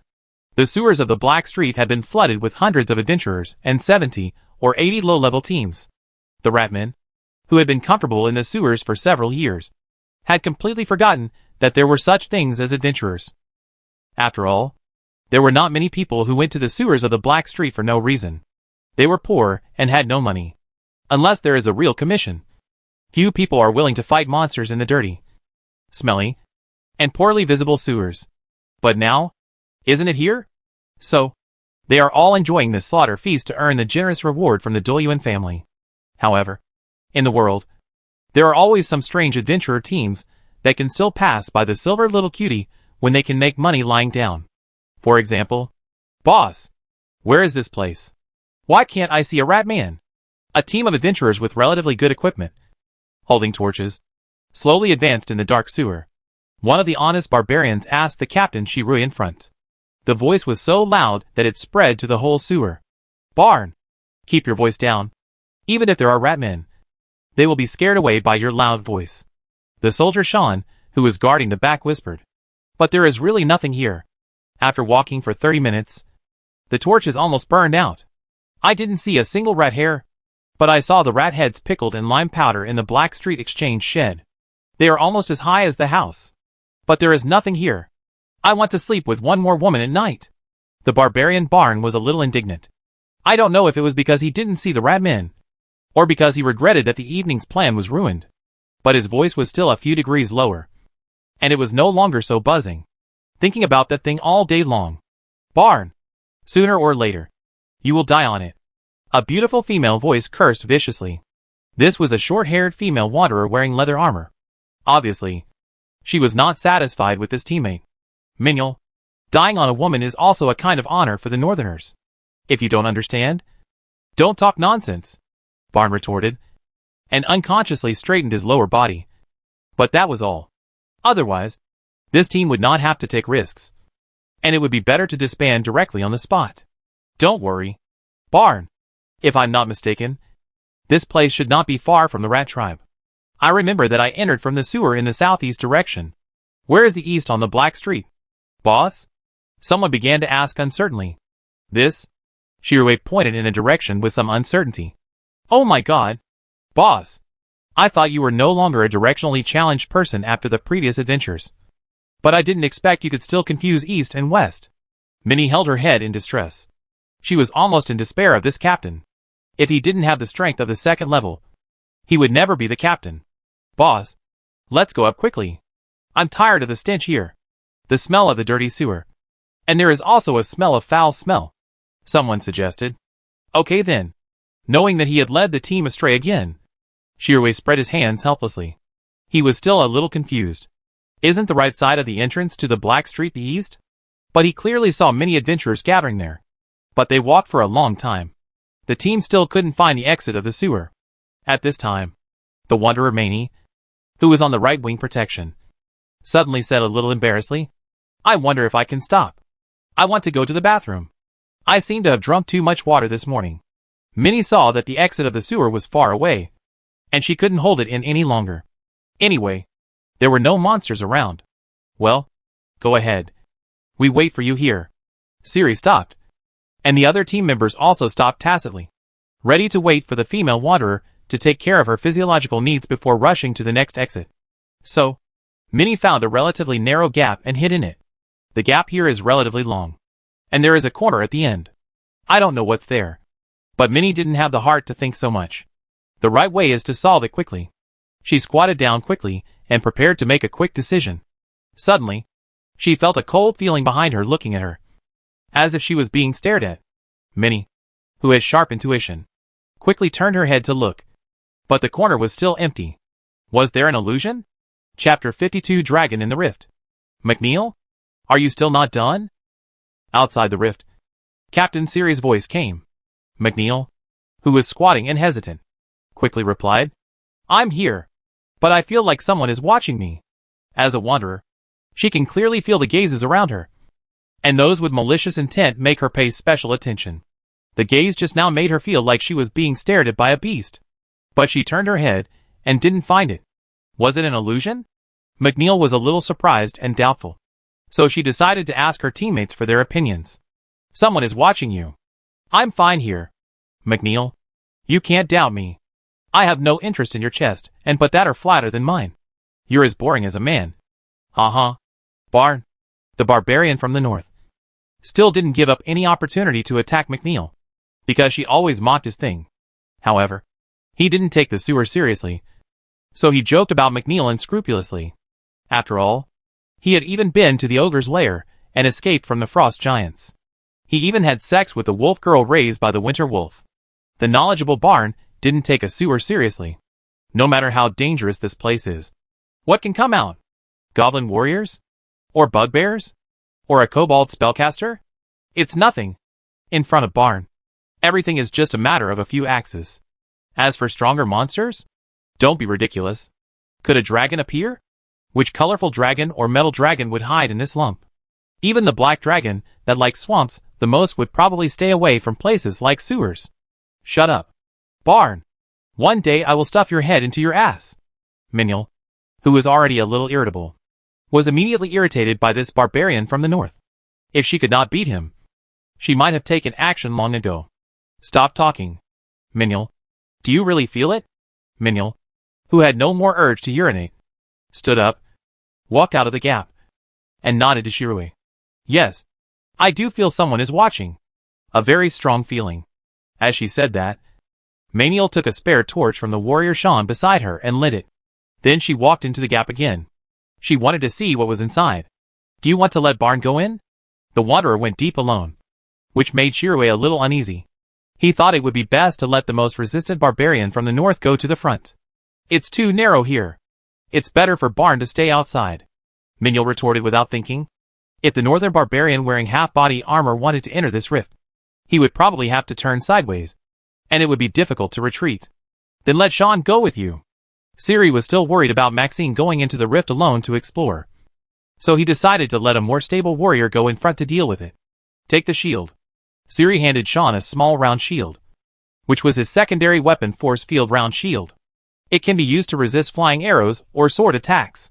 It also comes with a 6-foot-high force field wall that can be transformed into a force field wall once a day to resist the attack of the caster. It can be activated without magic power, which is a relatively good magic item, and the only magic item in their team. If he encounters a monster in the rift, it will be convenient for him to block it. Although Shirui is a road idiot, she still does a good job in this aspect. Even the always picky Maynir has nothing to say about this. Seeing this, Maynir retreated first, and waited until Sean entered the rift with a shield and a long sword, and then followed him. Shirui, the northern barbarian Barn, and a taciturn double-blade ranger Finn were on guard outside. Shirui stood at the mouth of the rift and could only watch the two people under the firelight, walking farther and farther. It was not until Maynir shouted stop that everyone's attention was attracted. What's wrong? There is a trap. But it is a very simple early warning trap. Even creatures like goblins can make it, but they are more keen on using iron clamps to clamp prey. It seems to be a Ratman nest, within the 20 feet illuminated by the torchlight. Maynir, who looked sideways in front, made a new discovery. There were simple, but hidden warning traps on the ground. Although she was not very old, she had been adventuring for 2 years. From a newcomer who was confused at the beginning to a seasoned wanderer later, she knew almost everything about the traps in front of the monster nest. Is there really a situation? Shirui was a little confused by this sudden accident. She originally just wanted to find out what was going on, but she didn't expect that she really encountered something. So, he called the ranger Finn behind him and decided to go forward to provide them with some assistance to prevent the two from being isolated and helpless. The most important thing for an adventure team is unity. Those who are not united would have died in the wilderness and become the excrement of monsters. Or they have become lone travelers and don't need a burdensome teammate. What about me? Am I just standing here and watching? Barn saw something was going on, and his heart felt like it was being scratched. Apart from venting in the tavern these days, he hadn't taken action for a while, and his hands were itching. Barn, you wait here. Don't let other monsters cut off our retreat. Although Shirui was a little worried about Barn being alone at the back, there was no other way now, so she could only order him like this. In the past, he always chose Sean to cover the rear, and Barn rushed to the front, which was in line with the team's positioning. But now the rift is too narrow, and the 7-foot-tall northern barbarians wearing half-body armor have to turn sideways to enter, which is really not suitable. Okay, but if there is any movement, I won't ignore it. Barn patted his half-body armor, clanging, as if he promised. In fact, he just wanted to participate in the battle. The blood of the northern barbarians contains war and violence, and only blood can calm them. Yeah. Ciri did not refuse. If something unexpected happened, it would be a good choice to let this northern barbarian go forward. Okay. Finally finished. Mine, who was hunched over and dismantled dozens of warning traps along the way, let out a long sigh. Damn. Which idiot is so bored? One warning trap after another, making me worry for nothing. Minnie, who was alert to dangerous traps all the way, cursed speechlessly. There was still about 40 feet ahead, and it was the corner. Minnie turned sideways and let Sean, a warrior holding a round shield, step forward to support her. Otherwise, her fragile body might be shot to death by a round of arrows, especially in this narrow area where she could not move. Thinking about it, she walked a few more steps, and there was a fragrance in the air, which startled her, and she quickly covered her nose. Be careful. It's poisonous, she said while covering her nose. Sean was so scared that he quickly covered his nose with a piece of cloth. But Shirui, who followed closely behind, sniffed it and said speechlessly, "The scent of the blue shadow flower, which is rare in the sewer. If there is one later, this time the harvest may be at least 30 silver coins. It is one of the main materials for making mage meditation potions. But I remember that the Wanderer Guild will test this. Maynir, how come you can say it's poisonous?" Shirui looked at the team member Maynir in front of her with doubt. Maynir scratched her head, put down the cloth, and smelled it. It was indeed the smell of the blue shadow flower, and said a little embarrassedly, "I was wrong. Don't do this next time. It's easy to disturb." Shirui, there's movement at the corner. What is that? Maynir's voice sounded again, still very surprised, just as she was about to scold Minnie for not getting startled. Shirui looked up and saw the original corner. Outside the range of the torchlight, a pair of dark golden vertical pupils stared at them. From the outline, it seemed to be a human. Sean stepped forward, trying to make the torchlight shine further. The vertical pupils in front of them made the four of them step into the ground covered with sticky black liquid without noticing. After all, the sewer is a place where mud and dirt gather. It is normal for it to be a little sticky and black. Finally, as they walked within 20 feet of the torchlight, they saw the owner of the pair of dark golden vertical pupils. A dragon girl in a shabby dress. The delicate facial features and petite body all proved the beauty of the girl in front of them. The pair of vertical pupils added a bit of exotic style. This is a fortune. At least 300 gold coins. If you sell it to those nobles. Siri looked at the dragon girl in front of her, muttered to herself, and then immediately gave an order. Sean! Catch her. Alive. People with poor directions can also have good luck. Right at the same time, the northern barbarians, who had been waiting anxiously at the entrance of the rift, also rushed in. He was lying on his side, looking very embarrassed. Chapter 53 End. Boss, what's going on? Barn, the northern barbarian who squeezed into the crack sideways, asked in a muffled voice. A top-quality slave. Intact. Dragonborn. If this looks like this, put it in an underground auction. Those nobles will probably go crazy for it. Siri looked at the petite girl with dark gold vertical pupils, but very weak, muttering to herself. There are such treasures in the sewer? It can be considered as panning for gold and shit. Originally, he just wanted to make a quick buck, but he didn't expect to run into a mobile treasury by accident. Praise the gods. Praise Shar. He prayed sincerely in his heart that this kind of luck from heaven must be blessed by the gods. Otherwise, how could he, Siri, have such good luck? So, Siri planned to go to Shar's temple to worship her after selling this little dragonborn girl. How could he easily accept the favor of the goddess of vengeance, the Lady of the Night? And he must repay it. On the other side, the warrior Sean rushed to the corner as he was ordered, ready to bring the little girl over. As for selling aliens as slaves, adventurers like them still look lightly on it. In their view, these hybrids are not real humans, and can even be said to be monsters. There is no psychological burden at all for selling. Moreover, even if they are pure humans, under the temptation of 300 gold coins, as long as there are no serious consequences, I am afraid these people don't mind changing their identities and doing slave trading part-time. Adventurers, except for a few who have integrity. Most of them are neutral and evil.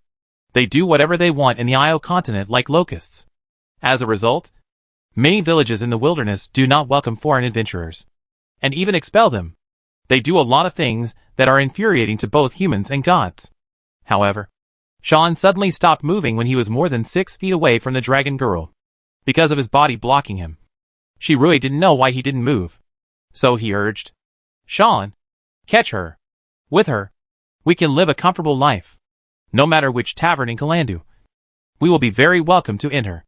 As he said that, he couldn't help licking the corner of his mouth. And even Finn, the double-blade ranger behind him, was a little eager to move.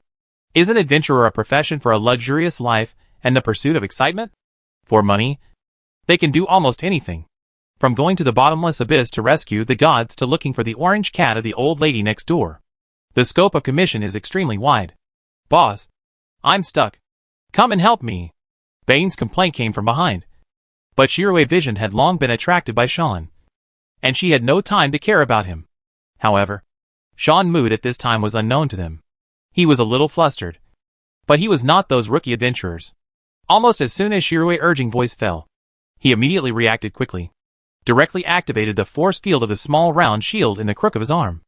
A 6-foot-high force field wall instantly appeared in front of Sean. At the same time, Sean's sharp warning sounded. Stand back, everyone. There's a dragon. A living black dragon chick. At the corner, where only Sean could see, a hideous monster head covered with black scales poked out. The dark golden vertical pupils looked particularly terrifying under the illumination of the torch. True dragons are the oldest creatures in the Io continent, and are also predators at the top of the food chain. The top of the food chain alone is enough to make adventurers vigilant. Even if it is just a young dragon, it is enough for Sean to make such a big show. Maynir and Shiroe behind were struck by lightning. Even Finn, who was usually the coldest, couldn't help but clench the double swords in his hands. A young dragon of a true dragon.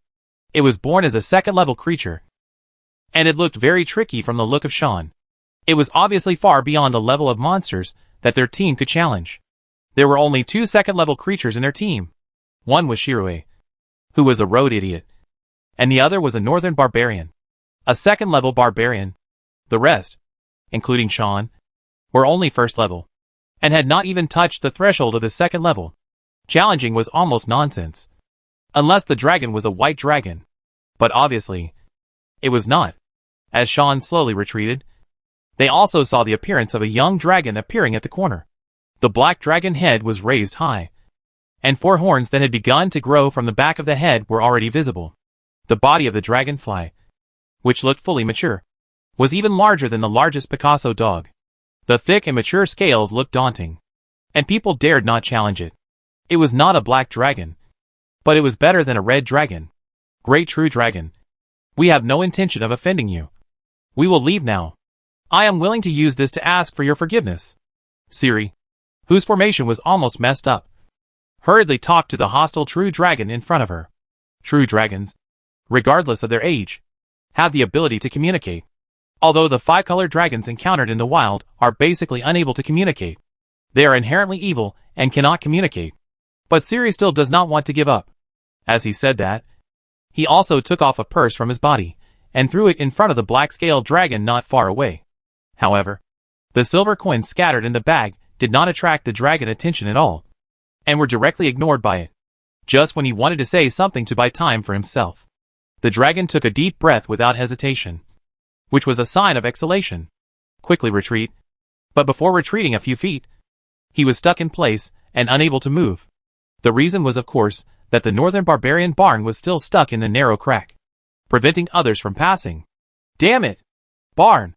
If I can still live, I will definitely let Minnie stick your head into your ass. Siri cursed the northern barbarian, who was responsible for the aftermath. Now the only thing he can hope for is that the force field wall condensed by the small round shield can block for a certain period of time, so that they can retreat safely and wait until they reach the open area outside. They will not be so embarrassed and crowded like this. At least there is still a chance to fight. Gordon looked at the group of adventurers huddled in the crack in front of him, and the transparent force field wall with ripples. His eyes were extremely cold, although this was the first time he saw a human other than Nina. But it did not affect their bad first impression, and completely angered the master of the Blackfire clan. Originally, it did not intend to attack the adventurer team. After all, if it wanted to attack, there would be risks. If someone of them escaped, then its existence would definitely not be hidden. Maybe it would have to flee from Kalandu overnight. From the map of Kalandu, it can be seen that all the exits of the sewer lead to the moat, where there are not only the guards of Kalandu's elite city guards, but also the gate that cannot be burned by lava. it was even more difficult for it to escape. So it did not want to expose itself to the adventurers for the time being. But their initiative to come to the door made Gordon wait and see for a while, until they handed in a 0-point answer sheet for their test. It completely announced their end. Whether it was life or journey, this was their end. When the big breath was sucked into Gordon's abdomen, it was transformed into a violent elemental breath through the base blood vessels. Before it was spewed out, its slender body, each edge of the gap of the thick scales, was emitting a fiery red light, as if there was a stream of magma flowing in the body. Dazzling. After a breath, a light brighter than a torch spewed out from Gordon's throat cavity flowing with magma. It completely lit up the dim sewer, and the narrow cracks instantly became like daylight. The extremely hot magma fire column with a very powerful momentum hit the twisted force field wall in the air.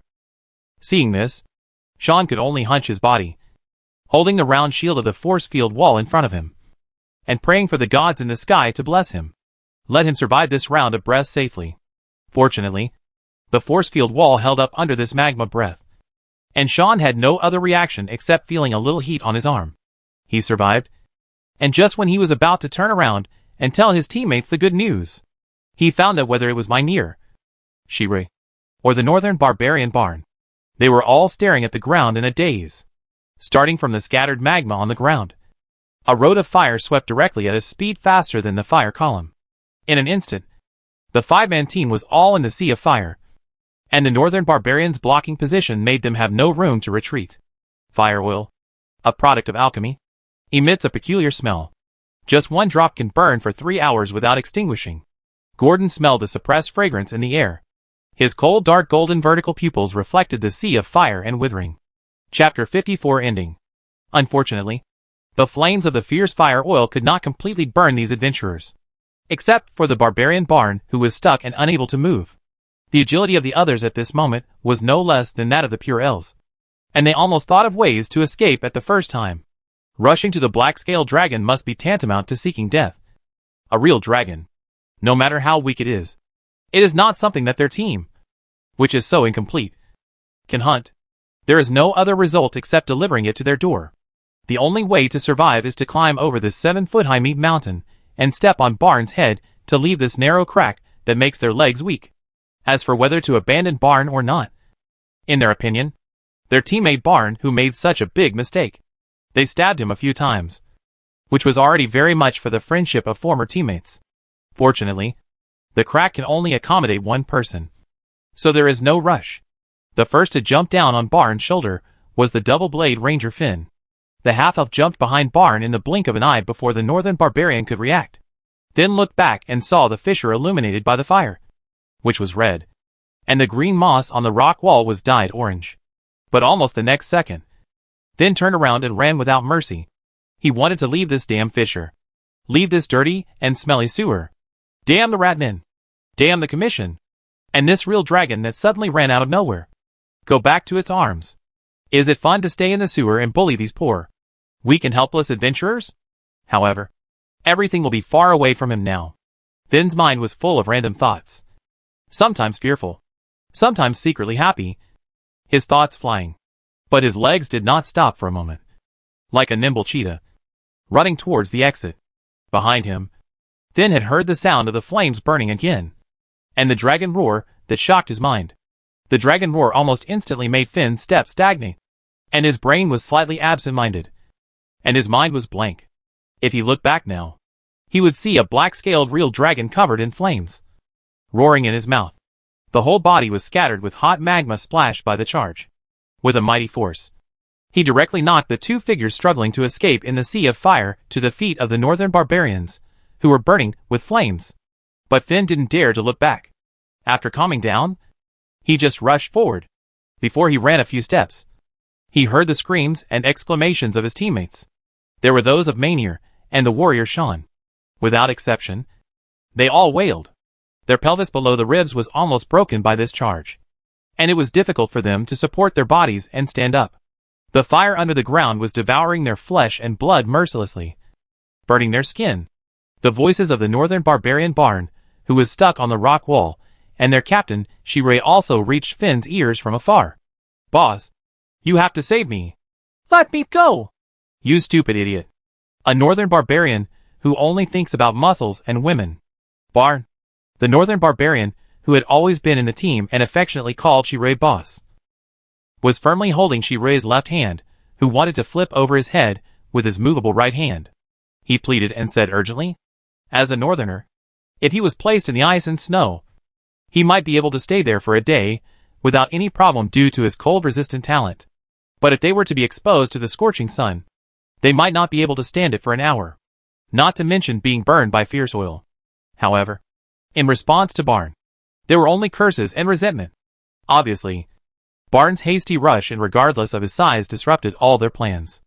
Originally, with the strength of the 5 of them, even if they encountered a young dragon, they would never do this, running for their lives, and not even caring about the lives of their teammates.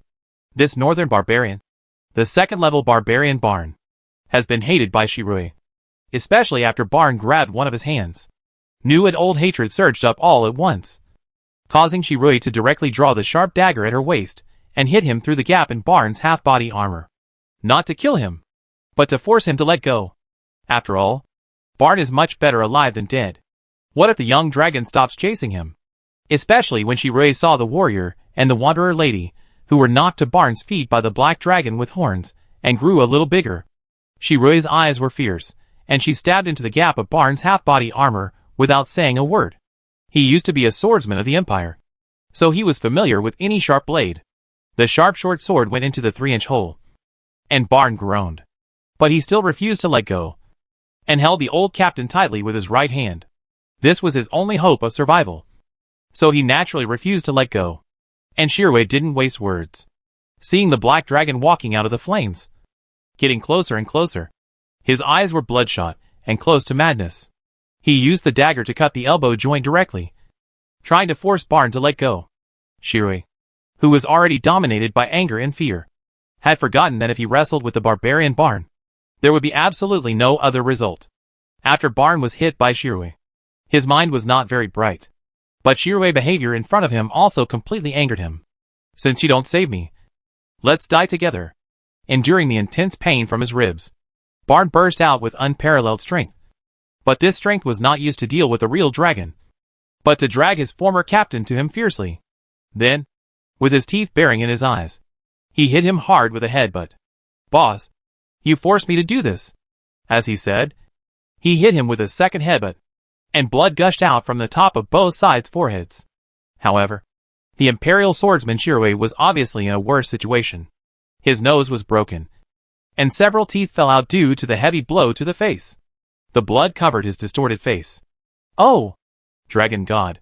It would be great if everyone who came to my lair could be as worry-free as you two. Barn and Shirui both heard the common language from behind. Undoubtedly, it was the black young dragon that came from behind Barn. In the sea of fire, it was the only one who could walk and talk leisurely. Gordon stepped on the body of the wanderer who had lost his wailing sound, feeling the softness under his feet, staring at the two adventurers who were hurting each other in front of him with his dark golden vertical pupils, and said sarcastically, with irony in his words, "Don't be happy too soon. You can't run away after Finn escapes. Countless adventurers will know that there is a young dragon hiding in the sewers of Kalandu. You will be killed or captured and given to those wizards who are interested in your body. Your dragonborn will also be sold, and your treasure will be divided up." Ciri, whose voice was leaking because of her teeth falling out, looked at the young dragon in front of her with disdain and made a lot of noise. After Ciri knew that he couldn't run away, courage occupied his chest again. Even if he provoked the anger of the real dragon, he was no longer afraid. He had just seen Finn, the double-blade ranger, who was about to reach the exit of the rift, and he felt a little relieved, which reduced the pain on his face. At least, this dragon will not live long. Not a loss. However, the next second, he saw the real dragon in front of him looking at him with a mocking look. Really? Finn, who had just walked out of the entrance of the rift and thought he had escaped. He immediately felt a heavy wind blast from the left side of his ear. As a half-elf, his reaction ability was very fast. He immediately used the two knives in his hands to block the pale white thick bone stick that could not be covered in the darkness. He also saw the attacker clearly. A goblin. An elite goblin. Before he could react to why there was a goblin at the entrance, another gust of wind blew from the right side of his ear. But this time he could no longer avoid it. The thick bone stick directly hit his thigh bone knee joint.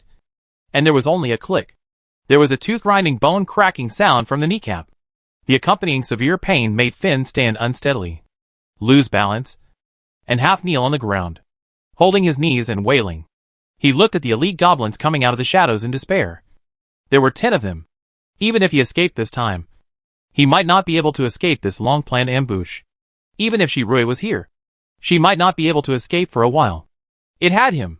When Finn was carried by the goblins, he carefully avoided those warning traps from another passage. After being thrown into the bonfire hall, lying at the feet of the real dragon on the high platform, Finn saw the black dragonling again, but found that the dragonling in front of him was much bigger than when he first saw it.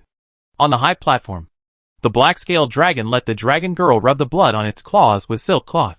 It looked down at the adventurer crawling at its feet with a comfortable and lazy look. A little greed flashed across its eyes and disappeared. Chapter 55 Results of the War. Bonfire Hall. On the high platform, Gordon looked at the crawling adventurer below. He was not in a hurry to kill him. He was digesting the gains of the 4 people before. The 4 adventurers before, including the northern barbarian and the captain-like swordsman, contributed 2 white light balls and 2 black iron light balls to it. The black iron talent fragments are not afraid of the cold and mastery of swordsmanship. Talent not afraid of the cold, you will not be afraid of the cold. You can hold on for a long time in the ice and snow. You have some resistance to the frost breath of creatures such as winter wolves and white dragons, as well as some frostbite. But this is not your capital to provoke them. Talent mastery of swordsmanship, sharp sword, sharp eyes. Your swordsmanship is also excellent among the 100 swordsmen. The sword is an extension of your body. You can do many incredible things with the sword, and even use it to cut potato slices as thin as cicada wings. Gordon chose to decompose directly. There is one disadvantage of dealing with humanoid creatures. That is, the talent fragments that appear on their bodies always carry deep malice towards real dragons. The former clearly looked down on the body of the lava dragon. The molten core is not fake. Even in the ice and snow, the high temperature in the lava dragon body is enough to make it get rid of the cold. However, the only disadvantage is that it may be doubled in that environment by the damage of cold spells. Just like the winter wolf, it is afraid of fire. Fire spells will cause double damage to them. So alchemical products such as fierce fire oil can always be sold at a high price in the north. The latter is hostile to its claws, because its talent also specifies that it is a certain military standard long sword, which is somewhat similar to a rapier. Anyway, it has nothing to do with Gordon claws. Otherwise, Gordon really wants to try whether his claws can cut potato shreds. The first level talent fragments of the white light ball are theft and iron wall. Talent theft. Your hand skills can steal in the downtown and trade areas without attracting attention. You can pretend to be a pedestrian and steal without alerting others, so as to steal their wealth. Talent iron wall. Your shield is like an iron wall, easily blocking those flying objects. The shield in your hand is the most powerful confidence for you and your teammates behind you. 2 more rubbish. Why don't they have stealth? Doesn't the Wanderer have stealth? Gordon muttered as he decomposed the 2 talent fragments, and then began to cast his eyes on the adventurer who was crawling on the ground and whose crotch was half wet unconsciously. Gordon jumped back to the high platform with the help of his wings, and the sharp claws that popped out from the pads were stained with a trace of blood. Nina, who was standing by, couldn't help but frown slightly, but she still wiped its claws with a silk cloth, muttering in her mouth, "Mr. Gordon, these things can be completely left to the goblins. Their dirty blood should not be stained on your claws." Gordon did not reply. It naturally could not tell Nina that it needed to kill its prey with its own hands to become stronger. This is a secret that will not be mentioned to anyone, although it is not difficult to guess. So Gordon, just half lying, lazily stretched out his claws, allowing the dragon girl Nina to wipe it. Then he began to think silently. This talent looks a bit like the template of the Son of Slaughter, but what he gave to the Son of Slaughter was experience, not talent fragments. Moreover, Gordon could not obtain the talent fragments by using other people's hands. Otherwise, it could train a group of followers so that he could collect the fragments while lying down, which would be a good idea. Unfortunately, everything was in a dream, and Gordon had not yet discovered that the system panel had this function. Perhaps it would be opened in the future, but not now. His attention at this time began to focus on the newly refreshed data information on the retina panel. The fresh talents that had just been tested. Ding! Test successful. Detected as a first-level talent dual weapon combat. Do you want to activate the talent? Gordon looked at his claws that were polished by Nina, and didn't know if this counted as dual weapon. However, it was just a talent fragment, and Gordon could still afford to try it. The Black Dragon, who already had a tendency to be rich and powerful, nodded silently in the sea of consciousness. The talent fragment melted in an instant, and the data information was integrated into Gordon's slender claws as a light spot. In the light blue talent list, dual weapon combat naturally squeezed into Gordon's field of vision. Dual weapon combat. You have been carefully trained by a dual-wielding master since you were young. With the accumulation of time, your left and right hands are almost the same, whether in combat or in daily life. As a result, your enemies will suddenly feel several times more pressure when facing you with two weapons. On the contrary, when you are besieged by multiple people, your pressure will be several times less. However, your skills are still a little rusty. It is recommended that you learn more from the Dark Elf, who carries two swords and does not want to reveal his name. A mysterious memory also squeezed into Gordon's mind. Just like when he was charged, he glanced at the scene of the training of the Dual Blade Ranger. From daily training in childhood, to the flexible use of both hands, to the slashing of wooden stakes with a left and right knife, to the defeat of digging worms and trolls with teammates in the later adventure career. Of course, there are also some memories of fighting with other adventurers. The memory of two-weapon combat faded with these memories, and was imprinted in Gordon's hands like a brand. Before absorbing two-weapon combat, its claws could only tear, and they were used less. After all, although the claws of real dragons are sharp, most of their combat is daily, or it is the inheritance in the memory of dragons that tells them. The attack of real dragons is to fly to the sky first, use the dragon roar to intimidate the enemy, and then roll up the wind, using the air advantage to spit at the ground troops. Occasionally, they will rush into the crowd, use the advantage of their huge body, bite with dragon teeth, or swing their tails. For enemies close to the abdomen, they will raise their claws and tear. Now, Gordon feels that although his hands were very flexible in the past, that flexibility was limited to the ordinary literal flexibility. Instead of this deeper level, now, it can do many things in battle that could not be done with two claws in the past. For example, stand up and attack two enemies at the same time with claws, without any distraction. And the attack strength of the left and right claws will not be far apart. There is no difference between left-handed and right-handed people. Not bad. Gordon looked at the dual weapon combat in the talent list, and was quite satisfied. At least it was not useless. He was very satisfied. He just wanted to test whether his claws were weapons. The result is self-evident. It has been thinking about whether it can find a talent owner of the claw mastery level to test, and see if it can take its attack skills to the next level. But if it continues like this, Gordon feels like he has gone astray. He is obviously a magic dragon, and he has the natural warlock level since childhood. Why is he so painstaking to find melee ability? Isn't it better to be a wizard? It is not a magical molten dragon. But then again, after this battle, Gordon finally understood why adventurers in the dragon heritage are always evaluated as a group of creatures that people love and hate.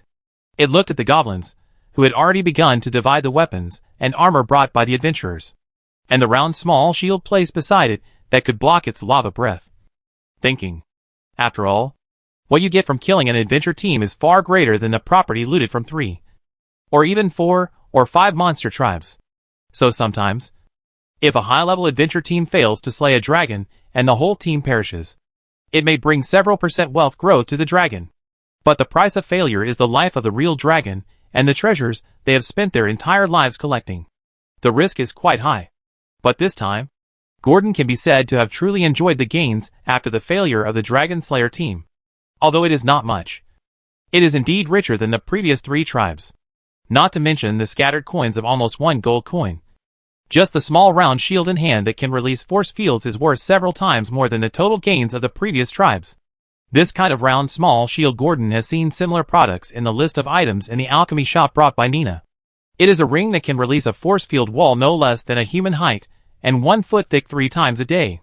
The ring is sold for 2,000 gold coins, which is not enough for Gordon even if he exchanges all his wealth. The estimated value shows that the price of this round shield fluctuates, ranging from 200 to 400 gold coins. It seems that a good eloquence or timing is needed to sell it at a high price. For example, in a team that is about to go on a dungeon adventure, or by using superb persuasion. A very rich rookie can buy this weapon. However, Gordon is already satisfied with 200 gold coins. He put the round shield into the dimension bag brought back by Nina, and planned to sell it directly to Friend Alchemy Shop next time. But suddenly he thought that this might expose his traces, so Gordon gave up the idea. It's not bad to leave it to Nina. After all, this thing has good defense, especially suitable for narrow places like sewers.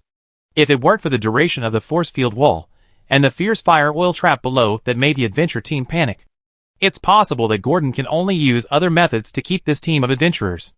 Anyway, it has already sent more than half of the goblins in the bonfire hall from another passage to cut off their retreat. Their destruction today is inevitable, unless they have other cards. But if that happens, then Gordon can only sigh and leave this sewer to find an exit. And he has to abandon the followers he just accepted. There are too many of them, and it's too easy to expose his tracks. However, the final result is still gratifying. Gordon looked at the brand new personal panel. Chapter 56 Experiment. Gordon has always implemented the idea that as long as others can't kill him, he still has a chance. He consciously allocated 2 black iron talent points to scale armor demonization. It was a new experience again. The weight of the body increased again, and the thickness and color of the scales began to develop in the direction of dark and smooth. The scales on the abdomen also became more and more mature, slowly changing from the original light yellow to grayish yellow. If seen by an uninformed person, they would definitely say that this dragon has gone through a lot of years of tempering and has become a lot darker.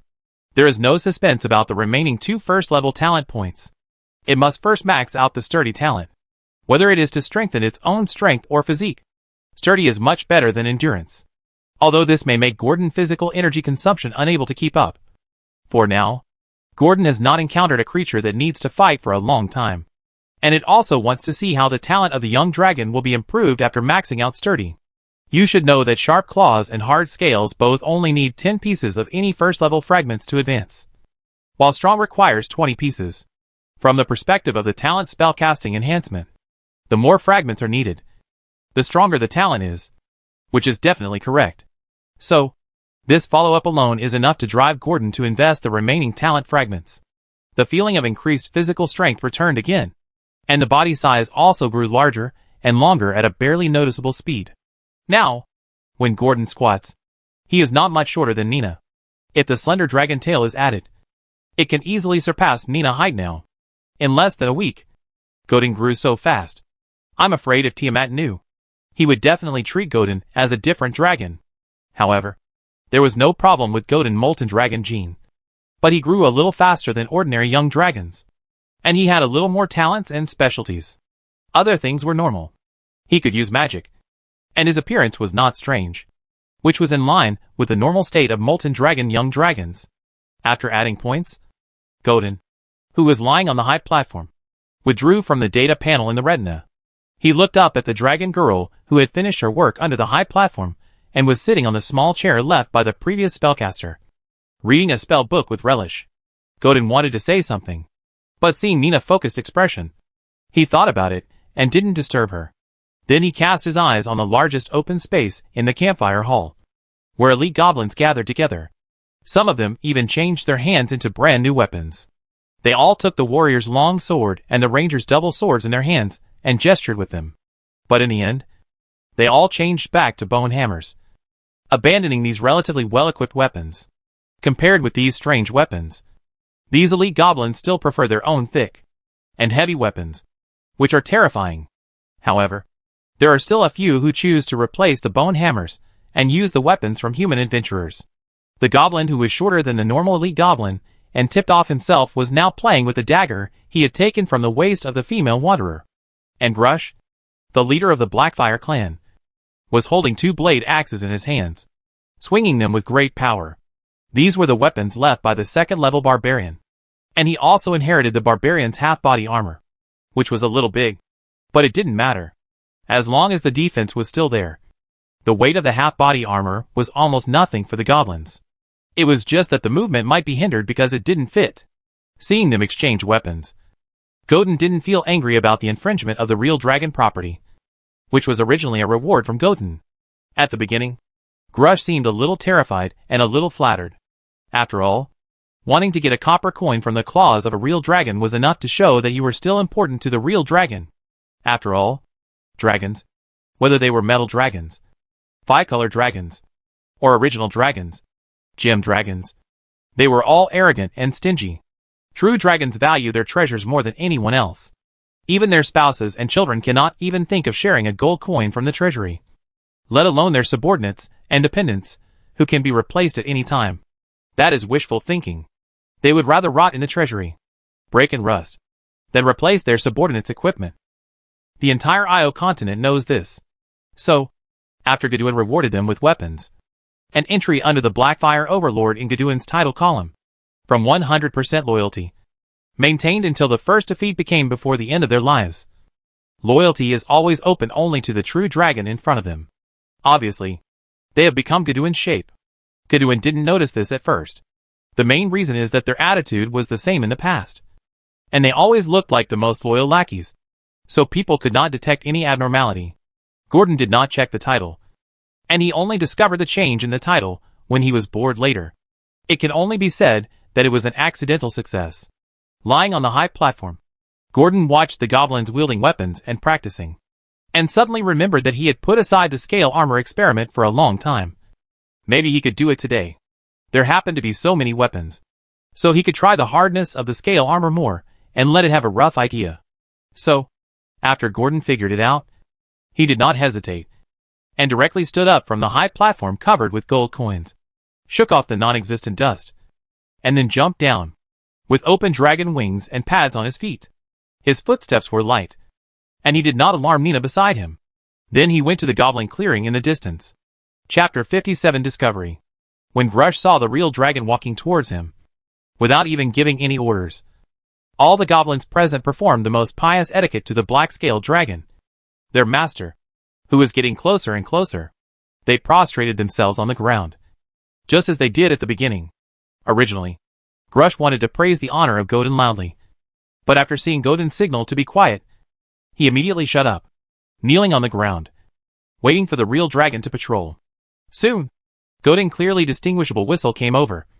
Grush. Now, you execute my orders. Master. What orders? Grush will regard your will as supreme. Grush finished speaking and listened quietly. And then he heard the most ridiculous order so far, at least in Grush life. He had never heard such ridiculous words. Pick up your weapons and strike my scales. The goblins present heard the unquestionable and majestic voice of Gordon clearly. If it weren't for Gordon's majesty, they would have been in a commotion. Master. Grush wanted to question, but when he saw Gordon's solemn dark golden pupils, he immediately lowered his head and stood up first, picked up the double axes, and stood in front of Gordon. I will obey your will, my master. Then, Gordon carefully raised the double axes and gently chopped at the supreme ruler of the Blackfire clan, their supreme master. Then, Gordon's roar was heard. Gorish. Didn't you eat? Use some strength. 20 minutes later, Gordon returned to the platform from the open space with satisfaction. From his somewhat happy eyes, it can be seen that he is in a good mood. He is in a good mood indeed. When Gordon asked the goblin to do his best, he finally knew what kind of weapons and strength his scales could resist. Although magic scales increases magic resistance, in terms of physical defense, it is much thicker than the hard scales of the young dragon stage. It can be seen from his armor-like scales. Therefore, through this experiment, Gordon can better assess the situation when he encounters adventurers in the future, and the decision-making in the battle will be done to the extreme. Under certain circumstances, Gordon can rely on the thickness of the scales and not care about the weapons at all. Let it know more intuitively which weapons it can resist and which weapons it needs to avoid. After understanding the problem that has troubled it for a long time, Gordon changed from standing to lying on the gold coins that made him feel a little happy, and began to sleep soundly. The weakness caused by the intense exercise and the sequelae of the violent state made it feel a little sleepy. Now that everything is done, it is time to go to bed. The cracks at the exit of the bonfire hall have returned to their original appearance, and the warning traps have been reset and installed. However, the traces of blackening by fire on the second half of the rock wall cannot be covered up. But no one in the sewer will notice the abnormality of the rock wall. They are more concerned about what monster will appear at the next corner. I am afraid that no one can imagine that there is a real dragon hidden in it. Right. The last adventurer team I knew about had all used their bodies to feed the sewer creatures in the sewer. The cold wind in the sewer blew away the last trace of burnt smell and the faint smell of blood in the air. The entrance crack returned to its former calm.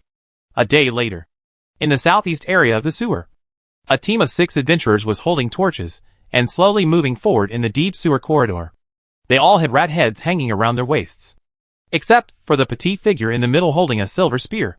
She was wearing a hood, and her face could not be seen clearly. But judging from her behavior, this adventurer was more like feeling fear than adventure, trembling constantly. But her soy sauce-like behavior was seen by everyone in the adventure group. But they had no complaints at all. No other reason. This is the sponsor. But she spent 3 gold coins to hire them to take her around the city sewers to experience the adventurous life. They all agreed to this kind of extra money. If it was the wilderness, they might still be worried. But this is a sewer, where at most only goblins, ratmen and other creatures will appear. What kind of unique monsters can appear? So they took this commission very straightforwardly in the morning. With this mysterious female sponsor, they started a one-day tour of the sewers. Walking in front of the team was first-level Ranger Keen, who was responsible for exploring the way. The surrounding environment of the sewer here is no different from the sewers they passed before. But Keen has clearly felt that the smell of rats in the air is much stronger, although there are more obvious smells of goblins and dog-headed men in the air. But he could still smell it. Of course, thanks to the sense of smell of his animal companion, the Bissig. The wind blew through the pipes, alleys and corridors in all directions, so he couldn't smell the direction of the Ratman's smell for a while.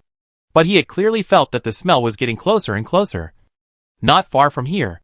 So, he turned his head and complained to the Captain Wei Luan not far behind him. Damn! Captain! These Ratmen can really run. They all ran here. If I feel right, this should be the southeast area. As the captain, Wei Luan smiled and said to his team members, now the distribution of Ratmen in the sewer is not much different. The Ratman tribe was almost dead this morning. You didn't see the scene where the Doyuan family burned the heads of those Ratmen on the spot in the Black Street this morning. It's really spectacular. Scout Keen nodded in agreement. He had remembered the scene he saw before going down the sewer this morning. Countless rat heads piled up into a small mountain, and their humanoid faces were filled with fear, terror, or ferocity, although they were not humans, but monsters. Keen still felt a little scared when he thought about it now. So, there are not many Ratmen left, whether we get anything today or not. This is the last time we come to the sewer. After searching here, we will go up to the Adventurers Guild to hand over the commission. It is no longer profitable to exterminate Ratmen. What do you think, Miss Love? After making the decision, Wei Luan felt that he still needed to ask the sponsor what he thought. After all, there were very few battles in the sewers today, and not even 20 Ratmen were killed. The 3 gold coins were earned too easily, which made him feel a little embarrassed. I can do anything. The little girl with red hair and twin ponytails, holding a silver spear that was obviously worth a lot of money in her hands, trembling, replied. At this time, a low dog barking of woof. Woof came from the corner of the corridor in front. It was Keen's animal companion, a bysoldier named Fong, who seemed to have discovered something. Scout Keen followed.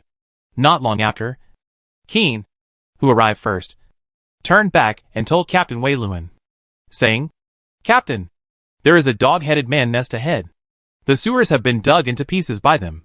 Wei Luan was happy after hearing this, and said to Leva behind him happily, Miss Level, you can enjoy the feast of adventure later. Look, a kobold lair is waiting for us. This will be a magnificent performance.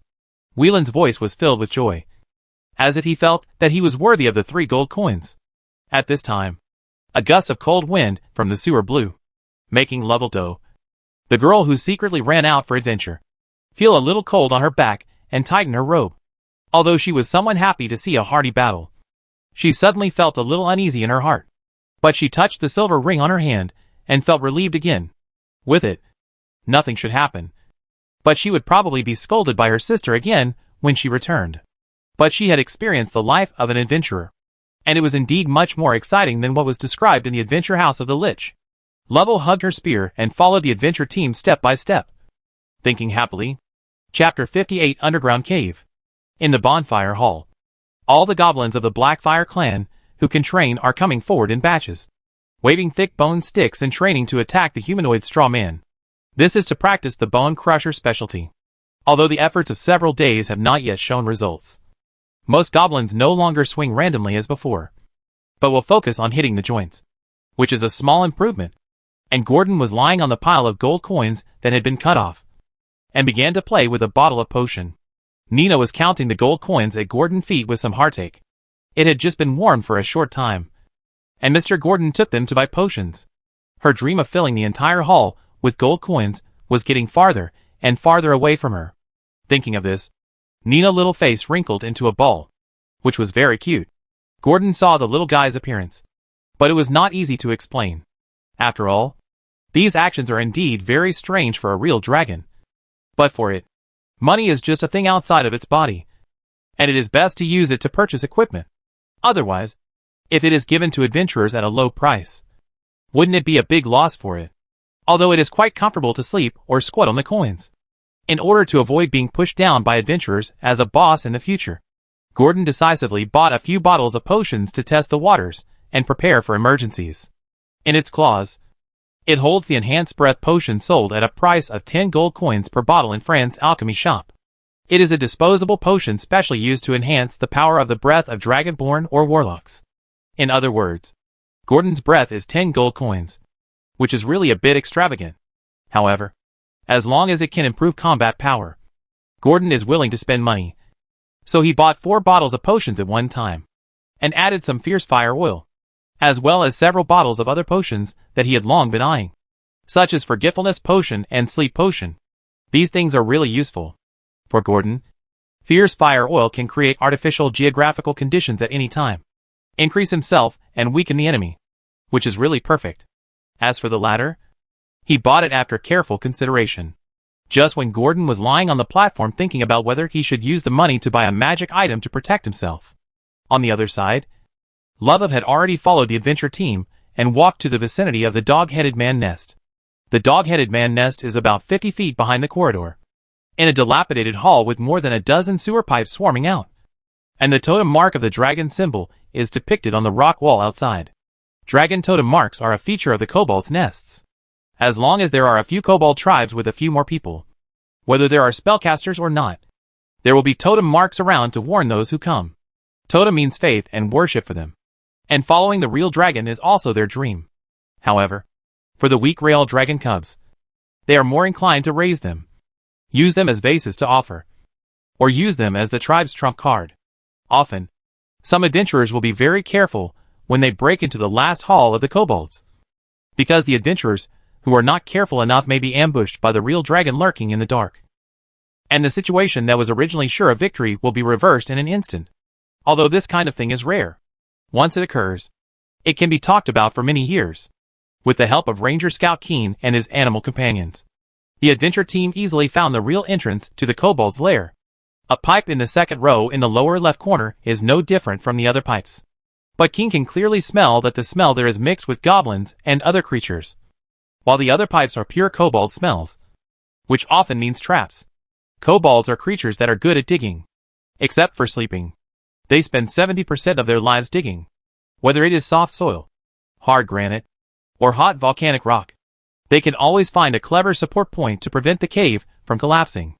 It can be said that they are natural mining masters. Therefore, outside its lair, there are often 2 or 3 false entrances to confuse the enemy.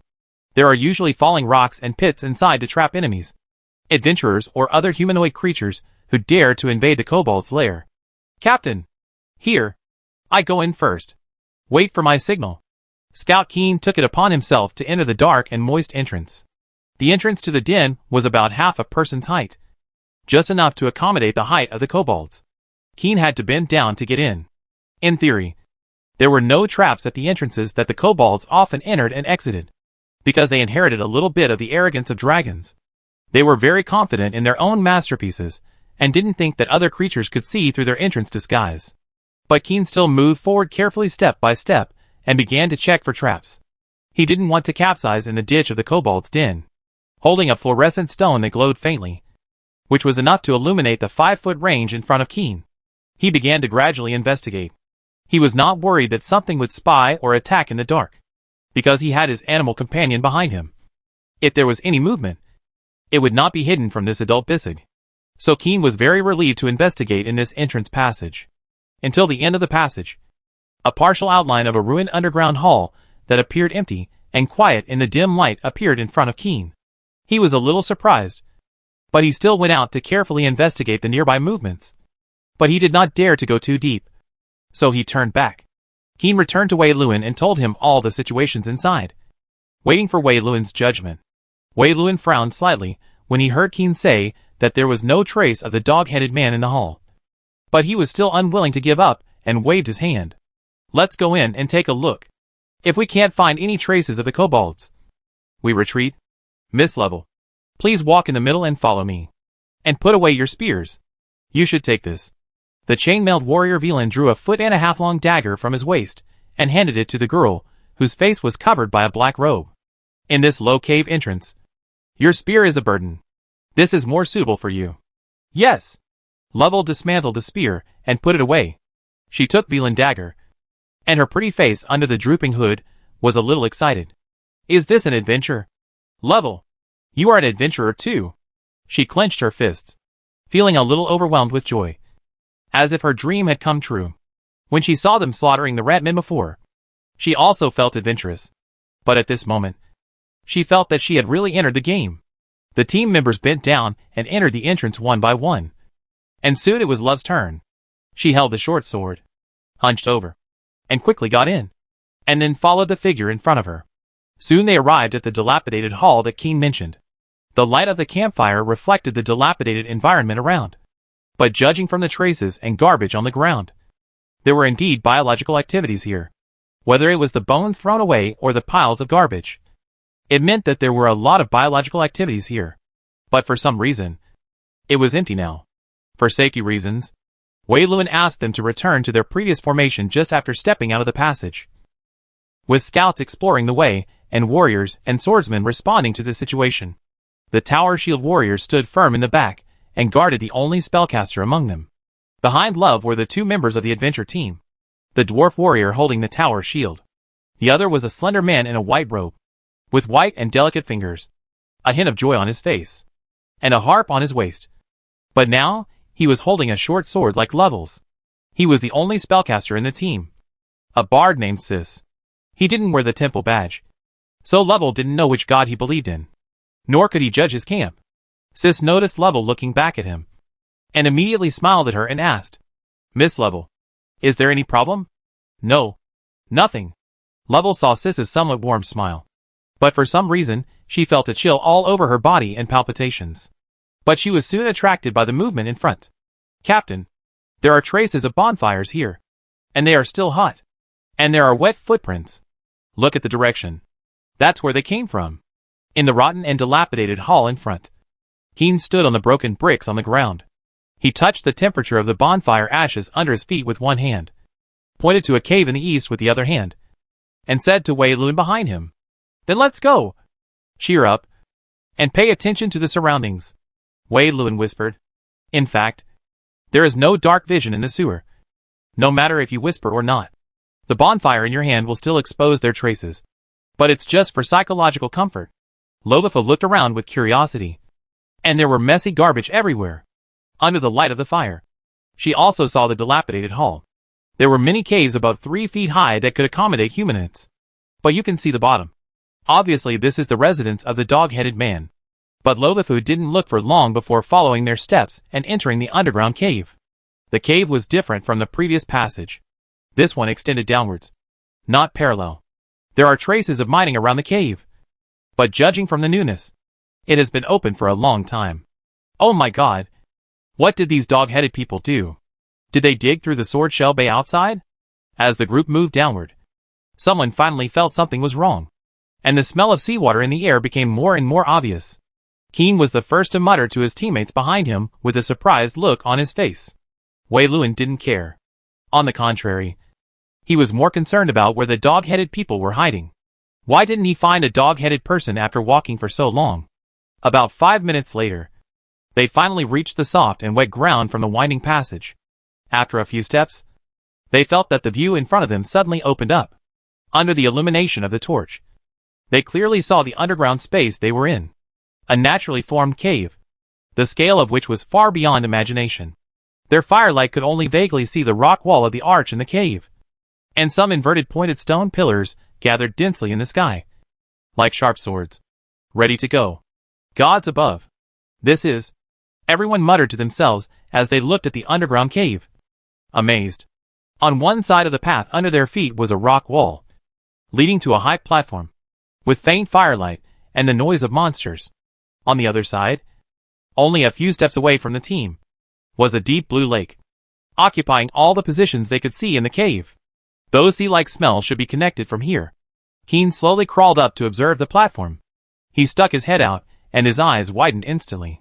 He saw a bonfire more than 2 meters high burning in the open space on the platform. Under the light of the fire, he could see clearly that there were hundreds of dog-headed people gathered on the platform. They all faced the deep blue lake in front of them. That is, facing the direction of Keen's right hand, and crawled on the ground respectfully, with their tails drooping. And right in front of them, there was a platform with piles of creatures on it, including goblins, Ratman, and even a few goblin dogs, barking. Is this a sacrifice? Keen was about to turn back and say something to the captain behind him, when he found that the blue lake on the right, as calm as a mirror, was instantly rippled. The triangular ripple spread to both sides, and a huge shadow grew larger at a speed visible to the naked eye from underwater. And they heard the sound of breaking water. When he looked again, a hideous monster had already half emerged from the water on the mirror-like lake. Its dark green vertical pupils, blue-green scales, and fin-like dragon wings looked particularly hideous and terrifying under the light of the burning bonfire. Its eyes were staring at Keen with greed and anger. A third-level monster. A subspecies of true dragon. A sea dragon beast. Chapter 59 Cunning Dragon. Gods. There is a sea dragon beast hiding in the sewer. What on earth did these dog-headed men do? Before Scout Keen could blurt out this thought from his heart, he saw this monster with a 10-foot-long upper body winding out of the water, most of its body leaning forward and swimming towards Keen. It was still making a terrifying roar in the innermost part. Although the sea dragon beast was not a real dragon, but its roar could still scare some weak-minded guys, whether adventurers or humanoids, and make them stay where they are and let it devour them. Even though Keen was a professional, he was frightened by the sudden roar and paused for a few seconds. Fortunately, a familiar melody came to Keen's ears, which instantly relieved his mind that was frightened by the dragon roar, and his steps became much lighter, so that he did not wait to die on the spot. This is the special ability of Sith, the only spellcaster in their team. As a bard, boost morale. It is a supernatural ability that can affect the mind and needs to be released through music. Boost morale. It can effectively dispel the fear of teammates, enhance their combat strength, and allow teammates to maximize their potential, and have a certain immunity to charm and fear spells. Go! Captain. The fins on the back of this monster have completely transformed into dark purple. It is a sea dragon beast that has entered old age. The adventurer did not know the monster encyclopedia, but he was familiar with the monsters that appeared near Kalandu. Keen shouted. He knew the horror of this monster. Sea dragon beasts often rob passing merchant ships and overturn ships. They are famous plunderers on the sea. Sometimes they are more brutal than pirates. After all, pirates can be reasonable, but these monsters have no desire to communicate. It is for the treasure on the ship and the sweet flesh. The former is a common problem of true dragon blood, and the latter is the favorite of ferocious beasts. Even the weakest dog-headed man will unconsciously collect shiny ornaments and coins. All the team members, including the Captain Wei Luan, saw the monster at the first time and stepped back unconsciously. After hearing the roar, they were stunned. Until the music of Sith lingered in the tall cave, they were relieved a lot. However, this adventurer team was not scared by the monster in front of them. After all, they have also experienced big winds and waves. Although they have not hunted third-level monsters, they are not uncommon. Even adult dragons have passed over their heads before. Now think about it. There is nothing to be afraid of. Just go back and change pants. Everyone come here. Bag. Put up your tower shield and stand in front to hold it. Whelan immediately asked the original long snake formation to move closer to him. Gather together. and then let the second-level shield warrior dwarf bag defend. After all real dragons are cunning. Even white dragons can be called cunning beasts.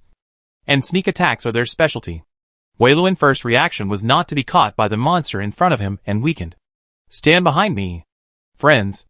The shield warrior dwarf bag took the responsibility to raise the tower shield and block the 5 people, staring at the monster in front of him without blinking. He knew that if he fell, his teammates would be vulnerable. The scout Keen, who had just returned to the team, also took out a crossbow from his hand and began to string specially enchanted arrows. The iron arrowheads could not hurt the scales of the sea dragon beast in front of him. As a ranger scout, he still prepared some arrows specifically for dealing with high-level monsters. And Wei Luan and another swordsman drew their long swords, pointed the sword tips at the increasingly close sea dragon beast, and confronted it. Even Lovell trembled as she took out the silver long pole without a spear head, and trembled as she faced the giant in front of her. For a while, the whole cave seemed to be filled with only the songs of the bard Sith. Facts have proved that this is indeed effective. Their team's hedgehog-like defense made even the cunning and fierce sea dragon beast feel like it had no way to bite. Yes, that's it. Back off slowly. Leave here. Byron was delighted to see the fear of the sea dragon beast, and whispered to his teammates beside him.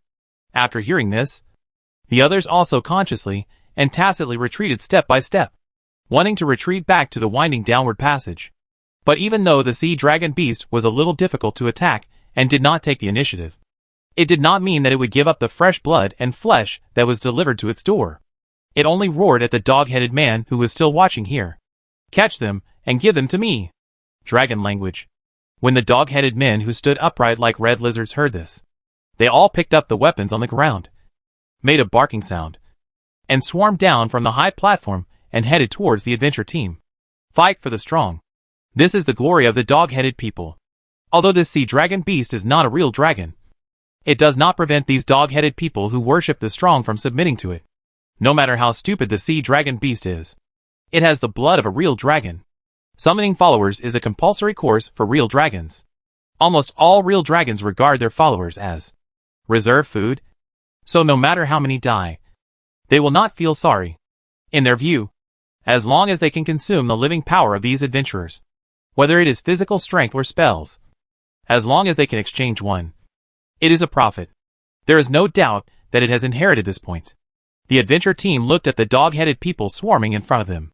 They were originally a little happy, but it disappeared in an instant, and they were replaced by fully devoting themselves to the battle. The dog-headed people are not scary, and most of these dog-headed people are ordinary dog-headed people, and there is not a single second-level dog-headed person. Only a few first-level dog-headed people have integrated into them. If it were normal times, Wei Luan would definitely be the first to go up and use his cleave. These low-level monsters were almost like wheat, and they couldn't even survive the second move. But now there is a sea dragon beast watching closely, and this will test the team's cohesion. Whether they can withstand this wave and prevent the dragon beasts on the side from finding an opportunity is a matter of life and death. Retreat and guard in a narrow place. It's not good to lean against the lake. Wei Luan looked at the sea dragon beast disappearing in the water and said to his teammates next to him with a vigilant face. Without the sea dragon beast's gaze, the adventure team easily retreated to the cave at the beginning and began to eliminate the dog-headed people in front of them in a narrow area. It was impossible to retreat. If they were in an open space, it would be very dangerous to be surrounded by hundreds of dog-headed men. This kind of attack from all directions, I am afraid, can only be dealt with by the 8-armed snake demon. However, as time passed, they chopped down a quarter of the dog-headed men, and the dog-headed men's bodies were piled up at the entrance of the cave, 3 feet high. Wei Luan and another swordsman's hands were sore from chopping, but they didn't see the sea dragon beast hidden under the lake. Just let them go.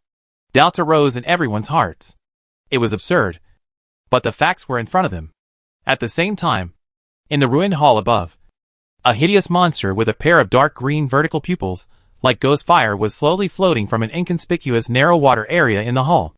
As the whole body crawled out of the water, it shook the water stains on its scales with some disgust. The fresh water was really fresh. Then it identified the direction and headed towards the cave not far away that exuded a fishy smell.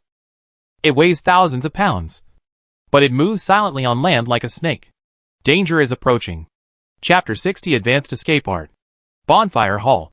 Grush, with his elbows burnt and 2 axes stuck in his back, was kneeling on one knee, reporting the current situation of the Blackfire clan to Gordon, who was lying on the high platform. Master, 2 more females became pregnant yesterday. I have arranged for them. The production cycle will probably last for 2 tides. 2 tides are the number of times the water level in the sewer river normally rises, which is about 60 days. The black-scaled dragon on the high platform nodded slightly. The goblins scattered in the sewers were nowhere to be found. In addition, the sewers were now in a state of panic. Although it was not as bad as the previous few days, there were still many more adventurers than before, so it did not send anyone to look for them.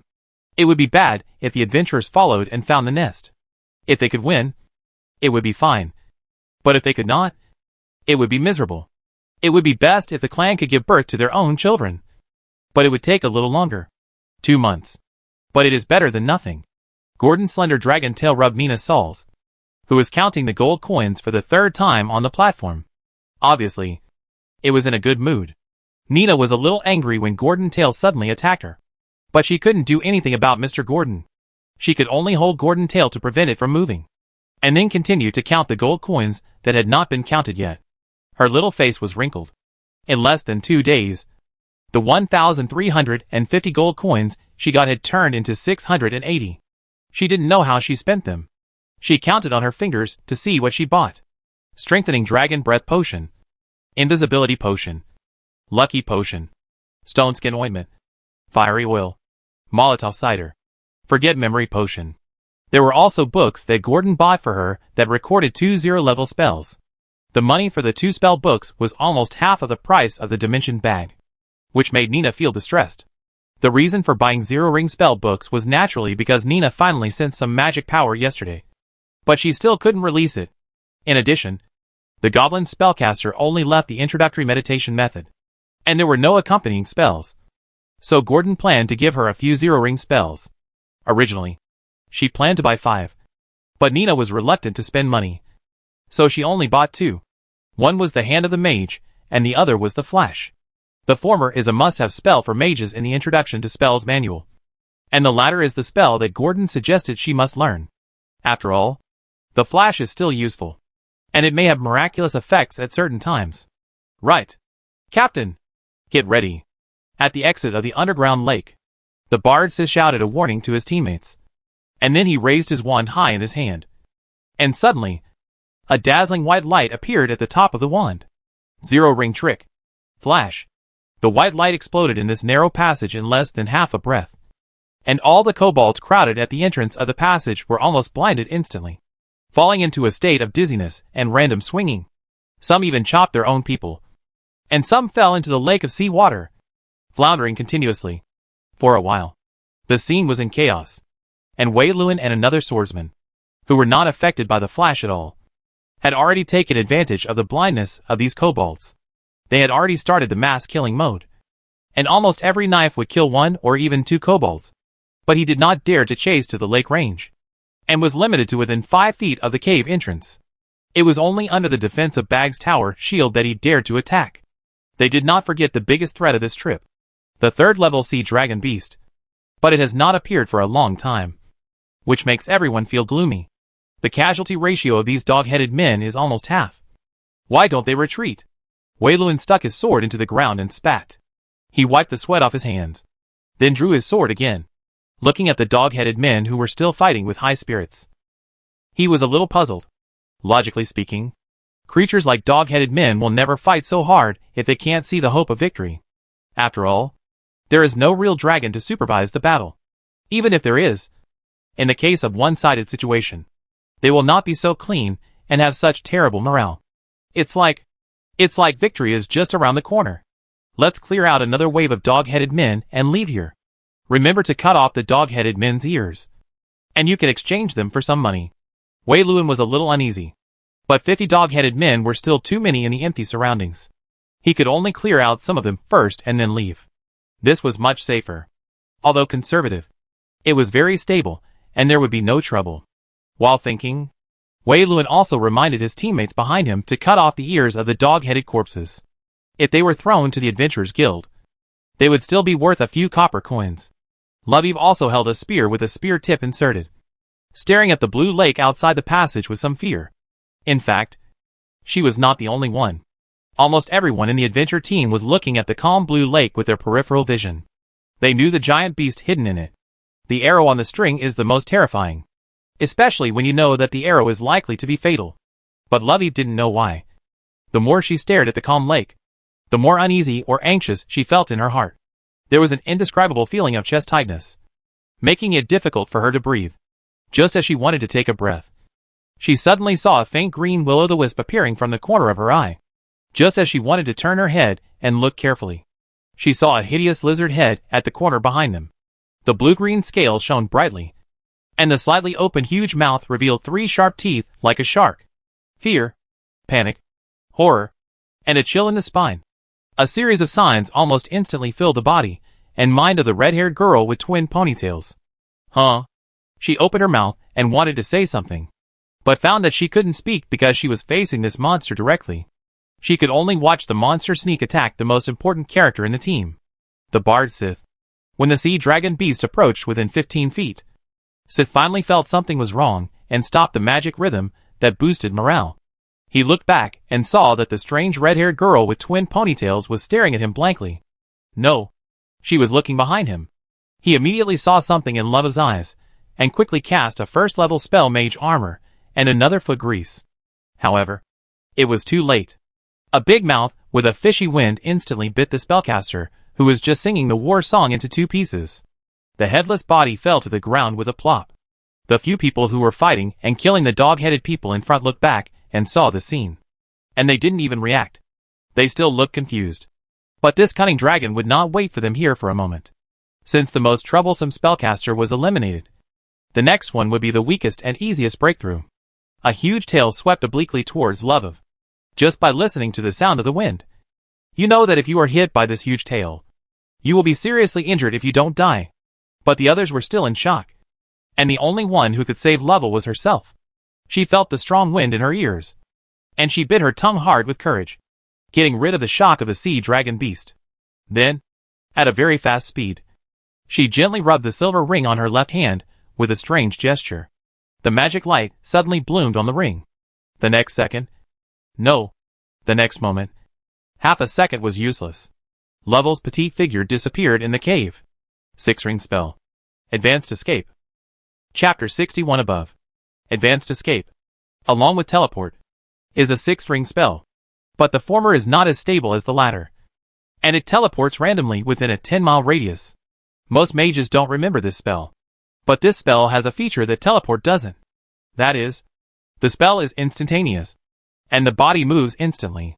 With a blink of an eye, the body moves to a place a few miles away.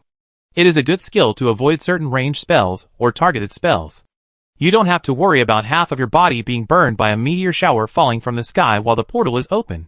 You don't have to worry about someone grabbing your arm during the teleportation process and not letting you leave, causing the upper half of your body to be a few miles away and the lower half to remain in place. But its practicality is still relatively useless. After all, there are so many good 6-ring spells, such as Trigger, Dissociation, and Anti-Magic Field. It is really irrational for a high-level mage to remember this one just to escape. High-level mages have more than one means of escape. The 2nd-level magic rope is an example. And there are also 3rd-level flash, acceleration, and more stable teleportation. With these spells, those high-level mages don't need this kind of random and uncertain spells at all. However, as a magical artifact, this ring with the 6th-level spell Advanced Escape is still good. It does not occupy spell slots, and can be used as an escape trump card. It is also a good spell ring among magical artifacts. It's just a little uncertain. In fact, Lovell didn't want to use this spell. But in that situation, she had no choice. If she resisted, she might not have the chance to use the escape ring. She was not one of those professionals who had a strong physique and could remain indifferent to the sweep of the 3rd-level monster. There was a high probability that she would be swept against the wall, lose her combat power, and then she could only let the sea dragon beast do whatever it wanted without any resistance. She might even die on the spot. The only thing that Lothifa was thankful for now was that this was the sewer, not the wilderness outside the city. The safety here and the distribution of monsters were definitely much lower than in the wild. If it was in the wild, it would be easy to be randomly teleported to a certain ogre, knoll territory, or even to a dragon cave. It was not impossible. As for the sewer, she had been down for so long, and except for a few Ratmen and the dog-headed man she had just seen, she had not seen any other monsters. The distribution rate of monsters was definitely not high. As long as her high-level escape technique was not extremely unlucky, she could be teleported to the monster lair. Then she will definitely be able to return to the surface of Kalandu alive and inform the Adventurers Guild about the dragon beast. After all, there is a third-level dragon beast in the Kalandu sewer. If this news spreads, those noble lords are still willing to pay a lot of money to ask Kalandu's senior adventurer team to kill it. Anyone who knows there is a monster under their feet will probably not be able to sleep, even if they know it is a sea dragon beast and cannot leave the ocean for too long. When Lova's body completely disappeared in the cave below, her thoughts were very confused. Especially the tragic death of the bard sis just now made her realize that death is not a simple sentence in the novel. It was a bloody, tragic reality. The bard who was singing to encourage them and boost their morale just now was attacked by the sea dragon beast, bitten off his head, and blood flowed all over the floor. This reality was hard for the girl, who was only 11 or 12 years old, to accept, especially when she thought of the adventurer team without the help of the spellcaster, facing a sea dragon beast in its prime and its followers, the dog-headed man, attacking from the front and back. Even if she didn't understand the result, she knew that they would definitely not be spared. I will tell the Adventurers Guild and let other adventurers avenge you. Lovey made up her mind secretly, but when she recovered from her trance and saw the scene clearly, she was stunned. Her pretty face was full of surprise, and her little hands couldn't help but support on the cold wall beside her. In front of Lovey, under the light of the bonfire, a quiet white-haired dragon girl was sitting on a fitted chair, lying on the table, meticulously copying something. Nina! Looking at the stunning vertical pupils and familiar face, this name suddenly popped up in Lover's mind. Although Lover had only met Nina, the dragon girl, twice, it did not prevent Lover from considering her as her idol. She was younger than herself, but she had already become a well-rounded adventurer, which really impressed Lover. But why was she here? Nina! She couldn't help but whispered, while Nina was writing something on the table. She suddenly heard someone calling her, and it was a delicate girl voice. She was a little surprised and came back to her senses. When she looked up, she found that there was a girl wearing a black hooded robe and holding a silver spear in the bonfire hall, close to the platform. She supported the platform with her other hand and looked at her with surprise.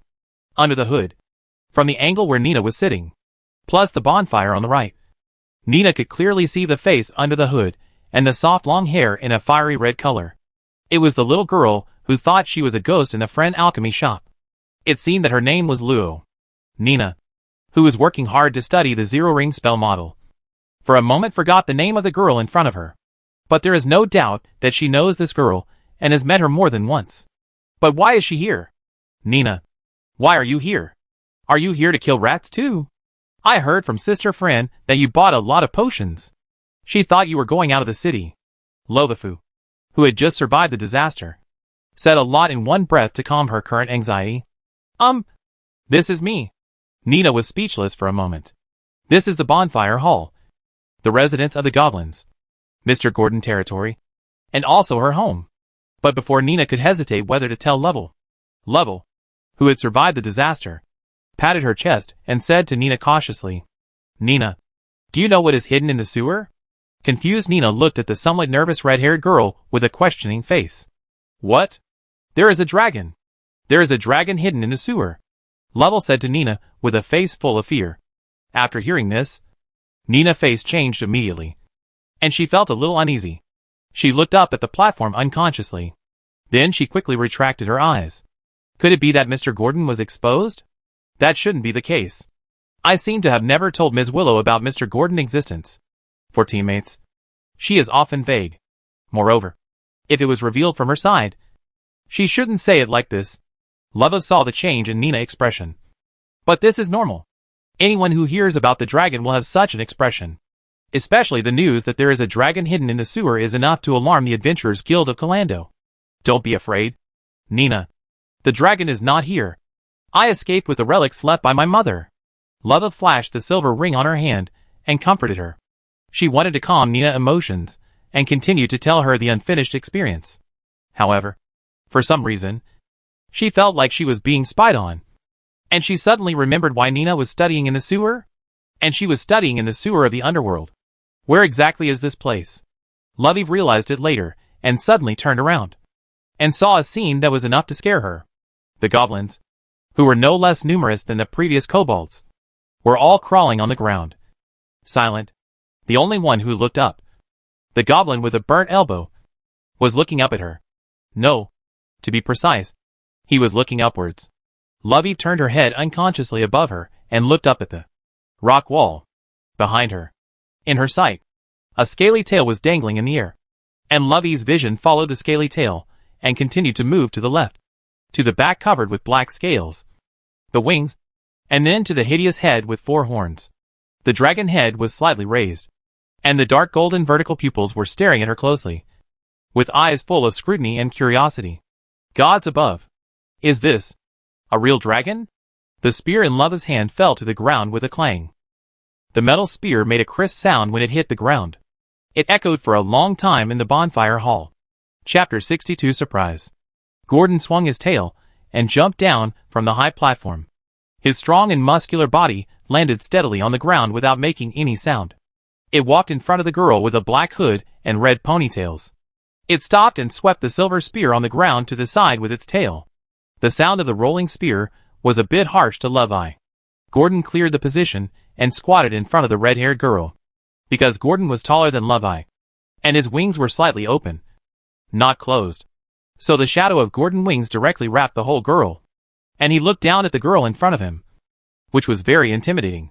Although Gordon's eyes were about to overflow with curiosity, his expression did not change at all. And he was still indifferent as before. It was brewing. But the girl in front of him couldn't help it. Dragon, black dragon. Lovey looked at the hideous monster in front of her, and felt that its breathing was clearly audible, with the smell of sulfur gushing out of its mouth, spreading and dissipating. She raised her hand tremblingly, pointed at it, and muttered, "Don't do it. Don't come over. My meat is not delicious." Oh. Lovey was suppressed by this silent pressure, as well as the awe-inspiring momentum surrounding the black dragon, and her own psychological association. She took a few steps back, staggered, and lost her balance. She sat on the ground, and she couldn't suppress the crying in her voice. "Maybe I should let you calm down a little?" Gordon's voice was as heavy as a rock, and it was clearly transmitted to Lovey's ears, making her shudder. A real dragon that can communicate. Not a 5-colored dragon? Who are you? What do you want to do? Lovey's voice was trembling, and she looked at Nina, who was looking over from a distance with a look of help. Nina made a reassuring gesture to her, and said nothing more, leaving everything to Mr. Gordon. She would not make any comments to interfere with Mr. Gordon's opinion. After all, she and it were one. "My name is Gordon. As you can see, it is a dragon," you said. A real dragon. It spoke clearly and in a regular way, which was completely inconsistent with its ferocious appearance, and looked like a gentleman from the upper class. "So, can you tell me exactly what happened to the dragon in the sewer you just mentioned? I am very interested in it," Gordon continued. His eyes involuntarily swept across the silver ring in Lovey's hand, with restraint. The greed of the real dragon was not revealed at this moment. Its reason had completely overwhelmed its greed in nature after seeing the amount in the valuation. 60 to 80 gold coins. A high-level magic item. Although Gordon didn't know whether this ring really had the effect of teleporting and escaping as the girl said. But the price was there. The price of this ring was higher than that of Gordon's entire dragon, even if he sold it by the pound. And the girl who could own this kind of ring, regardless of whether she was an ordinary person, could use it safely, which meant that friend Willow, the half-elf, must have known about it. And her whereabouts were not difficult to find in the sewers where adventurers were roaming. And maybe she had a father with hero strength, or a grandfather with legend rank. The previous experience of the Ratman tribe was there, and Gordon was not so arrogant as to think that he could do whatever he wanted without anyone around him. In addition, since it knew the lesson of the Ratman, it had already thought about how to deal with it if it encountered a dragon that it could not afford to offend but discovered its existence. Therefore, it did not intend to kill the girl. It just wanted to know the story of the dragon she mentioned. And then it could let her go. That dragon. Hiccup. It is a sea dragon. Beast. We found it in the underground passage dug by the kobolds. At that time, the kobolds were offering sacrifices to it. It is very big and long, blue-green all over, and moves silently. According to Mr. Keen, it is an old sea dragon beast that has lived for hundreds of years. Seeing that the black dragon in front of her seemed to have no hostility and did not want to eat her, Lovell stopped crying and told the truth about what she encountered in the kobold's lair. Her voice was still filled with shock and sobbing that did not stop after the crying stopped. Lovell spoke intermittently. From the beginning, she discovered that she had fought with the dog-headed man in the narrow passage after the sermon. Then, Lovell sat on the ground, hugged her knees, and continued to speak to Gordon with lifeless eyes. It was very cunning. Sneaking from behind, I found it, but I couldn't move or speak at that time. I could only watch it eat Mr. Sith's head in one bite. Lovell's lifeless eyes were filled with fear that could not be eliminated, and her curled body couldn't help but tighten. Like a quail. Sith is the bard in the adventure team I followed, and the only spellcaster, she added. And Gordon's expression was a little strange when he heard Lovell's words about the underground cave and the blue lake at the beginning. When he began to think of the seafood oysters in the sewer that Nina had mentioned before, an idea suddenly popped up in his mind. That underground cave won't be connected to the ocean outside. The best escape route? It has a way out? When he thought of this, Gordon's joy could not be suppressed, and he slightly grinned, his big mouth full of sharp teeth, which was daunting. Only Nina knew that this expression was Mr. Gordon's happy expression, because every time he tickled her little feet with his tail, he had this expression. With wantonness and frivolity, Gordon didn't care what others thought of him.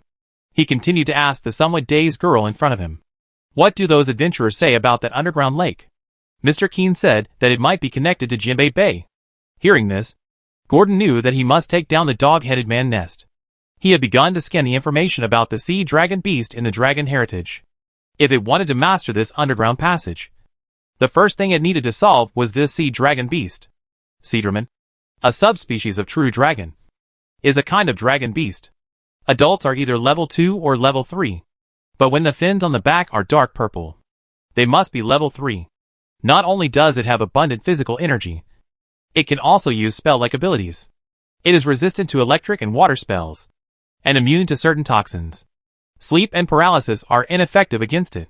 A dragon beast that looks very difficult to deal with. But as long as it is not a true dragon, Gordon feels that the pressure is suddenly reduced a lot.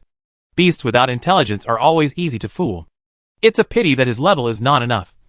Otherwise, he might not even need to fight to make it succumb to his dragon wings. Gordon sighed and frowned slightly. But generally speaking, it's not a big problem. There are definitely ways, but they need to be perfected and foolproof. After all, there may only be one chance. No matter how stupid Cedarman is, it has the cunning nature of the true dragon bloodline. It won't fall for some tricks a second time. It doesn't want to do it without 98% certainty. Gordon had already begun to think wholeheartedly about how to conquer the kobold's lair, but it had not forgotten the girl in front of it, who was still staring at it blankly. After thinking for a while, and asking about the steps and details in detail, and making sure that nothing was missed, Gordon went directly back to the platform, took out a bottle of reagent with his flexible claws, and handed it to Nina. Said, "Let her drink it. Don't leave a drop." Chapter 63, Forget Memory Potion. In the hall, Gordon did not hide his words. It stood on the platform, rolled up the potion bottle with its flexible tail, handed it to Nina under the platform, and reminded her again, "Let her drink it. Then blindfold her.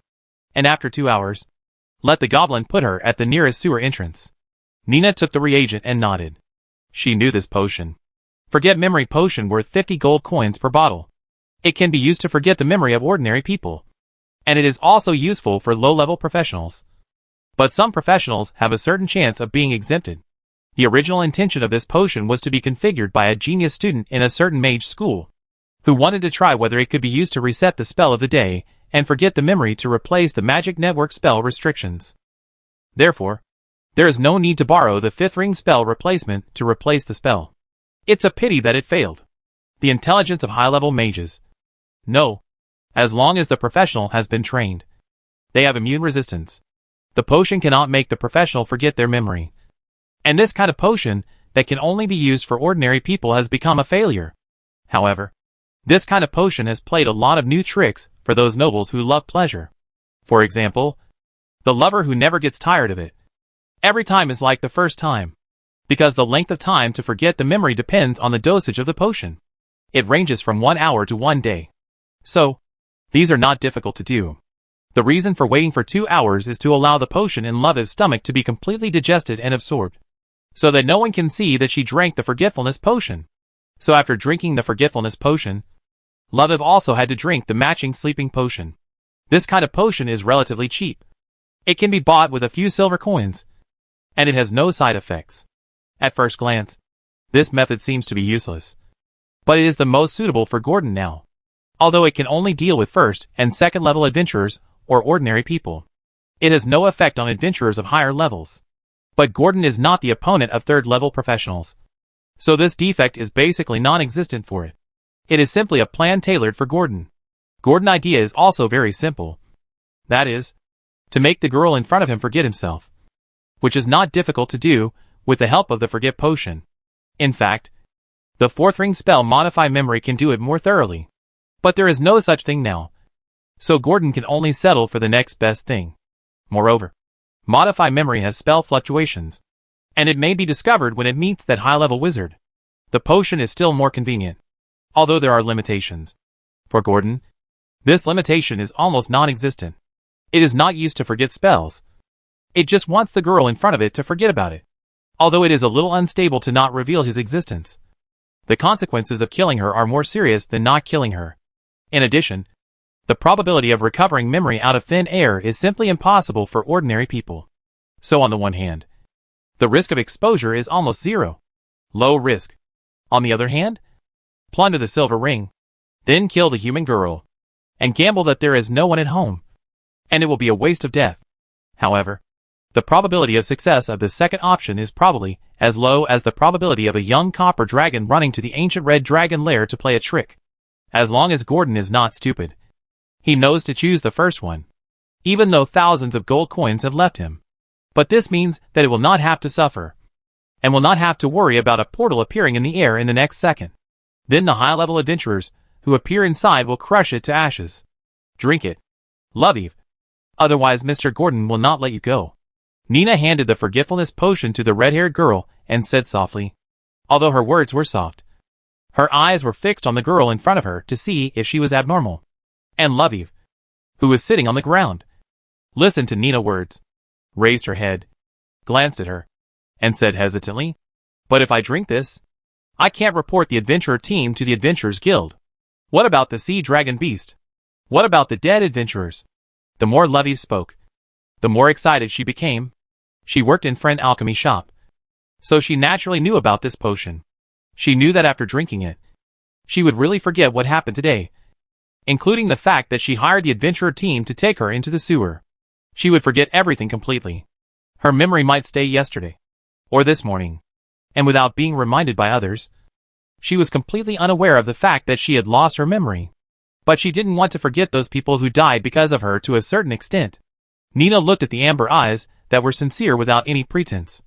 She smiled, blinked her vertical pupils, and said to Love Eve, Love Eve, don't worry. Mr. Gordon will definitely help you solve this problem. Her eyes swept across the bonfire hall. The goblins whose faces had become slightly cute, the familiar dilapidated buildings, and the black-scaled dragon lying on the high platform, frowning and gesturing on the ground with his claws. She added, not only for you, Mr. Gordon, also for himself and his clan. And me. Of course. Nina kept the latter sentence in her heart. Nina had been listening at the side just now, and naturally knew what it meant that the cave under the dog-headed man nest was connected to the ocean. It means that this black dragon will always have a hidden escape route that no one else knows about, which will come in handy at a critical moment.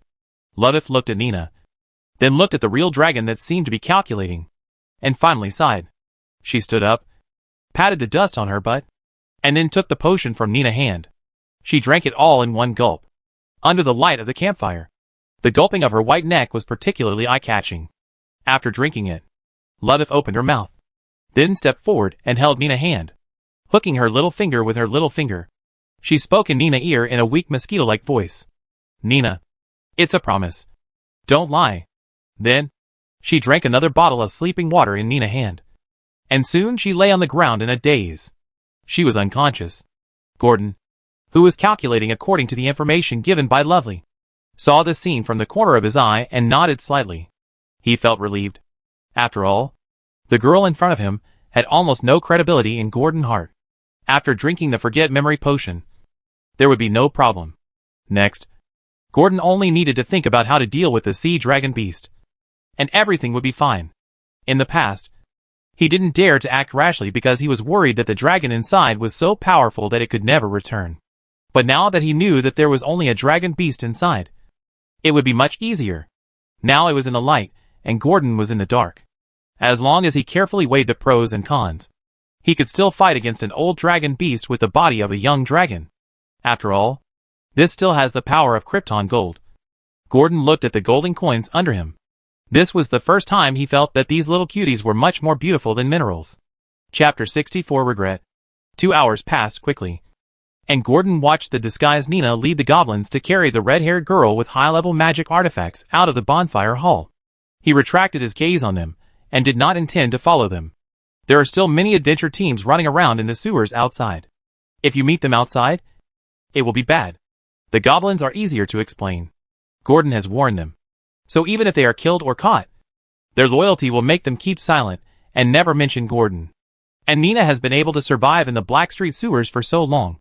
Naturally, she has keen observation. Plus the disguise of her appearance. Naturally, there is no need for Gordon to worry. So, Gordon followed them out, which only added risks out of thin air. With the supervision of Nina and the elite goblins, Gordon was still very relieved. These adventurers came to the southeast area of the sewers to hunt Ratman. Although it was related to the escape of Ratman to a certain extent, it was enough to prove their madness. If it weren't for Gordon, the goblins who had been suppressing the Blackfire clan had been training in the bonfire hall these days, and couldn't go out. If they were unlucky, they might be visited by adventurers, and then cleaned up the bonfire hall. But on second thought, the stronger adventurers had already left after clearing out the rat tribe on the first day. The first day was a big harvest, but the income in the later days was decreasing. So it was not worthwhile for them to continue. Adventurers value efficiency and income. Moreover, there were not many ratmen of the second and first levels, and the copper coin bounty of those ordinary ratmen was not proportional to their money and time. Now the remaining teams in the sewers are mostly a group of small fish and shrimps, and the highest will not exceed the third level. If they really come here, they may be delivering food to themselves. Of course, there are still risks. And now what it thinks most in its mind is the matter of the dog-headed man nest. Although it has calculated many times, it has already had a plan in mind. But when it thinks that the cave under the dog-headed man nest is connected to the ocean outside, it can't help but get excited. If the cave is really connected to the ocean, then it may try to settle down in the sewers of this city. It has been developing steadily. Instead of planning to leave here after childhood, maybe it can last until adolescence. The black-scaled dragon on the high platform thought of this, and couldn't help but grin again. The big mouth that can swallow dozens of pounds of meat in one mouthful. Not long after, when Nina brought the goblin back to the campfire hall, then he saw Gordon black scales covered with sharp-hooked chin, resting on a pile of yellow gold coins. The slender dragon tail behind him drooped on the edge of the platform, half hanging down, with his pupils narrowed. He had no focus, and it was unknown what he was thinking. But his peripheral vision was always staring at both sides of the corridor. After realizing that Nina had returned, Gordon immediately raised his head. When she came closer, he asked in a muffled voice, "Nina, there were no accidents on the way, right?" "It's okay, Mr. Gordon. The sewer is much quieter than usual, without any waves. I set Lovell to a corner where I could see the entrance to the sewer, then put her down, hid in the corner, and waited for her to wake up and leave the sewer before I came back." Nina turned a corner and walked to the back of the platform, looking up at Gordon from time to time. Soon, Nina's voice came again. "Mr. Gordon, the kobold's lair. I can help you check it out. After all, we still have the invisibility potion. With it, Nina will be fine." Nina climbed onto a stepping stone behind the platform, then grabbed the edge of the platform with both hands, and pulled herself up with both hands. She stepped over Gordon's slender dragon body with one foot, and stood in front of Gordon. Her small vertical pupils were full of sincerity, and the color of desire was about to overflow. However, Gordon looked in her eyes for a long time, then shook his head and rejected it. Nina, the reason I subdued the goblins as my followers is not to let them train here. Let them go when the time comes. You don't need to go. Gordon didn't want Nina to take such a risk. It was meaningless. After all, it was not alone. Seeing Nina's disappointed expression, Gordon slowed down and added, "At least it's not necessary now. And I don't plan to do it these days. It's too dangerous outside now. It won't be too late to do it after the commission for the sewer is cancelled. When the time comes, please help me buy some alchemy potions, scrolls and other materials from the alchemy shop, and observe the condition of the little girl." Gordon originally planned to wait a few days before taking action. It can wait a few days or a week. If he goes to the kobold's lair to find trouble with the sea dragon beast now or tomorrow, it is very likely that the adventure story mentioned by the bard will happen. A story about a team of adventurers being attracted by the noise of two dragons fighting, and then taking advantage of the situation by chopping off the evil dragon head. He didn't want to be a supporting role in the story. Moreover, the Blackfire clan was planning to bring a large part of it with them. With the blessing of its ward law and the superficial training these days, it would surely be useful. Now there are so many adventurers in the sewers, and it is very likely to be discovered if it marches with goblins. After hearing Gordon's explanation, Nina nodded first to show her agreement, and then looked at the pile of gold coins under Gordon with some heartache. Her dream was getting farther and farther away from her, but she still knew that some things could not be saved, so she didn't say anything. However, she was still a little unwilling to be able to help Gordon so little, and in her heart, she still wanted to fight side by side with it very urgently. If I were a warlock like Sister Celia, maybe I could fight side by side with Mr. Gordon now, without having to wait for so long. Nina couldn't help thinking as she looked at Gordon, who was looking at the list of the alchemy shop and starting to bargain. She grew up in an orphanage, and the words the director said to her were already engraved in her heart. She had to fight for everything by herself.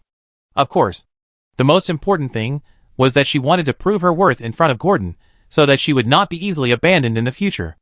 In other words, Nina was very insecure now. She was afraid that one day she would return to the past. So she urgently needed strength to prove herself in front of Gordon. "So," Nina asked tentatively, "Mr. Gordon, do you know how warlocks are produced?" Gordon, who was looking at a page of the spell scroll and was smacking his lips at the price, tilted his head when he heard Nina question, "Why are you asking this?" However, seeing Nina's hopeful eyes, it probably guessed what Nina was thinking. It shook its head and said to Nina, "I don't know about other warlocks, but dragon vein warlocks need chance and coincidence. Your blood is too thin, and warlocks need to be of a certain age before they can awaken their magic abilities. And you, the black dragon, who was looking at the shopping list, paused and glanced at Nina's face and her face after removing her disguise, compared with the age of awakening dragon vein warlocks in the dragon heritage, then shook his head and said with some regret, "You are still too young." Chapter 65 Dragon Blood Creature. Nina is indeed very young now, although her behavior often makes people ignore her age. However, Gordon has grown from her waist height to her level when squatting only a few days after he was born. Although there is a panel bonus, but its body length has exceeded her, which is an indisputable fact. Nina wanted to refute, but couldn't say it. She is indeed less than 10 years old now. The age of awakening of dragon warlocks is generally 12 or 13 years old, and there are even 20 years old. She now thinks that the awakening of warlock talent is indeed a bit early. Of course, if it is the kind of offspring of gods, there is nothing to say. It is not impossible to awaken the warlock talent at birth. So, in the end, Nina gave up asking Gordon about the plan of dragon vein warlocks. Then he climbed under the high platform and sat on the small chair left by the caster. Then she continued to read the obscure and boring magic book to increase her magic knowledge. Nina has not yet achieved what is said in the Magic Master Beginner's Manual to easily touch the magic net laid by the magic goddess Mystra on the Io continent. She can only sense it, but cannot touch it, and it will take some time to meditate to change it. So the 2-0 level tricks are useless for the time being.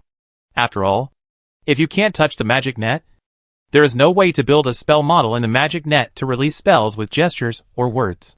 Her journey as a mage is still long. However, Nina's question made Gordon start to think about what he needs if he wants to create a dragon family. If the goblins of the Blackfire clan could have dragon blood, it would seem to be a good direction to increase their strength. Of course, it doesn't have the eyes that can discover beauty like ordinary true dragons. It tried before, but it seemed that it was because of its soul that it couldn't find any beauty in those female goblins. On the contrary, it can distinguish between beauty and ugliness in humans or true dragons with memory. However, true dragons usually have to wait until they are young dragons. That is, the age group 51 to 100 years old.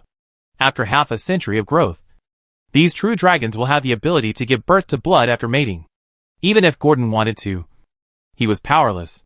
It is worth mentioning that most of the first generation of dragons in Isle were produced by these young dragons, who used their eyes to discover beauty during their journey. After all, in order to collect treasures and establish territories, you need to find a suitable place. For this reason, some true dragons will spend half a century on choosing a location. During this time, you naturally need to do something as a seasoning. When dragons reach the ancient dragon 801 to 1000 stage, they will completely lose their fertility. After more than 7 centuries of revelry, although dragons spend a lot of time in sleep, the number of dragon descendants they create is still considerable. Gordon searched in the vast dragon heritage and soon found a catalytic method for dragon blood creatures. There are 3 types in total. One is to mate with creatures, because there is no reproductive isolation. The offspring born must have dragon blood, which is commonly known as dragon descendants, and is also the main source of production for dragon vein sorcerers. It is said that all the larger dragon vein sorcerer families either signed a contract with the real dragon, such as the Drought Elves in the Underdark, or they imprisoned the real dragon to keep the dragon vein bloodline at a certain level and not diluted, such as a certain shadow dragon. The second is ritual transformation, which uses essential oils extracted from some things on the dragon body, or potions refined from blood, to apply all over the body, transformed into dragon blood creatures through rituals. The fire blood dwarves enslaved by red dragons, and the woodland elves controlled by green dragons are all born from this. Many powerful dragon descendants can also choose to directly absorb the essence of the real dragon and transform into dragon blood creatures, but this often carries the risk of death. The third is to eat parts of the dragon body, such as eating dragon meat and drinking dragon blood. Over time, dragon blood will be produced in the body. For example, the frost blood orcs in the north have been hunting white dragons for a long time and eat everything they can eat from white dragons. Dragon blood, dragon meat, and even dragon bones. The north is too barren, and nothing edible will be left. For a long time, the blood of dragons has been accumulated in the bodies of orcs, thus transforming into dragon-blooded creatures. And the most reliable one for Gordon now is the second one, which is to transform his followers into dragon-blooded creatures through the dragon blood ritual. However, the dragon blood ritual requires a certain level of spellcaster. Only spellcasters of at least the 4th level can perform the ritual. This is the warlock level that adult real dragons often have. Of course, there is another way, which is to use spells and divine arts to create dragon-blooded creatures through experiments. Tiamat, the mother of evil dragons, has done this, and it is the specialty of Bahamut, the platinum dragon god. Many legendary wizards who study magic have done it before. The dragon lion may be the product of a magic experiment. The dragon blood creatures chimera and 3-headed dragons, which are not inferior to ordinary real dragons, were once the creations of gods. They also have the blood of real dragons flowing in their bodies, but their ancestors have no intersection with real dragons. Gordon took a general look at the dragon heritage and redefined dragon blood creatures. Due to the limitations of conditions, Gordon could only give up this idea. After all, even if there was a 4th level spellcaster willing to help it preside over the ceremony, it would not be able to convert so much, and it is still unknown whether the blood of the young dragon will be greatly discounted. The bonfire in the hall is still burning, and the goblins are still training step by step. In addition to the sound of the bonfire, the sound of the goblins' moving footsteps, and the sound of the sticks waving, there is nothing else. Unconsciously, Gordon felt a little hungry in his stomach, so it winked at Grush and coughed lightly. Grush, who had already understood the meaning of Gordon's voice, immediately asked the goblin to serve its dinner. A large pot of beef soup with sharp-nosed frogs, and a dozen roasted catfish of different sizes weighing about dozens of kilograms. It must be said that it was very rich, but the taste was not very good. But it did not expect too much from the goblin's craftsmanship. It first picked and chosen the pot, and put some food aside, which was for Nina to eat. Then it poured a little chili powder into the pot to add flavor. This was naturally brought from Friend Alchemy shop. But Nina entrusted Friend Willow, the half-elf, to help buy it. There is no such condiment in the alchemy shop. The price is still quite expensive. A small bottle that Gordon took costs 10 silver coins. After the purchase, Gordon notified Nina to eat with him. During the meal, I don't know if it was an illusion, Gordon felt that Nina seemed to eat harder and more than before. The bonfire in the sewer was blazing. And above the ground, in the free city, Kalandu was also curling with smoke. The white smoke from each household in the chimney gathered into a long-lasting fog group. And the lights of the taverns in the city were lit up, and it became lively. Kalanda's nightlife will not officially begin until the last ray of light disappears with the rolling mountains. A red-haired girl was also in the crowd, holding a silver spear in one hand. Dragging her tired body, she entered an inconspicuous shop in the civilian area with a blank face. Chapter 66 Dark Night Goddess Shar. On a quiet night, the storm came without warning. It raged for a day and 2 nights in the free city of Kalandu before it left. It moistened the land where even the air smelled of copper coins, and also gave this magnificent city a layer of shine after a bath.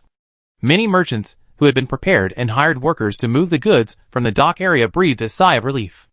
At the first moment when the rain stopped at dawn, they took a carriage to inspect the warehouse early. He also prayed that the Lord of Storms Talos would not let his believers suffer losses. After all, he paid the money. However, the rain did not stop for long. Before the first ray of dawn rose from the sea level, the drizzle began to fall again. The iron-lead clouds over the city showed no signs of dispersing. It seems that the sequel of this storm has not ended yet. Celia, who had just returned to the White Horse Hotel to rest when the sky was slightly bright and the city gate had just opened, and her leader Migratia were listening to the dripping rain outside the window. Celia stood up and walked to the only window in the room, looking at the water drops falling from the eaves outside the window. She had taken off the rusty little crown on her smooth gray hair.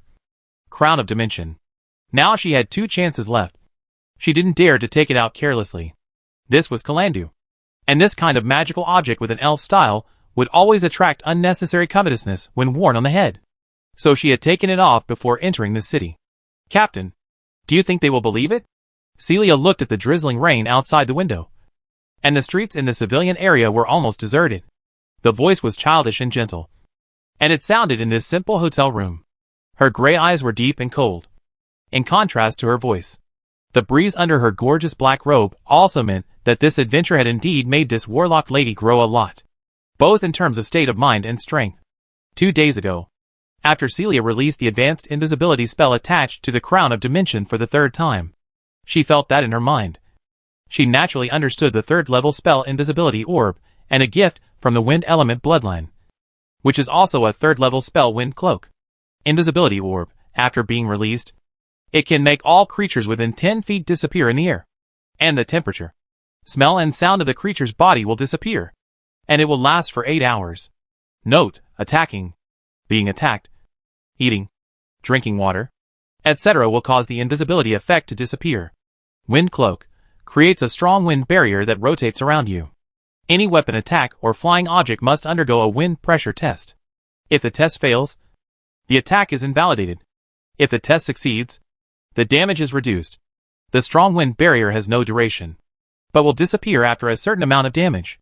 Note, the size of the barrier can be controlled by the caster, but the damage the barrier shield takes will be affected by the size. This is why Dimensional Crown still has 2 uses left, because they used Celia's newly learned spell Invisibility Orb to hide when they were on the road. They were able to return to Kalandu on time, and it was all because of the protection of Wind Cloak that they were able to move forward unhindered in the raging storm. Of course, the most important thing was that Celia had used advanced invisibility 3 times in a row. The cold and lingering auras seemed to be thrown away by them, and there was no longer the feeling of being watched like a maggot on the tarsal bone. This was also the reason why they dared to save the number of Crown of Dimension. After all, that thing, every time you use it, you have 1 less.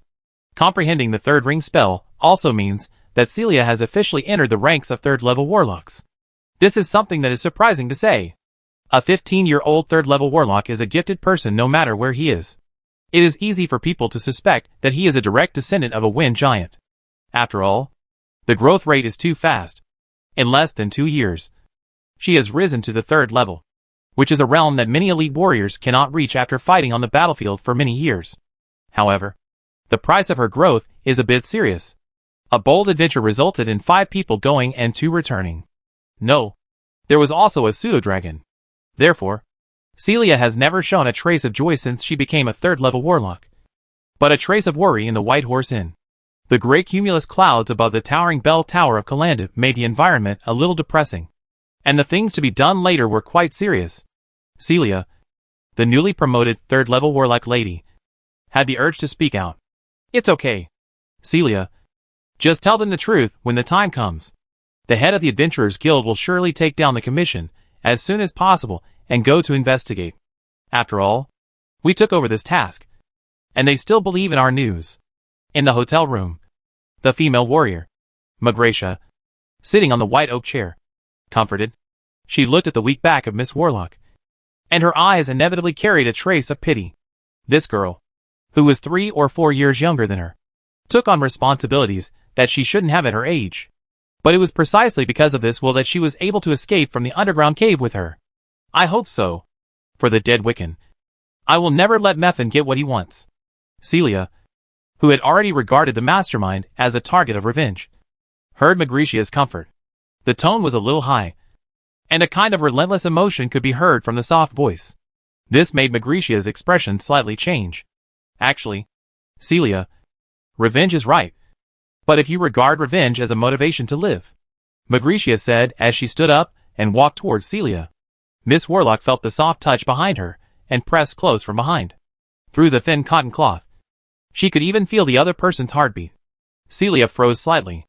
The blonde girl lowered her body, rested her chin on Celia's shoulder, and gently admonished her beside her crystal earlobe. You know, they don't want to see you become like that in the sticks. As the leader of the Dawn Adventure group, she was very keenly aware that Celia in front of her had begun to live for revenge. And she didn't want to see a revenger Celia. So, she chose to hug her gently and let her walk out of the haze of revenge. Leader, you don't have to worry about me. I won't use the goddess of the night. Celia felt the worry of the leader behind her and quickly gave her a reassurance pill. She naturally knew what she was worried about. The day before, during the storm, they met a priest who claimed to be the goddess of the night. Shar, named Otana while resting. They were shocked at the time, and Otana could easily see through their anger and desire for revenge. She took the initiative to suggest that they could borrow the power of Lady Shar of the Dark Night for revenge. However, borrowing the power of the goddess of the Dark Night has a price. Magracia was unwilling to accept this price. There is no such thing as a free lunch in the world. Therefore, she was very worried that Celia would go down that path. Chapter 67 Silence. The atmosphere in the hotel became lighter with Celia denial. And even the oppressive air loosened a little. I'm just worried that you've been blinded by revenge. Magracia was relieved to see Celia back to normal, and chuckled and stopped talking about it. After all, it's better to talk less about the goddess. Just don't provoke them. But Celia wanted to say something. She turned her head and buried it in the roundness, looking up at the blonde leader and said, Captain, don't worry. I still have to go to the White Tower to visit my fun sister, and see if Wiccan and Galiot's family need anything. I won't make trouble. Besides, I go on an adventure with you. Captain, I've already thought of a new candidate for our team. You know, you definitely like him when you meet him. That child has been likable since he was a child. By then, we travel around the western continent with Liz. And after Wiccan and the others' affairs are over, we can choose to take an airship to the Aken Forest in the eastern continent. Take a look. It is said that all the elves in the western continent are there. I have not seen a purebred elf yet. The kingdom of Italia in the new continent is also a good choice. It is said that there are many adventurers there. Celia thought of Nina's appearance and the blueprint for the future, and couldn't help but mutter to Magrisia with a smile on her face. The pseudo-dragon Liz, who was dozing on the table, trembled a little when she heard it. She was a little hesitant about whether to tell Celia the truth she knew. There was someone behind the little girl. No, there was a dragon. Yeah. And Magrisia held Celia's shoulders with both hands, letting her head leave her chest, which was a little itchy. Then, she looked at the smiling girl in front of her with no strange expression. and nodded with a smile. She had known about Nina from Celia on the way, but they still had things to do in Kalandu, and planned to pick Nina up when they left Kalandu after the dust settled. After all, they were still very unsafe now. It's getting late. Captain, I'm going out. Remember to act according to the plan. Yes. Go. Be careful on the road. Margarita nodded. The plan had been planned on the way, and they were just acting according to the plan now. Celia looked out the window at the sky, although it was still raining. But after a while, many shops in the originally deserted civilian streets had opened their doors. So she stopped the conversation between the two. She got out from under Margarita's arm and began to pack her things for going out. The pseudo-dragon Liz on the side also lay on Celia's shoulder obediently, her pupils rolling around. And I don't know what she was thinking. Soon, the sorcerer girl with a black hood and a pseudo-dragon, who was hiding somewhere, left the White Horse Inn. She walked around the puddles on the road and headed towards the Adventurers Guild, getting farther and farther away from the inn building behind her. The rain was still falling, but not a drop of rain could bypass her strong wind barrier and fall on her black robe with gorgeous gold patterns. Almost not long after Celia left, a tall and thin man in black leather armor arrived in front of the White Horse Inn. Layberg smelled the air and was a little suspicious, but when he saw the bright golden hair in the window, his expression suddenly became better. The young master mission was finally completed. It was worth it that he dared to come to Kalandu at night. He finally smelled the scent of their shadows at the city gate. This shadow assassin, who had killed a seriously injured 5th level spellcaster element master across levels, could not help but lick the raindrops at the corner of his mouth. Then within a second, he spit it out with an ugly face, and even spit several times. Fuck. Fuck. It tastes exactly the same as that bitch Lilia. Terrible. When Labeg ate the seawater, the first time he felt the fishy smell of dead fish in the seawater suddenly bloomed between his lips and teeth, making him extremely sick. Labeg instantly thought of the Drow elves in the dark area and his past experiences, and his mood suddenly became bad. So, he drew the dagger at his waist indignantly, and strode towards this ordinary civilian hotel. At the moment he drew his sword, the sound of raindrops falling within 30 feet of him, and the sound of his footsteps all disappeared, and it was as quiet as the night. After deciding to fight, Labeg quietly used the innate ability Silence that was awakened in the bloodline of a certain warlock in the Underdark. It can make all creatures within a range of 30 feet unable to make any sound. And no matter how intense the movement is, it cannot be transmitted in this area. Therefore, this branch of warlocks is often called Mage Killer or Spell Breaker. He is a natural caster killer, with such a talent and working part-time as a wanderer. He is like a fish in water. It's just that his body is a little weak, and he has to use healing to prolong his life after being messed around by the Drow elves. Otherwise, he might be played to death. This is why he escaped from the Underdark, which is not a place for normal men to stay. For the people that the young master ordered to kill, Labeg, who was proficient in lurking skills, thought it was easy to deal with a few adventurers who were less than level 3. After all, if it weren't for the weird invisibility, Labeg felt that the two girls would have been brought back to the young master by himself. So his mentality has always been casual, treating it as a cat-and-mouse game. It's just that the storm made him lose them, and made Labeg like a drowned chicken. It's so unlucky. I hope it won't rain when I take them back. Raberg, holding a dagger, looked at the gloomy sky with a gloomy face. After so many days, the young master must be impatient. I don't know if the Planeswalker inheritance has been obtained. He feels terrible about this place. Let this damn weather go to hell. He stepped into the door of the White Horse Hotel. The front desk attendant, who was welcoming guests at the front desk, was about to persuade the tall and thin man in front of him to put away his weapon to avoid unnecessary trouble. She found that she couldn't speak anyway, as if the whole world had fallen into silence. But the sound of rain outside was still strange. Just when she wanted to say something, a bright silver knife light swept over, and then she lost consciousness immediately. After killing with a knife, Raberg went upstairs without stopping. He wanted to kill all the witnesses. This was the instinct of an assassin. In a room on the second floor, Margarita, who didn't feel anything wrong, was looking at the rain outside the window. In her heart, she prayed to the god of war, Tempest, to bless them with success in this war of revenge. She didn't know whether it was a flash of inspiration or what she was thinking, but she suddenly turned back and looked at the door. The round oak handle of the door suddenly turned silently, and Margarita's doubts just surfaced. Magricia's expression suddenly changed, and she ran towards the long sword leaning against the bed. Just when she just held the long sword, the wooden door facing the window opened silently.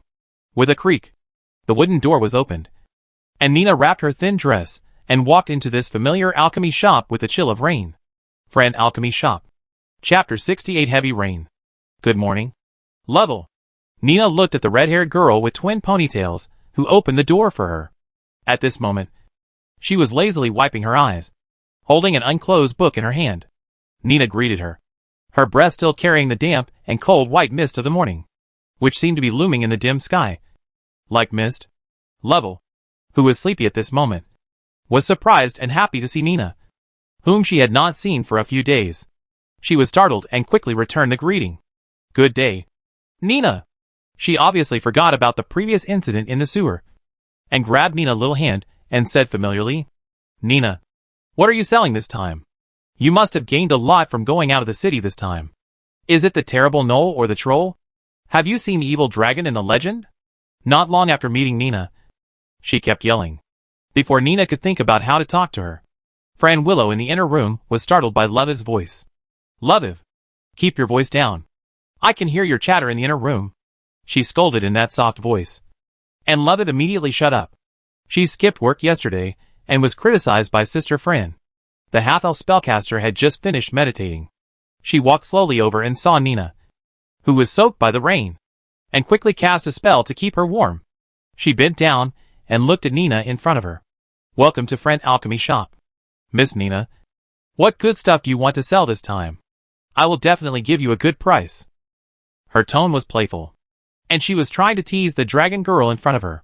This made Nina blush, and she waved her hands and whispered, No, Miss Willow. I'm not here to sell materials this time. I want to buy some spell scrolls and some alchemy potions. Oh, have you used up the last time? Fran Willow looked at the girl, who had thousands of gold coins, but still didn't change into a new set of clothes with curiosity. Nina lowered her head and said nothing, and Fran Willow knew that she shouldn't ask these questions. So she laughed. So what do you plan to buy this time?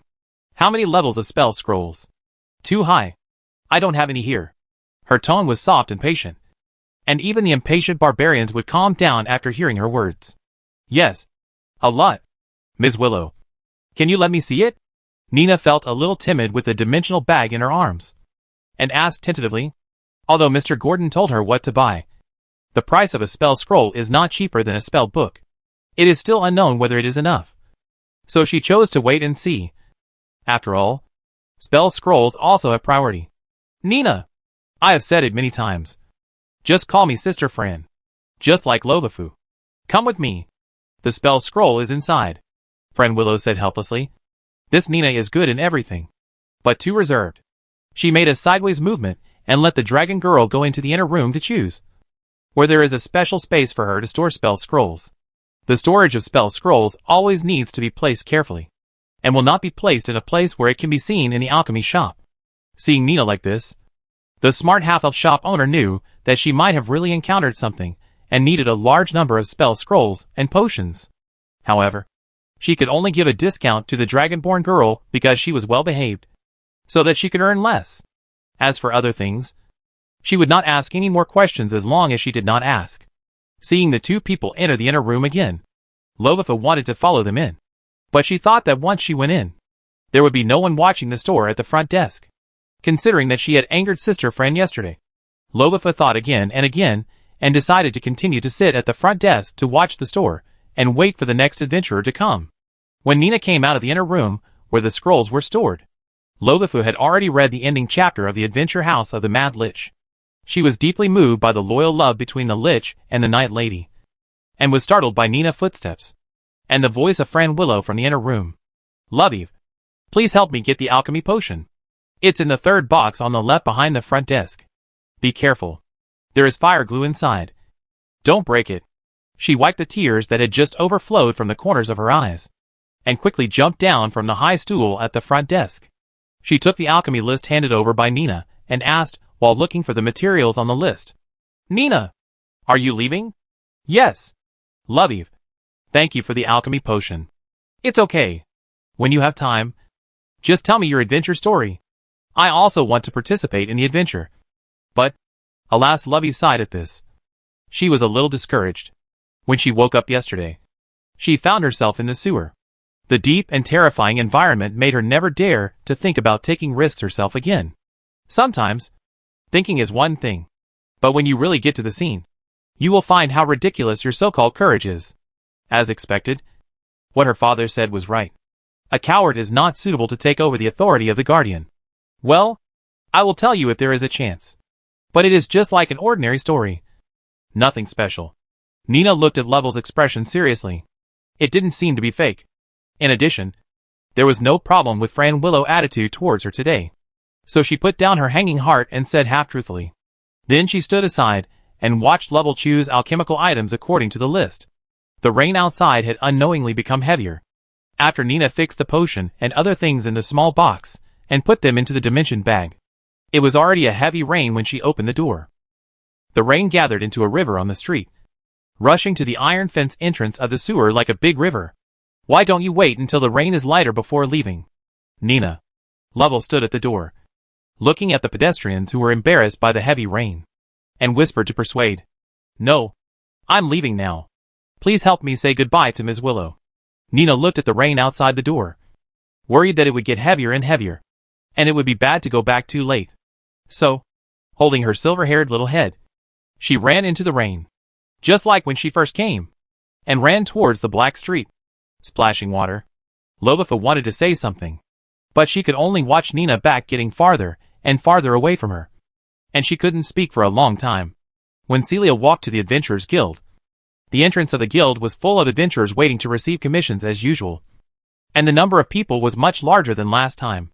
She chose a more remote corner to stand, looking at these adventurers, who suddenly appeared with some doubts. This number of people has increased by more than 50% compared to the previous time she accepted the commission here. How can there be so many more people? This is not reasonable. However, she soon found out the reason. The little boy Flanders that the Doyuan family had offered a reward for was found in the sewer. It was done by the Ratman. So the Doyuan family was away. The Adventurers Guild issued a commission for cleaning the sewers, and the reward was very generous. Yesterday was the last day to redeem rewards, so there were so many adventurers today. For some adventurers, clearing the sewers is just a simple vacation time. And now is the time to start the real work. The wilderness, mountains, dense forests, valleys, ruins and ancient monuments. All the barren and uninhabited places in the Isle continent are their real battlefields. These are just appetizers. Celia couldn't help but be amazed. The person hiding in the sewer was really lucky. If she had 2,000 gold coins, it would be enough to take Nina and the captain to a small kingdom to buy a territory. The rain was getting heavier, and more adventurers were taking shelter under the eaves. But no one dared to approach Celia, the black-robed spellcaster. Although she was very young from the faint white skin, exuded a dangerous aura and an inexplicable dancing wind. Many people would rather squeeze together with some ordinary adventurers, and didn't want to get close to Celia. Finally, when the rain reached a certain level, creaking, the door of the Adventurers Guild finally opened. Boom! A muffled thunder sounded, and the rain in the sky became heavier, and the fishy smell filled the entire street. The light pink blood rain poured down and flowed into the sewer continuously. Chapter 69 Dragon Slayer. Kalandu. Black Street. The rain in the sky was not only getting heavier, but it suddenly turned into blood-colored rain. Nina was also embarrassed by the increasingly heavy rain. Even though she ran all the way back, she was still embarrassed. The disguise on her face was washed away by the rain, revealing her white skin that had become white due to hiding in the sewers for many years. In the past, her skin was pale and bloodless, but the nutrition she had in the past few days was the best she had eaten since she came out of the orphanage. So her skin looked particularly rosy. Fortunately, there were not many people on the street at present, and the disguise on her face did not dissolve so quickly when it came into contact with water. And most people noticed Nina running in the rain, but they didn't look at her and just passed by. In previous years, they would have been in the mood to watch the excitement of a mixed-blood bastard in the rain. But this strange bloody rain with a fishy smell has occupied the minds of most Kalandu residents. Their vision drifted to the dense buildings outside the window, the bell tower in the distance, and the gloomy low-hanging gray clouds. Boom boom. A sudden lightning flashed across the sky with thunder, lighting up the dark sky for a moment, like incandescence.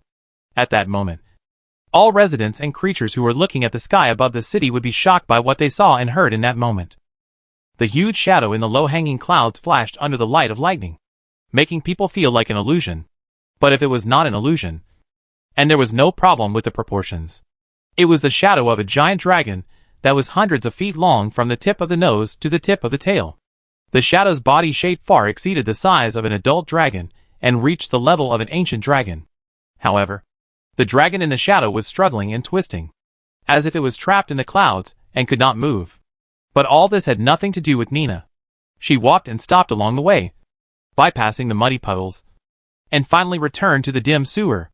In the vision of dark vision, Nina was like a fish in water.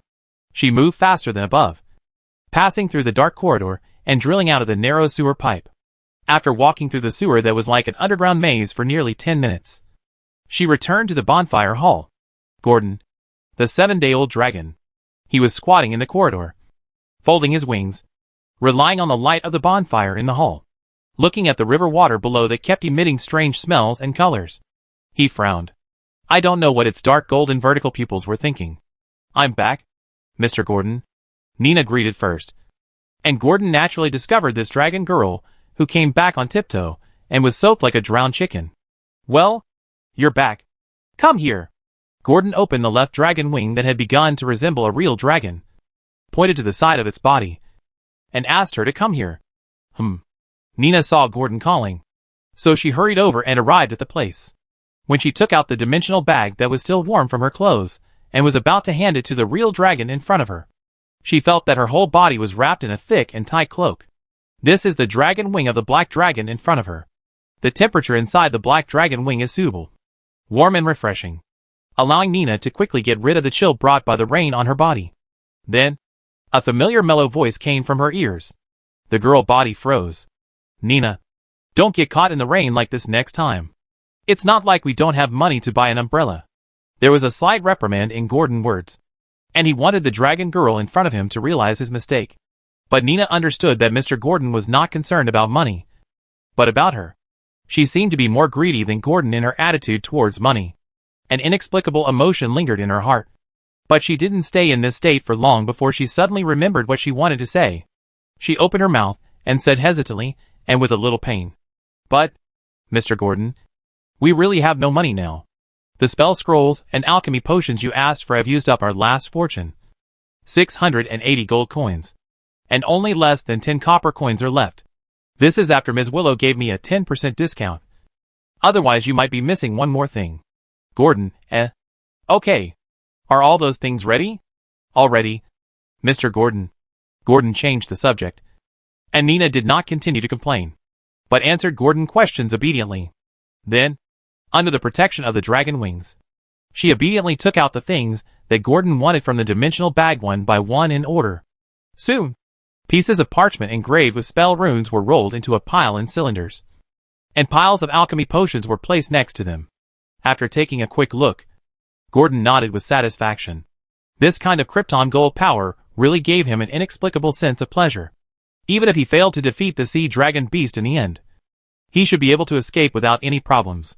It picked up a scroll cylinder at random, and Nina explained it softly. The spell scroll was wrapped in a cylinder. Just twist the bottom of the cylinder gently, and then break it. The cylinder will break, and the scroll inside will tear apart. Then you can release the spell stored in the scroll at will. Of course, there is a more violent and wild way. That is to crush the cylinder directly, which is not difficult to do with Gordon power. The former is the method taught to Nina by friend Willow. It is very simple. Even a 3-year-old child can release Fireball. However, the lowest level Fireball scroll starts at 400 gold coins, which is not much cheaper than hiring a 3rd level wizard. Gordon naturally would not buy such a wasteful scroll. It chose some popular spell scrolls. The risk level of control, making engraved runes, and writing scrolls is not as high as Fireball. The approximate price of a 3-ring spell scroll is suppressed to an average of about 200 gold coins. It bought 2 3rd-level spell scrolls, namely Slow and Suggestion 3rd-level spell Slow. The caster can make a target within 30 feet enter a slow state, and the target's attack speed, movement speed, and reaction speed are all halved for 10 seconds.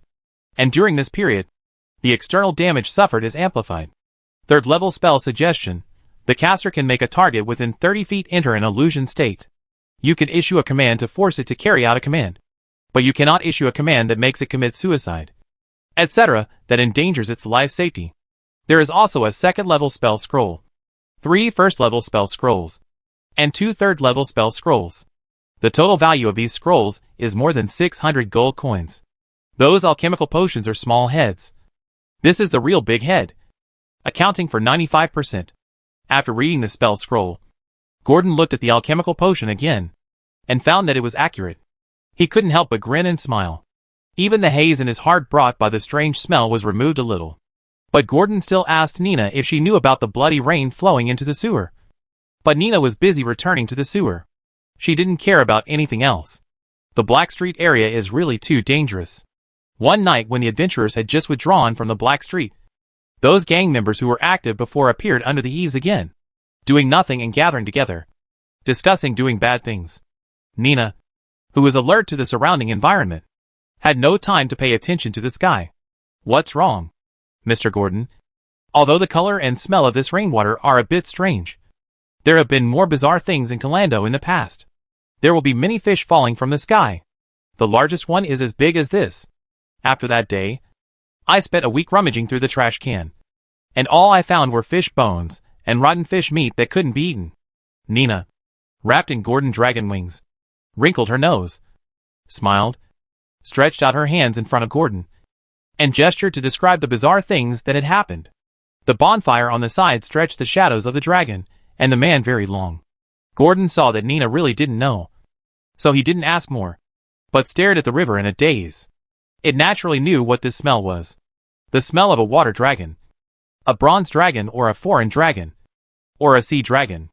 But it wasn't dragon blood, but the smell of real dragon scales attached, with the smell of sea spray. Just as Gordon was thinking about why a water dragon appeared in the outside world and caused such a magnificent blood rain above the sewer, that is, in the sky of Calando, a human roar suddenly appeared, and the roar even overwhelmed the thunder. Then came a shrill and hoarse dragon roar that resounded through the sky. On. Then the next second, an object fell from the clouds and hit the free city below in the wind and rain. As the object got closer to the ground, the residents nearby saw what the object was. This was a huge real dragon head covered with water blue scales. It was like a comet, dragging a long bloody rain flame, and smashed into the square of the dock area. The dragon head crown, like a fish fin, showed its identity. A foreign dragon. Chapter 70. The war has just begun. When Celia walked out of the Adventurers Guild, the bloody rain outside had stopped. Only the bloodstains on the ground and the smell of the sea in the air proved the previous abnormality. As soon as she walked out of the door, she saw a group of Calando people standing and watching, pointing at the slightly bright sky. She also looked up and saw 2 airships above the clock tower not far away. She also saw the huge monster hanging under the 2 airships clearly, under the bright light that penetrated the dark clouds. The scales of the aqua-blue real dragon corpse appeared to be shining in the sun, like the most dazzling aquamarine light in the world.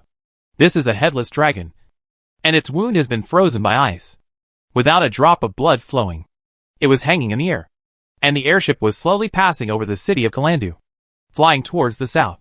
When the dragon corpse came close, Celia saw the wound on the dragon corpse, and then she knew how the dragon died. From the wound on the neck, which looked like a smooth cutting plane, it was cut in half by a heavy weapon.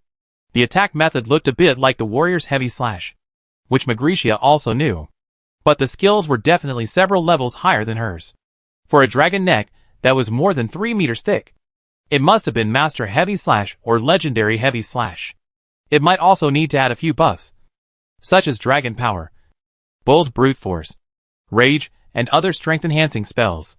However, to be able to cut a real dragon that has reached the level of an ancient dragon in half, a powerful weapon is needed. Most likely a high-level +5 magic weapon. And this kind of rare +5 magic weapon has always started at a minimum of hundreds of thousands of gold coins at the auction. And it is in short supply. Of course, it is not ruled out that there is a spellcaster friend who can use the 6-ring spell Master Sharpness and the 9-ring spell Legendary Sharpness. Let ordinary weapons become high-level magic weapons in a short period of time. Otherwise, it is difficult to achieve this. It is wishful thinking to want to kill a dragon without a magic weapon. After all, even if a real dragon stands there and lets you chop it with ordinary weapons for a day and a night, even if you chop hundreds of weapons to scrap, you can't cut through its defensive scales and hurt it a bit. In addition to the scales of an adult real dragon being immune to all spells below the third ring, its scales are also immune to all damage from weapons below magic weapons and rebound. All the damage caused by ordinary weapons cannot cause any harm to the real dragon, whether it is arrow shooting or long sword slashing. It will be bounced off by the scales as hard as granite, and even rebounded. This is why a certain kingdom, when it provokes a real dragon, does not send out troops, but often issues commissions to ask adventurers to eliminate the evil dragon. The human wave tactics are really not good enough in front of the real dragon. Of course, the low-cost performance is also a reason. Unless they have military weapons that can cause lethality to the real dragon. Otherwise, it is not as convenient and cheap as the adventurer's crusade. And this real dragon, judging from its size, may be thousands of years old and has reached the level of an ancient dragon. Its scales had long since transformed into the world's toughest armor.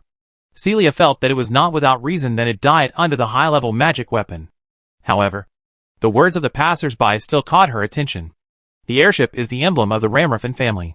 Did our Lord Kalandu's sword make it? The sharp-eyed passers-by did not notice the dragon, but noticed the family emblem on the airship. Although it was not small, it was not big either. It was difficult to see from Celia's angle. She also knew the name of Kalandu's sword as soon as she entered the city. After all, he was the most powerful official force outside the Kalandu temple. Kalandu's sword, Wade Ratman, as an adventurer, has come to this point. Currently serving as the commander of Kalandu's city guard, he is only under the jurisdiction of the city lord. At the same time, he is also a warrior with a strength of level 6. The 4th level job transfer is Guardian of AM. He has led the Kalandu city guard many times, in clearing pirates and sweeping monsters around Kalandu. He always takes the lead and marches forward bravely. He is a god of war in the hearts of Kalandu residents. Not only that, he also has an exceptionally outstanding son. Zeus Ratman not only has the strength reached level 3 warrior, but also has an extremely handsome appearance. Completely unlike his rude father, he is also humorous and polite in conversation. He is the dream lover of many noble girls in Kalandu. Unfortunately, he has already been engaged to the only heir to the AM Empire, the eldest Princess Hevaluo. If nothing unexpected happens, at this time next year, he will marry Princess Hevaluo of AM and become the future prince of the empire. They are winners in life. The father and son are widely known among the adventurers in Kalandu. So someone asked this question, but they were immediately refuted. Impossible. The Ratman family only has Commander Wade and his son, who are at most level 6 and less than super. This dragon is obviously not an adult dragon, and it is not a white dragon. This size is at least an ancient dragon that has reached the hero level. Even if Commander Wade's reputation in Kalandu is very high, he can't defeat this terrifying creature. This airship is probably just borrowed. But the man wanted to say something. The argument continued, but Celia no longer had the patience to listen to their chattering. After experiencing the shock brought by the real dragon corpse, her mood gradually calmed down. What she wanted to do now was to go back to the White Horse and immediately to tell her leader, Maglisha, a good news and a bad news. The good news is that the Adventurers Guild agreed to revoke the commission and go to investigate. But unfortunately, another team of adventurers took up the task after them. They had left Kalandu a day ago and headed for the location of the Dragon Lion. A storm was still on the way. He must have reached the location of the Dragon Lion's cave. Even the Union could do nothing about it. It was impossible to use a caster who could cast advanced teleportation for such a small matter. Besides, it was not clear whether it was true or not. We needed to investigate on the spot to know. Confirm whether someone was using the name of the commission to harm the adventurers. As the street scenes on both sides flashed quickly on both sides of Celia gray hair, her light body ran on the wide street. Soon, they arrived at the agreed place. A place exactly 1 mile away from the White Horse Inn. Celia, wearing a black hood, stopped at the corner of the street and looked at the bright orange roof of the White Horse Inn in the distance. She hid in an alley, silently chanting spells, and the gestures of her hands also changed slightly. Only the strange and mysterious spells were chanted by Celia. The magic in her blood instantly turned the breeze surrounding Celia into a smart fish. And suddenly it flew towards the White Horse Inn. It was the second-level spell Wind Whispering. It can communicate and transmit messages with the target through the wind within a distance of 1,600 meters. The Wind Whisper can be returned up to 3 times, and after 3 times it will dissipate into the most ordinary wind. Not long after, the Wind Whispering spell fell into the sea, and there was no reply. Celia's face changed slightly, knowing that something might have changed. Just when she wanted to use the invisibility orb to enter the White Horse Inn to find out what was going on. On the wall of the alley, a tall and thin man in leather armor had a breeze around his fingertips. He looked at the woman under his feet, and a silent smile appeared at the corner of his mouth. "I found you, young warlock." In the sewer, the bonfire hall, a battle preparation was beginning. Gordon squatted on the high platform, and under the high platform was a well-organized 8x9 goblin formation. The one in the front was naturally the leader of the Blackfire clan, Grush, and Nina was under his claws, busy wiping the so-called lucky potion on his left paw. Gordon let her do what she wanted. He didn't believe in this stuff anyway. He only believed in the dimensional bag on his chest, and the power of his own clan under the stage. There were a total of 73 goblins dispatched this time, and all the capable ones were here. They also included female goblins and 16 elite goblins, all of whom were holding bone sticks. There were also several elite goblins wearing luxurious armor and armed guards, not to mention Grush, who had 2 axes on his back, half-body armor, a helmet, and a strong and upright body. If it weren't for his slightly different size, some people would believe that he was a goblin warrior. This time, the Blackfire clan came out in full force, and Gordon was almost willing to spend all his family wealth to completely take over the cave of the sea dragon beast. Since the strange feeling brought to him by the rain today, his few senses of security have been reduced to 0. Even at lunch, the charcoal-grilled sharp-mouthed frog that he usually liked to eat was a little tasteless. Nina ate a few more. Even now, the dragon girl, who was kneeling down to apply the lucky potion to its paws, still had the oil stains on the corners of her mouth. But it was still a little nervous. Although it was not the first time. This time was much more important than the previous 3 times. It planned to use all its skills this time. Otherwise, if it failed to completely capture the sea dragon beast and let it run back to the cave lake, then Gordon would be a little uncomfortable. Krypton gold is not terrible. What is terrible is that Krypton gold is not as good as free. That is the most uncomfortable. Before the battle, Gordon did not say much nonsense. Just a simple order. Target, Kobold's Nest. 2 teams of goblin scouts go to the front and back to explore the way, and report back if there is any situation. Others act according to the previous arrangement. Okay, Master. As the 4 goblin scouts dispersed, a team of more than 70 goblins, from the narrow cracks, they emerged one by one. Their eyes, which looked particularly scarlet in the darkness, could not be concealed, making people terrified. The rain stopped, but the war had just begun.